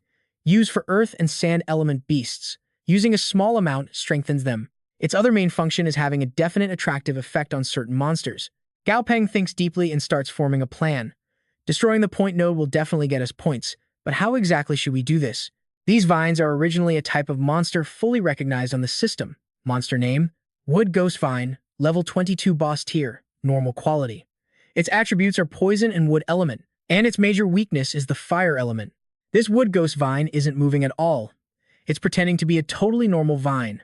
Does it have no intelligence? That acting is way too real. How interesting. Since you love acting so much, I'll immediately give you a chance to win a Golden Horse Award. Gao Peng coolly snaps his fingers. Dazi, light it up. The wood ghost vine monster secretly comforts itself inside, acting like a highly experienced hunter. Seeing no major progress yet, it continues muttering to itself. Wait just a bit longer. An elite hunter must learn to stay perfectly calm. But it couldn't hold back anymore. The wood ghost vine instantly rises up, silently screaming. I can't take it. It's too hot. Gao Peng immediately shouts out, Ah Dai. Ah Dai furiously rushes over to control the wood ghost vine. But this vine isn't easy to deal with. It wraps completely around Ah Dai. Not only does it have extreme flexibility, but it also has support magic blasting right into Ah Dai's body. Gao Peng smiles gently, feeling incredibly relieved. It seems like when it normally kills prey, it uses its vines to tightly wrap around enemies. Then it uses its sharp vine leaves like blades to slice up its foes.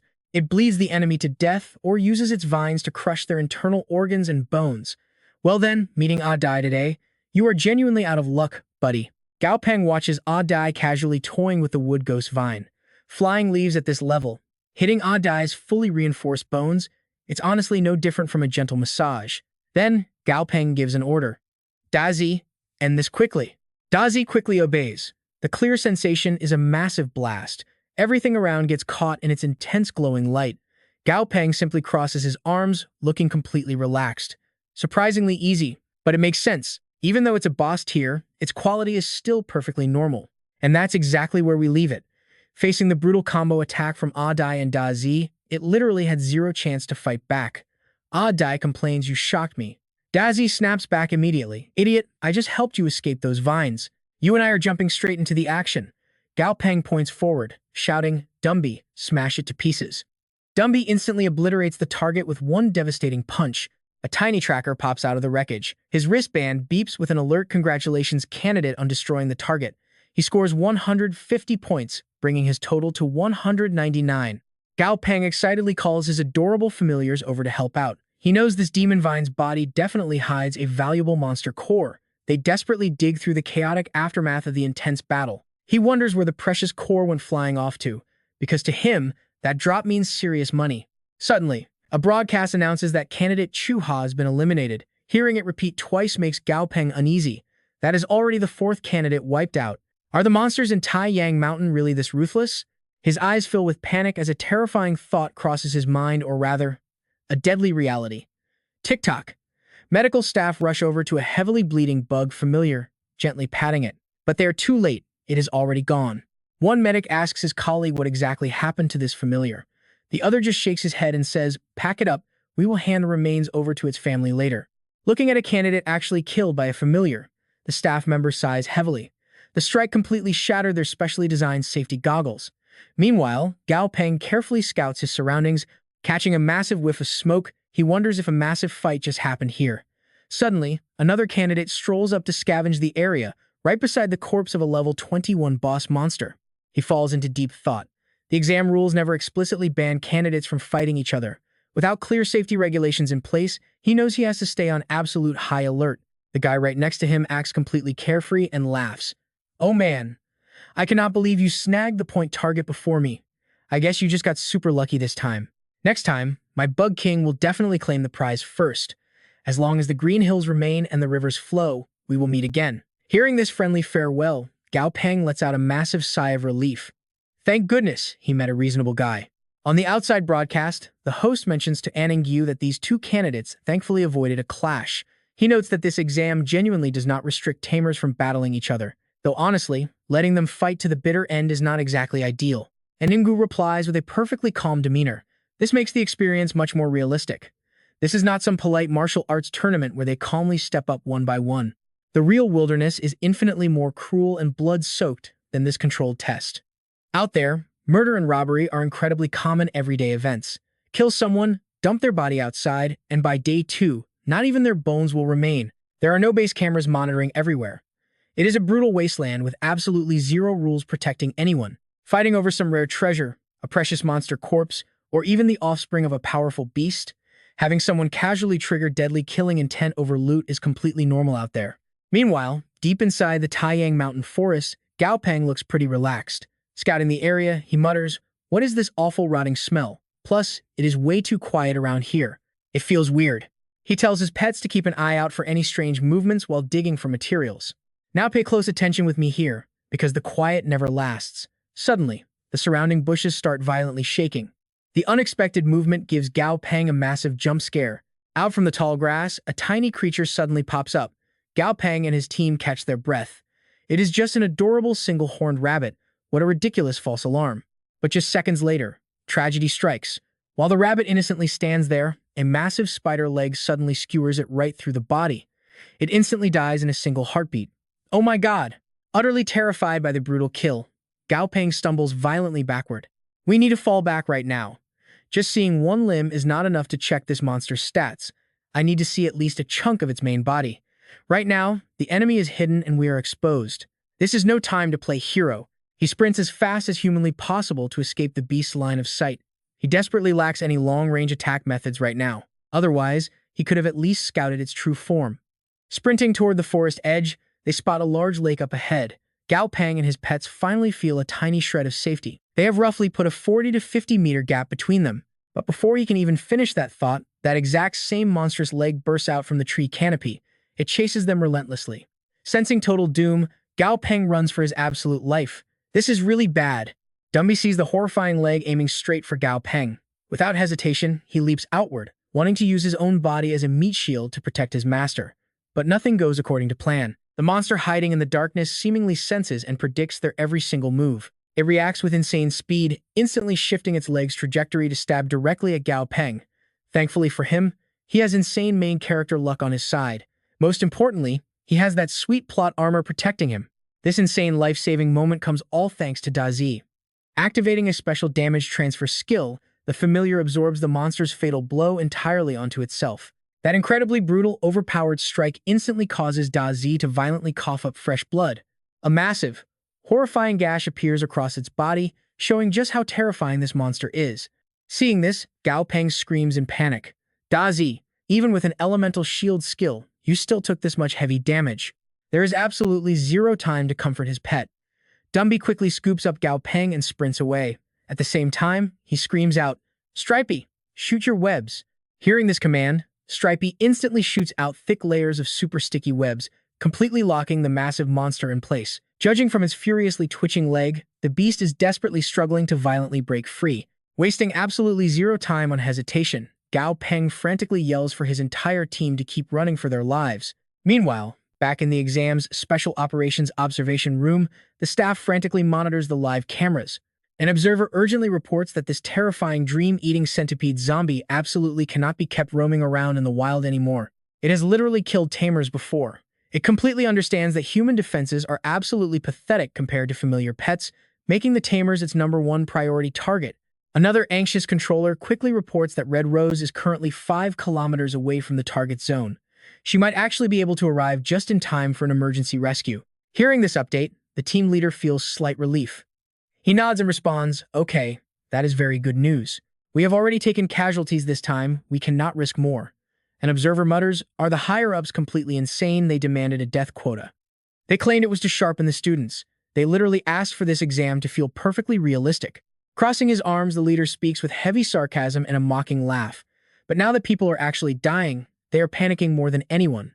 The staff member chuckles in agreement. "Haha, boss, aren't they always exactly like this? It is definitely not the first time." Finishing his joke, the observer stares intensely at the monitor screen. He hesitates before asking, "But honestly, boss, isn't this kid being a complete coward?" Hearing this ridiculous take, the team leader visibly frowns in annoyance. This is not cowardice, this is called brilliant strategy. Knowing exactly when to advance and retreat is the true mark of a successful person. Absolutely nobody is an undefeated, immortal general. If he actually believes he is invincible, his arrogance will eventually get him killed. The observer gives an awkward, forced smile. "Haha, you are totally right, boss." But they barely clashed. How does he already know he cannot win? Let's pause together for a second because things are about to go from bad to absolute nightmare. While they chat, another observer screams in pure panic. It is over. The monster's horrifying stats finally decode on the system screen. It is a mutated dream-eating centipede, level 35. Elite quality.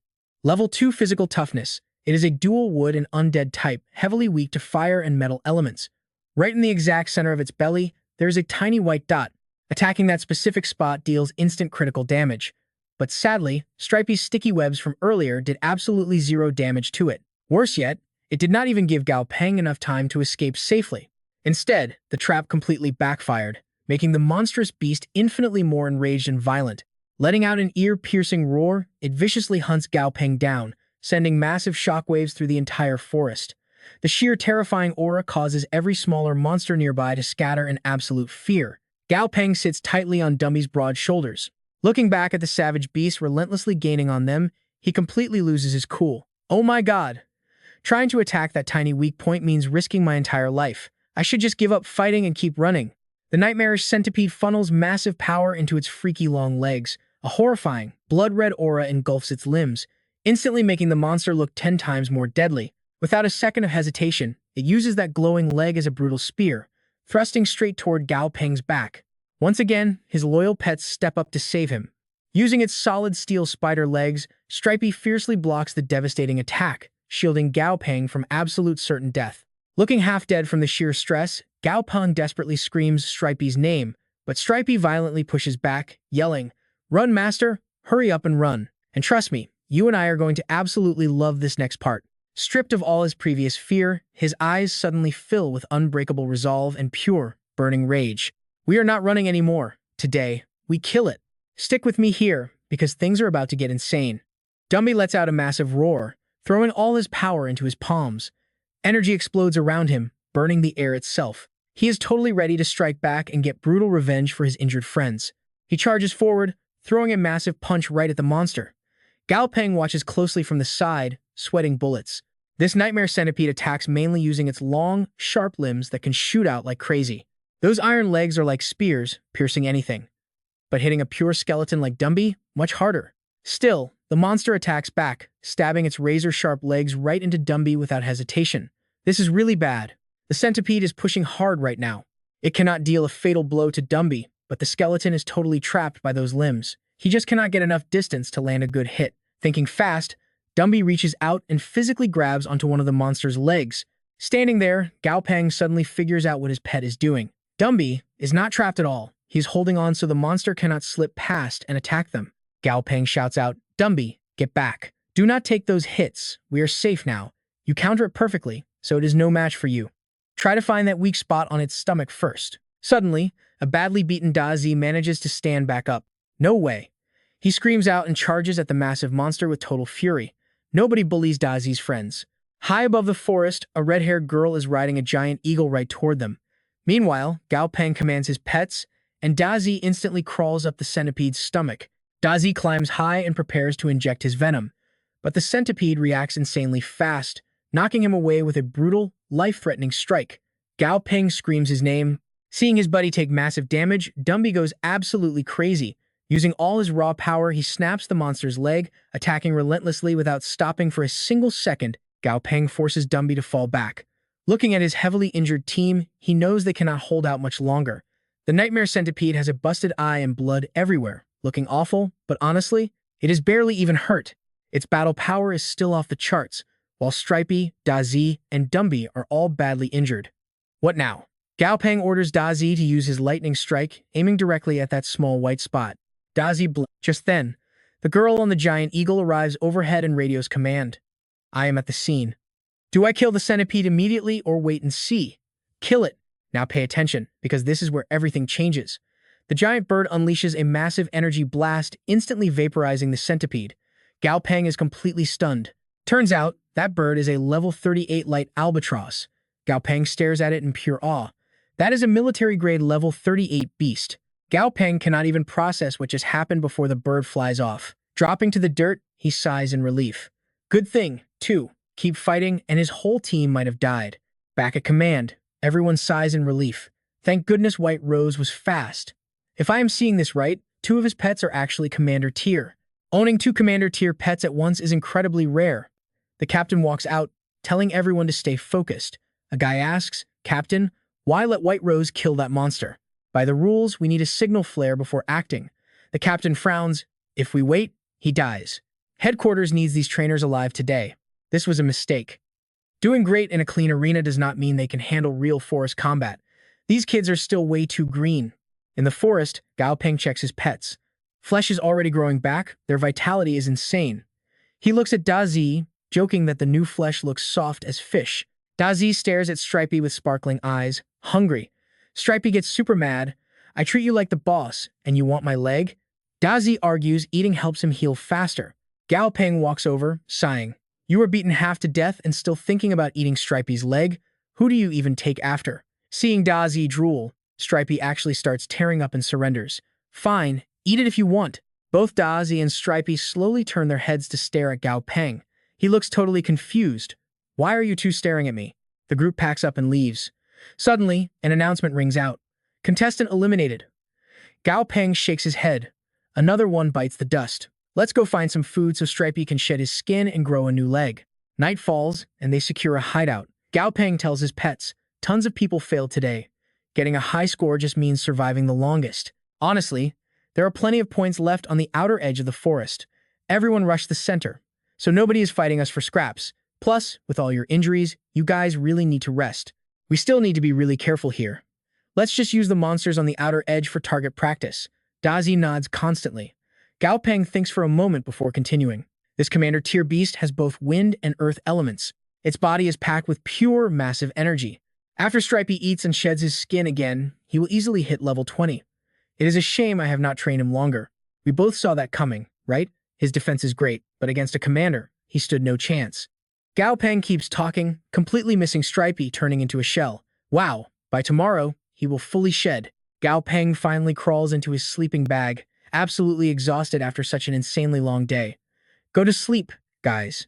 Everyone is totally wiped out tonight. Early next morning, Stripey's shell cracks. He crawls out with a perfectly healthy body. Status shows healthy, excited, level 20.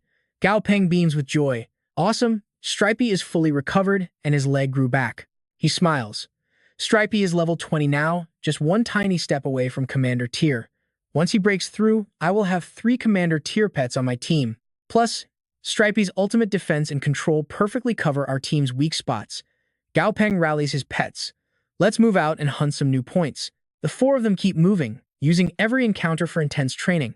Reaching a riverbank, Gao Peng spots a frog on a rock. He stops, thinking, why does this frog look so insanely familiar? Monster name, Blue Frog. Level 8, normal quality. Status is healthy and happy. Its hobby, quiet and happy. Weaknesses, lightning element and a massive hatred for loud noise. Gao Peng smirks.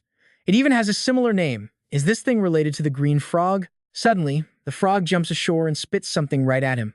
Gao Peng barely dodges. Why does the system hide this weird habit? Has spitting become a core instinct for blue frogs? Just then, a camera drone hovers down from the sky. Seeing his face pop up on the big screen, the commentator shouts, does everyone remember our main character's epic comeback expression? That contestant is still in the game. Let's check his current ranking. The crowd gasps. That lazy trainer hit rank 15? The expert chimes in. Not bad at all. There are 121 contestants left. Rank 15 basically equals the points of all eliminated players. To qualify for round 3, he needs rank 12. With nearly 10 points total, he definitely still has a fighting chance. The female host looks a bit flustered, stuttering slightly. Well, let's hope this contestant proves Master Qin right and easily reaches the top 12. Stick around, you and I need to see who holds those top ranks. You and I are about to dive into this crazy tournament. The screen flashes the top competitors. Look at rank 2 Quan Mak Wai just spiked 40 points. Turns out, these students are choosing straight-up slaughter to rack up those massive scores fast. Suddenly, the system clock chimes, the competition is over. Scoring stops now. Gao Peng looks exhausted, thinking it's finally time to rest. He realizes he hasn't snagged that many points over the last few days. But luckily, A-Band successfully upgraded to Commander Tier, making up for it by crushing several Commander-level monsters. Gao Peng stands tall. I did my best and left it to fate. Whatever the result is, absolutely no regrets. His rank on the board just jumps to 11th. Meanwhile, in some Jiangnan City hotel room, a harsh voice echoes. I told you to aim for the top 12. The green-haired, glasses-wearing kid's father glares at him. If you could just enter the Alliance Youth Familiar Tournament, it would be incredibly beneficial for your future. The kid stands stiffly, replying he really tried his best. Anxiously, he begs, Dad, you saw my performance. Can't you just use your connections to get me a spot? His dad slams his hand on the chair, absolutely furious. Nonsense. How can I rig a tournament like this? Do you think I am omnipotent? When will you actually be useful? He angrily explains the harsh truth. Countless eyes are watching me right now. One tiny mistake, and those people will pounce on us like greedy, starving dogs. They want our power. Forget it. Let me think. Just keep a low profile these next few days. Stop hanging with those trash friends, or I will break your legs. Back in the real world, Gao Peng grabs food while scrolling his phone. The Ultimate Youth Familiar Tournament is in 3 months. Delayed? The student's performance was that bad? Are they pushing it back to stop over 20-year-olds from entering? Suddenly, Han Tu, who has been waiting forever, calls out, Gao Peng, been looking everywhere for you. Want to grab dinner? Everyone from school is eating together. Behind them, a couple looks extremely annoyed. Han Tu throws an arm around his shoulder. Just come eat. Look, even the always serious Quan Mak Y agreed to come. Seeing this, Gao Peng forces an awkward smile. Man, let go of my arm first. Stepping out of the building, Han Tu waves at someone. Let's go. I know a super authentic seafood spot. Suddenly, a stranger approaches. Mr. Tao? Can we talk for a second? It's Mr. Truong. Gao Peng completely ignores him and walks right past, leaving the guy surprised and pretty angry. Truong steps in front, flashing a bank card. The password is 6 sixes. There's 1 million alliance credits in here. Deal or no deal, this covers your wasted time. Hearing that, Gao Peng actually stops to listen. Is my time really worth that much? Mr. Truong points out a nearby cafe. Let's talk over there. But Gao Peng quickly stops him. No rush, hang on. Out of nowhere, a band appears right behind him. Gao Peng smirks. My familiar is a huge coward, needs head pats to fall asleep. It's his bedtime, so he came finding me. Mr. Truong looks shocked. What is this? He replies nervously, quite cautious, but that's good. Out here, you can never be too careful. You're going to want to see this part. Inside the cafe, Truong gets straight to the point. He slides the card over. Someone is offering you a massive payout to quit the tournament. This compensation is absolutely higher than the first place prize. And to show my sincerity, I will even share some insider info with you. According to my sources, an American competitor signed a Lord tier familiar. They are practically guaranteed to take the championship right now. Basically, nobody else stands a chance at first place. Think about it carefully. Gao Peng explains his situation. I am a poor orphan. What kind of value do I have for someone to target me? Paying this much? Your boss must really coddle their kid. Truong leans in. So, do we have a deal? Gao Peng just takes a big sip of his drink. Annoyed by his attitude, Truong glares. What is the meaning of this? I suggest you think carefully. Don't you love money? This is a huge sum. Gao Peng finally speaks his mind. Was I being too subtle? My answer is no. Truong sighs. What a pity. Standing up to leave, Gao Peng casually waves. Take your time drinking. It's on me. Furious, Mr. Truong immediately dials a number. The voice on the other end asks, What did he say? Watching Gao Peng walk away, Truong mutters, he refused. Kid's got personality, didn't take the bait. Unbothered, Gao Peng is already calling Han Tu. I am on my way. You guys start eating. Truong watches him, thinking, I am easy to talk to, but my employer isn't so polite. This brat is way too green. Once he suffers a bit, he will learn how cruel the real world is. Whatever, not my problem. I am just a messenger. Suddenly, Truong senses something feels very wrong. We both know this isn't a coincidence. The street is completely empty. Suddenly, metal chains clash. Down the alley, someone walks a familiar. Truong panics. When did they get here? He frantically looks across the street. Another hostile guy on the left. Sweating bullets, Truong thinks, force this fast? Damn it, who is secretly targeting me? The men close in. Mr. Truong, stop struggling. Your Blue Mountain bird is already under our control. We really do not want to accidentally end your life. Please cooperate. Hearing this, Truong tries to summon his beast, but the connection is completely dead. Zero chance to resist. Looks like he is the one in deep trouble today. The guy gestures politely. Someone wants to see you.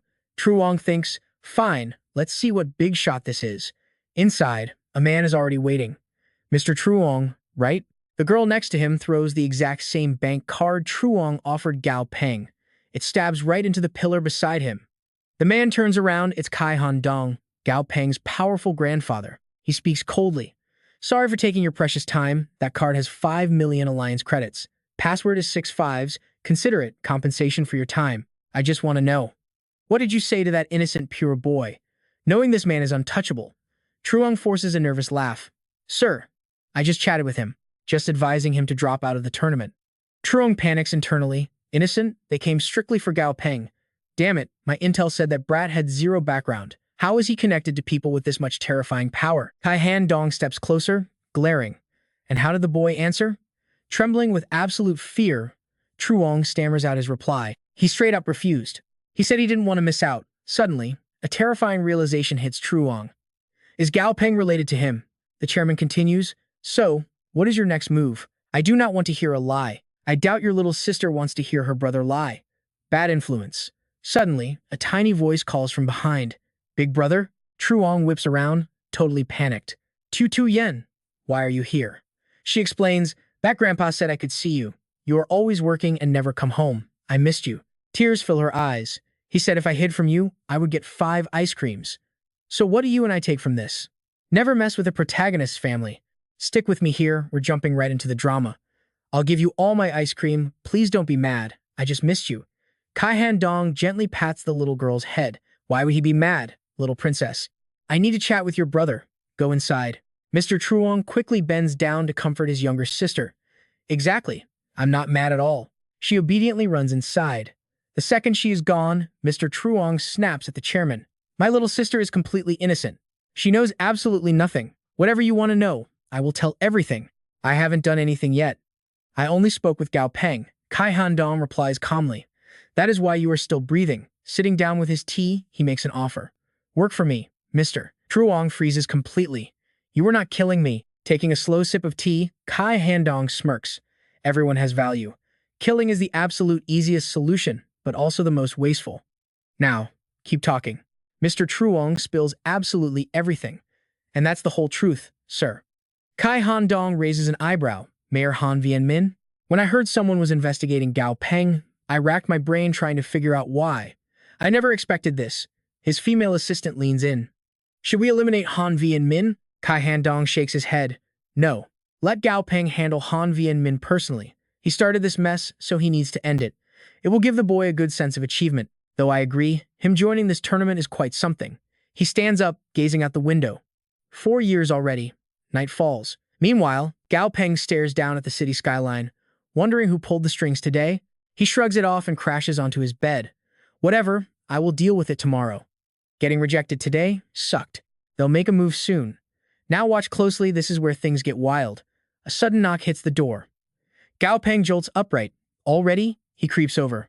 Who is it? Young folks sleeping in isn't good. The door slides open. Gao Peng completely freezes at the voice. Kai Han Dong steps right inside, smiling. Long time no see. Kid. Gao Peng tackles him with a massive hug. Jihan Wu. Kai Han Dong warmly embraces his grandson, checking him out.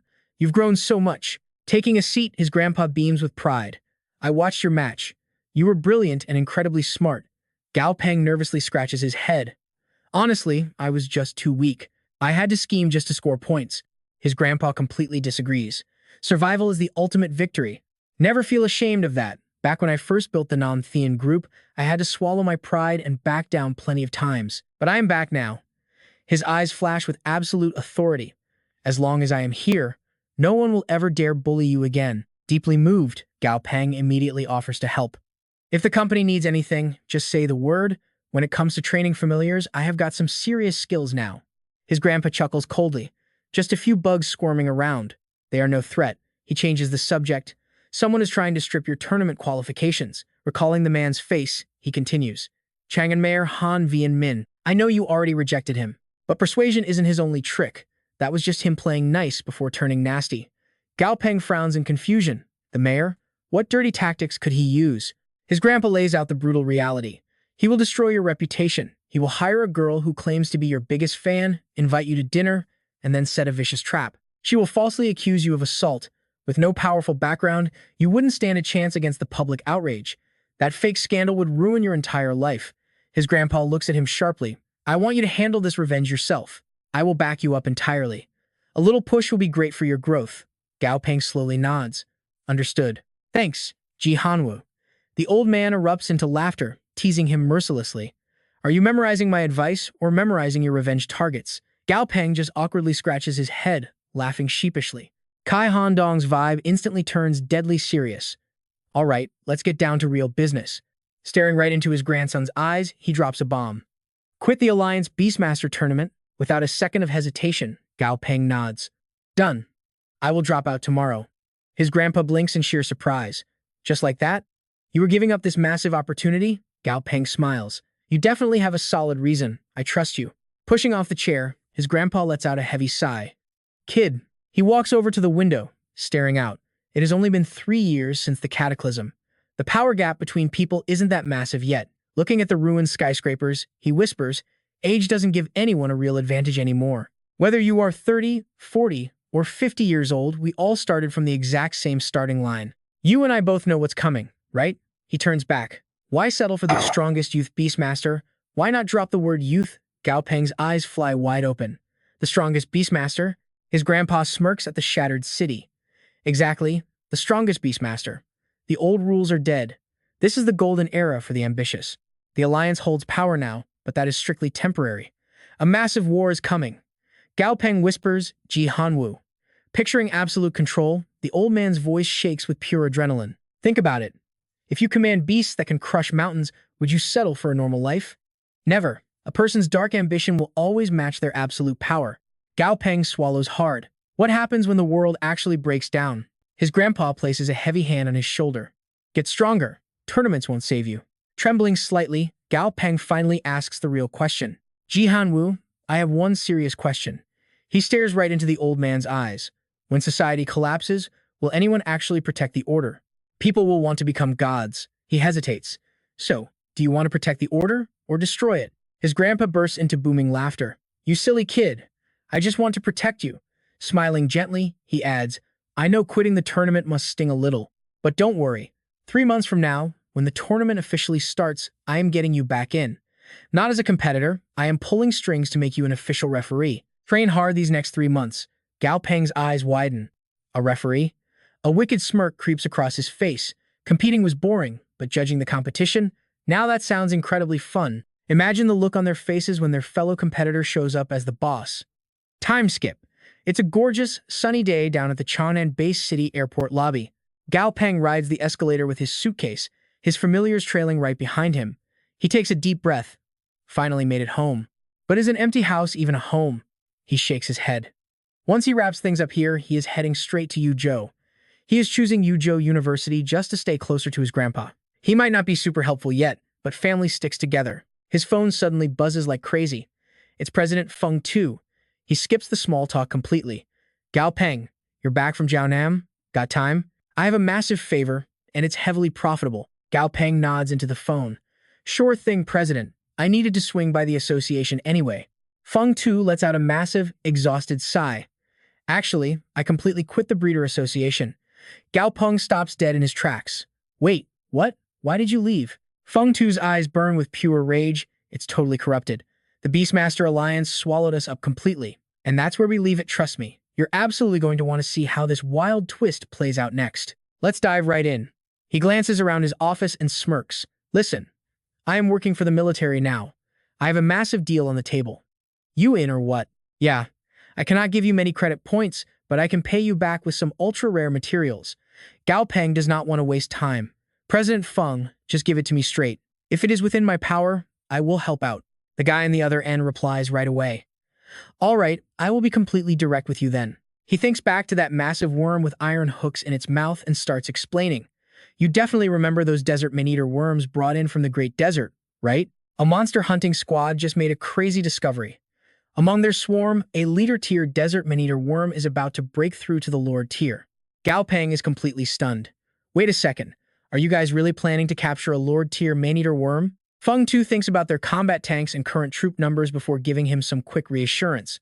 Relax, we are absolutely not joining a Lord tier battle. We just need to clear out the scene and secure the area while the man-eater leader breaks through. Hearing this, Gao Peng just stares at his phone and lets out a dry laugh. He pictures 2 Lord-tier monsters clashing and cannot help but think to himself. The Great Desert already has a leader-tier desert tyrant. Sure, the Great Desert expanded a lot after the mutation disaster, but it is absolutely not big enough to handle 2 Lord-tier monsters living in the same zone. When that happens, an all-out war is definitely going to break out. Looks like the Truong and military is just waiting to reap the rewards.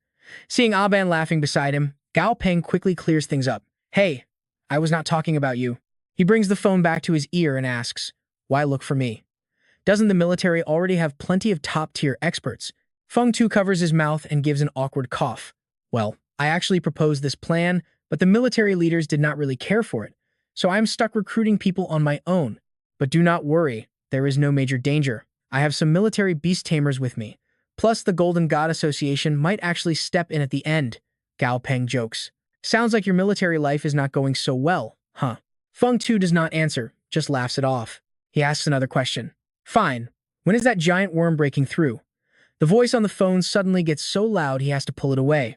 So you agree? Probably in 2 days. Seriously. Do not worry. I owe you a huge favor for this one. If you ever need anything later, just come find me. Gao Peng smiles and replies, with a scene this massive. I obviously have to join the fun. Just wait for my signal. Stick with me here. This is where it gets crazy. He hangs up, thinking to himself, a battle at that level is way out of my league. Going there is basically just a field trip. But to become a true powerhouse, you have to watch the experts fight and expand your horizons. He remembers his grandfather's words, the strongest beast tamer. Huh. Right then, he spots Sister Duong already waiting and waving at him. He waves back but hears a familiar sound and looks over in total shock. Hold on a second, what is up with this fat penguin? That call. Wait, is that Tu Bian? The group follows Feng Tu to the outskirts of Truong An near Min King Lake. Gao Peng checks out the surroundings and thinks to himself, it is not that far. We have not even gone deep into the Black Ember Forest yet. This is basically the outer edge. Feng Tu leads the way, pointing ahead. It is right up there. A bit further, and we enter the Lord of Black Ember's territory. That lord's temper is notoriously bad. Nobody dares to go and mess with it. Gao Peng stares at the stealth beast right next to Sister Doan and is absolutely shocked. She actually has a beast this incredibly strong. A stat panel suddenly pops up right next to it. Monster name, Phantom Dragon, level 39. Epic quality. Abilities include level 2 enhanced skin. Here is its passive effect. When it stays completely motionless, it merges perfectly with the surrounding environment, becoming totally invisible. Plus, it has another passive effect. The unique trait of its skin actually absorbs all noise. It can completely muffle sound waves while moving, making its footsteps basically dead silent. It is nearly impossible to detect. He looks from the panel to the beast, thinking these stats are pretty terrifying. Then he notices the guy in gray with a green snake around his neck and a pig at his feet. He mutters to himself, looking at the assistants President Feng brought along. This guy just introduced himself as Lai Khan earlier. His beasts are a level 24 iron bristle pig and a level 21 poison blood green snake. Then he glances at the man in brown next to him, who has a red chicken, and thinks to himself, and this guy is Tan Yi. His beast is a level 27 fire bird. They are on a completely different, lower level. He frowns, a bit confused. Wait a minute, Lai Khan and Tan Yi? Up ahead, Feng Tu raises his hand to stop them. Stop right here, we cannot get any closer. Monsters are super alert right before breaking through. We absolutely cannot provoke it right now. Seeing a massive pit up ahead, swarming with desert man-eater worms, Gao Peng gasps in total shock. Holy crap, there are so many. Feng Tu whispers from beside him. Honestly, we might not even need to lift a finger today. These man-eater worms will naturally protect their leader. I know what you are thinking. Let us see how this plays out. He looks at Feng Tu and asks, so wait, is the Lord of Black Ember actually just called the Lord of Black Ember? Feng Tu turns his head. Nope. It claimed the entire Black Ember Forest, so that is just its title. After all, not every single Lord tier monster actually gets to own a territory. He remembers that Desert Tyrant and continues explaining. Take that Desert Tyrant, for example. If it actually manages to hold the Great Desert for a long enough time, we could probably start calling it the Lord of the Great Desert. Feng Tu turns back and warns the group. Everyone, stay incredibly careful. Right as he finishes speaking, Gao Peng speaks up. President Feng, we definitely have company. Seeing a gigantic chicken charging right at them, his jaw totally drops in pure disbelief. Whoa, now that is one absolutely massive chicken. Feng Tu bursts into a proud laugh. Haha, chickens eat worms. This desert man-eater worm breaking through to Lord tier is just way too tempting for it to ignore. He watches the chicken jump straight into the swarm of worms, then turns to him. Little cow, just look at this. This iron-feathered golden rooster is using its natural species advantage to easily shake off their attacks. But suddenly, it cannot find any worms left and looks around confused. Gao Peng also looks left and right, asking in total shock, where is the worm? Where did that giant worm go? Standing nearby, Duong cannot help but burst out laughing at his reaction. Feng Tu coughs to explain. Let's be serious for a second. Worms dig underground. That man-eater leader probably buried itself deep in the dirt to safely break through. Obviously, you won't find it up here. Little Cao, your talent is great, but your actual field experience is lacking. You still need to learn. Gao Peng suffers in silence and just thinks to himself. You are an elite beast tamer. If I don't play dumb, how am I supposed to explain my system to you? Meanwhile, the iron-feathered golden rooster is still wandering around searching for its prey. Suddenly, a worm shoots up from the ground and violently grabs onto its leg. The chicken tries to fly up, but the swarm of worms works together to drag it down. Feng Tu continues. Little Cao, watch this. Once those worms get the upper hand, it is over. Finally, the iron-feathered golden rooster is violently ripped to the ground with a massive crash. The man-eater worm swarm seizes the moment and rushes in to devour the giant bird. Gao Peng closes his eyes and sighs. This chicken's combat power is seriously lacking. Feng Tu stays completely calm and smirks. Do not rush, that was just the appetizer. Duong suddenly raises a finger to her lips, making a shushing sound. The ground starts shaking violently. She speaks in a cold tone. A big one is coming. A massive spider steps right out of the forest. The stat panel flashes. Monster name, Terrifying Brutal Mother Spider. Pseudo-Lord Tier, level 40.5. Attribute, Rock type. Weaknesses include Wood type and a few specific plants. Abilities, level 2, Enhanced Spider Silk and level 1 Tough Skin. Gao Peng sees this and awkwardly mutters to himself. These exact stats look a little too familiar. Suddenly, bright red flames erupt across its body. Wherever it walks, the swarm is sliced in half. Trust me, you'll want to see what happens next. Let's dive right in. Gao Peng narrowed his eyes, secretly guessing. This mother spider was probably the same one from that brutal spider nest Liu Senlin's team tried to clear out earlier, right? They failed miserably back then and lost a lot of people, but they did interrupt the mother spider's level up, leaving it as a flawed Lord-tier monster. Feng Tu frowned and agreed. The military actually thought it got killed by the Desert Lord. Who knew it was still alive? He admitted he hadn't thought it through. Try to stall for time, Gao Peng looked worried and asked, Are you serious? Even though this is just a single monster, relying on our small group. Suddenly, he glanced at Tang Tang and her familiar. A spark of hope ignited in his eyes. Wait a minute, maybe they actually had a real shot at doing some damage here. Tang Tang looked at Feng Tu and firmly stated that they could help out, but she wanted this brutal mother spider for themselves. Hearing this bold demand, Feng Tu let out a surprised grunt. He was still highly anxious, pointing out they just wanted to stall the mother spider. Relying on their tiny squad to hunt down this brutal, terrifying beast was way beyond their current strength. She simply turned around, ignoring his doubts, and casually ordered, Fine, Little Peng and I will handle this. You guys just stay alert and stop other monsters from interfering. Feng Tu saw the phantom dragon lizard and felt a bit more confident. He thought to himself, Little Gao's sister actually has a rare hidden attribute familiar. In the military zone, anyone lucky enough to get this type of familiar would instantly be treated as a top priority for training. This girl was definitely not just your average person. Gao Peng looked at the person in front of him, eager to help. Sister Tang Tang, let Dumby assist you. She didn't refuse, simply nodding. Okay, Little Peng, stand behind me and pay close attention. Feng Tu quickly chimed in, saying his group would also help. Before he could even finish, Tang Tang rolled her eyes and refused, telling them not to cause trouble. He whined in a low voice, Hey, you can't just discriminate against us like that, big sister. Completely ignoring his complaints, she released the familiar in her hands and ordered, Go get them. Ying Ying. Seeing its murderous aura flaring up, she casually commanded it to go and exterminate that spider. The mother spider spotted Ying Ying approaching and immediately locked into attack mode. Ying Ying boosted its movement speed, popping razor-sharp claws from its toes. It looked absolutely thrilled for the upcoming bloodbath. Feng Tu gasped in pure awe, praising how incredibly sharp that familiar's claws were. But Tang Tang ruthlessly poured cold water on his hype, saying it was far from enough. Looking at the shallow cuts on the mother spider's body, she explained further. Ying Ying's attacks were just flesh wounds, completely failing to damage its internal organs. Suddenly, a pink tongue shot out and tightly wrapped around the mother spider's leg. Now watch closely, things are about to get chaotic. It was the phantom dragon lizard's tongue, but the spider immediately countered. The lizard's tongue began to violently tremble. The mother spider raised its leg, flashing a cold, menacing gleam, and violently smashed it into the ground. Rocks exploded everywhere as Ying Ying quickly dodged to the side. Ying Ying started moving in a zigzag pattern to escape the heavy strikes. Meanwhile, the mother spider relentlessly shot out toxic webs, chasing right behind its tiny target. Gao Peng saw this and whispered that they couldn't keep going like this. Even though the mother spider couldn't actually hurt Ying Ying, they couldn't land any effective attacks on it either. Dumby, standing right next to him, also showed a look of deep concern. Gao Peng looked at Dumby and immediately gave the command. Dumby, use it now.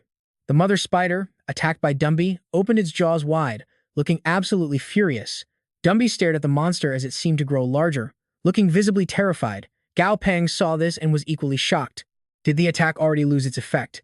Fighting above their tier was just too forced. They just had to stall for as long as possible. Suddenly, the ground started shaking violently. Gao Peng watched dirt and rocks flying everywhere, anxiously thinking, an earthquake. Could it be? Something massive blasted right out of the ground, violently knocking the mother spider away. Then, that beast's mouth, packed with razor-sharp teeth, snapped shut fiercely. Gao Peng smirked slightly, thinking this thing was completely different from the mother spider. A detailed stat panel popped up next to the wildly attacking monster. Monster name, Desert Earthworm Lord. Level 41. Quality, Elite. Attribute, Earth. Weakness, Fire type. Gao Peng evaluated it quickly. This was a genuine high-tier Lord-level monster. The Desert Earthworm looked down from above, its massive mouth wide open and ready to strike at any second. Feng Tu saw this and grew nervous, secretly calculating their odds. Why did you have to fight this spider to the bitter end? This spider was a failed Lord-tier evolution with almost zero potential. You really should have gone to negotiate with the Desert Tyrant instead. Only then could the military sit back and reap the real benefits here. Suddenly, the Desert Earthworm tunneled straight into the ground. The mother spider watched and thought, going underground? Are you trying to run away? It immediately started digging into the earth like crazy, desperately searching for the hidden earthworm. Gao Peng looked at Feng Tu and laughed, noting how furious the mother spider was. Feng Tu shot him a glance and agreed, saying their operation looked like a success. Li Qing, observing from the front, noticed something off and called out. Old Feng, look, this spider's behavior is super weird. You and I both know something's wrong here. Seeing the mother spider spinning around with worms everywhere, he continued. It's been spinning non-stop since the start. Is it actually just throwing a massive tantrum because its food ran away? Tang Tang watched closely and shared her thoughts. This mother spider burned through a massive amount of energy during that fight just now. It might actually just be getting a little hungry. She told everyone to look at the spider's legs and pointed it out. Look, it's deliberately crushing the worm's space, forcing them all together. Right after that, the mother spider suddenly opened its mouth and blasted out a massive web. The sticky web perfectly wrapped around the pile of worms on the ground. The mother spider used its legs to roll up the web and the dirt-covered worms, tossing it all straight into its mouth. Gao Peng rubbed his growling stomach and quietly muttered a funny comparison. Why does that look exactly like eating black bean noodles? Feng Tu, Li Qing, and the others all shot Gao Peng a very weird look. Leaving the gossiping crowd behind, Gao Peng looked at Tang Tang and said the spider wasn't hurt badly, so they probably couldn't catch it. Tang Tang looked dead serious and told him not to rush. The real show was yet to come. Nearby, Ying Ying suddenly raised its head and unleashed a vicious roar. Then, quick as lightning, one of the mother spider's legs was cleanly sliced off. The phantom dragon lizard hiding nearby slowly revealed itself. Right now, it was glaring dead straight at the shrieking mother spider. The phantom dragon lizard opened its jaws and spewed out a cloud of white smoke. Then it lunged, brutally biting off another one of the spider's legs. The furious mother spider swatted Ying Ying away for dealing minor damage, and then violently kicked away the lizard for inflicting those medium-level wounds. Gao Peng saw this and voiced his deep concern. This is bad, Sister Tang Tang. The mother spider's combat power is still way too high. We really need to rethink our strategy here. Tang Tang pointed a finger toward the sky, her face perfectly calm. Little Peng, don't worry. This time, there's absolutely no way it's escaping. A colossal bird was diving down from the sky. The wind from its massive wings sent debris flying everywhere into the air. Gao Peng looked up, whispering in shock, "What is that?" The giant bird landed, its heavy foot slamming into the ground and kicking up a blinding cloud of dust. Seeing its glowing yellow eyes, razor-sharp talons, and the faint golden light radiating from its body, Gao Peng was stunned. That's Lord-tier light. It's a flying-type Lord. Instantly, another detailed stat panel appeared right before his eyes. Monster name, Blood-Eyed Bald Eagle. Condition, extremely robust. Level 42. Quality, normal. Status, totally healthy and calm. Abilities include Level 3, Wind Power, and Level 2, Stomach Enhancement. Attribute, Wind. Weaknesses include Number 1, Lightning, Number 2, Fire, Number 3, Metal, and Number 4, Dark Type. Route for Elite Quality Upgrade is listed next. Number 1, Dark Evolution, Number 2, Holy Evolution, and Number 3, Bloodline Evolution. Feng Tu looked at everyone and issued a tense warning. Be careful, guys. This Lord-tier monster might also be attracted by the worms. Right now, this half-lord mother spider is holding its attention. As long as we don't actively provoke it, we should be safe for now. Seeing the blood-eyed bald eagle lower its head, everyone was confused. Wait, why isn't it attacking the mother spider? Bowing its head like that goes completely against a bird's natural instincts. Tang Tang replied, it's because these monsters are silently acknowledging each other. Hearing this, Feng Tu let out a low gasp of understanding. Gao Peng was totally confused by this. Wait, Sister Tang Tang, why are they acknowledging each other? Tang Tang replied with a wildly sarcastic tone, and trust me, you'll want to see what happens next. Alright, let's jump right into this wild monster world. Because that bird watched way too many movies. It thinks it's an action star or some mob boss. I honestly can't even remember anymore. Lai Kam looks at the girl, suddenly realizing something. Wait, is this Lord Tier monster yours? Duong Duong just laughs it off. Haha, a girl needs some self-defense tricks when going out. But inside, she's thinking, who even has a self-defense trick this insanely overpowered? Gao Peng closes his eyes, deep in thought. At this point, nothing shocks him.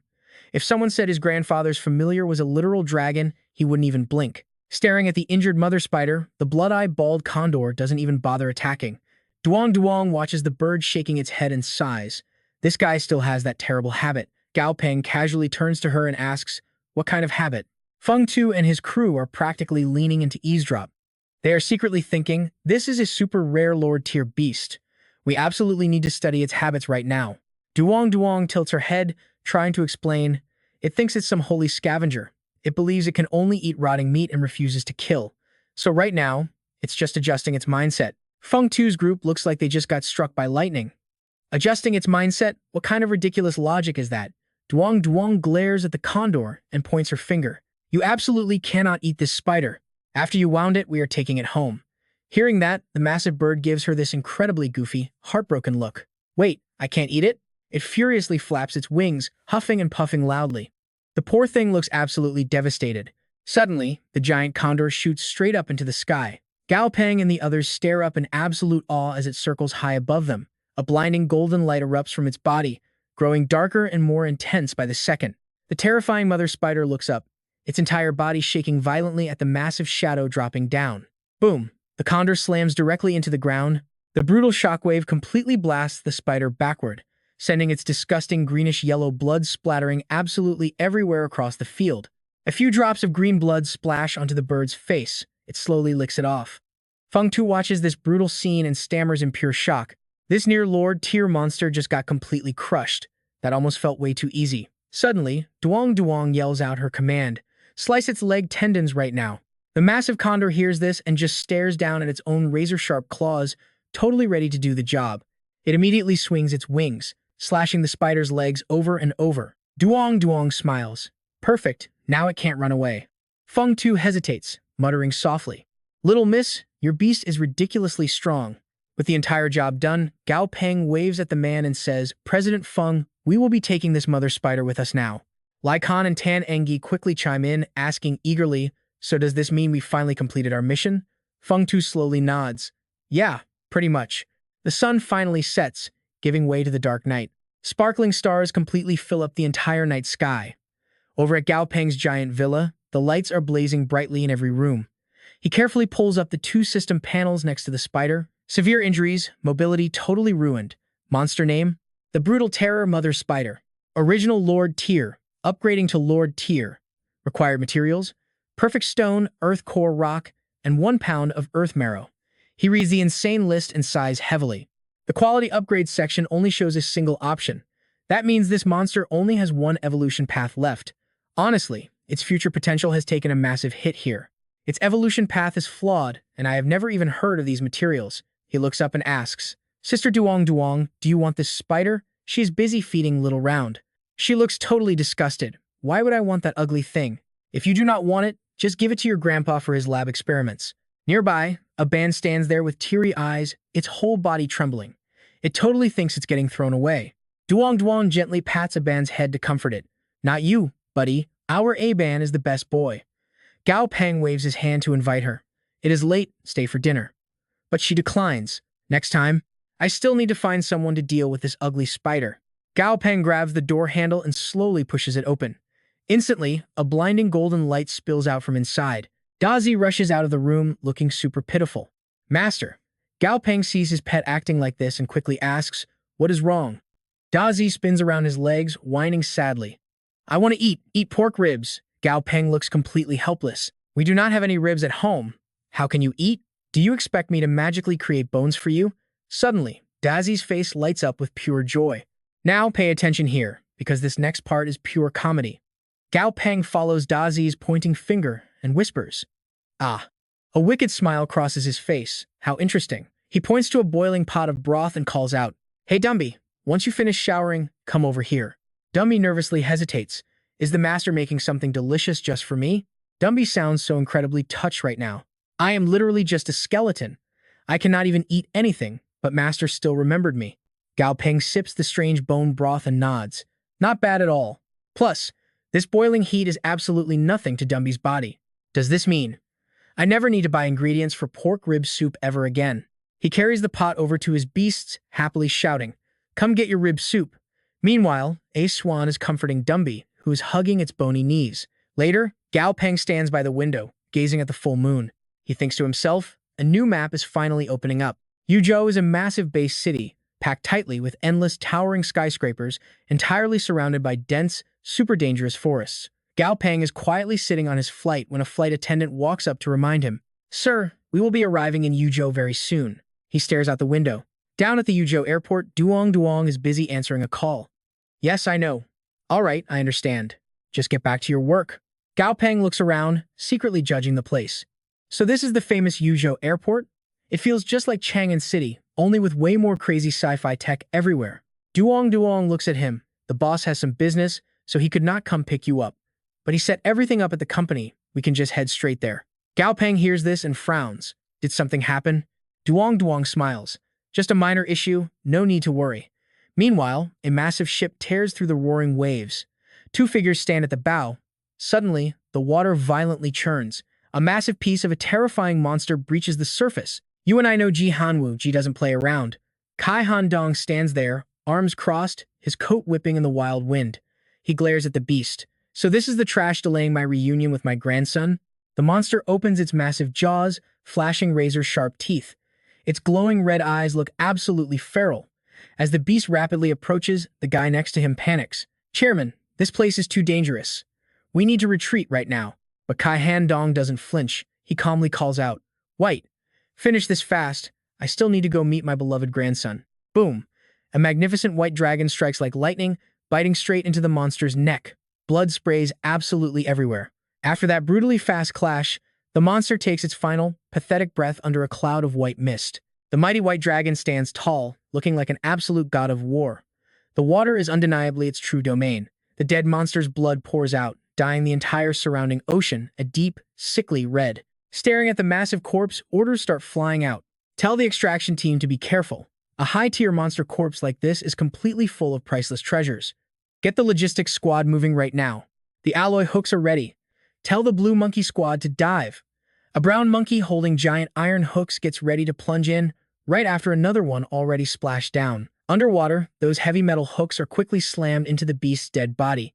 A monkey pops up to the surface, flashing a quick hand signal. Blue Monkey Squad has completely finished the objective. Start pulling. On a security monitor, two massive ships are seen dragging the dead monster away. Suddenly, a highly annoyed voice loudly rings out. This again? We can only see the aftermath. Every single time, it is just some mysterious fog. We never get to see the actual fight. Instructor Tran complains while eating a slice of watermelon. Our old man Kai is seriously way too sneaky. Back at the Southern Sky Corporation building, a security guard checks Duong's ID card. He smiles warmly and says, "Right this way, please." After entering, take a left to the giant beast resting area. She happily nods. Gao Peng stares at a beast taller than her. And that is where we leave it. Trust me, you are going to want to see what comes next. Alright, let's jump right into this wild world. Looking at the level 34 demon-rending white spider, Gao Peng whispers, "A commander-tier plant familiar guarding the door, insanely rich." Duong waves, telling him to come in and treat the place like his own home. Gao Peng just nods. A nearby girl in a red dress can't help but laugh, quickly covering her mouth. Duong awkwardly waves her hands, apologizing and joking that her little brother is just from the countryside. Up ahead, the man leading them urges them to hurry. Why bother explaining to strangers anyway?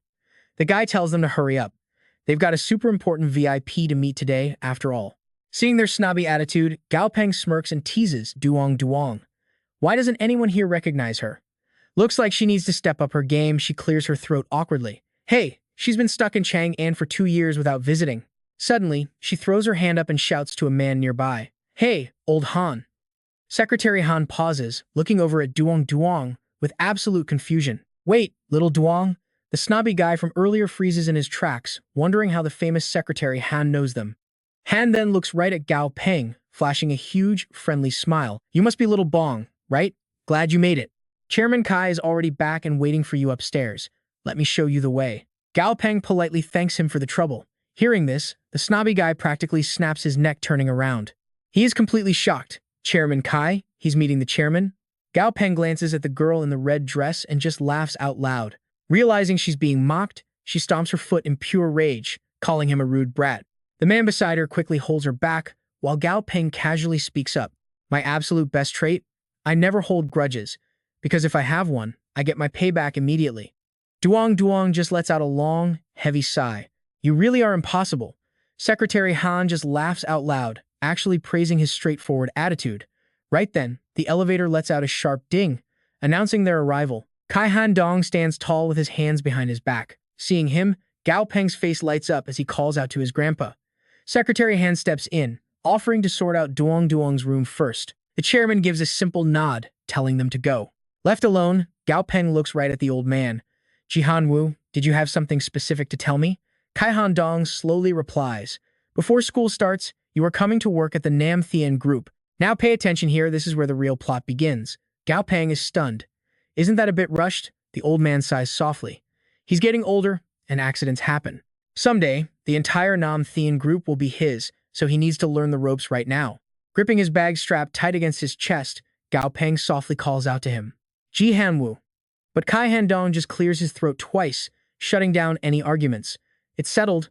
You'll start at the Human Resources Department. Deep down, the old man wonders to himself, is he pushing too hard? After all, Gao Peng is still just a high school kid, but aloud, he lays down the law. Even as the chairman's grandson, he starts at the absolute bottom in HR. Later, he'll sneak him into the research division and set up a private lab. Then he pauses. Does Gao Peng want to keep his true identity a secret? Gao Peng blinks in total confusion. Hide my identity? Why would I do that? Kai Handong awkwardly covers his mouth. You know, he heard young people these days love that whole playing the pig to eat the tiger trope. Gao Peng's face just screams pure disbelief. He flat out refuses. That's for other people. He absolutely does not have some weird, edgy hobby like that. Putting his hands on his hips, Kai Handong bursts into roaring laughter. Truly his grandson, zero cringe habits here. Gao Peng just drops his head, silently wondering if his grandpa reads way too many web novels. Right then, Secretary Han knocks. Everything is arranged. The chairman simply nods. He looks proudly at his grandson. Time to go. He tells Gao Peng to follow Secretary Han, stepping onto a completely different kind of battlefield. Secretary Han leads him straight into the business department, gesturing toward a man nearby. This is Minister Tao. The man immediately bows at a perfect 90 degrees, profusely apologizing to the young master for being so reckless earlier that morning. Gao Peng steps up, helping the man stand. He brushes it off, saying Minister Tao is totally overthinking it. It was no big deal, but internally, Gao Peng is blown away. First day on the job, and a high-ranking executive is already bowing to him. That's insane power. Suddenly, a glowing status panel pops up next to Tao. Healthy. Calm. Wait a second. Gao Peng's eyes narrow. The guy is sacrificing his pride just to dig a massive trap for him. This Minister Tao is an absolute menace. With his eyes practically squeezed shut in a fake smile, Tao excuses himself. He knows the young master is busy today, but insists they grab a meal together soon before slipping away. Secretary Han watches the entire exchange, noticing they clearly already know each other. As Tao walks out of earshot, Han finally speaks up. You and I both spotted that red flag, right? Secretary Han asks what the deal is. Gao Peng shrugs it off as a tiny incident, but Han looks totally doubtful as Gao Peng points out the crazy truth. This high-ranking executive just bowed to a teenager in front of everyone, and he didn't show a single ounce of anger. Is his emotional control really that terrifying, or is his true personality just naturally dead calm and calculated? Patting his shoulder, Secretary Han laughs, telling Gao Peng he'll have to figure that out all by himself. But since Minister Dao pulled that wild stunt, working here would be totally exhausting. Instead, he suggests Gao Peng handle recruitment over in the Bak Geep district. Catching that specific name, Gao Peng instantly asks for details. Riding in the car, Han explains the situation. Think of it as a seriously underdeveloped economic zone right here in the city. Leaning casually against the car door, Gao Peng raises an eyebrow. Just how underdeveloped are we talking? Staring out the window at the passing scenery, he listens as Han drops some dark history. When the Great Cataclysm hit, massive amounts of people died. Society as they knew it was completely restructured. And this exact district? It became a dumping ground for anyone who couldn't adapt to the brutal New World Order. Looking at the completely ruined, crumbling buildings, Gao Peng asks why it's named Bakmeeb, meaning 100 trades. Han smoothly explains that the people stuck looking for work here represent basically every single profession from before the disaster. Of course, at the very beginning, some people refused to accept their cruel fate, fighting tooth and nail to escape this slum. As for the rest left behind, well, before he can finish, the car suddenly stops. They finally arrived. Gao Peng tilts his head back, staring up at the massive building in front of them. Standing beside him, Secretary Han proudly introduces it as the Nam-Thean Group's official Bak-E branch office. Glancing around, he sees people slouching, sitting on the dirt, and even straight-up sleeping outside. Han casually points out the recruitment hall. It's packed entirely with the so-called Bak-Niep deities. Utterly confused, Gao Peng asks what on earth a Bak-Niep deity is. Catching his confused stare, Secretary Han quickly waves it off. Oh, it's just a dark, local joke. Most of these people lost everything, their families, their homes. Some completely refused to sign familiar contracts, terrified it's some kind of demonic curse. Now, they just drift, barely surviving from one miserable day to the next. Leading him inside, Han points toward two people waiting for them. Time to meet the new co-workers. He introduces Section Chief Wang, specifically sent down from the main headquarters Human Resources Division, and right beside him stands Manager Titch, representing the branch. Wearing a sharp suit, Section Chief Wang bows his head slightly, respectfully greeting him as young Master Gao. The woman in the white coat, Manager Titch, just smiles warmly and calls him Director Tao. Catching the man's overly polite, sucking-up attitude, Gao Peng speaks up, reminding Section Chief Wang that they're all just equal co-workers now. He tells him to act like Manager Titch and just use his actual job title. Satisfied, Secretary Han heads back to the car. Before stepping inside, he turns back with a wave, admitting this district is definitely a little chaotic. But hey, the management style here is completely relaxed. It's the absolute perfect place to toughen up. Cheering him on, Han explains the chairman has other orders for him, so he's out. Call if there's any trouble. Watching the car leave, Gao Peng turns right back to Section Chief Wang, demanding a full tour of the place. Eager to please, Section Chief Wang immediately points down the hall, saying, "Right this way, young Master Gao." Gao Peng goes dead silent. Absolute pure annoyance. The guy completely ignored what he just literally told him. Oblivious, Wang leads him to a massive outdoor training ground packed with heavy-duty equipment. He happily explains that while they just passed the warehouse, this area is their official familiar training field. And yes, he calls him young master again. And that's where we leave it. Watch how a real boss handles things. Pushing up his glasses, Gao Peng cuts him off. Section Chief Wang, call me Director Cao. One mistake equals one massive pay cut. Sweating bullets, Wang instantly snaps to attention. Understood, Director Cao. All right, you and I are jumping right back into the action. Gao Peng sighs at the old man's attitude. He touches the training equipment, asking if every branch has these. Director Wang nods. Yeah, basically every branch has them, but nobody actually uses them. I mean, who would use this stuff, right? He glances around, remembering the times when everyone used to head out for real outdoor combat training, and continues speaking. The security and guard departments have much higher-end, luxurious training grounds. Plus, they regularly go deep into the forest to conduct actual high-stakes outdoor combat training anyway. Hearing this explanation, Gao Peng chuckles warmly. All right, Director Wang, go handle your own work first. As for the recruits, Wang cuts him off immediately before he can finish. Young Master Gao, I mean Director Gao, please do not worry. Someone will regularly report all the big and small matters up to you. You just need to review the specific team formations and the final personnel transfer results. Honestly, nobody will bother you with boring everyday stuff. Bowing deeply, the man bids his farewell. Well then, I will not disturb Director Gao any longer. Gao Peng traces his fingers over the clearly used training equipment, deep in thought. Basically, nobody uses them? Then where did all this heavy wear and tear come from? He brushes it off and waves at Xiao Yuan in the distance. Xiao Yuan, come here. Watching the bird rush over, he thinks to himself. Xiao Yuan truly deserves to be the child of a Lord-tier monster. Its speed is increasing incredibly fast. It is already level 20. Once it breaks through to the commander tier, it will form real, genuine combat power. Plus, it will perfectly fill the massive gap of not having a flying familiar under my command. He looks at Xiao Yuan, asking, "Can you even fly right now?" Seeing its stubborn confidence, he cannot help but sweat drop. Still, he leads it out to the field, pointing at some nearby hoops. "All right then, try flying right through those rings. Let me see exactly how much agility you actually have left in you." Xiao Yuan furiously flaps its wings. The starting stance is actually fantastic. Then it builds momentum, blasting toward the very first hoop at blazing speed. Gao Peng does not hold back his praise. "Not bad. That acceleration is top tier for avian familiars at this exact level." But instead of gracefully passing the ring, its heavy body completely crashes into the pillar underneath. The devastating impact violently snaps the solid pillar right in half.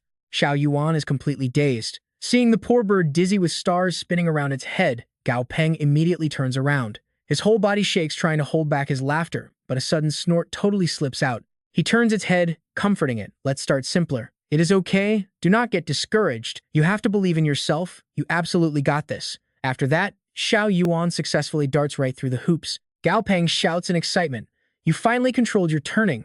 Let's go, one more time." Xiao Yuan continuously shoots through the hoops, while Gao Peng's voice echoes out, cheering it on. "One more time. Now pay close attention, because things are about to get crazy." Xiao Yuan zips through the zigzag hoops with wind-like speed. Gao Peng cheers. "Beautiful. You did it. Xiao Yuan is amazing." Suddenly, the bird's entire body erupts in scorching red light, throwing its head back with a piercing cry. Gao Peng watches in utter shock, his eyes wide. "Whoa! A sudden breakthrough? What in the world is this?" Hardcore training combined with unbelievable natural talent. Surrounding Xiao Yuan are blazing red-orange flames, its feathers fluttering fiercely in the air as two system panels pop up. Upgrade. Level 21. Watching Xiao Yuan joyfully soaring through the air, the fiery bird happily circles around the entire area. The twin info panels float right beside it. Monster name, red-eyed, poisonous fire crane. Growth stage, level 21.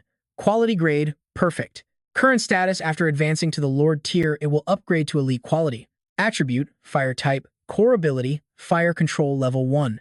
Special trait, fire feathers. Effect 1, passive ability. The firebird has feathers that allow it to ride the flames, massively increasing its fire resistance. Effect 2, active ability. Feathers can actually detach from its body and shoot straight toward the enemy. Both monster abilities and traits are now fully awakened and unlocked. The first passive effect is super easy to understand, but that second active ability, he is honestly a little unsure about how it works. He rubs his chin in deep thought. It is not that the fire element in the feathers carries an explosion. Instead, it acts like a firebug, causing combustion in explosive air. The sheer power must be incredible. The only unfortunate drawback is that using this raw energy will consume its feathers. Thinking of the hilarious image of a completely bald Xiao Yuan, he cannot help but sigh inwardly. If it uses it too many times in a short period, Gao Peng cups his hands and shouts loudly, "Xiao Yuan, do you know what form you advance with? This exact bald form will become permanent." Hearing that, Xiao Yuan snaps its head back, its entire body shivering uncontrollably in sheer panic. He laughs happily. "Haha, I am just messing with you." Then he looks over to the side, spotting Ah Dai lifting heavy weights, and calls out, "Let's go, Ah Dai." Hearing this, the undead drops the barbells straight to the ground. Soon after, the group finally leaves the area, while Gao Peng's ears are blasted by Xiao Yuan's endless, angry squawking. Fast forward to late night, a heavy silence falls completely over the deserted training ground. Suddenly, a noise echoes from the base of the brick wall. A hidden panel opens up, revealing a totally dirt-covered little boy kneeling there. He cautiously peeks around, and right beside him is a tiny monster with brightly glowing eyes. Let's pause for a second. This part hits different once you see what happens. The boy hands a small tool to his monster, whispering, "We practiced with this today." Suddenly, a massive shadow envelops the boy, making him jump in absolute terror. A voice rings out, "How long have you been coming here?" Staring up at the young man and his towering monster, the kid stammers helplessly. For half a year now." "I am so sorry, I know this is totally wrong." But before he can even finish, Gao Peng cuts him off sharply. "I will let it slide this time, but never sneak in through here again." The boy bows his head politely. "I am sorry for secretly using this equipment, and also, thank you." As the boy hurries away with his tiny monster, Gao Peng stays completely silent, deep in thought. It turns out not everyone here just wants to barely survive. Some people, even when trapped in pure hell, still desperately reach for the light. Suddenly, he shouts out, "Stop right there. The boy's entire body stiffens in pure fear. Gao Peng keeps his back turned and says calmly, "From now on, walk through the front door. I will have someone make an official ID card for you." Hearing this, a bright smile instantly spreads across the boy's face, his eyes welling up with uncontrollable tears. Gao Peng waves goodbye and walks away, dropping one last instruction: "Come back tomorrow morning. If anyone tries to stop you, just tell them Gao Peng sent you." Even though the man cannot see him, the boy bows deeply, choking back sobs as he whispers, "Thank you."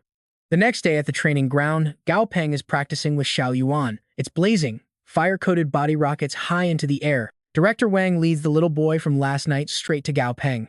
"Director Gao, the kid you specifically mentioned is finally here. We have already finished processing his official ID card too." Gao Peng nods, replying smoothly, "Thanks for the hard work." He bends down, looking right at the kid, and asks, "What is your name?" The boy softly answers, "Li Junzong." Pointing toward a specific direction, Gao Peng tells him, "There is a bathroom over there. Go wash your familiar, then start your training." Li Junzong, completely overwhelmed by the kindness, eagerly agrees. Watching the boy and his tiny monster run off, a system panel pops up. Monster name: Heavy Metal Mutated Blood Rat, Level 4. Current status: slightly injured and deeply exhausted. Quality grade: Elite Tier. Attribute: Full Metal Type. Weaknesses: 1. Fire Type. 2. Light Type. Director Wang's voice quickly chimes in. This kid is actually pretty lucky to find a monster down in the sewers, and to actually make it obey him. He is totally blessed to have this rat. Otherwise, an orphan this young, with absolutely no parents to protect him, who knows how he would even survive? Gao Peng turns his head in absolute surprise. When Wang mentions the glowing eyes hiding in the sewers, the man cannot help but explain, "Director Gao, you might not know this. Down in the sewers of our 100-leaf city district, there are countless monsters surviving entirely on the city's trash." Hearing this, Gao Peng is totally puzzled. "So you just leave them alone? Just let them breed out of control in the sewers?" Director Wang quickly jumps in to explain. "In the very beginning, those monsters used to come up to the surface. But after monster trainers slaughter them a few times, they now obediently stay hidden deep underground." Imagining massive, terrifying swarms of rats randomly flooding the city streets makes Gao Peng shudder slightly. Seeing his reaction, Director Wang proudly continues, "We do not really know how the other base cities handle this issue, but Yuzhou's city absolutely does not need to worry at all. A massive, legendary familiar actually lives down there, feeding entirely on those sewer monsters as its food." Hearing this crazy revelation, Gao Peng thinks to himself, "So what do you and I take from all this? It is incredibly fascinating. Humans control the bright surface, while monsters claim the city's shadows, surviving off human waste.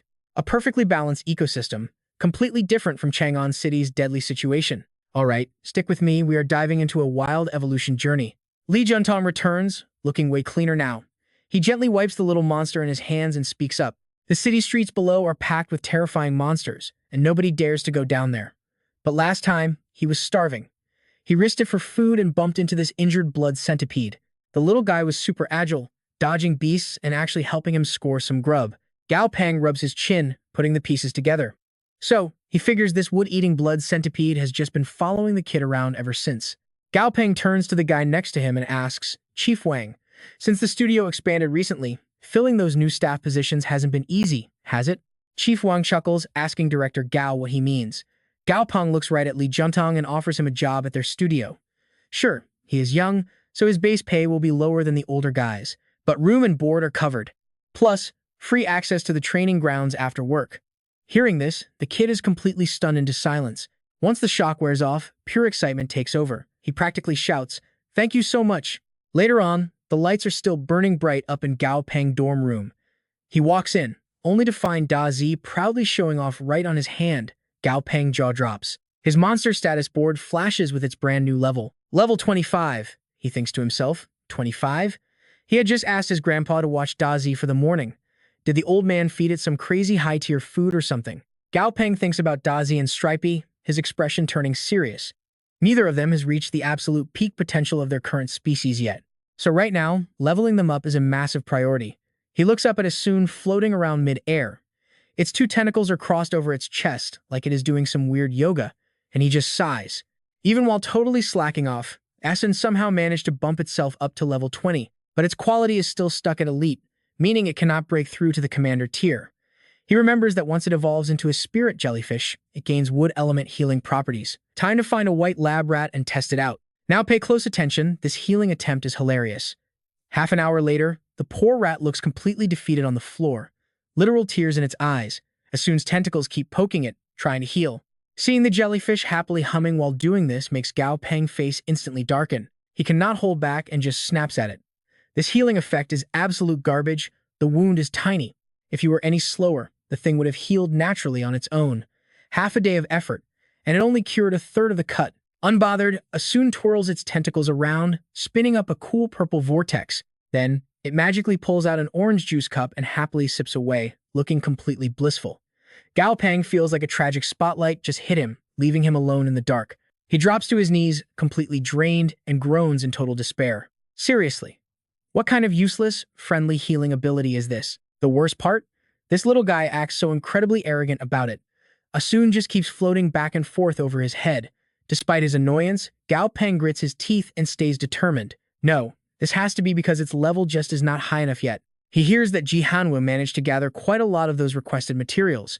Once they get back, all his beasts can get a massive enhancement. After a solid level up, this ability will finally be useful. Suddenly, he notices Dumby sitting quietly, staring out at the distant moonlight. Gao Peng slowly walks over to him. Dumby keeps looking up at the night sky, his voice heavy with pure emotion. I want to go look. I miss her. I miss my daughter. Gao Peng's eyes go wide, absolutely stunned. His jaw drops. A daughter? I never realized you were already a dad. Wasting no time, he calls the rest of the beasts over, making a totally hyped decision. Do not worry. Tomorrow, we are heading to your old home to check on her. We leave immediately. Over at the Red Sand River in Lizhou, a boat cuts across waters flowing as red as literal blood.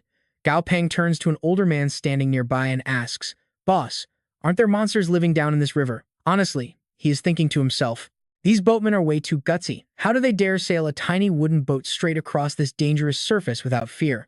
The older man just laughs warmly and replies, Of course there are. Why wouldn't there be? He thinks about a glowing golden scale and continues confidently. But do not worry. Underneath every single boat here, we place a scale from the Red Carp King. As long as we do not strike first, the river monsters leave us alone. He describes how the locals sincerely offer sacrifices to a massive fish known as the Red Carp King.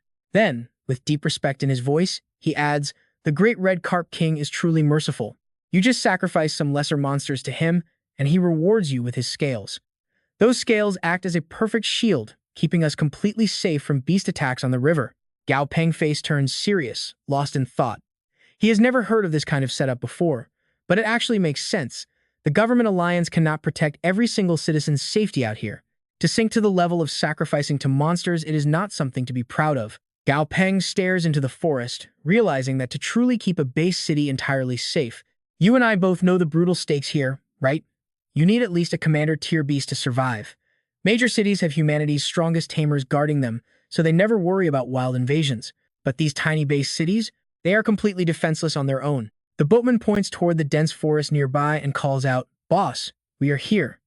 Reaching his familiar old home, Dumby anxiously looks left and right. Even Asun uses its tentacles to shield its eyes, scouting the area. Gao Peng asks softly, Do you remember this place? Dumby follows his faded memories. He remembers exactly how things used to be living so happily right here with his fellow apes. Suddenly, in a flashback, a massive hunting net drops from the sky at lightning speed. Trapped inside, the ape trembles in pure terror. Seeing its little baby rushing over to help, it desperately throws a hand up, warning it to stay back. Back in the present, Dumby crouches down, brushing his skeletal hand across the dirt to check for clues. Gao Peng notices and asks, Is this the trail they left behind? Dumby speaks with total sorrow. But these tracks are from months ago. Gao Peng tries to comfort him. It is fine, maybe they. But suddenly realizing something, Dumby snaps his head toward one direction. Gao Peng cannot help but ask, What is wrong? Seeing Dumby sprint off into the trees, he yells, Stripey, follow him. Soon, Dumby and the team stand on a cliff, watching monkeys playing under a waterfall. Gao Peng watches Dumby closely, thinking to himself this is the first time he has seen Dumby this hyped. Out loud, he fakes a sigh. Well, go check on them. They are your family, right? Didn't you say you were the literal king of this tribe? Dumby stares down at his own skeletal hands and mutters, No go. I will not go. Gao Peng feels the heavy sadness washing over his friend. He realizes Dumby feels ashamed because he is no longer a living creature. Placing a comforting hand on him, Gao Peng encourages his partner. It is okay, Dumby. Let's just watch. We will hide in the shadows and will not bother them at all. Dumby quietly shifts behind a thick tree trunk, watching a tiny baby ape munching happily on a banana. Tears somehow pool in Dumby's hollow eyes. He chokes up, thinking silently. As long as you are happy, Dad is useless. I was taken away and could not shield you from the storm, but Dad will always love you. Seeing Dumby bowing his head and crying, Gao Peng asks, "Aren't you taking your daughter with us? I promise to give her the best life." Inside, he is completely shocked. Skeletons can actually cry. Hearing this, Dumby shakes his head. With me, she is not free. Here, she is free. Then, placing his bony hand on Gao Peng's shoulder, he smiles faintly. But with Master, I am very happy. Gao Peng's heart melts completely as he whispers his name, Dumby. Suddenly, a massive noise erupts from the trees nearby, sending the apes into an absolute panic. Gao Peng shouts a warning. This is bad. It has to be illegal poachers. Dumby hears those words, and pure rage ignites in his eyes. His entire body transforms, radiating a terrifying, violent aura. Cut to 10 minutes earlier, Brother Lee's squad of arrogant thugs were fanning out, surveying the area. Little Wang looks at him and asks, Brother Lee, why are we wasting our energy catching these apes? They are not even some super rare or valuable monster species, right? And that's where we leave it. Trust me, payback is coming fast. Brother Lee sneers, explaining that their boss's pet just loves eating fresh ape hearts. Let's dive right into this mess. These poachers are hunting red water apes for their hearts, strictly for the massive payday. Up in the trees, Xiao Li and Xiao Wang are drooling over Boss Li's promise of triple pay from the Chu family. Spotting their target, Li grins, perfect fur, glowing aura. That heart is definitely going to fetch a premium price. Li squints down the scope, whispering to his crew. He thinks they're just normal tier monsters, sitting ducks right in the middle of the Red Sand River Basin. He's absolutely convinced there are no high-level threats around here. Licking his lips with a wicked grin, he whispers, let the hunting game begin. A shot rings out, but it completely misses. Li clicks his tongue in annoyance, complaining that he needs better weapons after this payout. Suddenly, Xiao Wang notices the bushes violently shaking. He panics and yells out, Boss, we've got a massive problem. Annoyed, Li orders his iron-backed wolf to go check it out. The wolf obediently dashes into the thick brush. Seeing his lackeys just standing there frozen, Li snaps at them. Don't just stand there staring, pack up the gear and get up the trees, now. Suddenly, violent rustling erupts from the bushes. A split second later, a gray blur is sent violently flying out from the undergrowth. Li stares down from his branch, completely stunned. His iron-backed wolf is already dead. That fast? Then, Dumby steps out of the shadows. Li gasps in sheer shock. Since when did Li Prefecture have undead-type monsters roaming around? And an elite commander tier 1 at that. Dumby glares down at the trembling baby red water apes sitting on the ground. Nearby, 2 adult apes are desperately holding back the baby's frantic mother. Suddenly, the baby ape sniffs the air, catching a weirdly familiar scent. Instantly, the terror fades from its eyes as it looks up at Dumby. Gently, Dumby lifts the baby and places it right on his broad shoulders. The little guy actually looks thrilled. Up in the branches, Xiao Wang is freaking out. Boss Li, we're dead. That undead monster is protecting the apes, but Li tries to keep his cool. We literally don't have weapons that can dent a commander-tier undead monster. We're totally trapped here. But Li grunts, telling him not to panic just yet. Spotting Gao Peng sitting calmly atop a ban, Li quickly calculates the odds. That's a monster trainer. And that giant spider is also a commander tier. Surely no trainer would pass up a wild undead monster. Gao Peng crosses his arms, shooting them a look of pure disgust. Save you guys? Yeah, right. I really need to think hard if trash like you is even worth saving. Dumby pats the baby ape's head gently. Don't be scared, Daddy's got you. Gao Peng nods, assuring Dumby he'll watch the kid. He quickly commands Xiao Yan and Dazi to form a defensive perimeter around the little ape.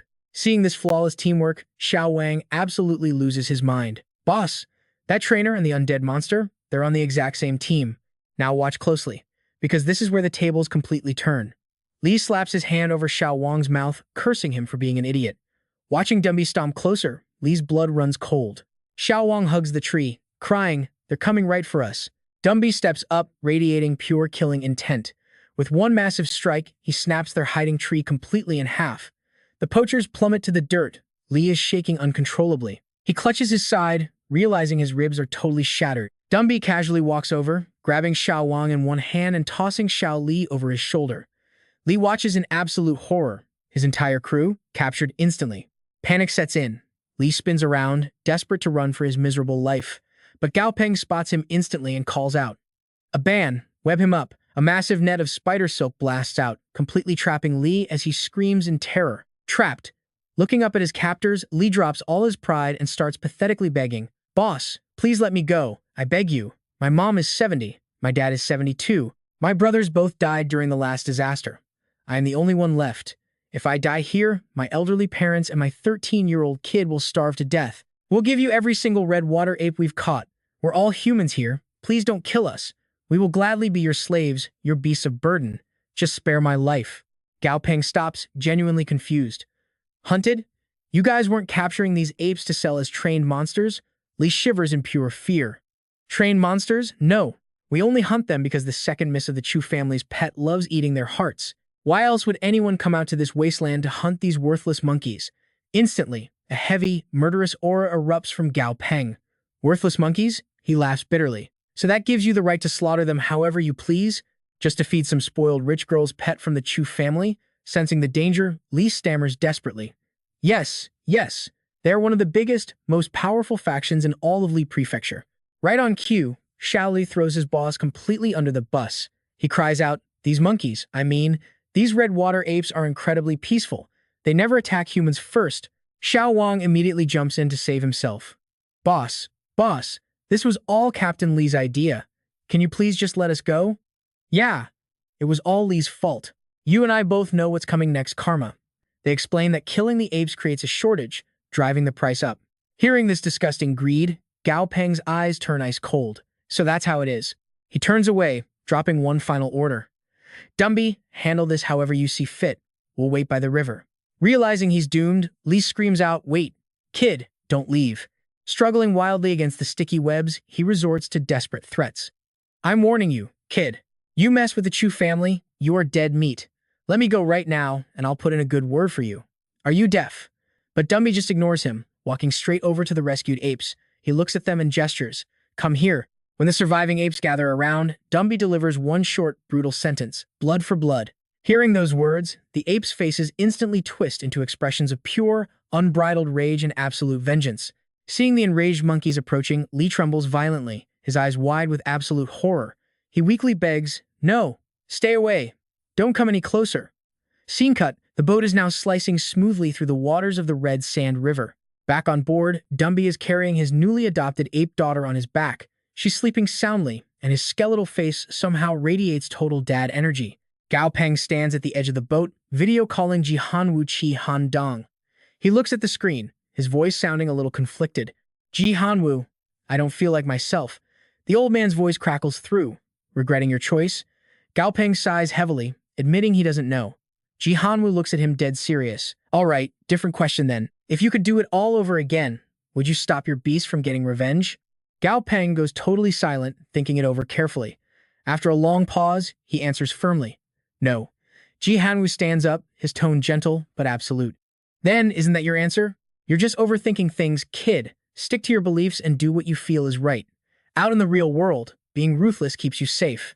I'd rather see a stranger bleed than watch you get hurt. As for the remaining redwater apes, I'll send people to secure a safe habitat for them in the central province. Because as long as the Chu family has demand, poachers will keep coming." Before cutting the feed, Jihan Wu waves him off. "All right, I'm busy. Take care of yourself out there." Gao Peng pockets his device, clapping his hands. "All right, let's go check out this giant goldfish." The old boatman nearby quickly corrects him. "It's the dragon blood red carp king." He warns him seriously.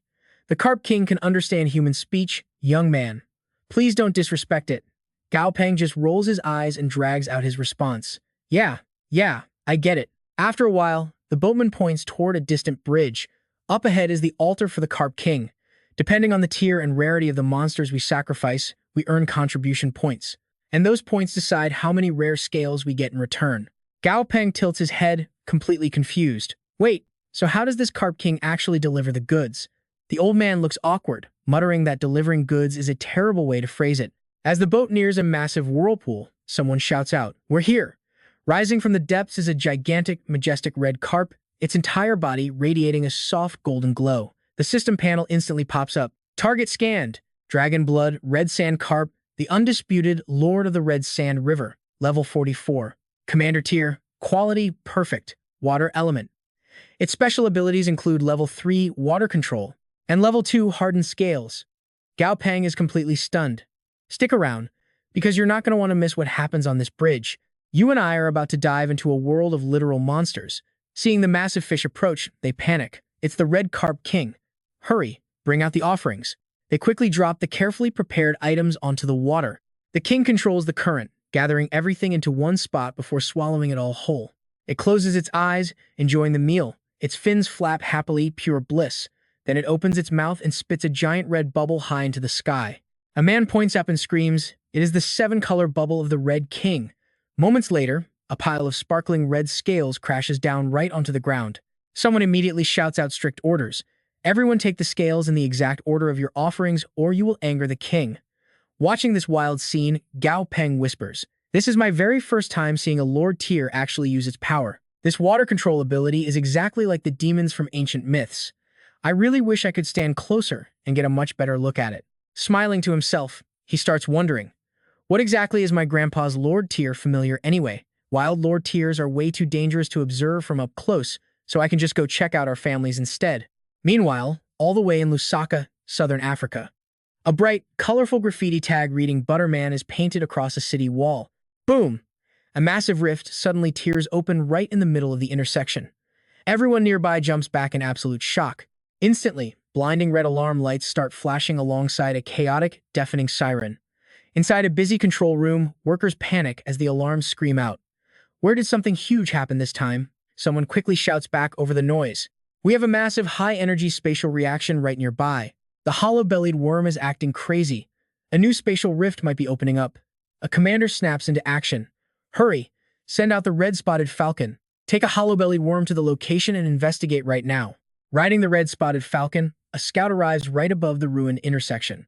Looking down from the sky, he spots a dark blue energy pulsing with tiny, bizarre lights right in the middle of the street. Thick black smoke billows out, blocking almost everything from view. Oh! Down on the ground, four massive legs that look exactly like a horse are slowly standing up from the shadows. Now pay close attention here, because things get wild. Feeling a sudden chill, the scout orders his falcon to fly higher.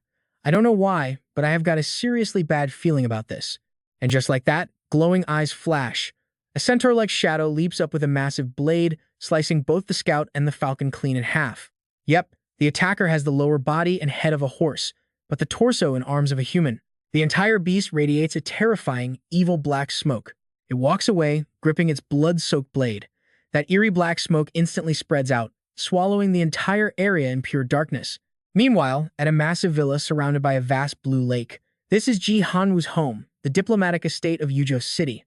A news anchor on the screen is breaking the story. Lusaka just registered a high-energy reaction. A brand new, highly active spatial rift has completely opened up. Lusaka warmly welcomes familiars from all over the world to this base. Hearing this crazy broadcast, Gao Peng points right at the screen and asks his grandpa, Ji Hanwoo, who is busy reading the news. Ji Hanwoo, shouldn't a new spatial rift be treated as a major threat? Why does the news make it sound like it is actually a good thing? Hearing this, the old man replies calmly, taking his time.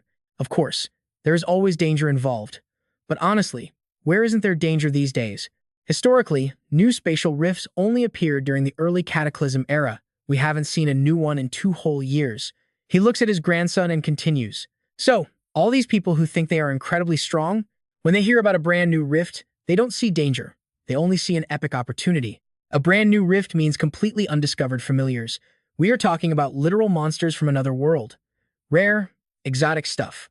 New things are always wildly popular. You should know that rule applies absolutely everywhere. He then pulls out a card. By the way, here is the access card for the villa's lab. Those materials you asked me to gather? I managed to collect a decent portion of them for you. See if you can use them. But honestly, if you want to train familiars, just find a high-level breeder in our corporation. Getting their professional advice is way better than just blindly experimenting all by yourself. Gao Peng lowers his head sheepishly.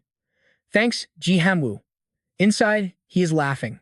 Ji Hanwoo has no idea I have a literal system. That thing is way more reliable than any senior breeder out there. Ji Hanwoo stands up and waves it off.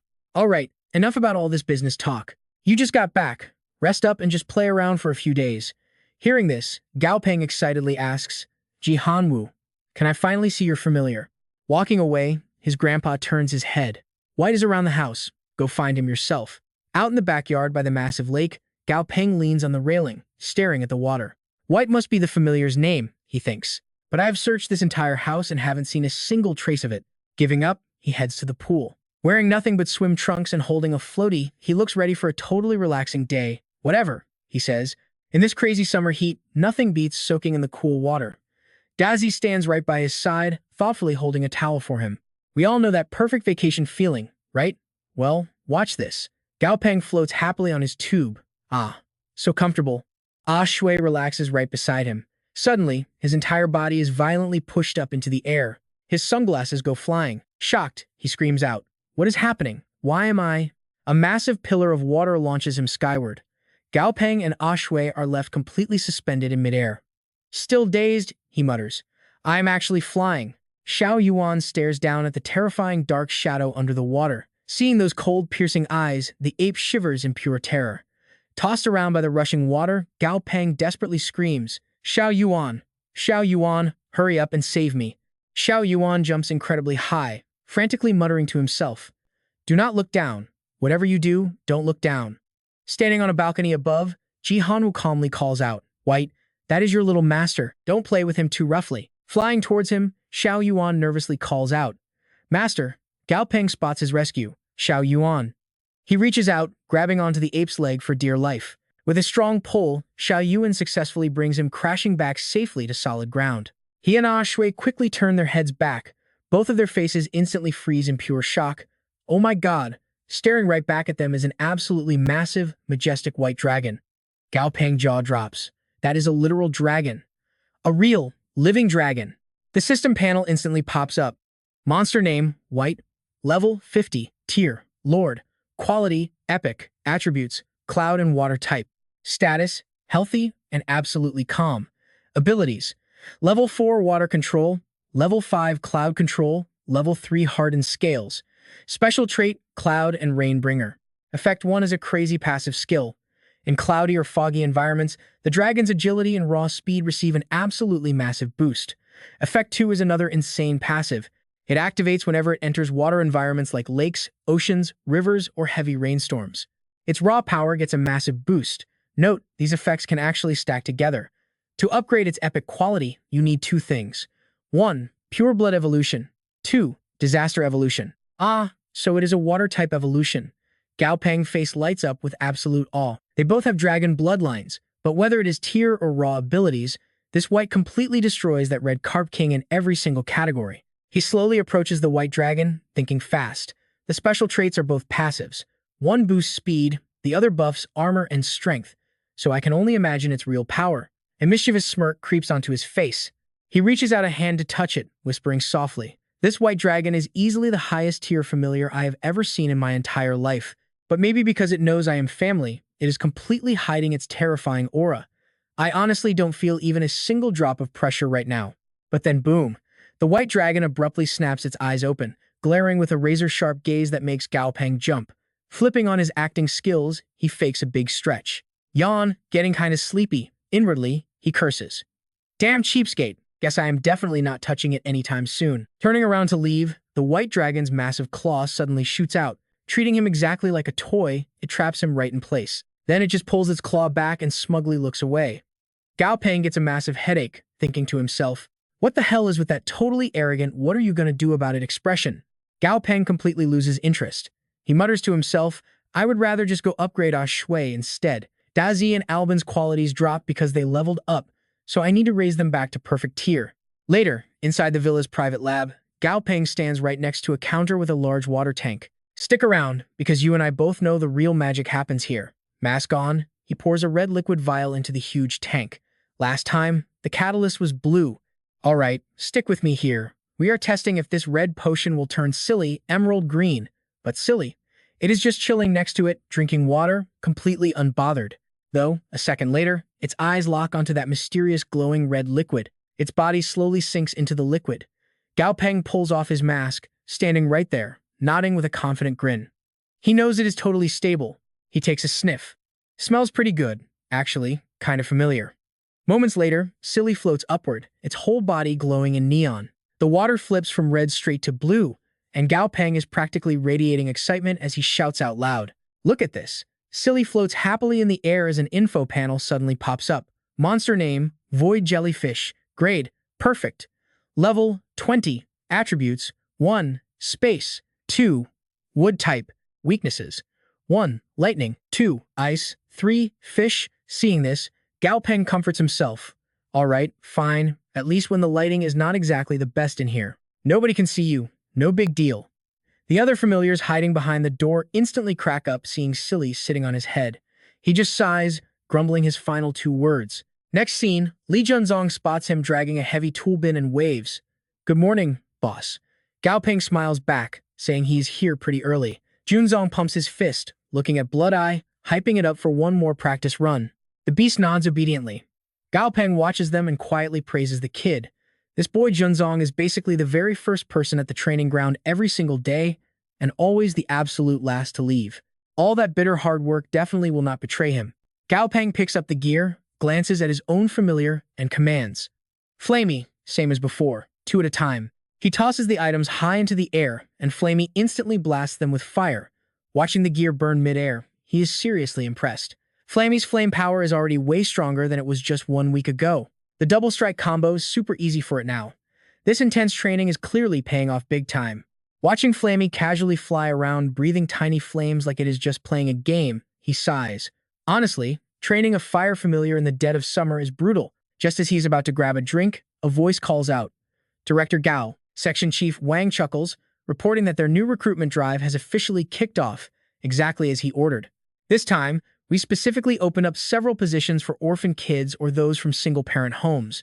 We are just waiting for you to come inspect and guide our work. Gao Peng hears this and casually waves his hand. No need for that at all. Sure, on paper, I am your boss. But moving forward, I will be spending most of my time training familiars. You can just handle the normal day-to-day operations yourself. Chief Wang immediately goes back to kissing up. Yes, yes. So many colleagues in the company are saying Director Gao truly has a heart of gold. In the old days, using child labor was totally illegal. But with the world this chaotic, letting these kids do simple tasks just to earn some food, that is honestly a genuine act of charity. He watches Junzong laughing happily and gives his orders. All right, stop praising me in front of the kids. Boss, keep an eye out for good potential, will you? If you find any, let me know. Skills are secondary, but good character is the absolute top priority. The guy gives a flattering laugh. Heh heh heh, understood entirely. Suddenly, he hears a loud commotion. He looks over and spots a huge crowd gathering nearby. He turns to the guy next to him and asks, Hey, what exactly is going on over there? Now here is where things get serious. Watch closely. Seeing Shui arguing with a man, Chief Wang explains. Word is, a monster showed up in the factory. Some workers went missing, and their families are demanding answers. So right now, the manager is negotiating a rescue with Security Jiang. Gao Peng sizes up the tense situation and mutters to himself. Looks like the talks are not going so smoothly. He walks straight up to the crowd, looks the man in the eye, and asks, Jiang, what is the current situation? Have we found that monster yet? Shui sees him approaching and quickly greets him. Director Gao. She explains that the workers were found and rushed to the hospital. Their injuries are severe, but they will survive. But the monster? Jiang cuts in. Those beasts are incredibly cunning. They escaped into the sewers. In his mind, though, he is sneering. Who the heck startled it anyway? These clueless rich kids who know absolutely nothing always try to act like big heroes. Hearing this, Gao Peng fires off questions. The sewers. How did monsters even get in from the sewers? Did the underground defense systems of the factory break down or something? Then he immediately gives an order. We need to handle this fast. If more monsters flood in through those pipes, we are in massive trouble. Chief Wang chimes in. Director Gao, the underground factory actually has 0 defense systems, just a single alloy gate for wastewater. Gao Peng stares at the man in total shock. No defense systems? Jiang, what is the meaning of this? Jiang's eyes instantly dart away, totally avoiding eye contact. He stammers out an excuse. Well, I just figured with such insane water pressure down there, no monster could possibly get close. Plus, we still have that tough alloy gate, right? Gao Peng's voice turns ice cold. Do you really think we have time to debate this right now? All I know is that in a workspace that should be completely safe, people got severely injured. The factory schedule is completely ruined. That is the end result here. Then he barks out orders. Jiang, take me to the scene right now to investigate. Shu, stay here and handle the aftermath. Shu happily agrees. Yes, right away, Director Gao. But Jiang, he just sneers internally. Anyone can talk a big game. Jiang then leads the group deep into the factory, points a finger at a massive gaping hole in the ground, and speaks up. Dazi creeps toward the hole's edge, peering straight down. Let's pause for a second. Gao Peng looks down, thinking hard. There is definitely no lord-tier monster down there. Plus, his grandpa has a familiar living in these sewers, so any real threats should have been wiped out already. He grabs a flashlight, getting ready to climb down. I will check it out first. Jiang panics and blocks him. Wait, Director Gao. Let us handle this kind of dirty work. Gao Peng glances at the familiar behind him. And what exactly is your four-winged demon mantis going to do? A damp, cramped environment is totally not its strong suit. Jiang frowns, unable to argue back but raging inside. Himph, don't I know my own familiar is useless down there? If I actually had a choice, I would have gone down ages ago. You spoiled little greenhouse rich kids just love playing the hero. But in the end, aren't we always the ones cleaning up your messy mistakes? He glances at his own insect familiar and tries insisting. It is fine. I believe in my familiar. It can definitely adapt to any environment, right? Hearing this, the four-winged demon mantis violently shakes its head. Nope, Gao Peng speaks up slowly, leaving absolutely zero room for any kind of argument. I trust your abilities, Jiang, but there is no such thing as an all-powerful familiar. An open space is where the mantis fights best. Besides, the factory just had a major crisis. We need Captain Jiang right here to keep things stable. Hearing this, he finally stops blocking the way and warns him. Director Gao, you absolutely must be careful. That monster might not be high level, but it is incredibly agile and can even hang from ceilings. Watch your head down there. Once you drop in, head straight west and you will find the alloy gate. In his mind, though, he realizes he spoke a bit too respectfully. This rich kid is definitely not like the others. Gao Peng pulls up his mask and turns around. All right, Stripey, Dazi, Flammy, let us move out. He walks behind them, shining the flashlight. Seeing Flammy proudly strutting ahead makes him chuckle. You guys actually think we are out on a fun field trip, huh? He flashes his light, scanning the dark walls before concluding. But then again, it really does seem like there is absolutely nothing to stress about down here. Suddenly, Dazi gets completely hyped up. Gao Peng looks at it. What is wrong? Something above us? He points his flashlight straight up, spots a massive cockroach, and gasps in pure shock. Holy crap, that is one gigantic roach. The roach instantly snaps around, flashing its razor-sharp spiked legs. It whips out a ridiculously long tongue to attack. And Gao Peng yells, Stripey. Stripey immediately blasts a thick web straight at the beast. The sticky spider web wraps tightly around the roach's body. Right after, Dazi unleashes a blast of lightning. The bug gets completely fried by Gao Peng double team. Stripey takes a deep sniff and whispers, Smells so incredibly good. It looks at him, drooling. Master, can I eat it? He laughs, saying, Go ahead. And that is where we leave it. Trust me, you want to see what is next. All right, stick with me here. We're jumping right back into the madness. Stripey stares at the 9 loot drops, drooling, shouting, Delicious, delicious. But as he tears the silk open, a cooked roach flies right out. Stripey just stares at the sky, completely confused, mumbling, Delicious, flew away. Xiao Yuan spots the flying bug and instantly remembers his fetch training with Gao Peng. He cheers happily, UFO, big UFO. It chases the charred roach as it crashes down. Xiao Yuan looks incredibly proud of himself. Gao Peng and Dazi clap nonstop, cheering. Wow, so good, so good. The team keeps moving forward. Gao Peng walks up to the control panel, typing away while muttering. He notices the heavy alloy doors are usually locked tight. Maybe they only open during waste disposal? Did those 2 monsters ride the reverse current inside? As the massive doors slowly grind open, he thinks to himself, this is getting weird. Can they actually hold off whatever is out there? The open door reveals countless glowing red eyes staring back at them. Gao Peng raises an eyebrow, absolutely shocked. Oh my god! Gao Peng shines his flashlight forward.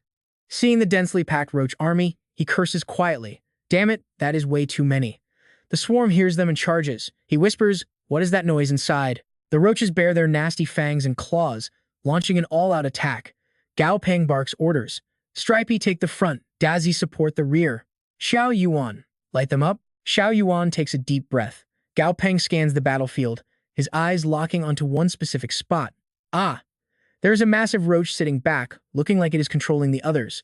He whispers, that fat one is commanding the swarm. It has to be their boss. That weird clicking sound earlier was definitely an attack order. He yells his command. Stripey, over here. Take down that boss. Stripey quickly answers. Yes, sir. Stripey rampages right through the roach swarm, sending bugs flying everywhere. Then, Stripey locks eyes with the boss and its minions, making them freeze in pure terror. In a flash, Stripey lunges and bites the boss's head clean off, spraying toxic green blood everywhere. Seeing the swarm scatter, Gao Peng whispers, "Finally, they are retreating. Now watch closely, because things get weird here. These oversized bugs completely ruin the factory, so many of them could slip through any crack." Suddenly, Stripey starts licking its lips, squirming around like crazy. Gao Peng notices and asks, "Stripey, what is wrong?" Stripey stammers out weakly, "There is something moving around inside my mouth." Stripey opens wide, revealing weird hairballs stuck inside its throat. A system prompt pops up. Monster name, Dark Rabbit Spawn. Type, Parasite. Monster level, 19. Quality, perfect. Attribute, Dark. Hobby, using metal. Weakness, light. Parasitic trait, sucks blood from the host. However, the host's body fat actually provides vital nutrition for the parasite while helping the host recover its spirit, restore missing energy, completely heal internal injuries, and vastly boost skin defense. Its attributes and enhancements are actually pretty insane. He gently pats Xiao Yuan's head, speaking softly. "You worked so hard, suffering all that while being so small." Xiao Yuan just stares blankly, totally confused by this sudden gentle treatment. Then it finally clicks.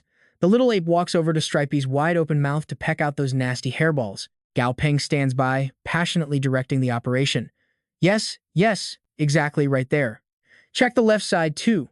Xiao Yuan pulls out a disgusting mix of saliva and hair. Seconds later, glowing green eyes pop open right on the hairballs. Watching Xiao Yuan turn pale and throw up bile, Gao Peng coughs awkwardly. "Ahem, Stripey, seriously. One look and I know you never brush your teeth." Meanwhile, the weird hairball secretly watches them from behind. As it tries to slink away, Gao Peng's eyes light up. He totally saw this coming. He smirks at his familiars. "Dazi, in a minute, we are relying on your nose to track down our new friend. If we follow this little spawn, it will lead us right to the mother." Suddenly, the ground shakes violently, making him scream. Dazi points a claw right behind him, yelling, "Boss, there is a massive guy behind you." Xiao Yuan furiously nods along, but this giant beast does not feel hostile at all. Gao Peng turns around, totally confused. No malice at all? A massive pair of blue eyes peeks around the corner, the system panel flashes. Level 39, it literally does nothing, turning around and leaving moments later. Gao Peng lets out a huge sigh of relief. Phew, level 39. If we actually fought, we would absolutely get crushed. Why is there a god-tier monster chilling in the sewers? Did Grandpa not say his familiars already cleared this whole place out? I know what you are thinking. Secret boss? Nope, Gao Peng face drops. Wait, is this Grandpa's familiar? Oh man, if he finds out I panicked, he will laugh forever. He pauses, calling out for Dazi. You remember the smell of those black things, right? My weak soul needs some serious compensation here. Dazi has no clue what is happening, sweating nervously behind its head.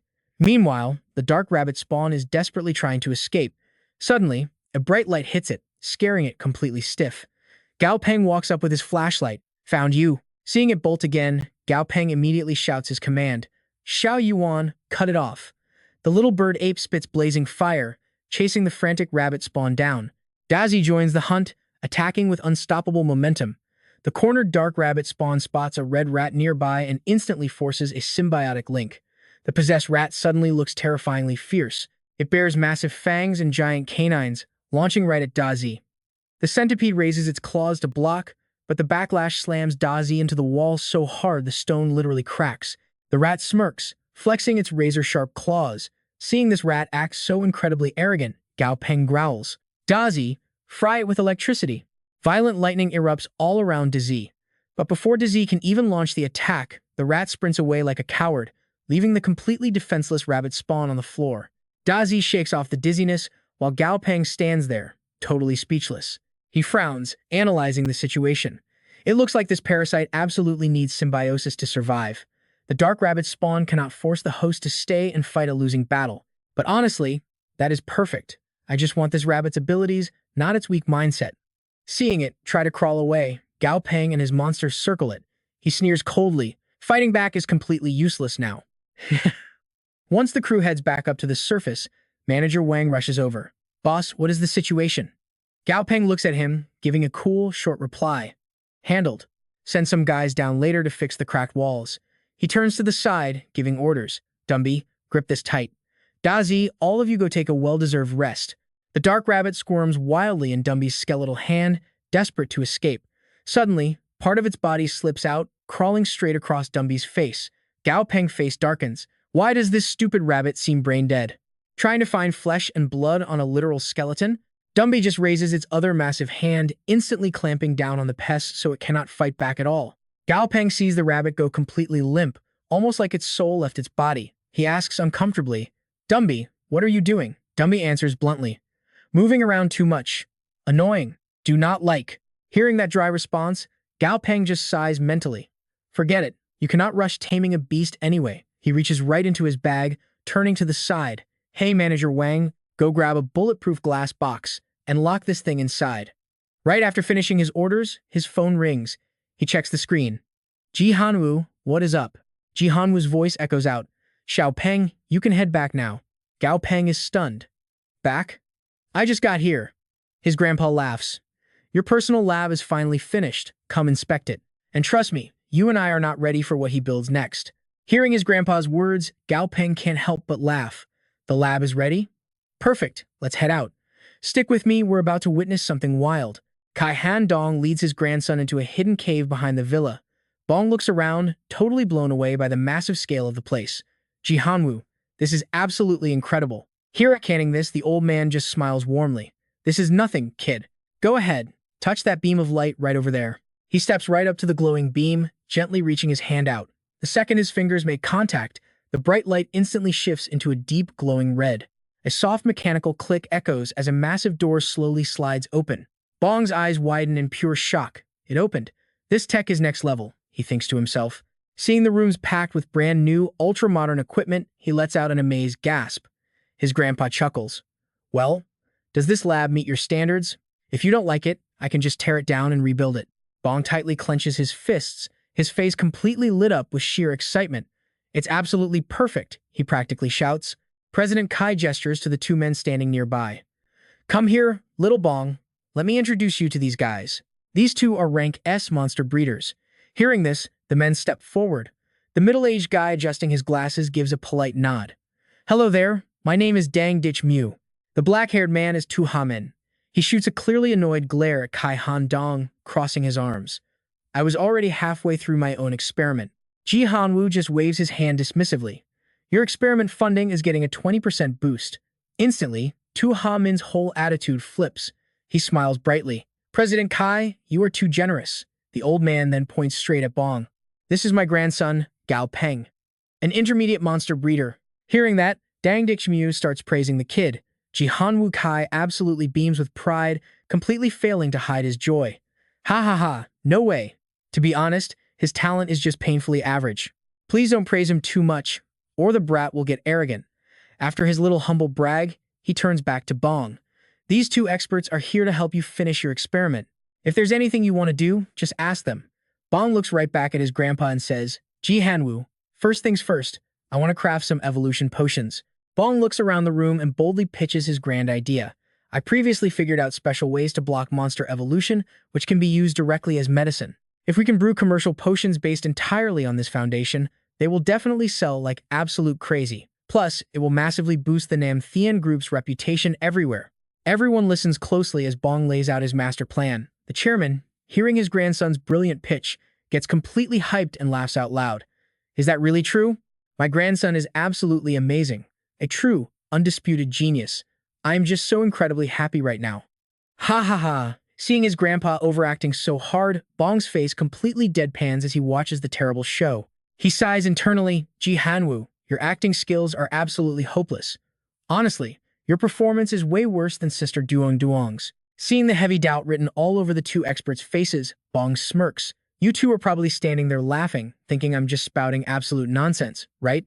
After all, even high-level breeders like you might not have ever thought of evolution-stabilizing potions." He crosses his arms over his chest, his face practically glowing with confidence. He thinks to himself, "All right then. I guess I'll just have to let the actual experiment results do the talking." Bong steps right up to the main control panel, his hands flying across the computer keyboard. A bright red liquid slowly pours from the specialized machinery straight into a clear glass test tube. Time slowly passes. He pulls out a tightly sealed vial filled with that glowing red liquid. Bong holds the test tube right up for everyone to see, smiling confidently. "Ji Hanwu, experts, this is the brand new potion I brewed myself. Now pay attention here, this is where things get interesting." Then he calmly explains the formula. I call it blood crystal tofu.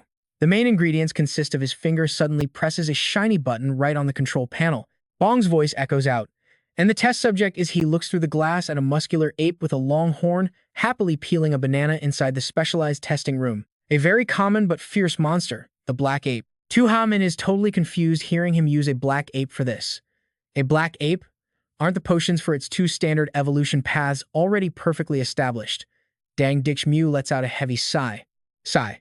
Those high-level ingredients he just listed are honestly way easier to succeed with than the main formula. Hearing this blatant doubt, the corner of Bong's mouth twitches up into a smirk.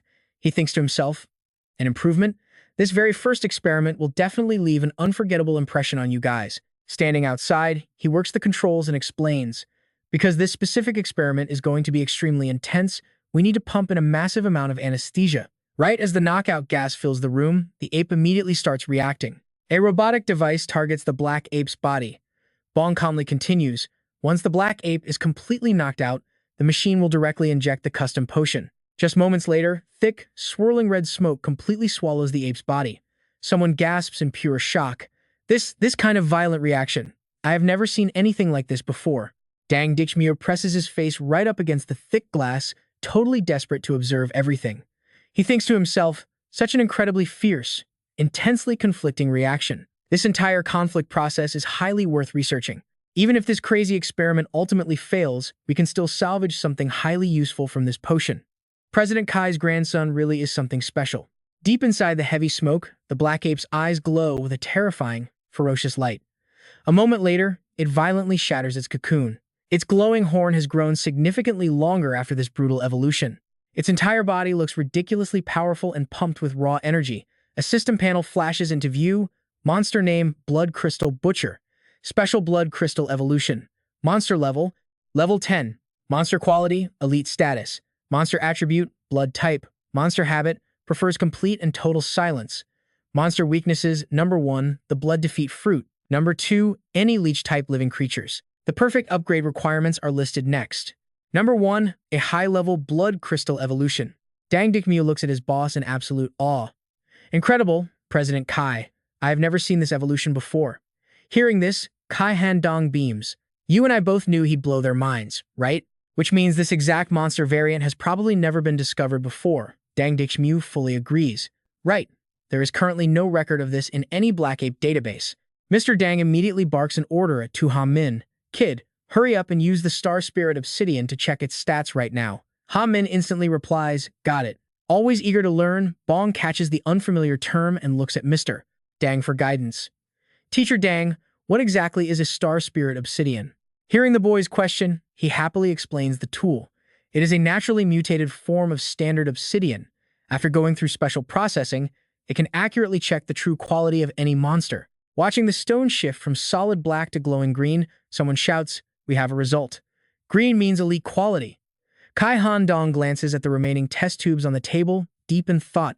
That red one was a massive success, so what about these 3? Little Bong really never stops surprising me.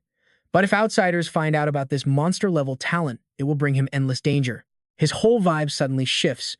With the absolute authority of a ruthless CEO, he commands, everything that happened today is now top-secret Nam-Thean group business. Absolutely nothing leaks out.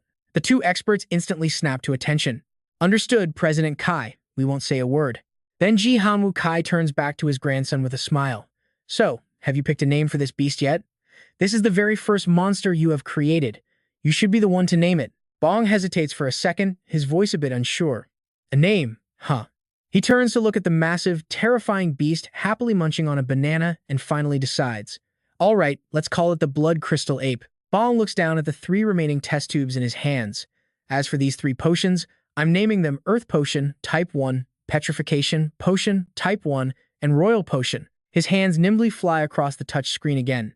He points at a black ant resting inside the specialized chamber and tells the group, this super strong ant has already been injected with the Petrification Potion. Next up, let's witness the results. Lacking long-range attack methods is a major, glaring weakness for almost all early-stage monsters. Watching the ant start to physically mutate, its tiny legs slowly turning to solid stone, he smoothly continues. But trying to massively increase their agility is just way too difficult. We need to directly alter their core body structure first. Then, Boosting their defense becomes so much easier. Right on cue, the ant's legs and head turn entirely to stone, its eyes gleaming like twin red jades. And that's where we leave it. Trust me, you're going to want to see what happens next. Alright, stick with me here. You and I are about to dive into some insane beast evolution. A status panel pops up. Monster name, Stoneheart Ant, level 7, elite grade. Preferences are sugar, water, and tree sap. Status is totally healthy. Gao Peng speaks calmly. This right here is the result of the potion. I call this little guy the Stoneheart Ant. Looking at the core turning completely blue. Xu Himing is shocked. This is also an elite grade beast. Gao Peng casually continues swiping on the digital screen. His face doesn't even change as he speaks. We are not done yet. Let us check out the royal potion's effect next. Inside the testing room sits a fierce bird with razor-sharp teeth. Gao Peng explains, the mountain wolf bird is the most common flying beast in the mountain city. It evolved from the mountain sparrow during the Great Cataclysm. The wolf bird is not very big, but its speed is absolutely blinding. Plus, its nature is incredibly aggressive. After using the royal potion, it evolves straight into the mountain wolf emperor bird. Its grade skyrockets from common to something much higher. He pauses, looking at everyone with a slightly regretful sigh. But there is a catch. The royal potion has one tiny issue. Sure, if you keep using it, the beast can eventually evolve to the perfect grade, but the difficulty of ascending to the lord level increases significantly along with it, creating a serious bottleneck. The two executives stare at the blue stone in pure disbelief. Wait, the potion just needs continuous use to reach perfect grade, and the only flaw is that reaching lord level is harder? They think to themselves, how is that even considered a flaw at all? Gao Peng uses another test tube to mutate a dog. Its energy surges. Looking at the vial in his hand, he explains the next step. And this final earth potion can turn the golden crown dog into the earth golden crown dog. Its grade levels up completely. Strength and toughness both get massive upgrades. Jihanwu Qi Han Dong proudly pats his grandson's shoulder, laughing out loud. Ha ha ha. Whatever materials you need in the future, just tell your grandpa. Also, you only need to report the results from this lab directly to me. Nobody else in the entire corporation needs to know. Gao Peng obediently agrees. Understood. Jihanwu Qi turns around, looks at the two executives, and makes a firm decision. Starting from right now, prepare to launch the Blood Essence Butcher. Once the Type 1 Earth Potion enters mass production, we sell it on a large scale. The royal potion is too valuable, so we keep that secret for now. Executive Deng looks at Qi Han Dong. Boss Qi, we will get back to work then. Both men bow respectfully and leave the room. Walking down the hallway, Xu Himing looks totally frustrated.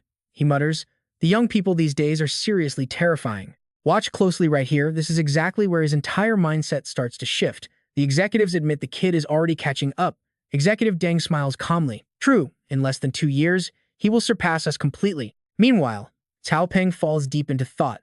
Having a lab is just a convenient excuse to give potions to his Jihan Wu. With the mighty system in his hands, his path of researching monster evolution does not need slow experiments anymore. Just sitting in an air-conditioned lab is a total waste of his time. He looks right at Jihanwu Qi. Jihanwu, does the corporation have any field missions outside recently? Qi Han Dong glances over, immediately suspicious. Why do you ask? Are you actually interested? You want to be a world hunter? Gao Peng smiles brightly. Yes, Jihanwu. He thinks about how incredibly cool those guys look. Among beast tamers, there is a very special group known out there as the World Hunters. Every single World Hunter has their own unique title.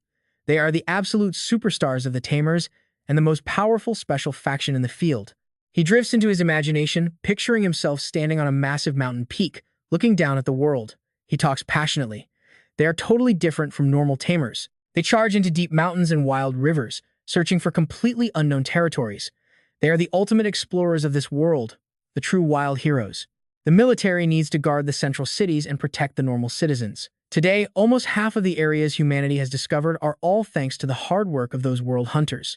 Gao Peng's eyes sparkle with starry excitement as he looks at his grandpa. Just thinking about it gets my blood pumping.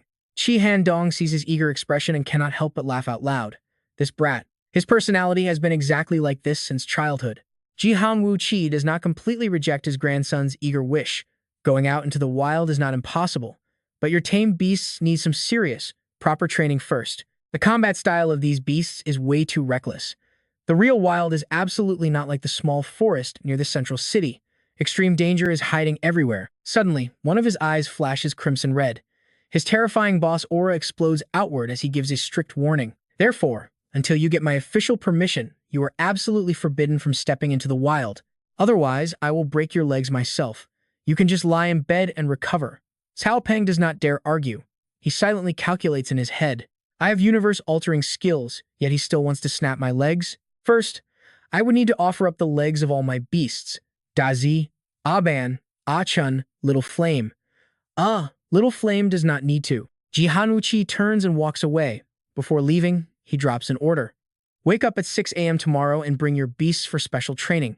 Cao Peng obediently agrees. The very next morning, Jihanwuchi's watch beeps loudly as the digital time hits exactly 5:57 a.m. Chi Dong just shows his grandson is back. I told you to come at 6, and you arrived early. Very punctual. Since you care so much about time, I will reward you with 30 push-ups. Loosen up those muscles? Cao Peng just thought arriving before the strict deadline was good enough. Hearing this, he sighs and scratches his head, voicing his confusion. But our human strength cannot even compare to beasts. Plus, with tame beasts protecting us, we really do not need to train like this. Jihanwuchi hears this, cuts him off, and smiles sharply. We do not need to? He spins around, his entire body radiating absolute sharpness. He raises his leg and unleashes a brutal kick, instantly snapping a massive tree right in half. You saw that too, right? Human strength isn't supposed to be this completely ridiculous. Cao Peng stares at the massive stump that takes 2 people to hug. His mind is blown. Even a normal tier, Black Ape couldn't snap a tree with one kick. Jihanwuchi turns around and yells, having beasts means you stop training? So naive, don't even try to argue. When you run for your life, do you not need physical stamina? He continues his harsh lecture. We are beast tamers. Protecting our own lives is the most critical thing, because as long as you are alive, there is always a chance for a comeback. Cao Peng looks at his grandpa, staying silent. Deep down, he totally agrees. Jihanwu is absolutely right. Jihanwuchi's tone softens slightly. He glances over and explains. The feedback strength from a tamed beast is small at first, but as long as the beast's level gets high enough, the physical feedback we receive will actually keep increasing. So, based on the growing number and level of your tamed beasts, a tamer's raw strength will slowly surpass that of any normal human. Jihanwuchi stands as straight as a pine tree. He looks at his grandson. By the way, I only used 30% of my power just now. Hearing this, Cao Peng is totally stunned. 30%? Wow! In the distance, people are chatting happily. Jihanwuchi secretly laughs in his head. Haha, little Peng must be absolutely worshipping me right now. The white dragon watches from afar. It knows its master too well, thinking to itself. He just wants to show off. Jihanwuchi looks at Dazi and speaks. Its power is thunder attribute. What a coincidence! I have a beast that might help it a little. He looks down at the water, seeing a sharp point crackling with lightning. He calls out loudly, "Come out, Thunder Lord." A brand new system status panel pops up immediately. Monster name, Thunder Lord. Level 39. Monster grade. Epic grade. Monster attributes are thunder and water type. Preferences, sugar, water, and tree sap. Status is healthy and perfectly stable. Monster abilities include level 3 thunder control, level 2 water control, and a level 3 hard shell. Monster trait, Thunder Brain. Effect 1 is passive. Thunder control ability level gets a +1. Effect 2 is active. Thunder energy gathers in the brain and unleashes at full force, summoning a disastrous thunderstorm in a specific range. To upgrade to legendary grade, it needs 1-star Thunder God Stone and 30 tons of Ghost Spirit Water. And that is where we leave it, trust me. You are going to want to see this upcoming training arc. Jihanwu introduces the beast constantly sparking with electricity. This is enough to train Dazi, Cao Peng thinks. A beast that burrows and swims? Only Jihanwu would have this. Meanwhile, Dazi shivers violently behind him. Let's dive right in. Gao Peng looks at Dazi and says, Go on, Thunder Snail shares your element. He's your senior, you know? You have to listen to him. But Dazi looks completely unwilling, shaking his head and refusing to budge. Gao Peng calls out for Dumby, who immediately steps right up next to him. Dumby grabs Dazi by the whiskers and lifts him up while Dazi thrashes around, screaming, Gao Peng, you don't need me anymore. You've changed. Gao Peng looks a bit annoyed and snaps back. Train properly for me. How can my familiar be such a huge coward? Dazi yells right back, You're the coward. You're the biggest coward. I learned it from you. Gao Peng ignores him, turning to his Jihanwu's familiar with a friendly smile, saying, Brother Thunder, my familiar is being stubborn. So I'll leave his training to you. Please don't get angry with him. The Thunder Snail gives a gentle, good-natured smile. Jihanwuji steps in as the translator, saying, Thunder Snail says it is absolutely no problem at all. Just leave it to him. Gao Peng looks at his Jihanwu and asks, Jihanwu, what about Aban, Dumby, and Xiaoyan? Jihan Wuji thinks for a second before replying. Xiao Yan can train with Dazi, since Thunder Snail controls both thunder and water elements. Elements like that share a lot of common ground. Dumby is an undead type, mainly relying on close combat for his fighting style. As for Aban, what role are you planning for him? Gao Peng clearly prepared for this, answering defense and crowd control.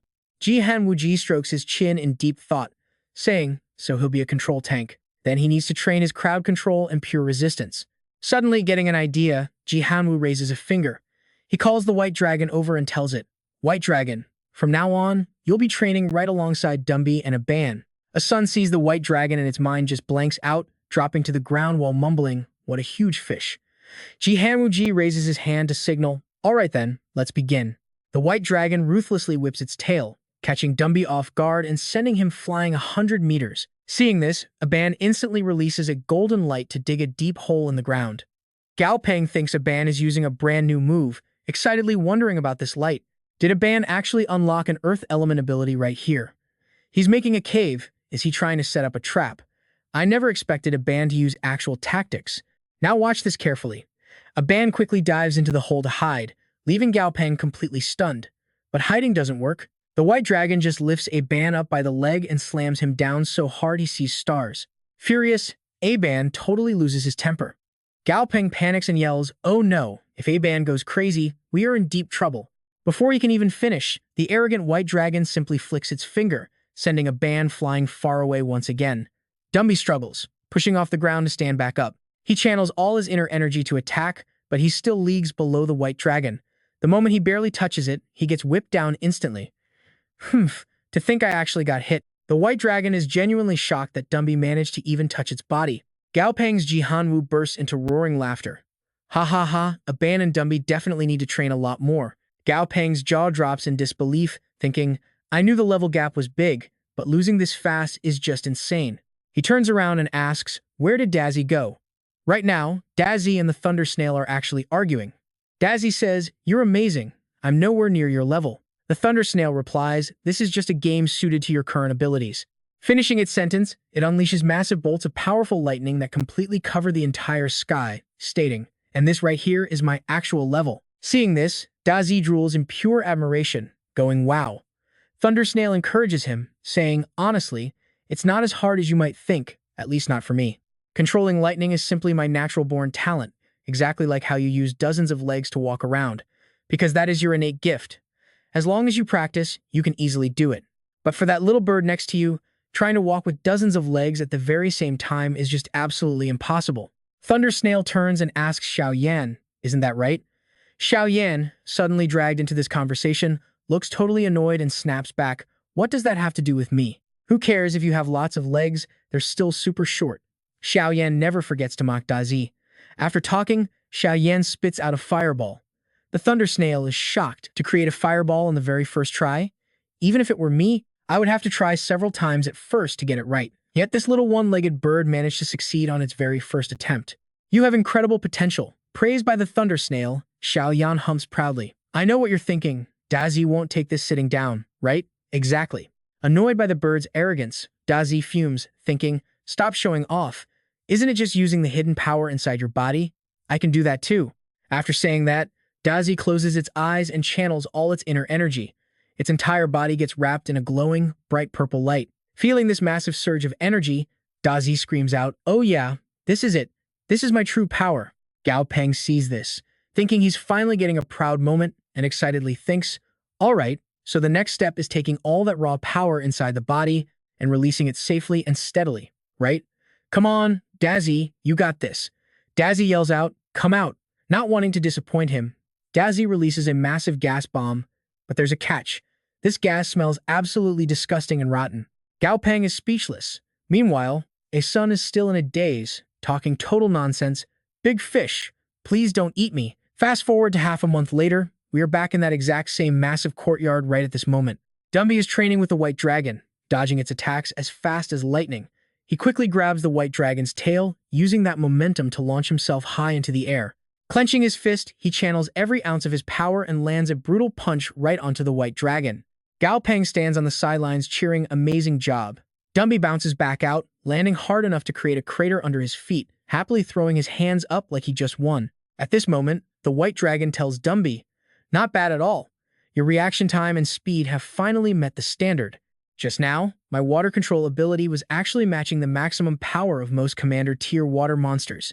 If you can successfully get close to an enemy while under that level of heavy attack, then the battle is basically already half won for you." Saying that, the white dragon shoots a side glare at Aban and adds, "As for you, you're just a meat shield anyway, so just focus on taking hits."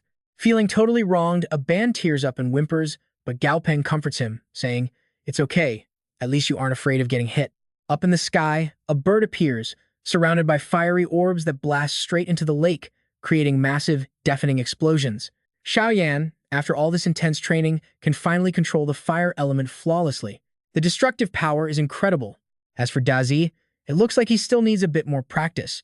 Turning to his son, who is happily bouncing around, this little guy actually managed to level up to the commander tier over this last half month. Its spatial volume skyrocketed. The storage space is now as big as a car trunk, finally turning my dream of a mobile warehouse into reality. Gao Peng happily thinks to himself, Ji Hanwu's training goals are basically a complete success. Food, medicine, tents, and all the essential survival gear for the wilderness are perfectly prepared, so it seems. While he's deep in thought, he's suddenly interrupted by a voice unexpectedly speaking up right behind him. He turns around to see his Ji Hanwu. "Here, this is for you. Ji Hanwu, what is this?" He opens it up and finds a map, a computer, and a compass tucked inside. Ji Hanwu explains this map computer runs entirely on solar power. It has an electronic map inside, and it can even make phone calls, as long as there is a signal. As for how to use the physical map and compass, I've already taught you all of that. This map is an internal, restricted version.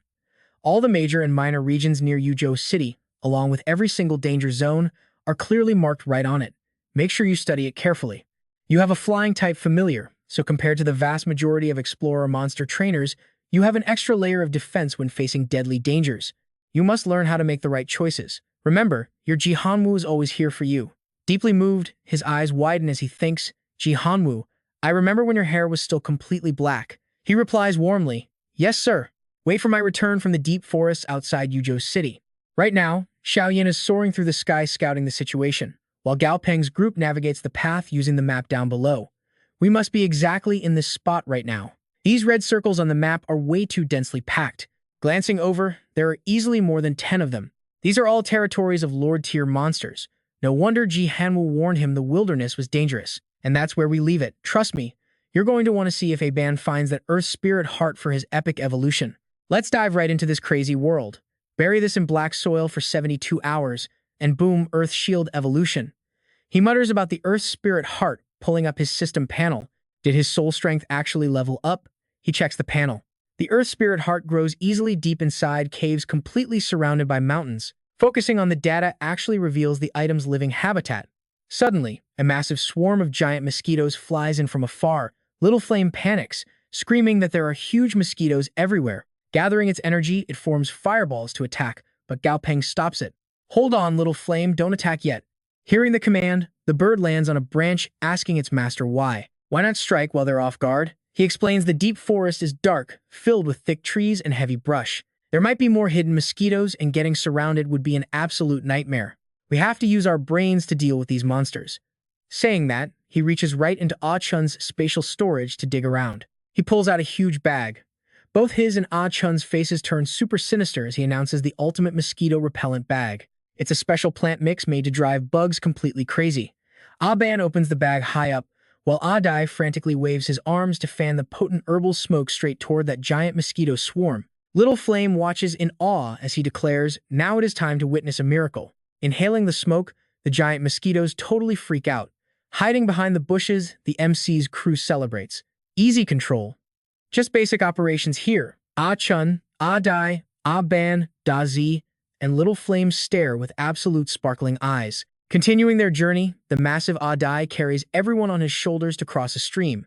Gao Peng mutters, "Let me take a look at the path." Now pay attention, because things are about to get wild. Right after crossing, an intense danger creeps in. Roar! A blue leopard suddenly lunges straight at him. System check. Gale Leopard. Level 26 monster. Elite tier. Wind attribute. His heart races as he realizes it's moving way too incredibly fast. Good thing Aban blocks it, or he'd be dead. Aban launches from Ade's arm, landing a heavy hit before the leopard flees. Little Flame tries chasing it, but he yells, "Come back here." He realizes none of his pets have high speed. Aban excels at close combat but lacks long-range power. Letting Little Flame chase that fast monster alone is just a death sentence. He angrily mutters under his breath, "If I ever catch that stupid leopard, I am definitely going to skin it alive." Right then, a thorny vine whips out from behind, slashing right at him. Thankfully, his quick reflexes help him dodge the fatal strike. Golden Edge Ghost Tree, level 29 wood monster, weak to fire and lightning. Another one? He snaps. "Think I'm just a sick cat?" He furiously orders Dazi and Little Flame to attack immediately. Dazi and Little Flame instantly charge their inner energy, entering combat mode. They unleash their combined power, sending that plant monster straight to the afterlife. "You like playing dead? Let's see it now." He grabs its core, a commander tier plant core. Handing it to Ah-chun for storage, he says they need to find a spot to rest up. After some searching, they finally locate a solid cave. This place blocks the wind and is perfect for hiding out. There's water nearby, so they settle in, marking it on the map as a safe zone. Suddenly, a tiny yellow duck waddles out of the cave, quacking loudly. He's absolutely baffled by its weird sound. "Just borrowing your nest. Stop screaming. Walk away before my pets get hungry." He gets super annoyed. Man, even its quack sounds completely wrong. What an embarrassing duck. Quack, quack. He wonders how this absolutely clueless thing even managed to survive in this dangerous place. Monster identification? Lightfoot duck, variant. Level 10, epic tier quality. Monster status healthy but exhausted. Wait, what did that say? You're seeing this, right? When attacked, this duck literally grows bigger, boosting its power, defense, and speed. He is stunned. "My apologies, I didn't know you were an epic tier." Saying that, he turns his back, ignoring the confused little guy. "Whatever, let's go. We need to reach our destination today, you silly thing. Growing your body isn't easy, so stay away from humans from now on. You don't want to die without even knowing how it happened." Meanwhile, Dai starts complaining. "Master, I'm starving. I want to eat the duck." Dazi joins in, chanting for duck. Ban scolds Dazi, saying, "Why are you hungry? Dai carried you the whole time." Dazi argues back, saying he's just copying Ban. Little Flame calls out, "Yeah, I know." A tiny shadow peeking from a tree suddenly rushes out, quacking loudly. Little Flame actually quacks right back. He asks in disbelief, "You understand it?" Little Flame proudly boasts about its level 8 bird language. The silly duck sprints over, furiously quacking. It's saying, "Big duck, wait for me, master. It thinks you're actually one of its own kind now." Wait, is this because I corrected its accent earlier? He turns away. "Ignore it, Ban. Speed up. Otherwise, we're sleeping in this creepy deep forest tonight. Way too dangerous." But the silly duck keeps chasing them, frantically quacking for them to stop. He immediately orders Little Flame to just stay quiet. Because it's running way too fast, the poor duck trips over its own feet, wiping out hard. It lays there, whining, which Little Flame translates, "Oh, this weird duck doesn't like me either. Everyone hates me, even my parents left me." Suddenly, he lifts it up. Quack. Big duck didn't leave. Feeling bad for it, Little Flame says, "Master, this dumb duck was abandoned by its parents. It's still so little. Are we really just going to leave it here?" Hand on his hip, he looks away. "Whatever, we already have enough trouble. Bring it along." He thinks, well, it is an epic tier, not a bad deal. Little Flame rejoices, and Dai tells the duck, "Get up here." Dazi chimes in, promising protection. Outside the city in the rocky forest, the chance of finding Earth Spirit hearts is huge. But looking at this hole, Ban, Dai, and Little Flame definitely can't fit. He turns to the lazy Dazi hanging on Dai's shoulder. "Dazi, you go in." Hands in pockets, he tells it to search inside for anything with a crazy strong earth element aura. "Be careful. If there are monsters, run right out, don't play hero." Dazi squeezes into the cave, saying, "I know." He looks back warily, spotting a rock scorpion. Level 11, elite but only normal tier. Seeing the monster, the silly duck lets out 2 nervous quacks. He thinks, thank goodness the monsters here are weak. Dai asks, "Master, chase it away?" He stays calm. No worries. Its level is higher than the duck, but it's just normal quality. No big deal. You and I know he's testing it. Show me your full power. 10 minutes later, a sleepy Little Flame yawns. "Master, how long are they going to fight?" You and I are diving straight into the madness. The silly duck and the rock centipede are furiously trash-talking in their weird monster language. Quack, quack. Our guy just sighs helplessly. "Forget it, Dumby. Chase it away." The centipede instantly freezes when it spots Dumby. The main character looks at his duck, completely questioning reality right now. I still do not get how you have survived this long. Suddenly, Dazi coughs. Found it, master. The main character smiles. Good job, Dazi, bring it out. Dazi emerges from the dirt carrying a small earth spirit heart. This little rock is packed with intense earth element energy, perfect for triggering earth-type monster evolutions. He holds the glowing stone, wondering if a small-sized one will do the trick. Albin's evolution requirements only mention needing an earth spirit heart, no specific size. With their prize secured, the whole crew continues their journey, heading back to the black dirt area. Once they arrive, he digs a hole and buries the heavily injured Albin, who is holding the earth spirit heart. Rest up down there. We will be waiting for you. After quickly filling the hole, he tells his pets they need to stand guard until Albin wakes up. The owner of this place might return soon, so stay sharp. Night falls, and a massive centipede appears. It glares at the duck. Where did this thing come from? It is blocking my door. The silly duck is fast asleep against a tree, totally clueless. The centipede suddenly bites it, jolting it awake. Furious from the attack, the duck unleashes its hidden power, growing massive. It glares at the bug. Why did you bite me? That cocky centipede does not say a word. It just attacks again, hitting the duck right in the face. The poor bird grabs its eyes, crying intensely. The centipede just laughs wickedly. But that smug smile vanishes instantly. The silly duck is completely enraged now. In a flash, it grows 5 or 6 times bigger, leaving the giant centipede absolutely trembling in fear. Hearing the noise, Gao Peng wakes up groggy, only to be met with a shocking sight. A gargantuan, furious duck. Wait, how did this duck get so gigantic? Watch closely, because this is where things get wild.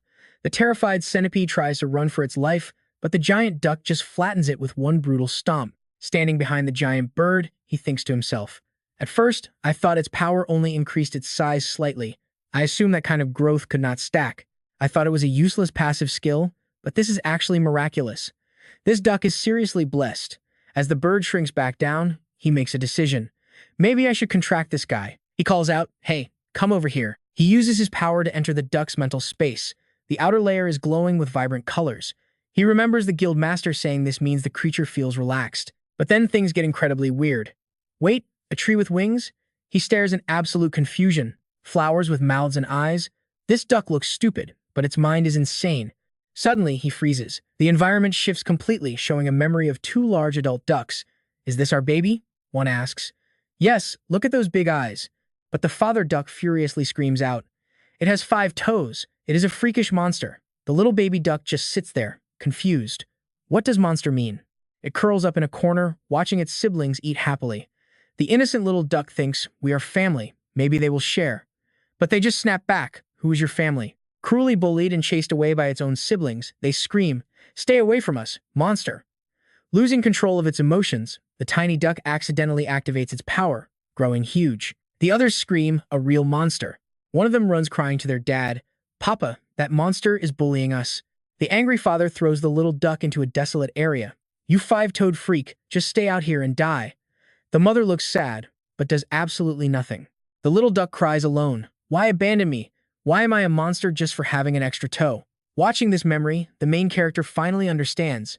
No wonder its cry was so weird. No wonder it followed him so easily. He feels terrible for the little bird. Being chased away back then is exactly why this diamond duck became so incredibly sensitive. You and I both know how much that hurts. Nobody had ever listened to its story before. Nobody had ever taken the time to just sit and hear this guy out. He reaches out his hand. Stop overthinking it. Follow me from now on, and you can eat all the fish you want. The duck tears up. Just like that, they form a contract. Since we are contracted, you need a name.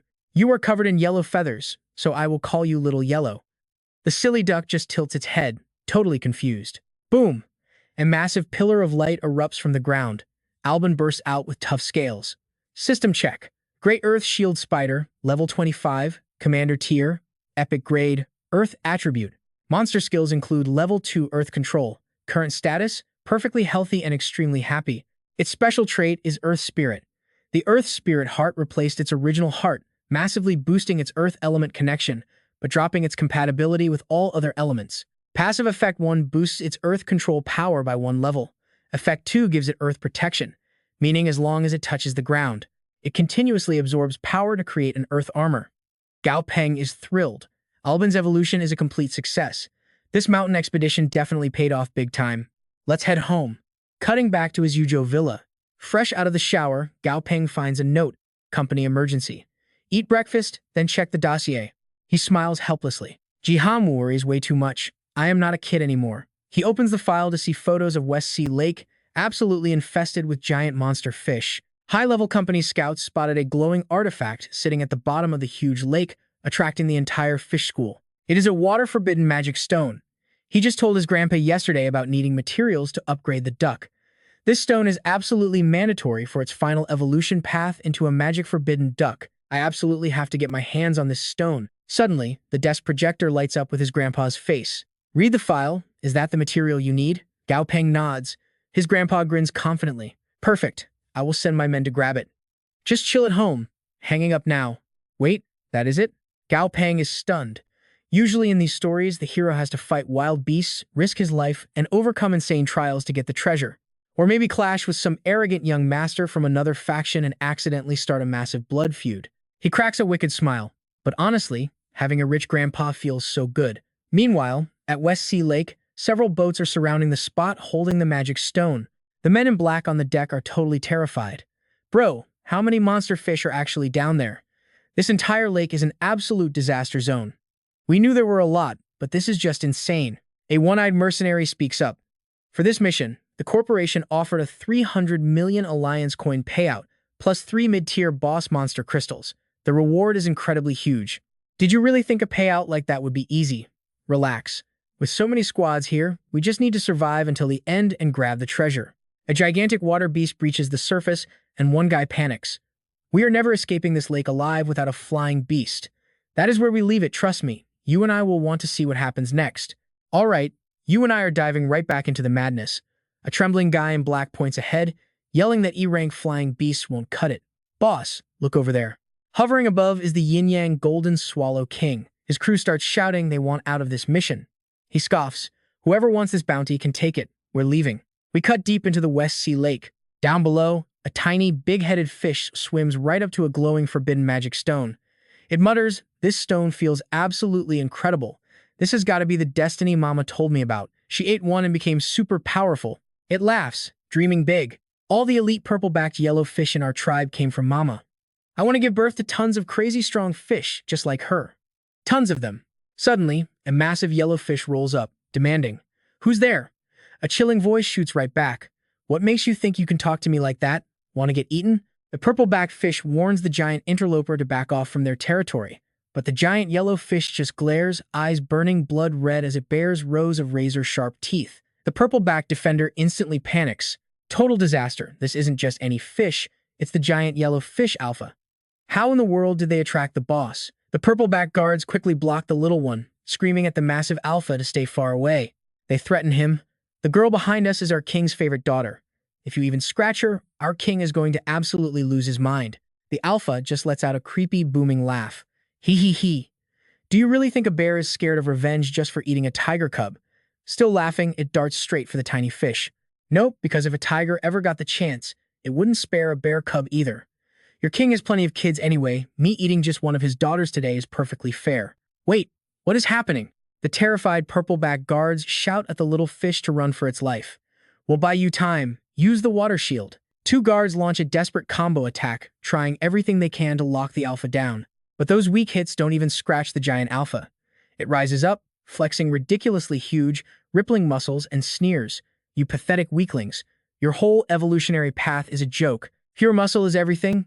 It roars, unleashing a shockwave that instantly knocks the purple-backed guards out cold. Taking advantage of the chaos, it snaps up the forbidden magic stone. High above, the yin-yang golden swallow king flares its aura, diving like a missile at the alpha who just ate the stone. "Don't even think about running. Spit it out." The giant fish whips its massive tail, snapping one of the swallow king's legs like a twig. Seeing their target bolt, the bald captain on the ship screams at his crew, "Stop standing around like idiots. Go chase that thing. Watch closely, because this is where the chase gets absolutely insane." The guy smirks. "That alpha swallowed it, boss, but don't worry, we've got eyes on it." Meanwhile, the sneaky alpha blends perfectly into a massive school of giant fish. Then, it casually opens its mouth and uses its tongue to slip the glowing stone to another fish entirely. It swims right up to a long-haired mercenary, casually sticking out its tongue to deliver the stone. He turns to the hulking guy, who glares at the red-haired dude chilling with his hands behind his head. Number 3. Next time you control these monsters, try not to be an idiot. Your dumb lines are making me die of cringe here.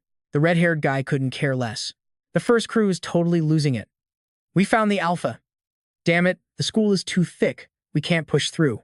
Relax, just execute the alpha first. But watch out for that Eagle King. You tiny mercenary squads better know your place. The long-haired guy casually walks up to the middle-aged boss. Report, the item has been safely secured. The middle-aged boss nods smoothly. Let's move out. Let those fools search all they want. Back at the lab, Gao Peng and his Ji Hanwu are observing his silly duck, Xiao Huang. Ji Hanwu is completely stunned. I can't believe it actually hit epic quality. Watching Gao Peng work so intensely, he thinks, since it's epic now, he really plans to push it all the way to legendary. Based on all known public experiments, absolutely no one has ever manually upgraded a beast to legendary tier. Or at least, he's never heard of it. He pats Gao Peng on the shoulder. Keep it up.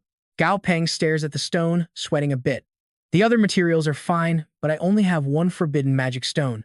Failure isn't an option. Dropping it into the glowing green liquid, he notes the reaction is dragging. A moment later, he pulls out the stone, grinning wide. Sky blue, it actually worked. He dangles a rubber duck in front of Xiao Huang.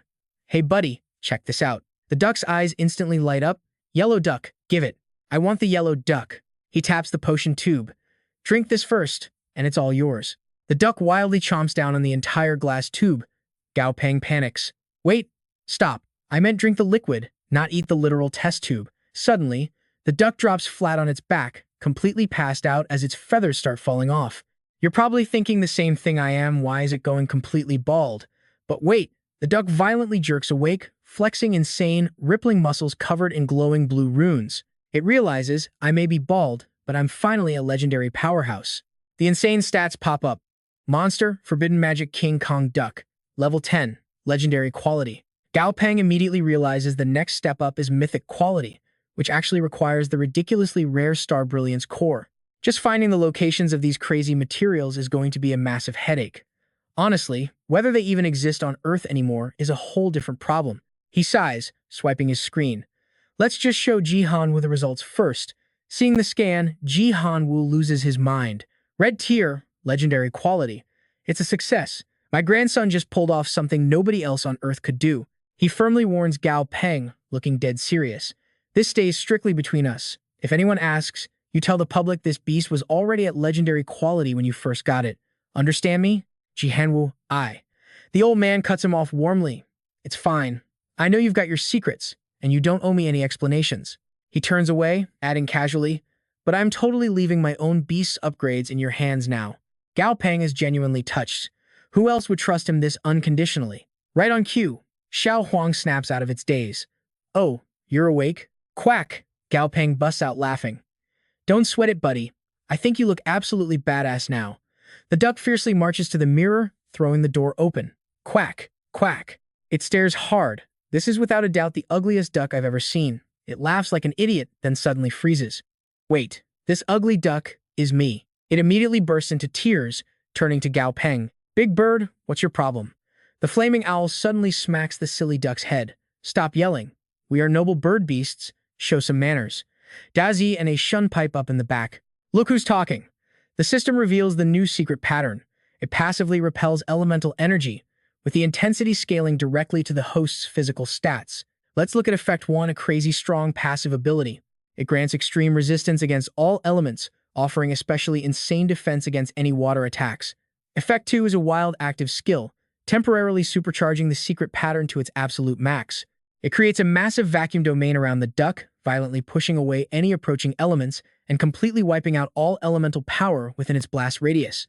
Gao Peng just grins widely. So basically, Effect 1 is a massive passive magic resist buff for him, and the second power forms a totally element-free zone around his body. It's literally a walking forbidden magic field.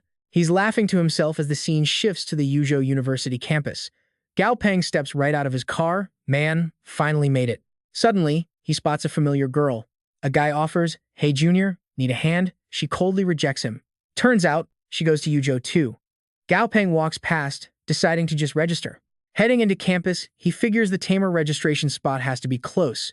A group of upperclassmen spots him right away. "Hey man, you're a freshman, right? What major are you going for, tamer or breeder?" Gao Peng smoothly replies, "Tamer." The black-haired guy scoffs to the girl next to him. Tisk thought he was a breeder. The girl rolls her eyes. Tamers are everywhere. So what do you and I make of this? Unless he joins a combat team, finding a job is going to be rough. Good thing he's overpowered. All right, stick with me here. You and I are about to see just how fast attitudes flip. He thinks Beastmasters really get the VIP treatment, huh? The dark-skinned guy with white hair asks, "Register here. Got your certificate?" "Yes." "What is wrong with you?" The white-haired guy goes completely pale, jaw dropping at his profile. "A literal god is here. Name, Gao Peng. Age, 18. Exam results. Number 1 in Chang'an, base city, ranked 11th in all of Huaxia, and the top scorer for major base cities." The white-haired guy nervously laughs. "Junior, let me personally escort you to the dorms." Leading the way, he starts chatting. "Speaking of the absolute legends in our major, people actually come up with all sorts of crazy, badass titles for beast tamers across the different universities. But honestly, those titles only float around in our own circles. We just say it for fun. Outside of the schools, nobody actually recognizes them at all." His eyes light up as he continues. "But there are 4 exceptions. These 4 are the true peak beast tamers in Yuzhou. Even the entire city respects them. Their status and power completely transcend normal college levels, and Yuzhou University claims 2 of them. One is Senior Shui Ming, currently managing commerce for Yuzhou Base City. The other is Senior Lin Xuan, a world-class hunter. She is rarely in Yuzhou, but so many dangerous zones near the city were actually explored by her first. Absolutely insane. By now, they finally arrive at the spot. "Oh, we made it. Here is the student dormitory area." This place actually looks incredibly luxurious. Exactly. The whole dorm consists of single rooms. Not massive, but the interior is super refined. Plus, every single room has AC and a fridge, all donated by Yuzhou University's board member, Mr. G. He points directly at the statue. "Junior, look, that is Mr. G." He proudly introduces him. "Southern Sky Group's chairman, Ji Hanwu, but we just call him Mr. G. He is literally the guardian deity of Yuzhou City. Every time monsters invaded, he beat them back. Yuzhou City's geography is honestly terrible, surrounded by mountains. After the mutation disaster, monsters multiplied fast. Without Mr. G, we definitely wouldn't be living this peacefully right now." Hearing this, Gao Peng thinks to himself, Ji Hanwu really does so much in secret. Now, pay attention to this. Outside Yuzhou, a group spots a 3-tailed cat shaking in pure terror. Baby's reaction is wrong. It only acted like this once before, when a Lord-tier monster flew directly over our heads. Violent tremors suddenly shake the ground around them. The group panics. "What is going on?" "What is that?" Back with our MC. He is standing by the window, staring at the scenery outside. Dozens of monster hunters have already gone missing in Yuzhou's northeast region. Heavy rain pours outside, black clouds swallowing the sky. Is it that serious? They even use the white dragon to calm the staff's panic. A 5-star lockdown. That level has never been issued since Yuzhou's founding. Hearing the door open, he rushes downstairs. "Ji Hanwu, you are back." Sister Tang Tang's phantom centipede advanced to Lord Tier. I helped it break through. Thunder God is almost there too, currently at peak Commander Tier. It should break through to Lord Tier soon. He quickly asks, "It succeeded, right?" Sitting back with his legs crossed, Ji Hanwu nods. "Of course."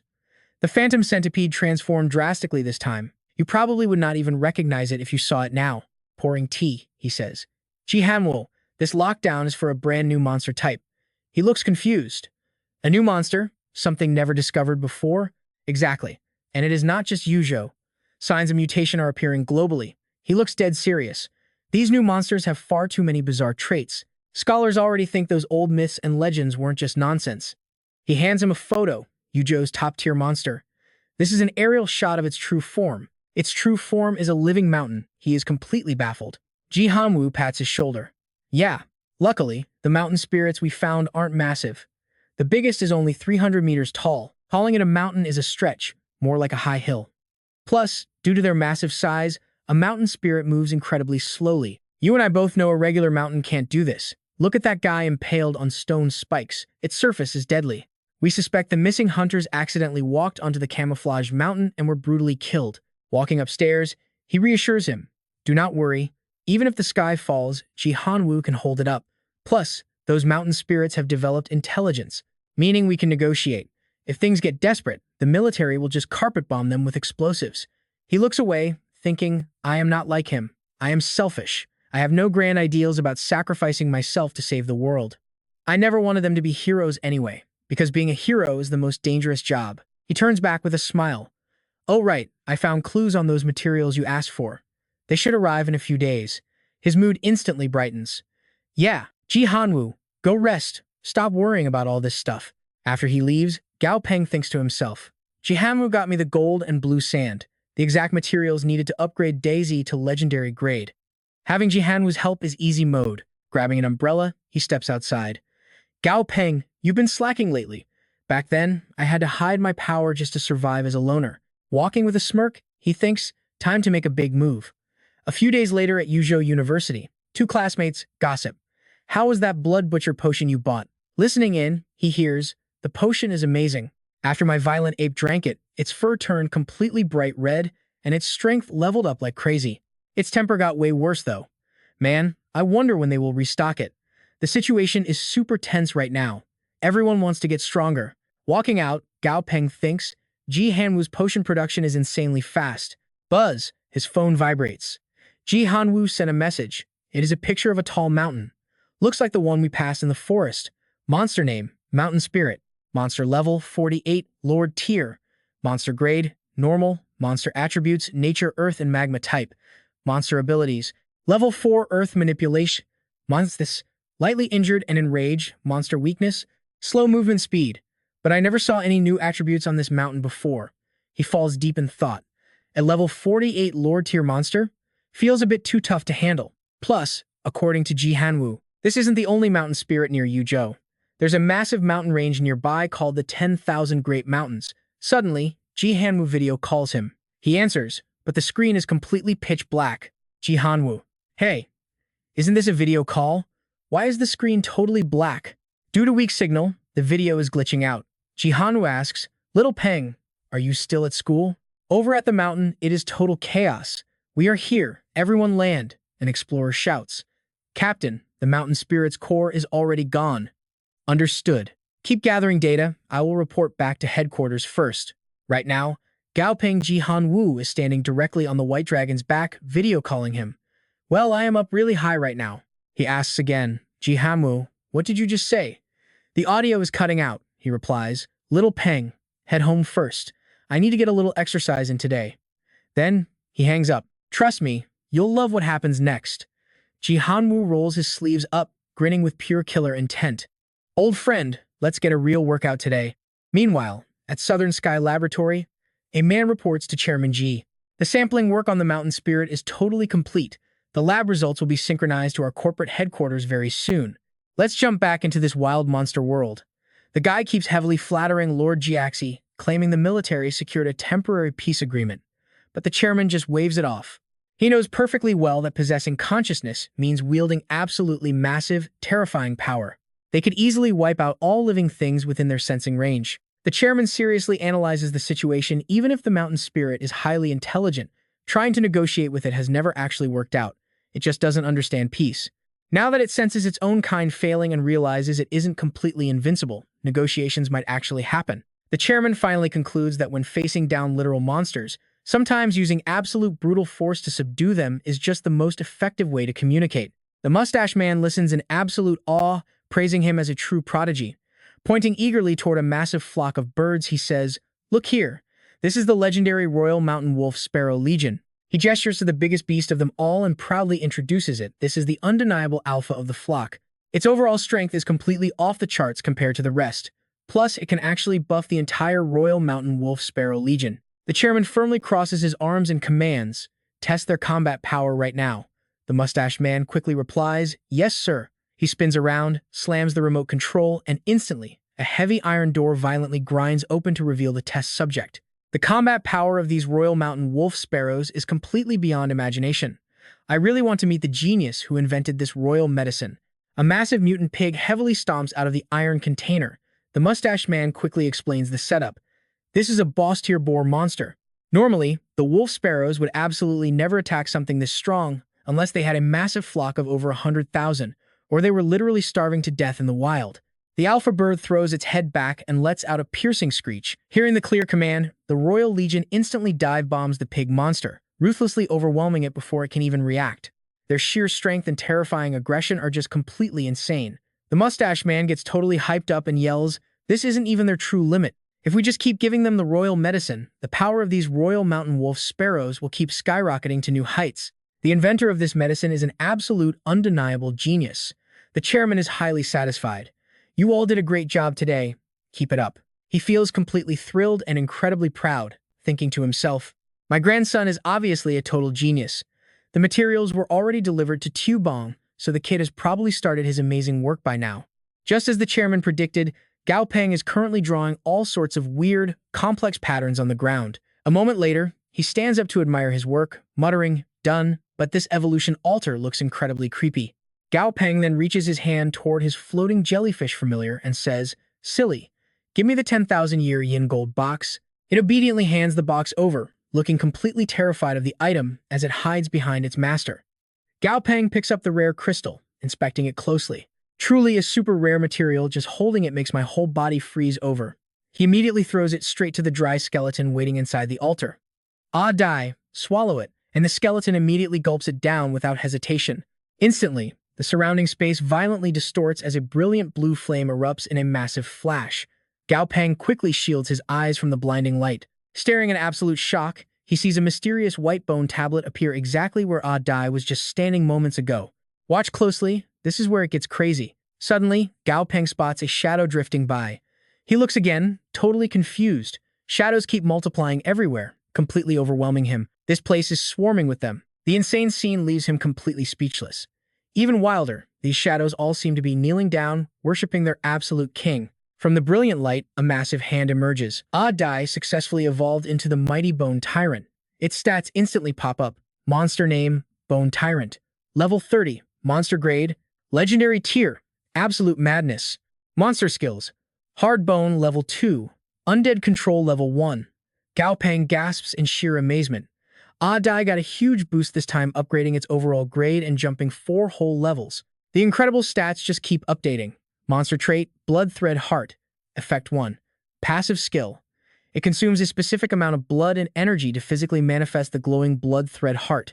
While active, the Blood Thread Heart drastically boosts all of the Bone Tyrant's physical attributes to a whole new level. However, if the heart shatters, the passive effect immediately disappears. Effect 2. Actively triggering the Blood Thread Heart causes heart resonance, letting it literally control the rhythm of heartbeats around it. Next skill, Undead Flame. Effect 1. This is seriously overpowered. Active effect. Infusing the undead flame into a physical corpse brings it right back to life. But revived undead cannot surpass the Bone Tyrant's own level. Effect 2. Undead revived by the undead flame can actually continue growing and evolving, but again, they still can never exceed the Bone Tyrant's ultimate level limit. The Bone Tyrant can also absorb these revived undead to rapidly grow stronger itself. Major weakness. Light element. Gao Peng finishes reading, feeling totally hyped. This awesome evolution path even unlocked a brand new ability. The Undead Flame definitely looks like a classic summoning skill, but it has one strict limit. It absolutely needs a real physical corpse to work. I know what you're thinking, without a corpse, it's useless. Gao Peng spots Dazi staring in total confusion, asking why Ah Dai changed so much. Funny enough, before evolving, Dazi had to try with all his might just to barely scratch Ah Dai's bones. After this crazy evolution, who knows how insane Ah Dai's defense has gotten. The absolute best way to test it? He smirks evilly. Dazi, go bite Ah Dai's leg. Dazi immediately shakes his head. Absolutely not. That is definitely not necessary. Gao Peng just smiles at him. Even though they're super close friends, Ah Dai's massive new aura after evolving still makes Dazi sense extreme danger. Trying to prove he's brave, Dazi crawls over and chomps down hard on Ah Dai's leg just like he was told, but there's zero damage. Instead, Dazi's own tooth snaps right off and flies away. Crying miserably, Dazi slithers off. Everyone else is getting stronger. Only I'm completely useless. I can't protect Gao Peng anymore. Ah Dai turns his head and asks Gao Peng, should I go chase after him? He thinks it over carefully. Tu VM is epic tier, while Ah Dai and Tu Huang are both at legendary tier now. The only one left at Dazi's lower level is the completely carefree Silly. But unlike Silly, who only cares about drinking juice every single day, Dazi actually craves real power and wants to fight. Gao Peng feels a bit helpless. It really sucks not having enough rare materials to upgrade him yet, so he just has to wait patiently. He decides to go over and gently comfort Dazi. Are you feeling insecure because all the newcomers are getting so strong? Dazi, listen to me. No matter how strong you are, you will always be my most important, irreplaceable partner. But then Gao Peng notices something totally hilarious. Dazi isn't even paying attention to his heartfelt speech. He's completely locked onto the delicious roast chicken Adai is holding. Food? You want some? Dazi nods frantically. Yes, give it here right now. A little while later, Gao Peng hands a wind chaser wolf corpse over to Adai. Hey Adai, try your new summoning skill. Adai obediently reaches out to extract the wolf's soul. Seeing the final result, his confident smile completely vanishes. Didn't Ji Hanwoo say this was a fierce wind chaser wolf corpse? Why does it look exactly like a derpy husky? Reading the daily paper, the chairman asks him, You want to go out and find upgrade materials for little centipede? Gao Peng quickly explains himself. Dazi was my very first familiar, but just because we couldn't find the right materials, he's currently my absolute weakest. So I really want to use my free time to finally upgrade him. Hearing his solid reasoning, Ji Hanwoo immediately agrees with him. All right, just don't linger outside for too long. The mountain spirits are only temporarily quiet right now, and monsters are notoriously unpredictable like the weather. The chairman stands up, grabbing his phone. Let's do this, take your cousin Duong with you. She's totally free lately. Gao Peng instantly refuses the idea. It's totally fine, Ji Hanwoo, I can go alone. Before he can even finish his sentence, Ji Hanwoo is already on the phone. Hello, Duong. It's Ji Hanwoo. Gao Peng just stands there, completely speechless and defeated. Ji Hanwoo, why do you seriously still treat me like a fragile little kid who needs protection? Sometime later, the chairman leads him straight to a massive lake. We're here. Two huge, incredibly intimidating monsters are already standing right there waiting for them. Monster name, Black Dragon Lizard. Level 41 Lord Tier, Elite Grade. Skills, Level 3 Hardened Scales, Level 1 Sense Enhancement. Monster trait, Illusionary Insect Species. This is looking like a seriously tough and complex matchup. That's where we leave it, trust me. You'll want to see what's next. Passive effect. When standing still or moving slowly, they completely vanish into the surrounding space. Alright, stick with me here. You and I are about to see a beast that literally merges its body temp with the environment. It passively absorbs sound, making every single movement completely silent. Gao Peng is losing his mind with excitement. Is this an actual giant dragon from Western mythology? Tu Hong stares up at Tu Yet Nan. The massive snow beast just glares right back down, flashing a look of absolute, soul-crushing disgust. Seeing Tu Hong terrified out of his mind makes Gao Peng cringe. Sister Duong once said, a blood-eye fox must constantly challenge its absolute limits to hit Lord Tier. It gets stronger by pushing boundaries, while you just get beaten up.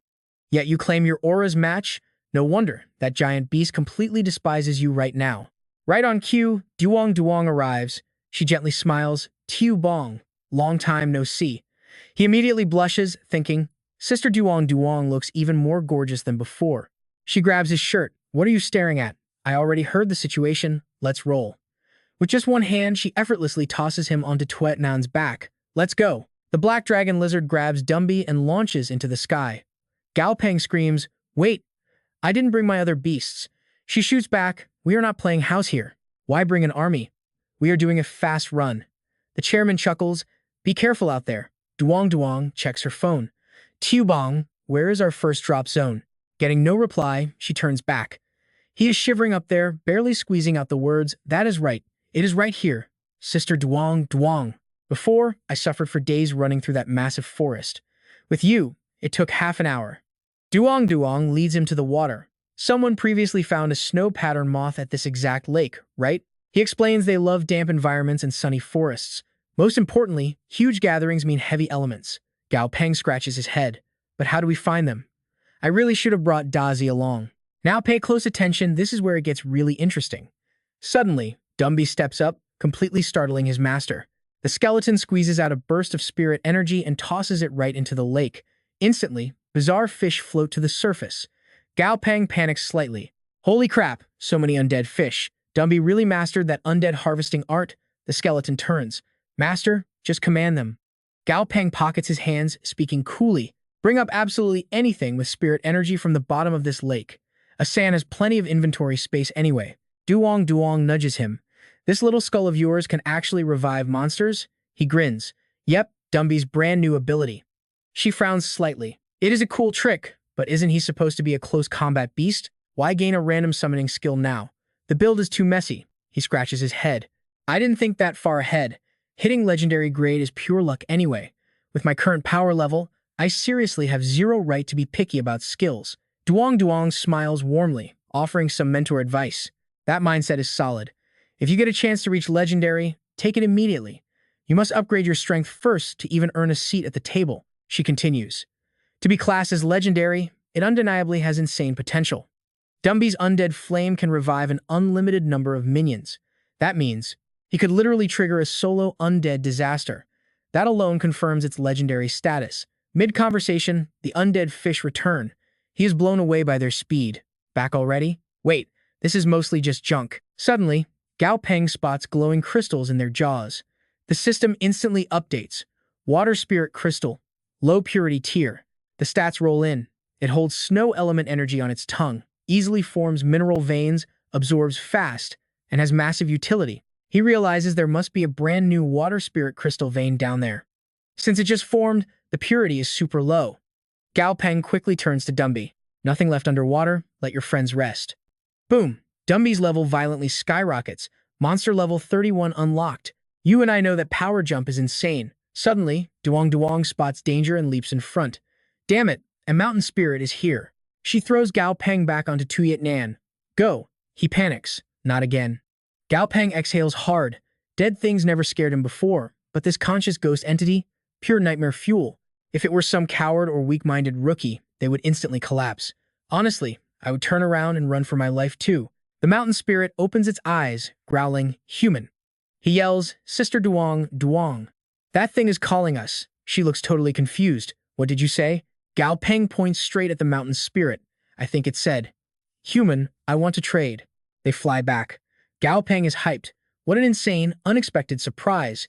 Getting prime intel from a mountain spirit? Thunder Spirit Golden Pine. The evolution path leads to 6-winged Thunder Centipede. After evolving, Dazi will finally unlock flight and become way more agile in combat. Meanwhile, the massive mountain spirit slowly lays down its condition. Human, offer their raw flesh and blood to me, and I will reveal the exact location of the treasure you seek. Hearing this, he gets extremely confused. Their flesh? There are absolutely no monsters around here strong enough to scare a mountain spirit. Suddenly, a tiny creature burrows up from the dirt. The stats hit. Monster name, Rockshell Pangolin. Level 32. A commander tier beast. Normal grade quality. Its core attributes are pure earth and metal elements. It has level 2 earth burrowing, with a massive weakness to fire. Gao Peng gasps in pure shock. Rockshell Pangolin? An armor-piercing beast. The mountain spirit growls again. There are so many right below. He connects the dots. Are these tiny pangolins the ultimate hard counter to this giant spirit? It makes zero sense. In the legends, they can casually tunnel through mountains and roam the earth freely. After evolving, this rockshell pangolin will definitely possess godlike strength. But still, seeing an epic lord tier mountain spirit get brutally suppressed by a mere commander tier creature is absolutely mind-blowing. This feels way too surreal. His grandpa once told him that mountain spirits rely on unique senses and special abilities, almost like a radar scanning every single nearby life form. Is this massive giant really terrified of this tiny, insignificant little pangolin right now? Duong wastes zero time. Her radiating power obliterates the topsoil in a flash, launching the pangolin sky high. Tuyet Nan dives down like a missile to capitalize on the opening. Gao Peng frantically grips its fur, screaming at the top of his lungs. Sister, I am still riding this thing. In a blur of motion, Tuyet Nan snatches the tiny pangolin right out of the air. It instantly throws the prey to the mountain spirit, and immediately, the rock armor on its body begins shifting. The tiny pangolin is instantly crushed and absorbed in a split second. Floating high above, Duong demands boldly, I just handed you one of those armored beasts. Now, tell me exactly where that Thunder Spirit Golden Pine is located. The giant mountain spirit rumbles back. Not enough. One is simply not enough. Not enough. She counters fiercely. Give me the location first, and I will hunt the rest for you. Otherwise, how do I know you will not just play dumb later? It slowly reveals the secret to the east, but for the exact spot, I need more pangolins. 4 more. I need the flesh of 4 more. Duong scoffs coldly. I hope you are a monster who keeps your promises. Tuyet Nan, keep going. Hearing this, Gao Peng completely loses his mind. Wait, we are diving again? Trust me, you and I are going to want to see how this wild hunt ends. Tuyet Nan dive bombs a second time. The pangolins sense danger and violently dig down. Gao Peng yells, Sister Duong, they are tunneling away. All right, let's jump right into the madness, she softly said. Xiao Peng, make way. Without hesitation, Tang leaps straight off the black dragon lizard's back. He screamed in pure shock, Mom, Sister Tang. She landed smoothly as Tang Tang barked an order go, Black Dragon Lizard. The massive beast instantly plunged headfirst into the earth. Moments later, it tossed up an armored mountain pangolin and quickly caught two more. Looking at the three motionless pangolins on the dirt, Cao Peng couldn't help but sigh. Even 3-liter tier armored mountain pangolins couldn't escape that thing. Absolutely brutal. Just too brutal. Tang Tang spoke up. Now you can talk, right? The mountain spirit replied, 5 mountains away to the east. The item you're looking for is right there on that mountainside. Tang Tang instantly sent the lizard to scout ahead. You better not be lying to us, lizard. Go check. The mountain spirits stood firm. We mountain spirits never deceive humans. Still, both Tang Tang and Cao Peng exchanged highly skeptical looks. 10 minutes later, the silhouette of the black dragon lizard finally reappeared. He cheered in pure excitement, Sister Tang, the lizard is back. It actually found the prize, a thunder spirit golden pine. Cao Peng was practically buzzing with hype. It's the real deal. Tang Tang turned to him. Well, he flashed an okay sign, no problem at all. Tang Tang was actually a bit curious now. That mountain spirit is already Lord tier, right? So why is it so obsessed with the flesh and blood of a few leader tier pangolins? He just shook his head. No idea. Maybe their blood has something crucial for its evolution, or perhaps there's something near their habitat that's magnetically attracting the mountain spirit. On the surface, it wanted us to hunt pangolins, but its real goal was probably luring them away to monopolize a hidden treasure. Tang Tang suddenly giggled. Haven't seen you in a while, Xiao Peng. Then she dropped a wild suggestion. Jokes aside, why don't we just steal the mountain spirit's target? Cao Peng jokingly replied, hey, that's just my theory. Whether it's true or not still needs to be confirmed. And besides, securing Dazi's evolution materials is already lucky enough. Bottomless greed will only get us killed. Sister Tang. He thought to himself, why rush? There's still plenty of time for that later. Cao Peng and the chairman visited a factory on the outskirts of Yuzhou. The director quickly led them inside, pointing out the operations. That over there is where we process monster bones. Now pay attention, because this factory detail is actually crucial. The director gestured, please come this way. Unless absolutely necessary, we never throw bones away. We either grind them into high-nutrition monster bone powder or feed them directly to familiars. He pointed at the massive pile of bone fragments and emphasized again, like I said, no waste here. Everything gets recycled into nutrient-dense powder or fed straight to the beasts to boost their raw power. Cao Peng looked slightly disappointed. To revive the undead, Dumby needed skeletons that were at least 30 to 40% intact. These processed scraps were completely useless. He stepped forward. Director, are all your bones this crushed up? The director awkwardly defended himself. Crushed? These still have decent chunks left. The chairman instantly laid down a new order. Starting today, when processing monster corpses, preserve their entire skeletal structure. The director immediately bowed in respect. Yes, Chairman G. Cao Peng then instructed Dumby. You remember the path we just took, right? Starting tomorrow, come to this factory. Revive every single processed skeleton, and then harvest their undead flames. I've taught you the steps multiple times already. You understand them? It nodded. Memorized. The chairman then turned to ask him. Just doing this will let Dumby level up? You don't need Ji Hanwu to track down any other materials for you? Cao Peng politely declined. No other materials needed, this is perfectly fine. Thanks, Ji Hanwu. Although this method relies a bit on sheer luck, given our current situation, any beneficial method is worth taking.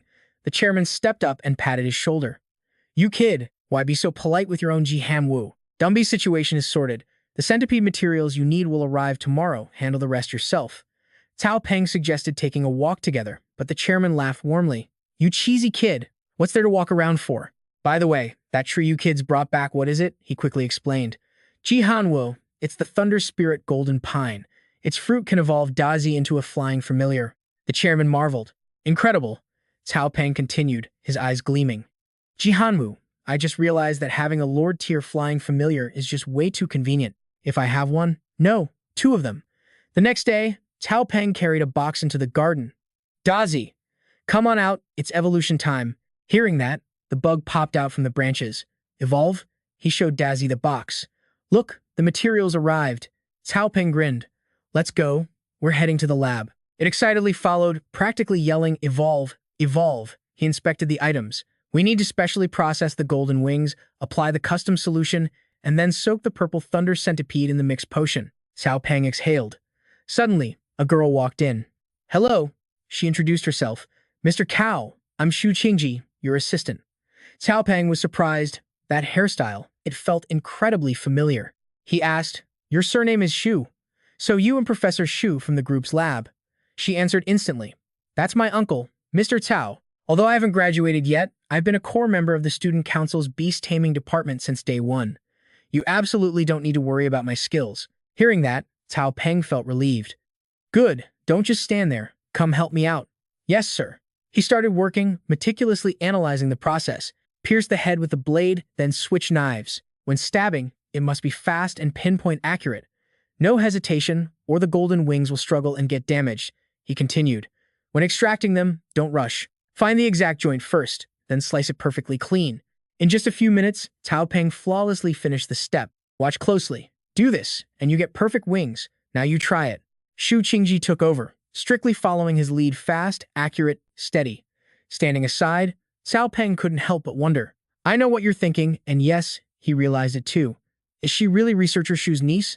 That means her dad and uncle are both core members of the Southern Sky Group. She's definitely one of us. Makes perfect sense. The lab holds countless classified secrets. Ji Han-woo would only send someone completely trustworthy and smart enough to handle them. A moment later, she cheered, Mr. Cao, it's a success. Gao Peng glanced over and thought to himself, why does she look more and more like a naive rookie with a smart face? She proudly reported, Mr. Tao, all processing is done. Seeing him silent, she got slightly nervous. What's wrong? He quickly responded, very good, everything meets the standard. Then Gao Peng said, since processing is done, wait outside. Shu Qingji was stunned. Huh. Without mercy, he shoved her out the door, leaving her completely confused. He cracked his knuckles. All right, let's begin. Step 1, soaking the wings in the solution for a pre-reaction.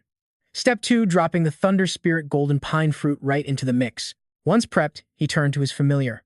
The potion is perfectly brewed. Dazi, jump in. It eagerly dove straight into the glowing tank, chanting happily, evolve, evolve. Standing outside, Shu Qingji gasped in pure shock. What is that? Lightning. She angrily muttered a curse. I hope a lightning bolt fries that cold-faced jerk, using me as cheap labor and tossing me out. Boom! The tank exploded from the sheer pressure. Gao Peng stared at the massive beast before him, absolutely ecstatic. A total success. Dazi's evolution was complete. Monster level, 28. Grade, epic tier. Attribute, lightning. Core ability, level 2, lightning control. Weakness, the 7th joint right in the center of its back. A direct hit there causes total paralysis. Monster trait, Thunder Wings. Effect 1, passive flight speed, massive boost. Plus, increasing wing flap frequency generates a devastating thunder sound. This sound crushes enemy consciousness. Effect 2 permanently strengthens the host's wings. It starts with one irreversible pair, giving them insane flexibility and razor-sharp edges. You and I just witnessed an epic upgrade. Trust me, you'll want to see it fight next. Stick with me here. There are legendary evolution paths, like the epic Dragon Blood evolution. 2nd is Violent Thunder, 3rd is Pure Darkness, and 4th is Progenitor. Gao Peng nods in approval, looking totally badass. Dazi proudly declares, I am definitely your absolute strongest beast now, but he is slightly worried. Dai should be at the slaughterhouse by now, and who knows what is happening. Meanwhile, Dai violently slams his hand down, channeling raw spiritual energy to revive those monstrous skeletons. Beast souls slowly rise from the dirt. The factory boss turns off the cameras. He warns his staff to pretend they saw absolutely nothing today. Delete this footage and cut cameras when it enters. Got it? The terrified worker agrees. Dai raises his hand, quickly recalling the monster's undead flames. Dai's power keeps surging higher. Then it turns and hits a button. The captain understands, moving the old bones out. A worker hesitates, but the captain scolds him, no buts. Stop asking questions, just move. The very next day, Gao Peng returns to Yuzhou University. Walking around, he calculates. Dazi is already level 28, and after yesterday's crazy slaughterhouse grind, Dai leveled up twice. Dai hit level 33. At this insane speed, before the World Youth Beast Tamer competition starts, it might actually break through to the Lord tier. Suddenly, a voice startles him. Classmate Gao Peng, are you free later? He looks over, completely surprised. When did Quan Mac Y even get here? Scared the life out of him. She points behind her, inviting him along. The student council just discovered a brand new, unseen monster species. Want to check it out together? Gao Peng hesitates a bit. A new monster sounds pretty interesting, but this is student council business. Can an outsider really just tag along? Quan Mac Y explains it is not strictly council business. A senior from the university requested help, so the council is just organizing the response. Relieved, Gao Peng says, lead the way. He totally walks the wrong direction. Quan Makwai sighs, "Hey, it is over here." She guides Gao Peng to a buffet cafeteria right near the campus. Inside, people surround a skinny guy. "Don't worry, we will help you." Gao Peng doubts his eyes. "This is the Discoverer?" He looks exhausted. Quan Makwai shrugs, "I just got dragged here too. Let's listen." Someone stands up to make introductions. This is Senior Lai Duke, also a Yuzhou University graduate. Another urges him, "Senior, explain the situation." Lai Duke looks absolutely miserable. Terrified, he stammers, "It has been a month, and I still dare not go home at night." Lai Duke explains. The first day he heard loud arguing noises, he did not care much. Honestly, he even found the drama pretty entertaining. Now listen closely. This gets creepy. Days later, pure panic set in. He lives on the absolute top floor. There are no rooms above him. He bravely gathered the courage to check the roof, bringing his Earth Golden Crown hound to investigate. But standing right outside that door, the fierce arguing was still echoing. Lai Duke mustered all his courage and threw the door open. The sight left him stunned. Nothing was there. Just empty space, perfectly quiet, without a single trace left behind. The listening girls hug themselves in fear. A council member reassures him, "Relax, we have a massive group today, plus all of our beast familiars. Even a monster will run scared." Lai Duke secretly sighs, "I hope so." Gao Peng whispers to Dai Huang, "If things get dangerous later, just put me on your back and run. Run with all the energy you use to guzzle milk. Got it?" The bird frowns and argues back, "But I have never even drank milk before. I am literally just a tiny duckling." He is totally speechless. Little duck, what duck smashes things with one kick? That afternoon, the squad follows Lai Duck to the haunted building. "Guys, this is my place." Gao Peng looks up, analyzing before concluding. "I really do not see anything strange at all. No dark mist, and zero creepy supernatural vibes like I imagined." He asks Quan Mac why, "Where is your disaster water snake?" She replies, "It got way too massive. Dragging it out is a hassle. Yuzhou City streets are just way too narrow, much tighter than Chang'an." Suddenly, someone up ahead calls back, "Hey, you guys in the back, hurry up." Gao Peng signals to Quan Mac why to move. Reaching the room, Lai Duke pushes the door open and shouts out, "An, I am finally home." Everyone freezes as a completely disgusting stench hits them hard. This smell is all wrong. It literally reeks of a rotting corpse. Gao Peng asks in absolute shock, "Wait, what did you say?" They suddenly hear Lai Duke screaming from inside, "An, it is all my fault. I never should have left you home alone." A blonde guy urgently yells to the group, "This is bad. Hurry up and help him." But the group starts cowering and bickering instead. If it can literally kill a familiar, that monster is super aggressive and definitely not weak. Should we just let the police handle this? We are already here, so let's just finish this. That monster's level probably is not high, otherwise it would not be sneaking around like this. Are you scared of dying? I have faced way worse things. Why fear this minor crap? Watch closely, you and I know this is where it goes totally wrong. Gao Peng frowns at this chaotic mob. Suddenly, the lights die, plunging everything into terrifying darkness. A guy sprints out screaming his lungs out, "Help." Then, Gao Peng spots what is emerging from inside, scaring him half to death. Look right there. A withered, sickly green hand with razor-sharp blood-red claws chases that guy outside. The entire group completely panics at this absolute nightmare of a sight. Gao Peng just reaches the main door, completely shocked. What kind of insane monster is this? Instantly, his system provides the detailed stats. Monster name, Blue Ghost Flame. Monster level, level 20. Monster attribute, Pure Ghost type. Undead type, Monster ability, level 1 Illusion Magic. Monster weaknesses, Light type and Holy type attributes. And Thunder type. Status condition. Absorbs raw fear energy from other living beings to forcefully grow. It actually converts a target's pure fear into dark damage linked directly to that creature. Gao Peng is genuinely surprised. Low-tier illusion magic. The red-haired captain relies on his veteran experience to quickly judge the situation.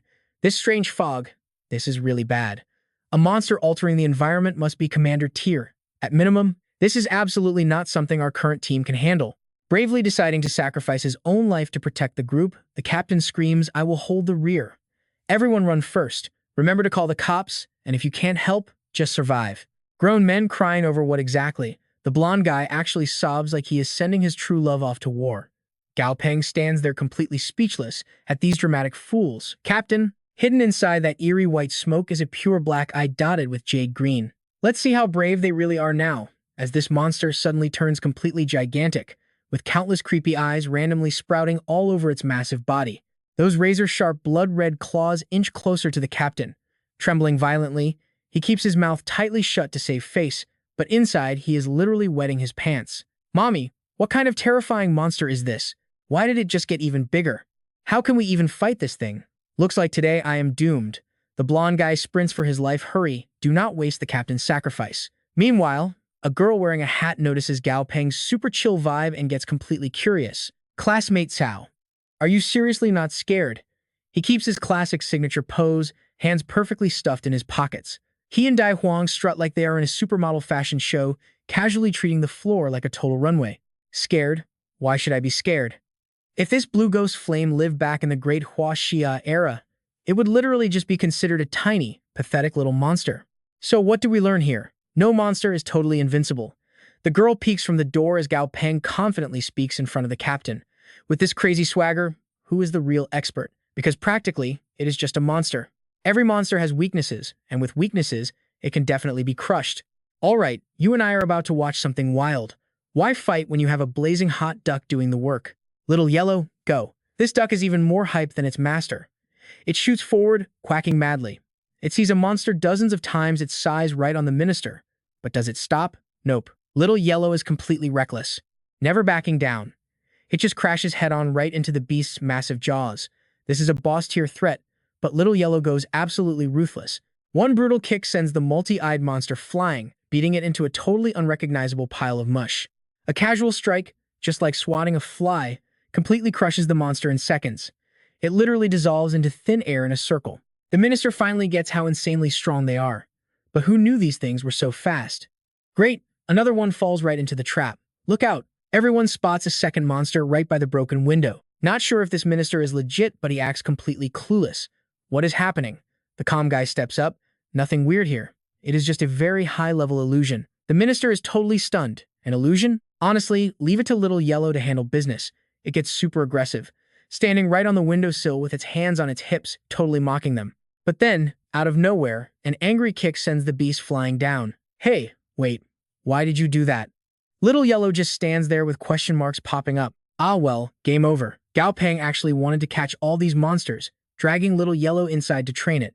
But instead, the beast gets kicked out by the duck. Falling from this height? Yeah, it is definitely not surviving. Suddenly, a girl rushes in. She looks down, terrified by the dead monster, and covers her mouth. Phew. Little Yellow acts totally innocent. Gao Peng is startled. This girl walked in with absolutely zero sound. Seriously? The hat-wearing girl commands her two-headed dog to go investigate. Go. He has no idea what she is doing. What is wrong? She points at the smashed window. Look down there. Someone is looting the monster corpse. The man is immediately held back, the two-headed dog grabbing his legs. Gao Peng feels a huge wave of relief. With the monster gone, he and Little Yellow head out. All right, my job here is done. Senior Lee, sorry to bother the student council. Have a good meal. The hat girl tries to stop him. You do not care about the monster body. He just waves goodbye. If there is no profit involved, he literally could not care less. Someone called the cops, so they should be here soon.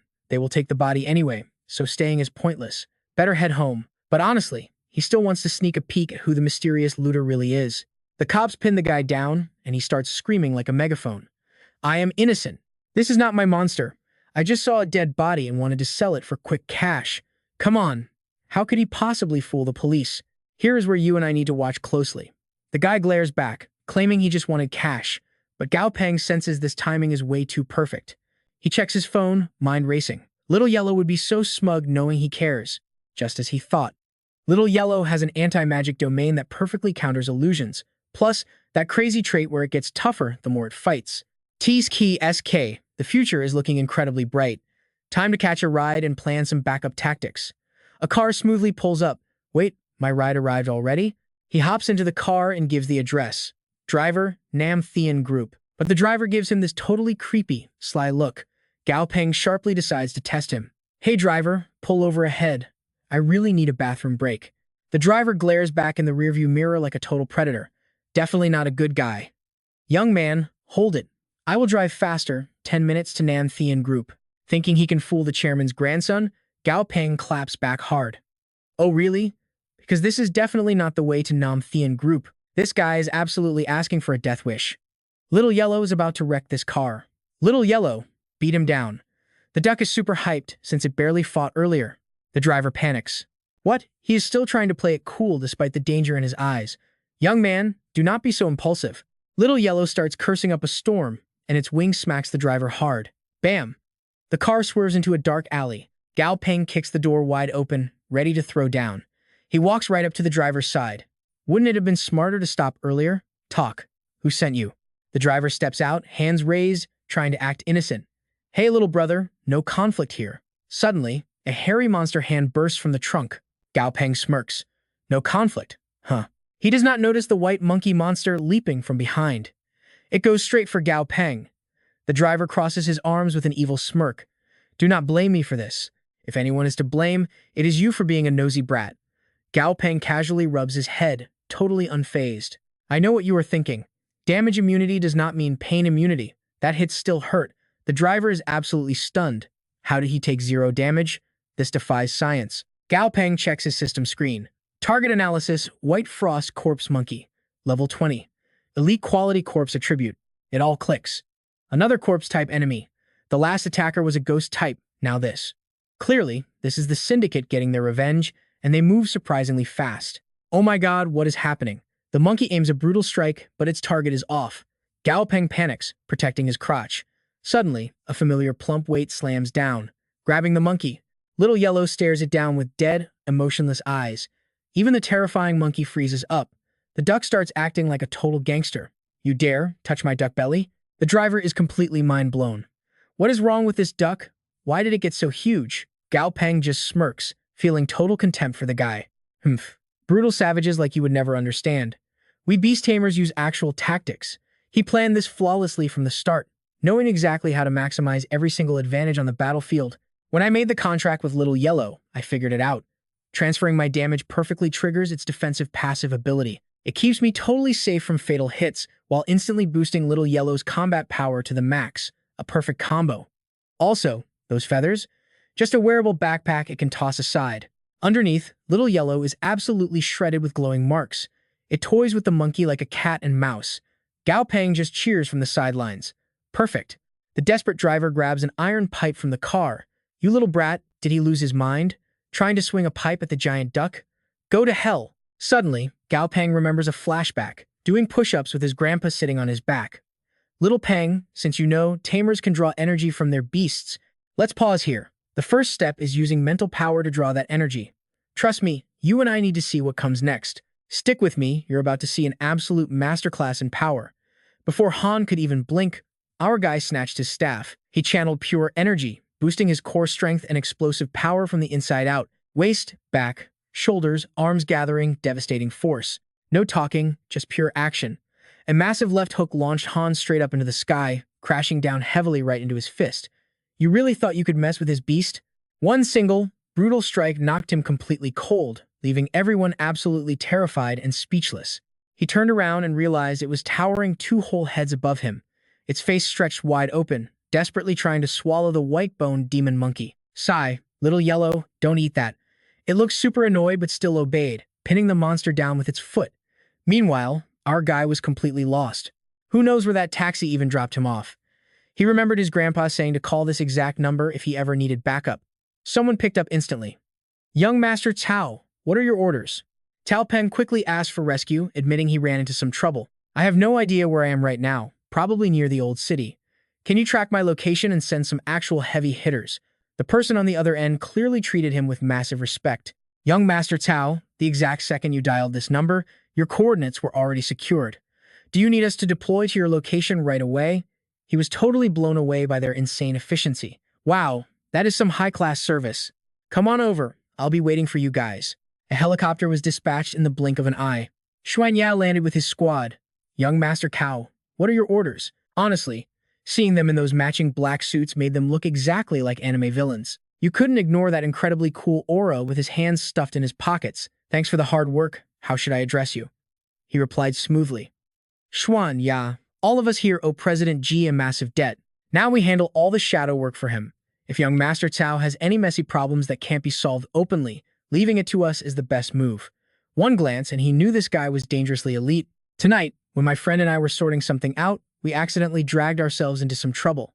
The enemies definitely aren't an official force. This guy is probably one of their gang members. Xuan Ye was immediately ready to roll. Understood loud and clear, leave them to us. Their intel network was terrifyingly fast. Young Master Tao, boss. This group is an underground gang from the West Mountain Zone. 7 core members in total. They have 2 commander-tier beasts. Specifically, a mid-tier commander-level White Nightmare and a low-tier commander-level Infant Ghost. He honestly thought that handling these guys would be an absolute breeze, easy as pie. Wait, only 2 commander-tier monsters? Are they really that weak? He was genuinely expecting some massive, deep-rooted dark organization with hundreds or even thousands of elite members acting carefully in the shadows, not this pathetic little mob. All right then, I'll leave the rest to you guys. Xuanya accepted the mission and immediately started giving orders, just a bunch of disorganized trash. Young Master Tao, please rest assured. Everyone, listen up, target. The Tin Mao building in the old city of Duchao. The squad answered in perfect unison. Understood. Who knows what his real plan was, but right as they were about to leave, he called out. If possible, try to capture those 2 beasts alive. But of course, put your own safety first. Meanwhile, out in some remote village, a girl's voice broke the silence. Why aren't you asleep yet? The man with a scar over his eye looked deeply anxious. Something is wrong. Little Two still hasn't reported back, and his phone is completely dead. He shoved his foot under the bed. This time we probably messed with the wrong crowd. You pack up immediately. We need to run first and figure things out later. Turns out, he was hiding a monster inside a tiny jar. My good kid, with you here I have nothing to fear. Even so, he only dared to peek nervously through the door. Grabbing his woman and frantically carrying their bags, they were fully prepared to make a run for it. There's nobody at the back door. Let's go. Fast. Now watch closely, because there's nowhere to run. Hiding in the pitch-black night, a blinding flashlight beamed straight into their eyes, freezing them in their tracks. You two, where do you think you're going this late? He immediately panicked. They were surrounded. It was Xuanya holding the light. Everyone is in position. Unit, attention, fire anesthetic darts at the targets. This is too easy, roger that. Once the suspects completely collapsed to the ground, the entire squad slowly moved in to check. The green jar shattered wide open. The monster escaped and its terrifying power erupted. Not good. The White Nightmare is completely out of control. But Xuanya, standing right at the absolute front, didn't even flinch. What are you all panicking for? Stay sharp. Don't let its dark illusions mess with your heads. Suddenly, something resembling a massive horse leaped right over the wall. Absolutely fearless, it instantly unleashed a heaven-shaking aura that completely overwhelmed the White Nightmare's dark energy. It was almost too easy as it ruthlessly stomped one hoof right onto the monster's body. Xuanya's face remained totally blank. Mission accomplished. He was genuinely blown away by their terrifying speed. Less than 2 hours? That is insanely fast. Xuanya just stayed humble as always. Glad we didn't disappoint you. The system automatically analyzed the stats. Monster name, Red Blood Warhorse. Level 32 Commander Tier. Status, healthy and incredibly proud. Elite quality, Fire attribute. Yang Fire Level 2 ability. Monster trait, evolved directly from a warhorse. Its extreme pure Yang energy heavily counters all evil spirits. Please take a look at this. Young Master Sao. Next up, monster name, White Nightmare. Level 27 Commander Tier. Status, severely injured and deeply enraged right now. Elite quality, Ghost attribute. Undead attribute. Illusion Level 2 ability. He didn't show any reaction on the outside, but he was permanently memorizing every single detail. This epic horse definitely belonged to Xuanya, perfectly countering undead types. Ma'am. Then he noticed another monster cowering nearby, and the system panel flashed again. Monster name, Drought Demon, also known as Infant Ghost. Level 23 Commander Tier. Status, healthy. Status, currently in extreme fear. Normal quality, Ghost attribute. Undead attribute. Illusion Level 2 ability. Trait, one of the 24 mythical demons, the Drought Demon, often transformed from wicked children, acting childish and incredibly cowardly. Honestly, Gao Peng had no idea what kind of terrifying aura he was giving off to make this thing tremble like a leaf. I know what you're thinking, a legendary demon? Oh yeah, things just got real. Interesting. Aside from the Flood Dragon, this is my very first time seeing a legendary monster in the flesh. Xuanya definitely had a sharp eye for these things. Is young Master Tao actually interested in this infant ghost? Gao Peng couldn't even hide his genuine surprise. Infant Ghost came up again. The common name was totally different from what the system provided. The humans kept chatting casually while the monster stood absolutely frozen, too terrified to move an inch. Leave this Drought Demon with me for a little while. I really want to study it. Brother Swan, you've worked really hard on this trip. If you have some free time right now, please drop by my lab. Xuanya agreed without a second thought. Of course, why not? He looked at his beast and couldn't help but think to himself, Recently, the corporation launched over 10 massively popular potions, but every single one was produced right out of Gao Peng's lab, and the only active researcher in that lab was Gao Peng himself, going right back to his usual casual tone. Oh, my little ancestor, this guy can actually make you evolve, so don't you dare start complaining later. Just looking at him, you could instantly tell how spoiled that red blood warhorse usually was. It made its own stubborn decision. Poverty cannot move me, wealth cannot tempt me, and injustice cannot make me yield. That is what makes a true great man. Xuanya suddenly realized this ridiculous attitude was completely his own fault. If I knew this would happen, I never would have let it read Lubu's story. Lately, it's been acting totally delusional from morning till night, convinced it's a pure-blood red hair. The more stubborn a beast was, the more excited he got. Holding out some premium food, he teased, "Does the great man want a bite of this?" The horse proudly lifted its head high. "I will never give in for that. Let's see how long its willpower lasts." He gently popped the lid, and a godly aroma drifted out. There was absolutely nothing our guy couldn't handle. Stubbornness, he was ready to teach a masterclass. "How about now? Is this fragrant enough for you?" The horse's eyes instantly filled with sparkling stars. "Wait, this is," leaving its poor master completely speechless, forced to facepalm and pretend he didn't even know this animal. It lost absolutely all its dignity as its tail stuck straight up into the sky, splitting in two from pure excitement. I want it right now." Seeing this hilarious reaction so many times, he just had to laugh. Haha, this beast was getting way too arrogant. Who dares to fight me for 300 rounds? Xuan Ya quickly stepped in before things got out of hand. All right, calm down. I know you're super hyped up from evolving. When we get back, I'll prepare a bunch of premium herbs just for you." He watched their backs as they walked away, sighing softly. They really have an amazing bond. And that's where we pause. Trust me, you'll want to see what's next. Jihan Dong coughed loudly. He quickly spun around. "Jihanwu, you're home early today. I thought your meetings would run until midnight. All right, let's jump right back into the action." Jihanwu wastes no time checking in. "Where are those beasts of yours? Any progress lately?" Our MC just points ahead. "They're training right now. And oh boy, they're going at it like a real deathmatch just started. Both Dazzy and Dumby are epic quality, hovering around level 30. So, the power gap, practically zero. One is fully geared toward offense, dominating the skies with crazy flight skills. The other, pure defense. It might not fly, but it controls the battlefield perfectly. As for the last one, Little Yellow's duck feet are wandering off, looking for trouble again. Hiding its feathers, it puts its wings on its hips and delivers a swift kick, catching Dumby completely off guard. Still, it's all about peaceful, friendly cooperation and growing together, right?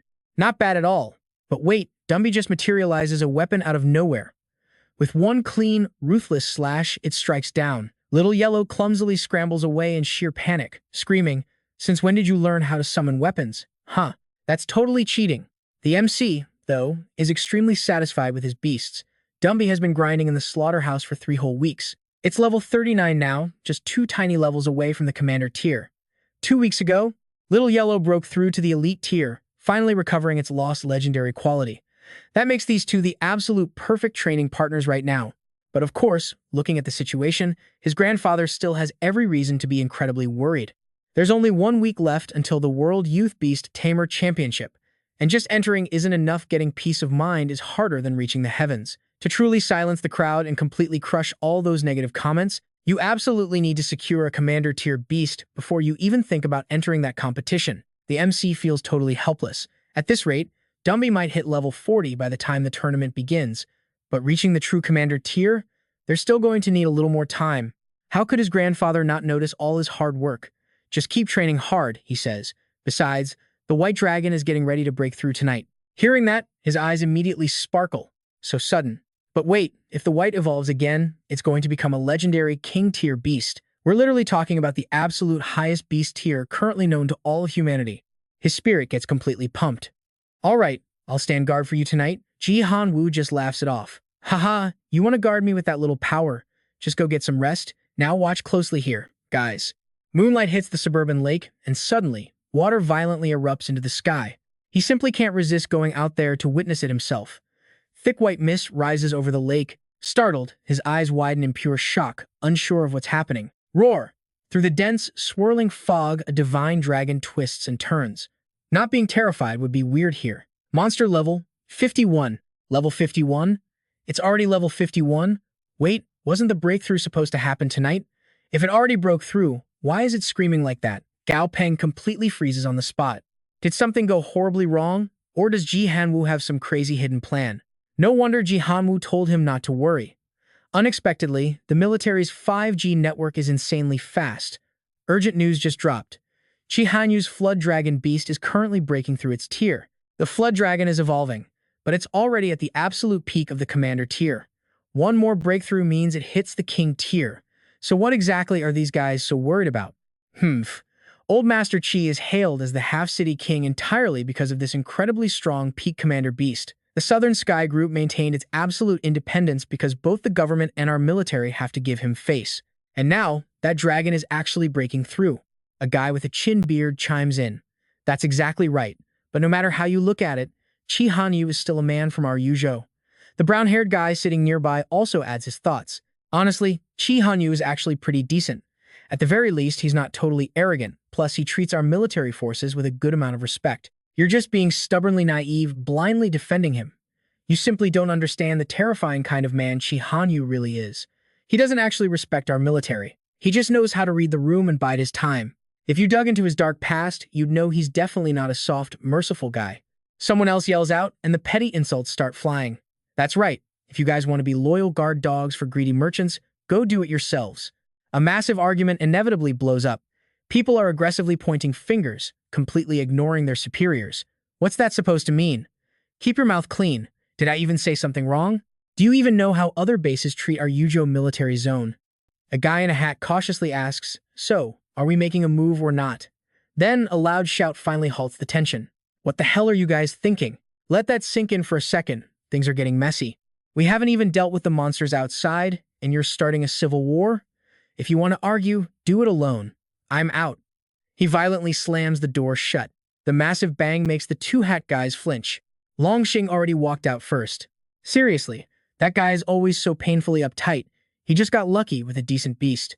The commander finally shuts it all down. All right, enough. We are leaving this issue alone. Everyone, listen to my orders. Do not interfere, or you will face strict military punishment. But even after he leaves, someone desperately chases after him. Commander, hold on. Hear me out. How could anyone even think of this? Is he really a military man? Reporting, sir.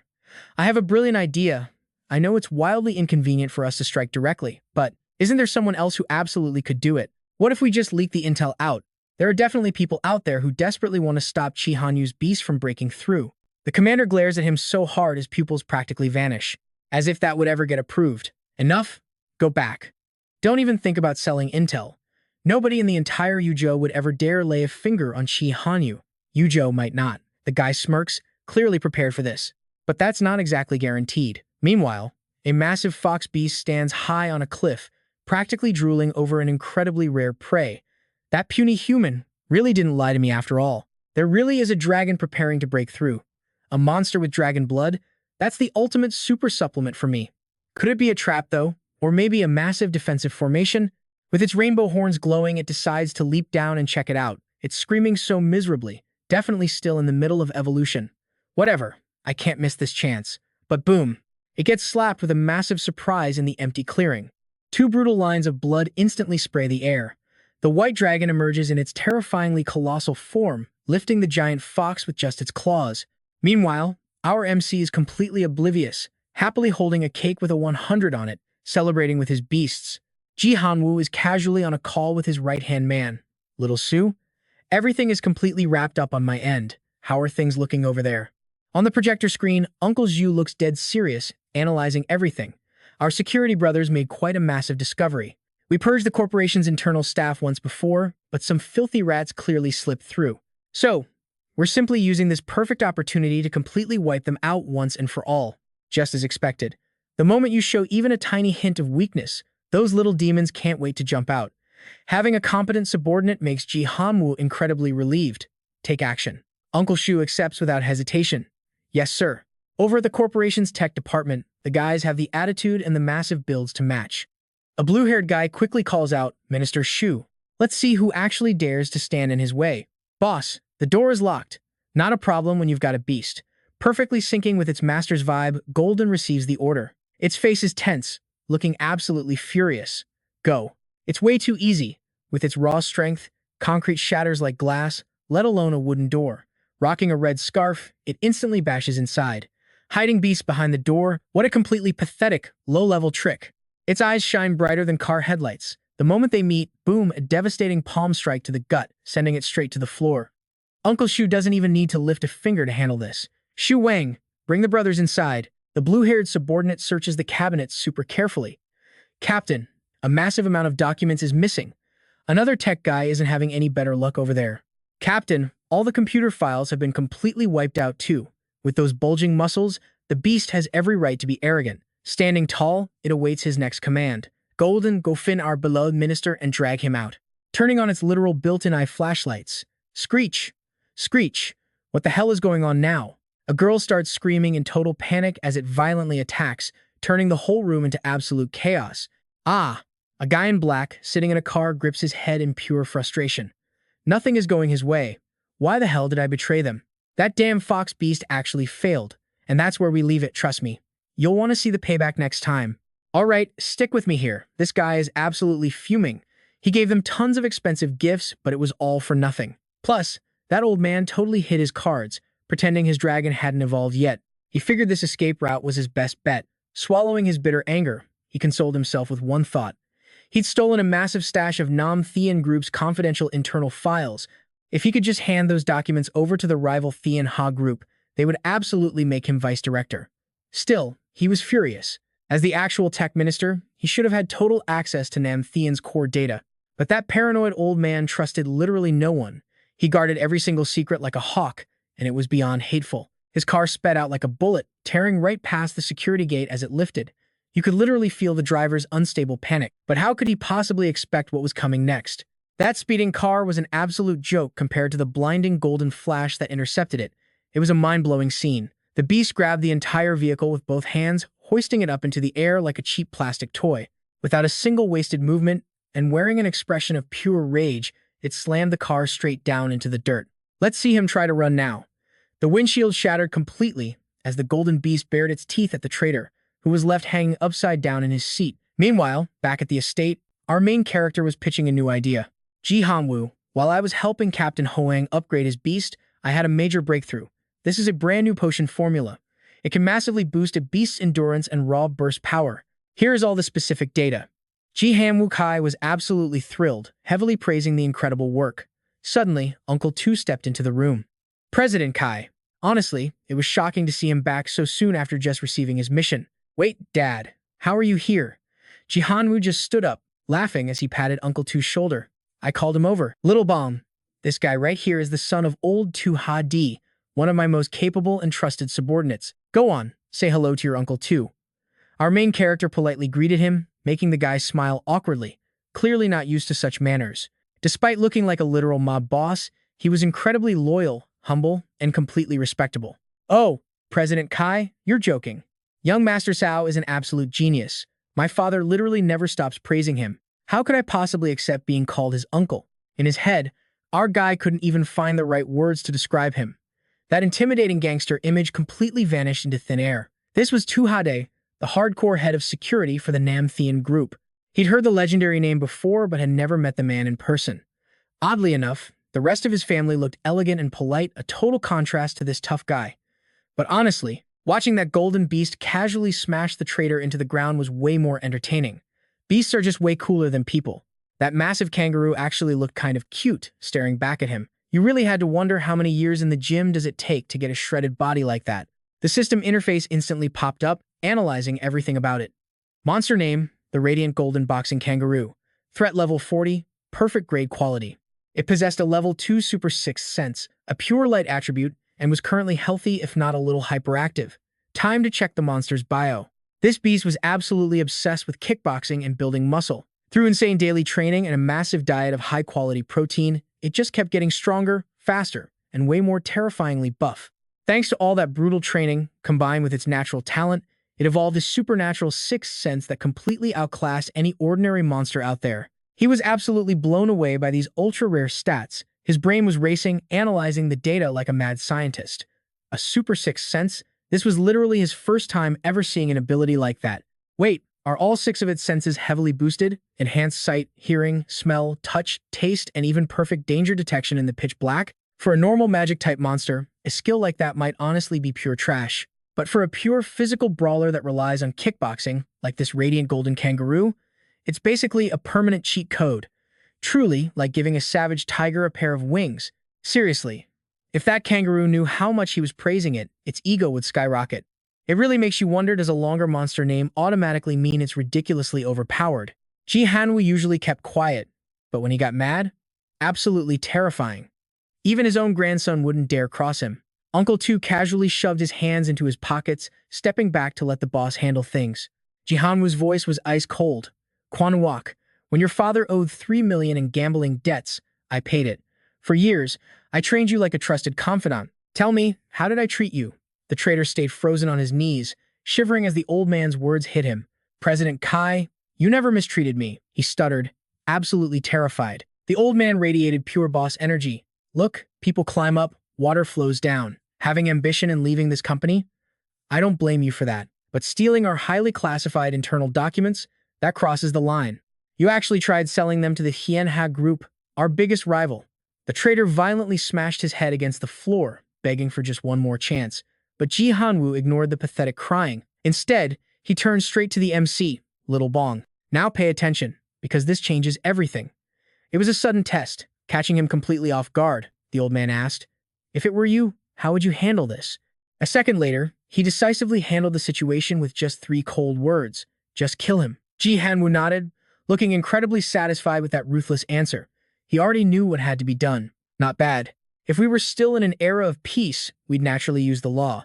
But right now, we are living in a completely new world. You don't build an empire by showing mercy. The old man gave the ruthless order. Clean up the mess. Tell the press he tragically died in an unfortunate laboratory accident. Compensate his family with a Tier 2 payout. Uncle Tu nodded instantly, violently dragging the screaming traitor right out the door. It was way too late for regrets now. President Kai, please spare me. I was wrong. Young Master Tao, please. Remember all my years of loyal service. Even without merit, I worked hard. His screams faded. Meanwhile, a beautiful white dragon swam peacefully through the estate's massive pool, relaxing against the majestic mountain backdrop. Ji Hanwoo noticed he was deep in thought, still thinking about what just happened. Honestly, the kid was way more mature than his age suggested. I just keep thinking about it. A high-ranking executive trying to sell out our core data to a rival? I know what you're thinking. Was that too brutal? But let's look at the facts. If they didn't handle this with absolute ruthless speed, what would the rest of the company think? Watching the white dragon, he realized the terrifying truth. Others might actually think they could get away with it too. They'd assume that if they got caught, they could just beg for mercy and walk away. You absolutely cannot set a precedent like that. Ji Hanwoo, who had guided him through a really rough childhood, just sighed. Deep down, he only wanted to protect his family. Exactly. Ji Hanwoo's voice softened. If it were up to me, I'd want you to live your whole life without ever seeing this dark, bloody side of the world. But my grandson, you can't survive out there if I raise you like some fragile greenhouse flower. He looked back at the old man with total respect. Don't worry, Ji Hanwoo. I completely understand.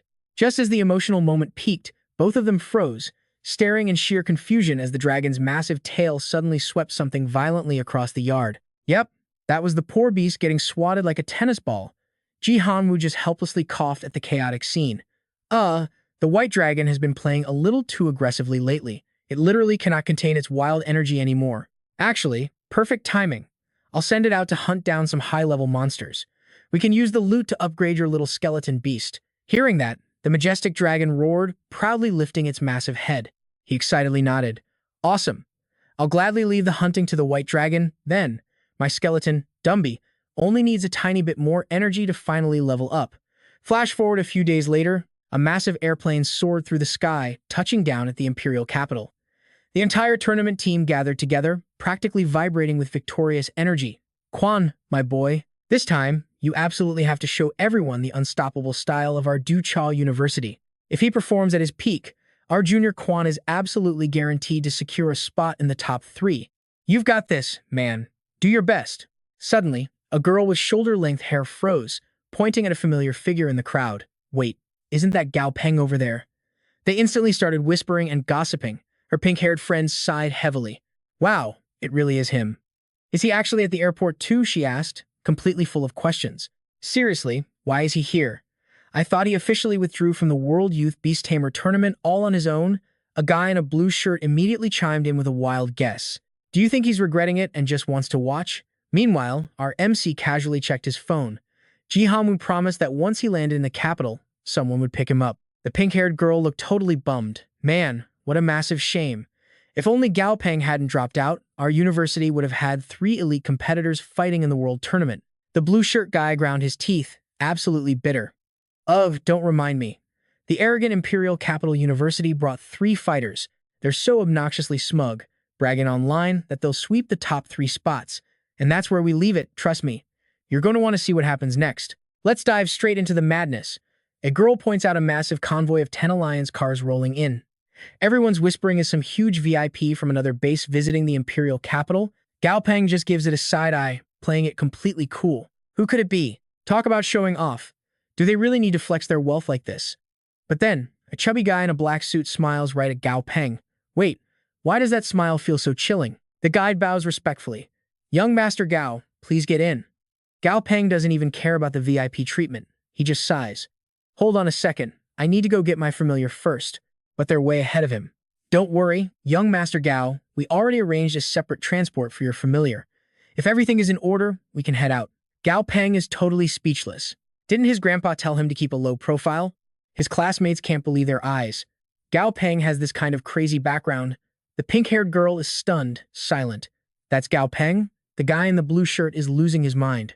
Didn't they say his parents passed away ages ago? Gao Peng casually walks into a private room and smiles.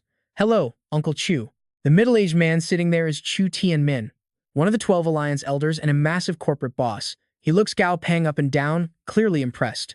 A true young hero. He points out how Gao Peng is exactly the same age as the tournament competitors.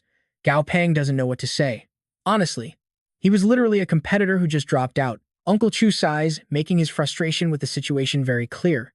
Actually, about you becoming a referee? Your grandpa and I totally support it. But that stubborn old man Ping Xiang from the neighboring nation, he completely disagrees with the idea. He doesn't believe a kid your age has the strength. He wants someone older and more stable. Gao Peng is slightly confused. Ping Xiang, right? Another one of the 12 elders. Chu completely trusts him, but these conflicting opinions are wasting everyone's time. Honestly, Gao Peng shouldn't even need a test. Chu and his grandpa go way back. Why wouldn't he trust him? But someone is clearly trying to cause unnecessary trouble right now. Watch closely here. Chu personally escorts Gao Peng to the testing grounds. It's time to officially crush this test and force those haters to shut their mouths. Has Gao Peng ever backed down? Never. He follows Chu, bringing his absolute strongest familiar to the training hall. A girl stops her practice. Jihanwoo, why are you here? Chu introduces them. This is his granddaughter, Chu Manmin, a 5th-year student at Imperial Capital University, 2 years his senior. He tells her to call Gao Peng little brother, revealing he's old Ji's grandson. Gao Peng is quick on the draw. Hello, Senior Manmin. She immediately connects the dots. Wait, old Ji, as in the legendary old Ji from Yuzhou. Chu clearly thinks the world of this kid. Exactly. Don't underestimate your little brother just because he's younger. He came to the Imperial Capital for the World Youth Familiar Tournament, and get this, he's here as a referee. Man is completely thrown off. A referee? This young? Uncle Chu strides inside. He won't waste a single second. He's absolutely ready to face-slap those arrogant fools looking down on them. Just because he's young, those stubborn elders have complaints. So we need to do a special evaluation of Little Peng's familiar strength right now. Little Peng, the testing room is right inside.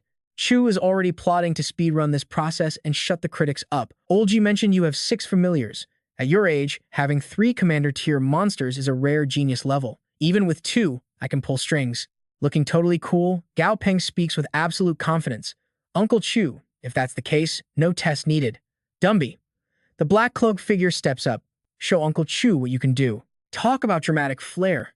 Tossing off the cloak to look incredibly badass, Dumby steps right out. Chu is completely blown away. He reached this realm already? The system scans rapidly.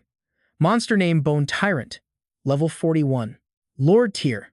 Epic quality. Abilities include level 3, Bone Hardening, and level 2, Undead Control. Traits like Blood Demon Heart and Undead Flame, with such overwhelming divine-like energy and a clear Lord-tier aura. This undead familiar of yours is actually a lord. Gao Peng scratches his head, playing it humble, just lucky. It's really all my grandpa's doing. Man is comparing herself and getting crushed. She trained for over 3 years, but her strongest familiar is only late Commander Tier. A Lord Tier could literally defend a small base city. You saw this coming, right? Uncle Chu is glowing with pride. You hid your power this deeply? I can't wait to see those old fools' faces. Cut to the massive World Youth Familiar Tournament arena. The moment the host speaks, the fans go absolutely wild. Hello, everyone.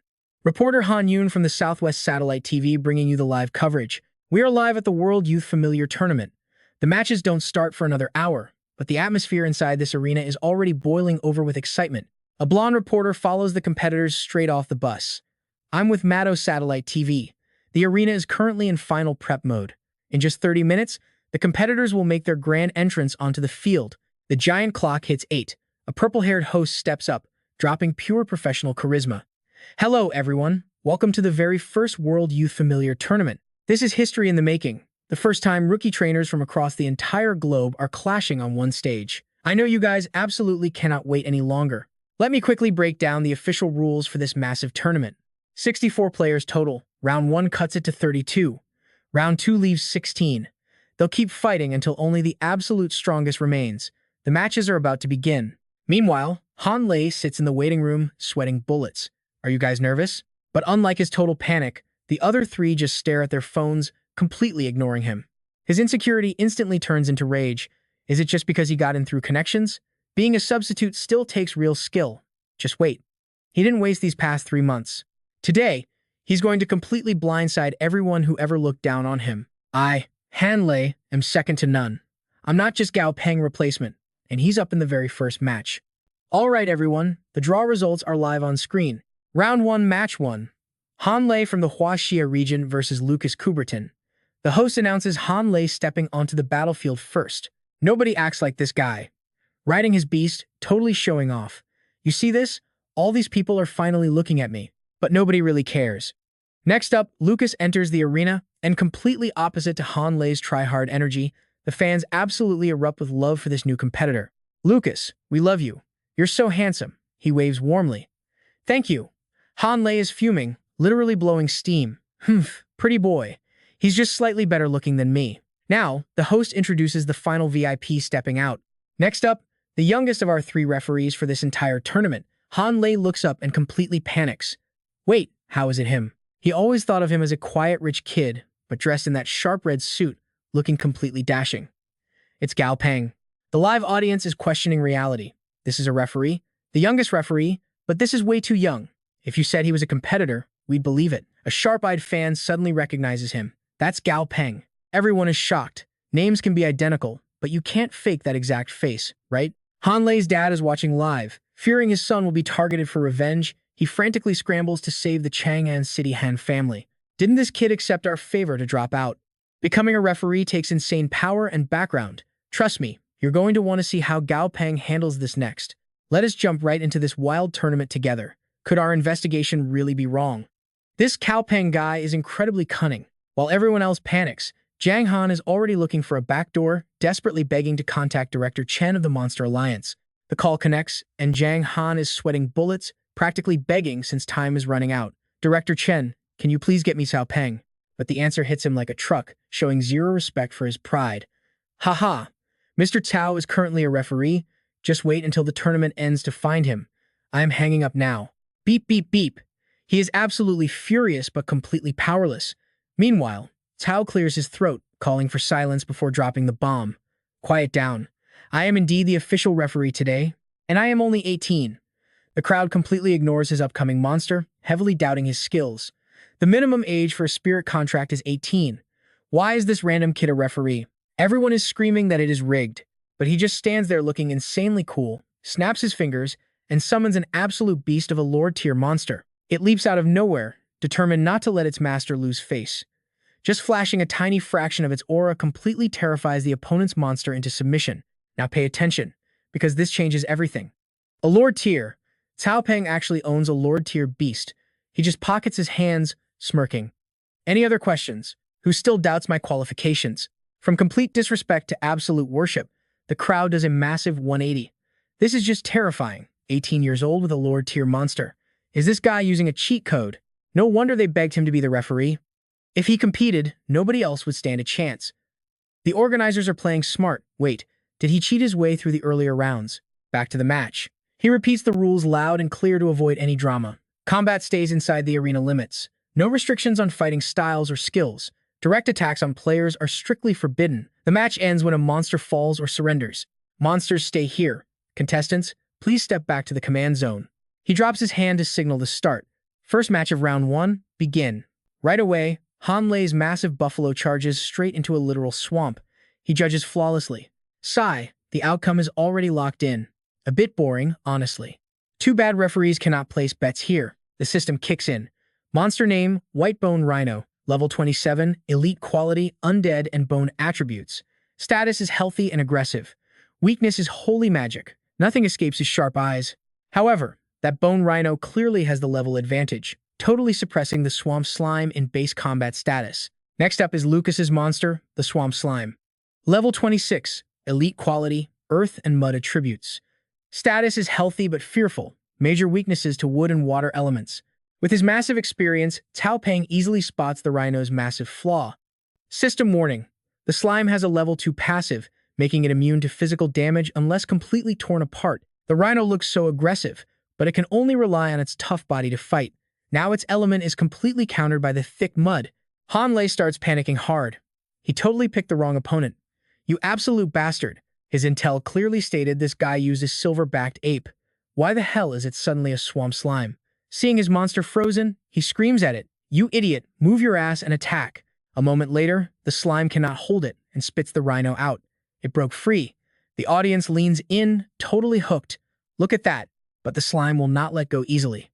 Han Lei's massive buffalo tries running away, but the mud chases right behind its bulky frame. You saw that too, right? What would you do against that trap? The answer is brutal. Chop it into pieces. Tao walks over with his hands behind his back, already calling it. Classmate Han Lei is done for. Truly a massive shame. The buffalo trembles violently. The system flashes the monster's current battle status, moderately injured. Gao Peng plays his referee role perfectly, offering some mercy. How about it? Want to surrender? You actually fought really well today. Just bad luck. I really hope this defeat does not give you trauma. But Han Lei is totally paranoid. Surrender what? I have not lost yet. Are you just jealous I can compete, trying to scheme against me? He refuses to listen to reason. Tao claps right back. Please, I am the official referee right now. Would I risk my entire reputation just to target you? Stop making things up. Seeing this guy still totally blind to reality. I am just giving you solid advice. Live to fight another day. That swamp slime is literally melting your monster right now. Losing is just a matter of time. Give up now, and your beast lives. Keep pushing, and it falls apart. Monster status, critically injured. Han Lei shoves him, screaming in pure denial. Get lost. White Bone Rhino, get back up right now. Gao Peng is completely speechless. Huh. Trembling and staggering, it forces out an answer. Master, I am up. Han Lei goes completely insane, treating it like trash. What are you waiting for? Kill it. I must win. Covered in highly corrosive acid, it begs for its life. Master. But he does not care, trading its life for his own pride. Stop whining and attack. Tao stands back and sighs. This monster is honestly incredible. Iron will. But picking a master like you? Huge mistake. It burns its final spark of power. Dust flies everywhere in pure chaos. It charges incredibly fast, shattering the ground beneath it.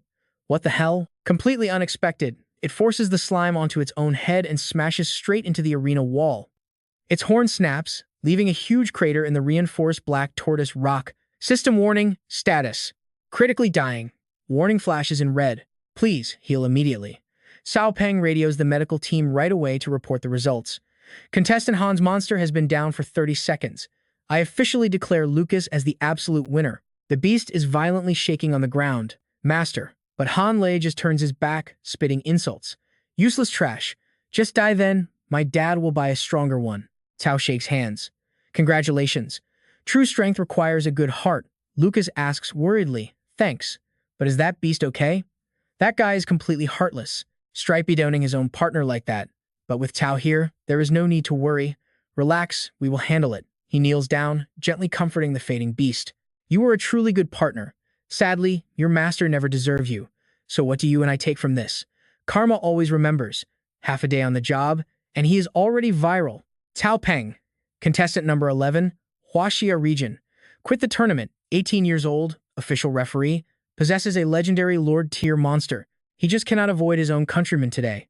Please welcome contestant Du Luo, Huaxia region. System scans, Black Scale, Tyrant Tiger. Level 32.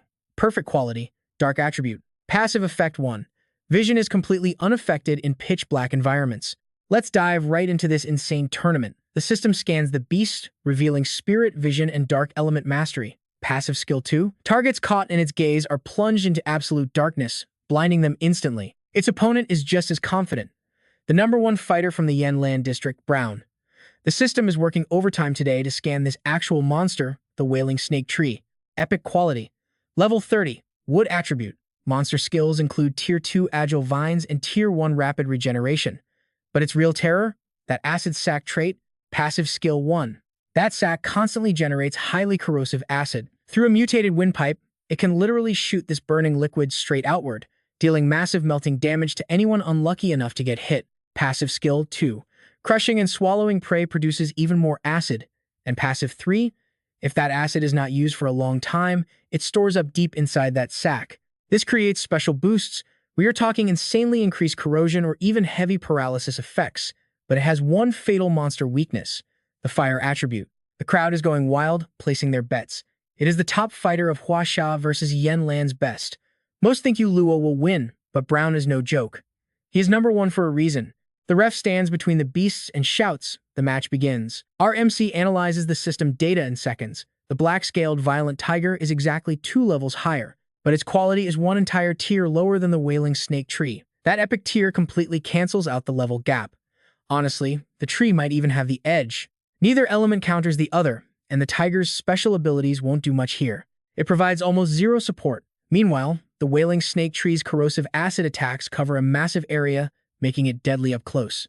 Plant beasts usually lack movement speed, so this match is a pure 50-50 toss-up.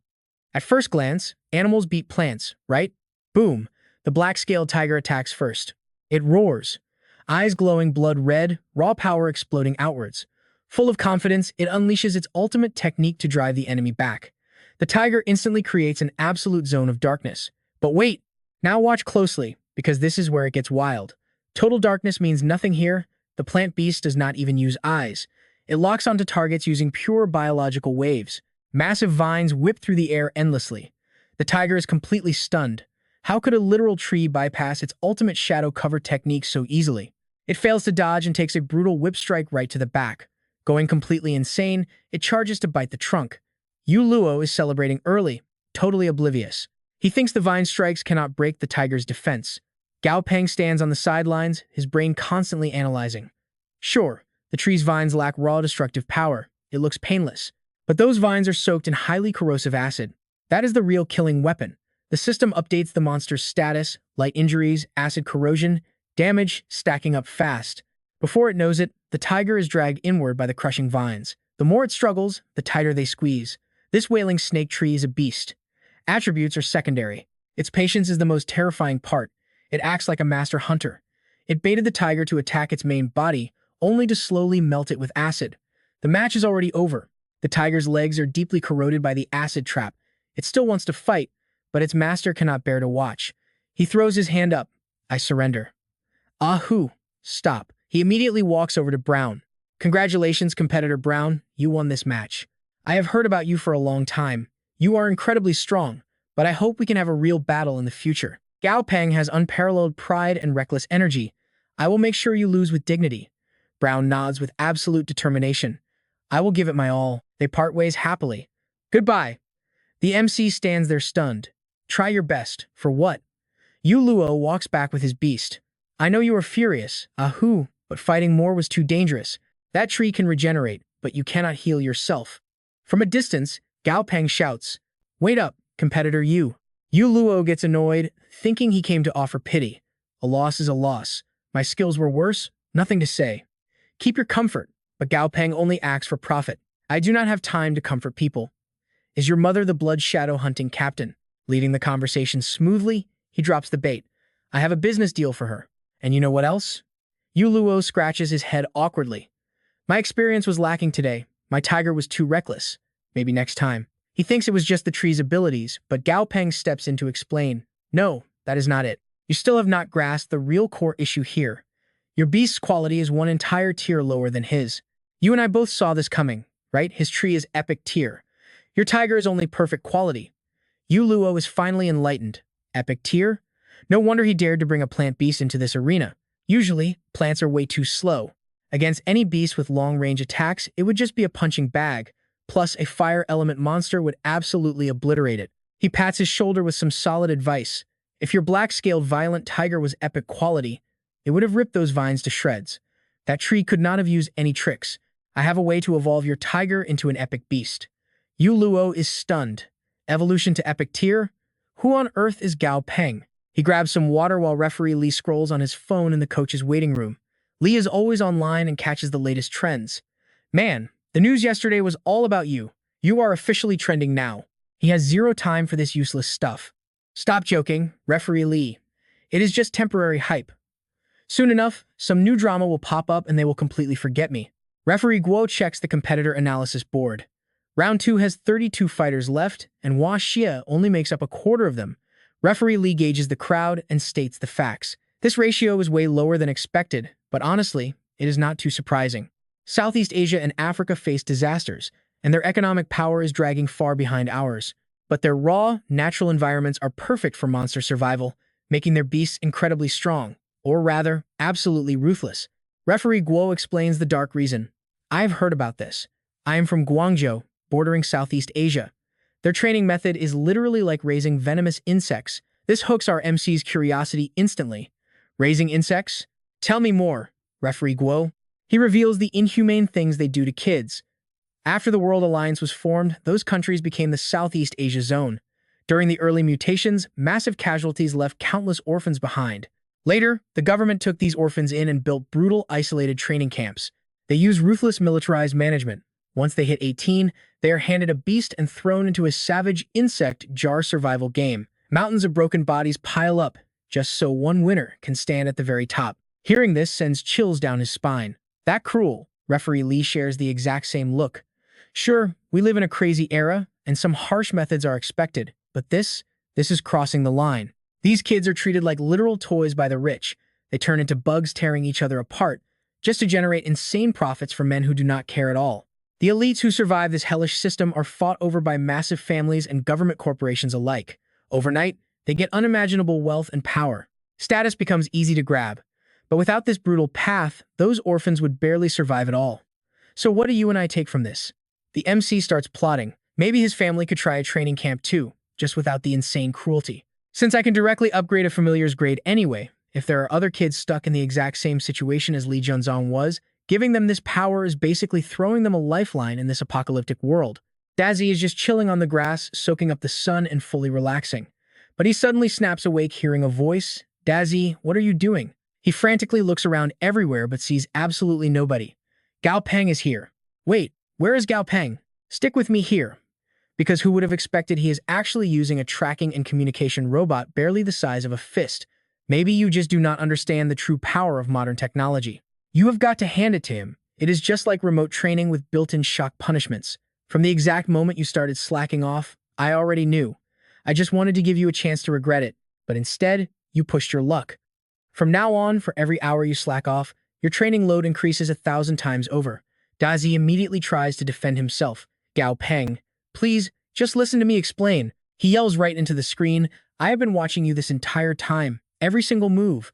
Facing such a strict master, Dazi completely runs out of excuses and just stammers in panic. Oh no, oh no. He still tries to play the emotional card, somehow twisting the antennae on his head into a literal heart shape.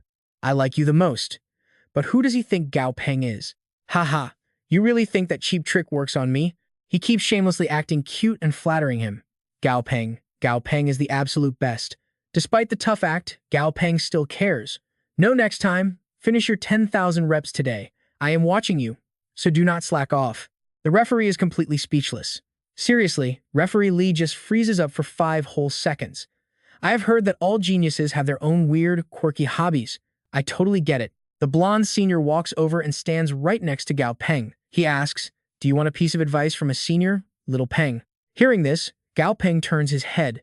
genuinely curious about what the guy has to say. He mentions that out of the 12 Wuxia players, 8 made it to round 2, but a total of 3 have already been eliminated in the matches you hosted. Gao Peng hears this and just coldly asks him back, and so, it really seems like he does not care at all. He continues pushing. Well, right now, there is no and so yet. But if even more Wuxia players end up getting eliminated during your upcoming matches, then things might not be so simple. He speaks in this vague, half-finished tone that is absolutely infuriating for anyone to listen to. Some people will always look for an excuse to cover up their own miserable failures. He openly warns Gao Peng right there. He turns his head and walks out the door, leaving Gao Peng with one final piece of advice. Tall trees catch the wind, and strong winds blow hard. Good luck. After saying that, he leaves, while Gao Peng just silently watches his back. Finally, the match actually kicks off. The MC starts announcing, "Next up, we will begin the third match of the Familiar Tournament's second round. This match will feature Gangmu from the African region facing off against Kim Mokyun from the Korean region." Images of both competing players instantly flash up on the massive LED screen. Up in the stands, tons of fans are cheering wildly for Kim Mokyun. They scream at the top of their lungs, "Appa, Kim Mokyun, let's go. Appa, we love you." The fan noise is deafening. But looking at Kim's side, the commentators seem pretty bored and disappointed. It is a silverback ape and a swamp slime again. Their appearance rate is just way too high right now. Especially the swamp slime. Almost every single representative team has won. The crowd is desperately hoping to see something fresh and new. Now pay close attention, because the commentators look over at the African team with high hopes. They are betting big here, since nobody has ever seen this African player's familiar before. The info panel pops up monster name. Giant Illusion Tarsier. Monster level is 33. Attribute grade is wood type. Monster characteristic is deep spirituality. Passive effect 1 deep spirituality makes its mental power unexpectedly strong, to the very point where it can literally distort and interfere with reality itself. Active effect 2. Its overwhelming mental power allows it to completely control any monster with a lower level and weaker mental strength than its own. Monster ability Deep Spirituality grants the giant illusion Tarsier massive mental power, but it also makes its physical body extremely fragile. Because of this, its close combat abilities really are not that strong, but it is still an absolutely formidable opponent on the battlefield. Everyone is completely shocked by the African player's familiar, gasping out loud in pure awe. An illusion Tarsier? That is seriously rare. Next monster name Rainforest Magic Scorpion, status mind controlled. Monster level is 29. Monster grade. It is elite grade. The monster attribute is wood type. Monster ability is granite armor, level 1. And finally, the monster weakness is wood type. That is a rough look at the African team's overall power. Tarsiers are animals totally unique to Southeast Asia. They are super shy, feeding mostly on crickets and other insects. But the most interesting part is, they are famously homesick. If they are taken away from their homeland by any means, they literally cannot be raised in captivity. So how on earth did anyone sign a blood contract to make one a familiar? That is the burning question on everyone's mind right now. They are extremely curious. The African player turns and whispers something quietly to his familiar. You cannot hear it very clearly, but it sounds like, "Mom, it wants to." Hearing this, the blood-contracted familiar just smiles gently and softly. Gao Peng is completely caught off guard by this. He thinks to himself in shock, "Mom?" He had actually heard of a highly specific, twisted rearing method before taking a primate monster that just lost its infant and forcing it to live alongside specially trained teenagers. By using very specific dark tricks, these teenagers are made to smell exactly like the monster's lost baby. Because of this, it artificially forces a deep level of maternal affection from the grieving primate monster. After that, forming a blood contract with these monsters becomes incredibly easy. So it turns out they actually use this exact method to get such a bizarre, rare familiar. Let that sink in for a second. The craziest part is this tamer calls his familiar mom. It means they view themselves as the adopted child of the monster, not its actual master. Looks like this African player really used this twisted trick. No wonder he could force the giant illusion Tarsier to go totally against its own nature. Someone who can be this ruthless to themselves is the truly terrifying one. The methods used by this player are just insanely cruel and calculating. The commentator's voice suddenly echoes through the arena, officially signaling the start. The match begins. The two familiars stare each other down, totally ready to clash. Kim Mokyun stands up high, quietly observing the whole situation. He has never seen this familiar before, so he needs to be careful. Let's test the waters bit by bit, he decides on a strategy. Kim Mokyun commands, "Swamp Slime, pin down that Rainforest Magic Scorpion." The two familiars fiercely prepare to battle it out.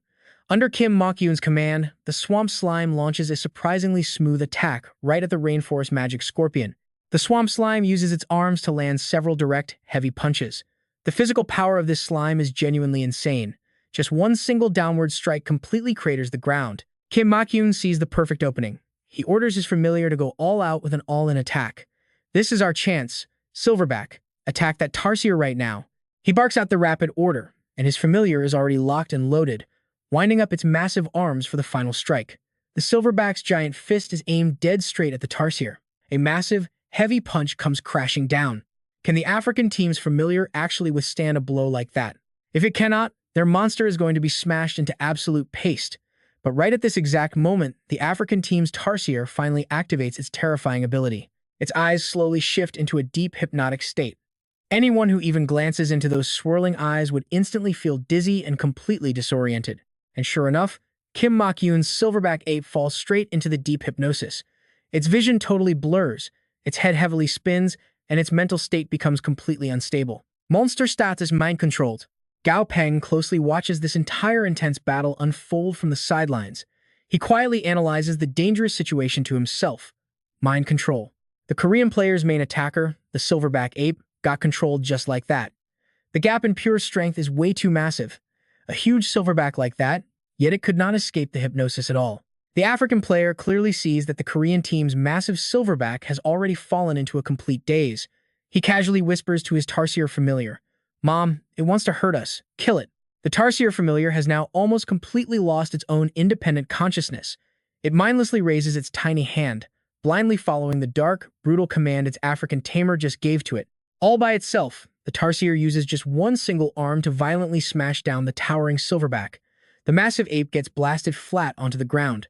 Seeing his familiar get crushed so easily, Kim Mok-yoon cannot believe his eyes, screaming in pure agony, "Silverback!" And trust me, you and I are going to want to see how this tournament escalates from here. Stick with me here. The African player sees the tide turning in his favor, but for him, that's nowhere near enough. He starts completely gaslighting his own beast, manipulating its mind like an absolute pro.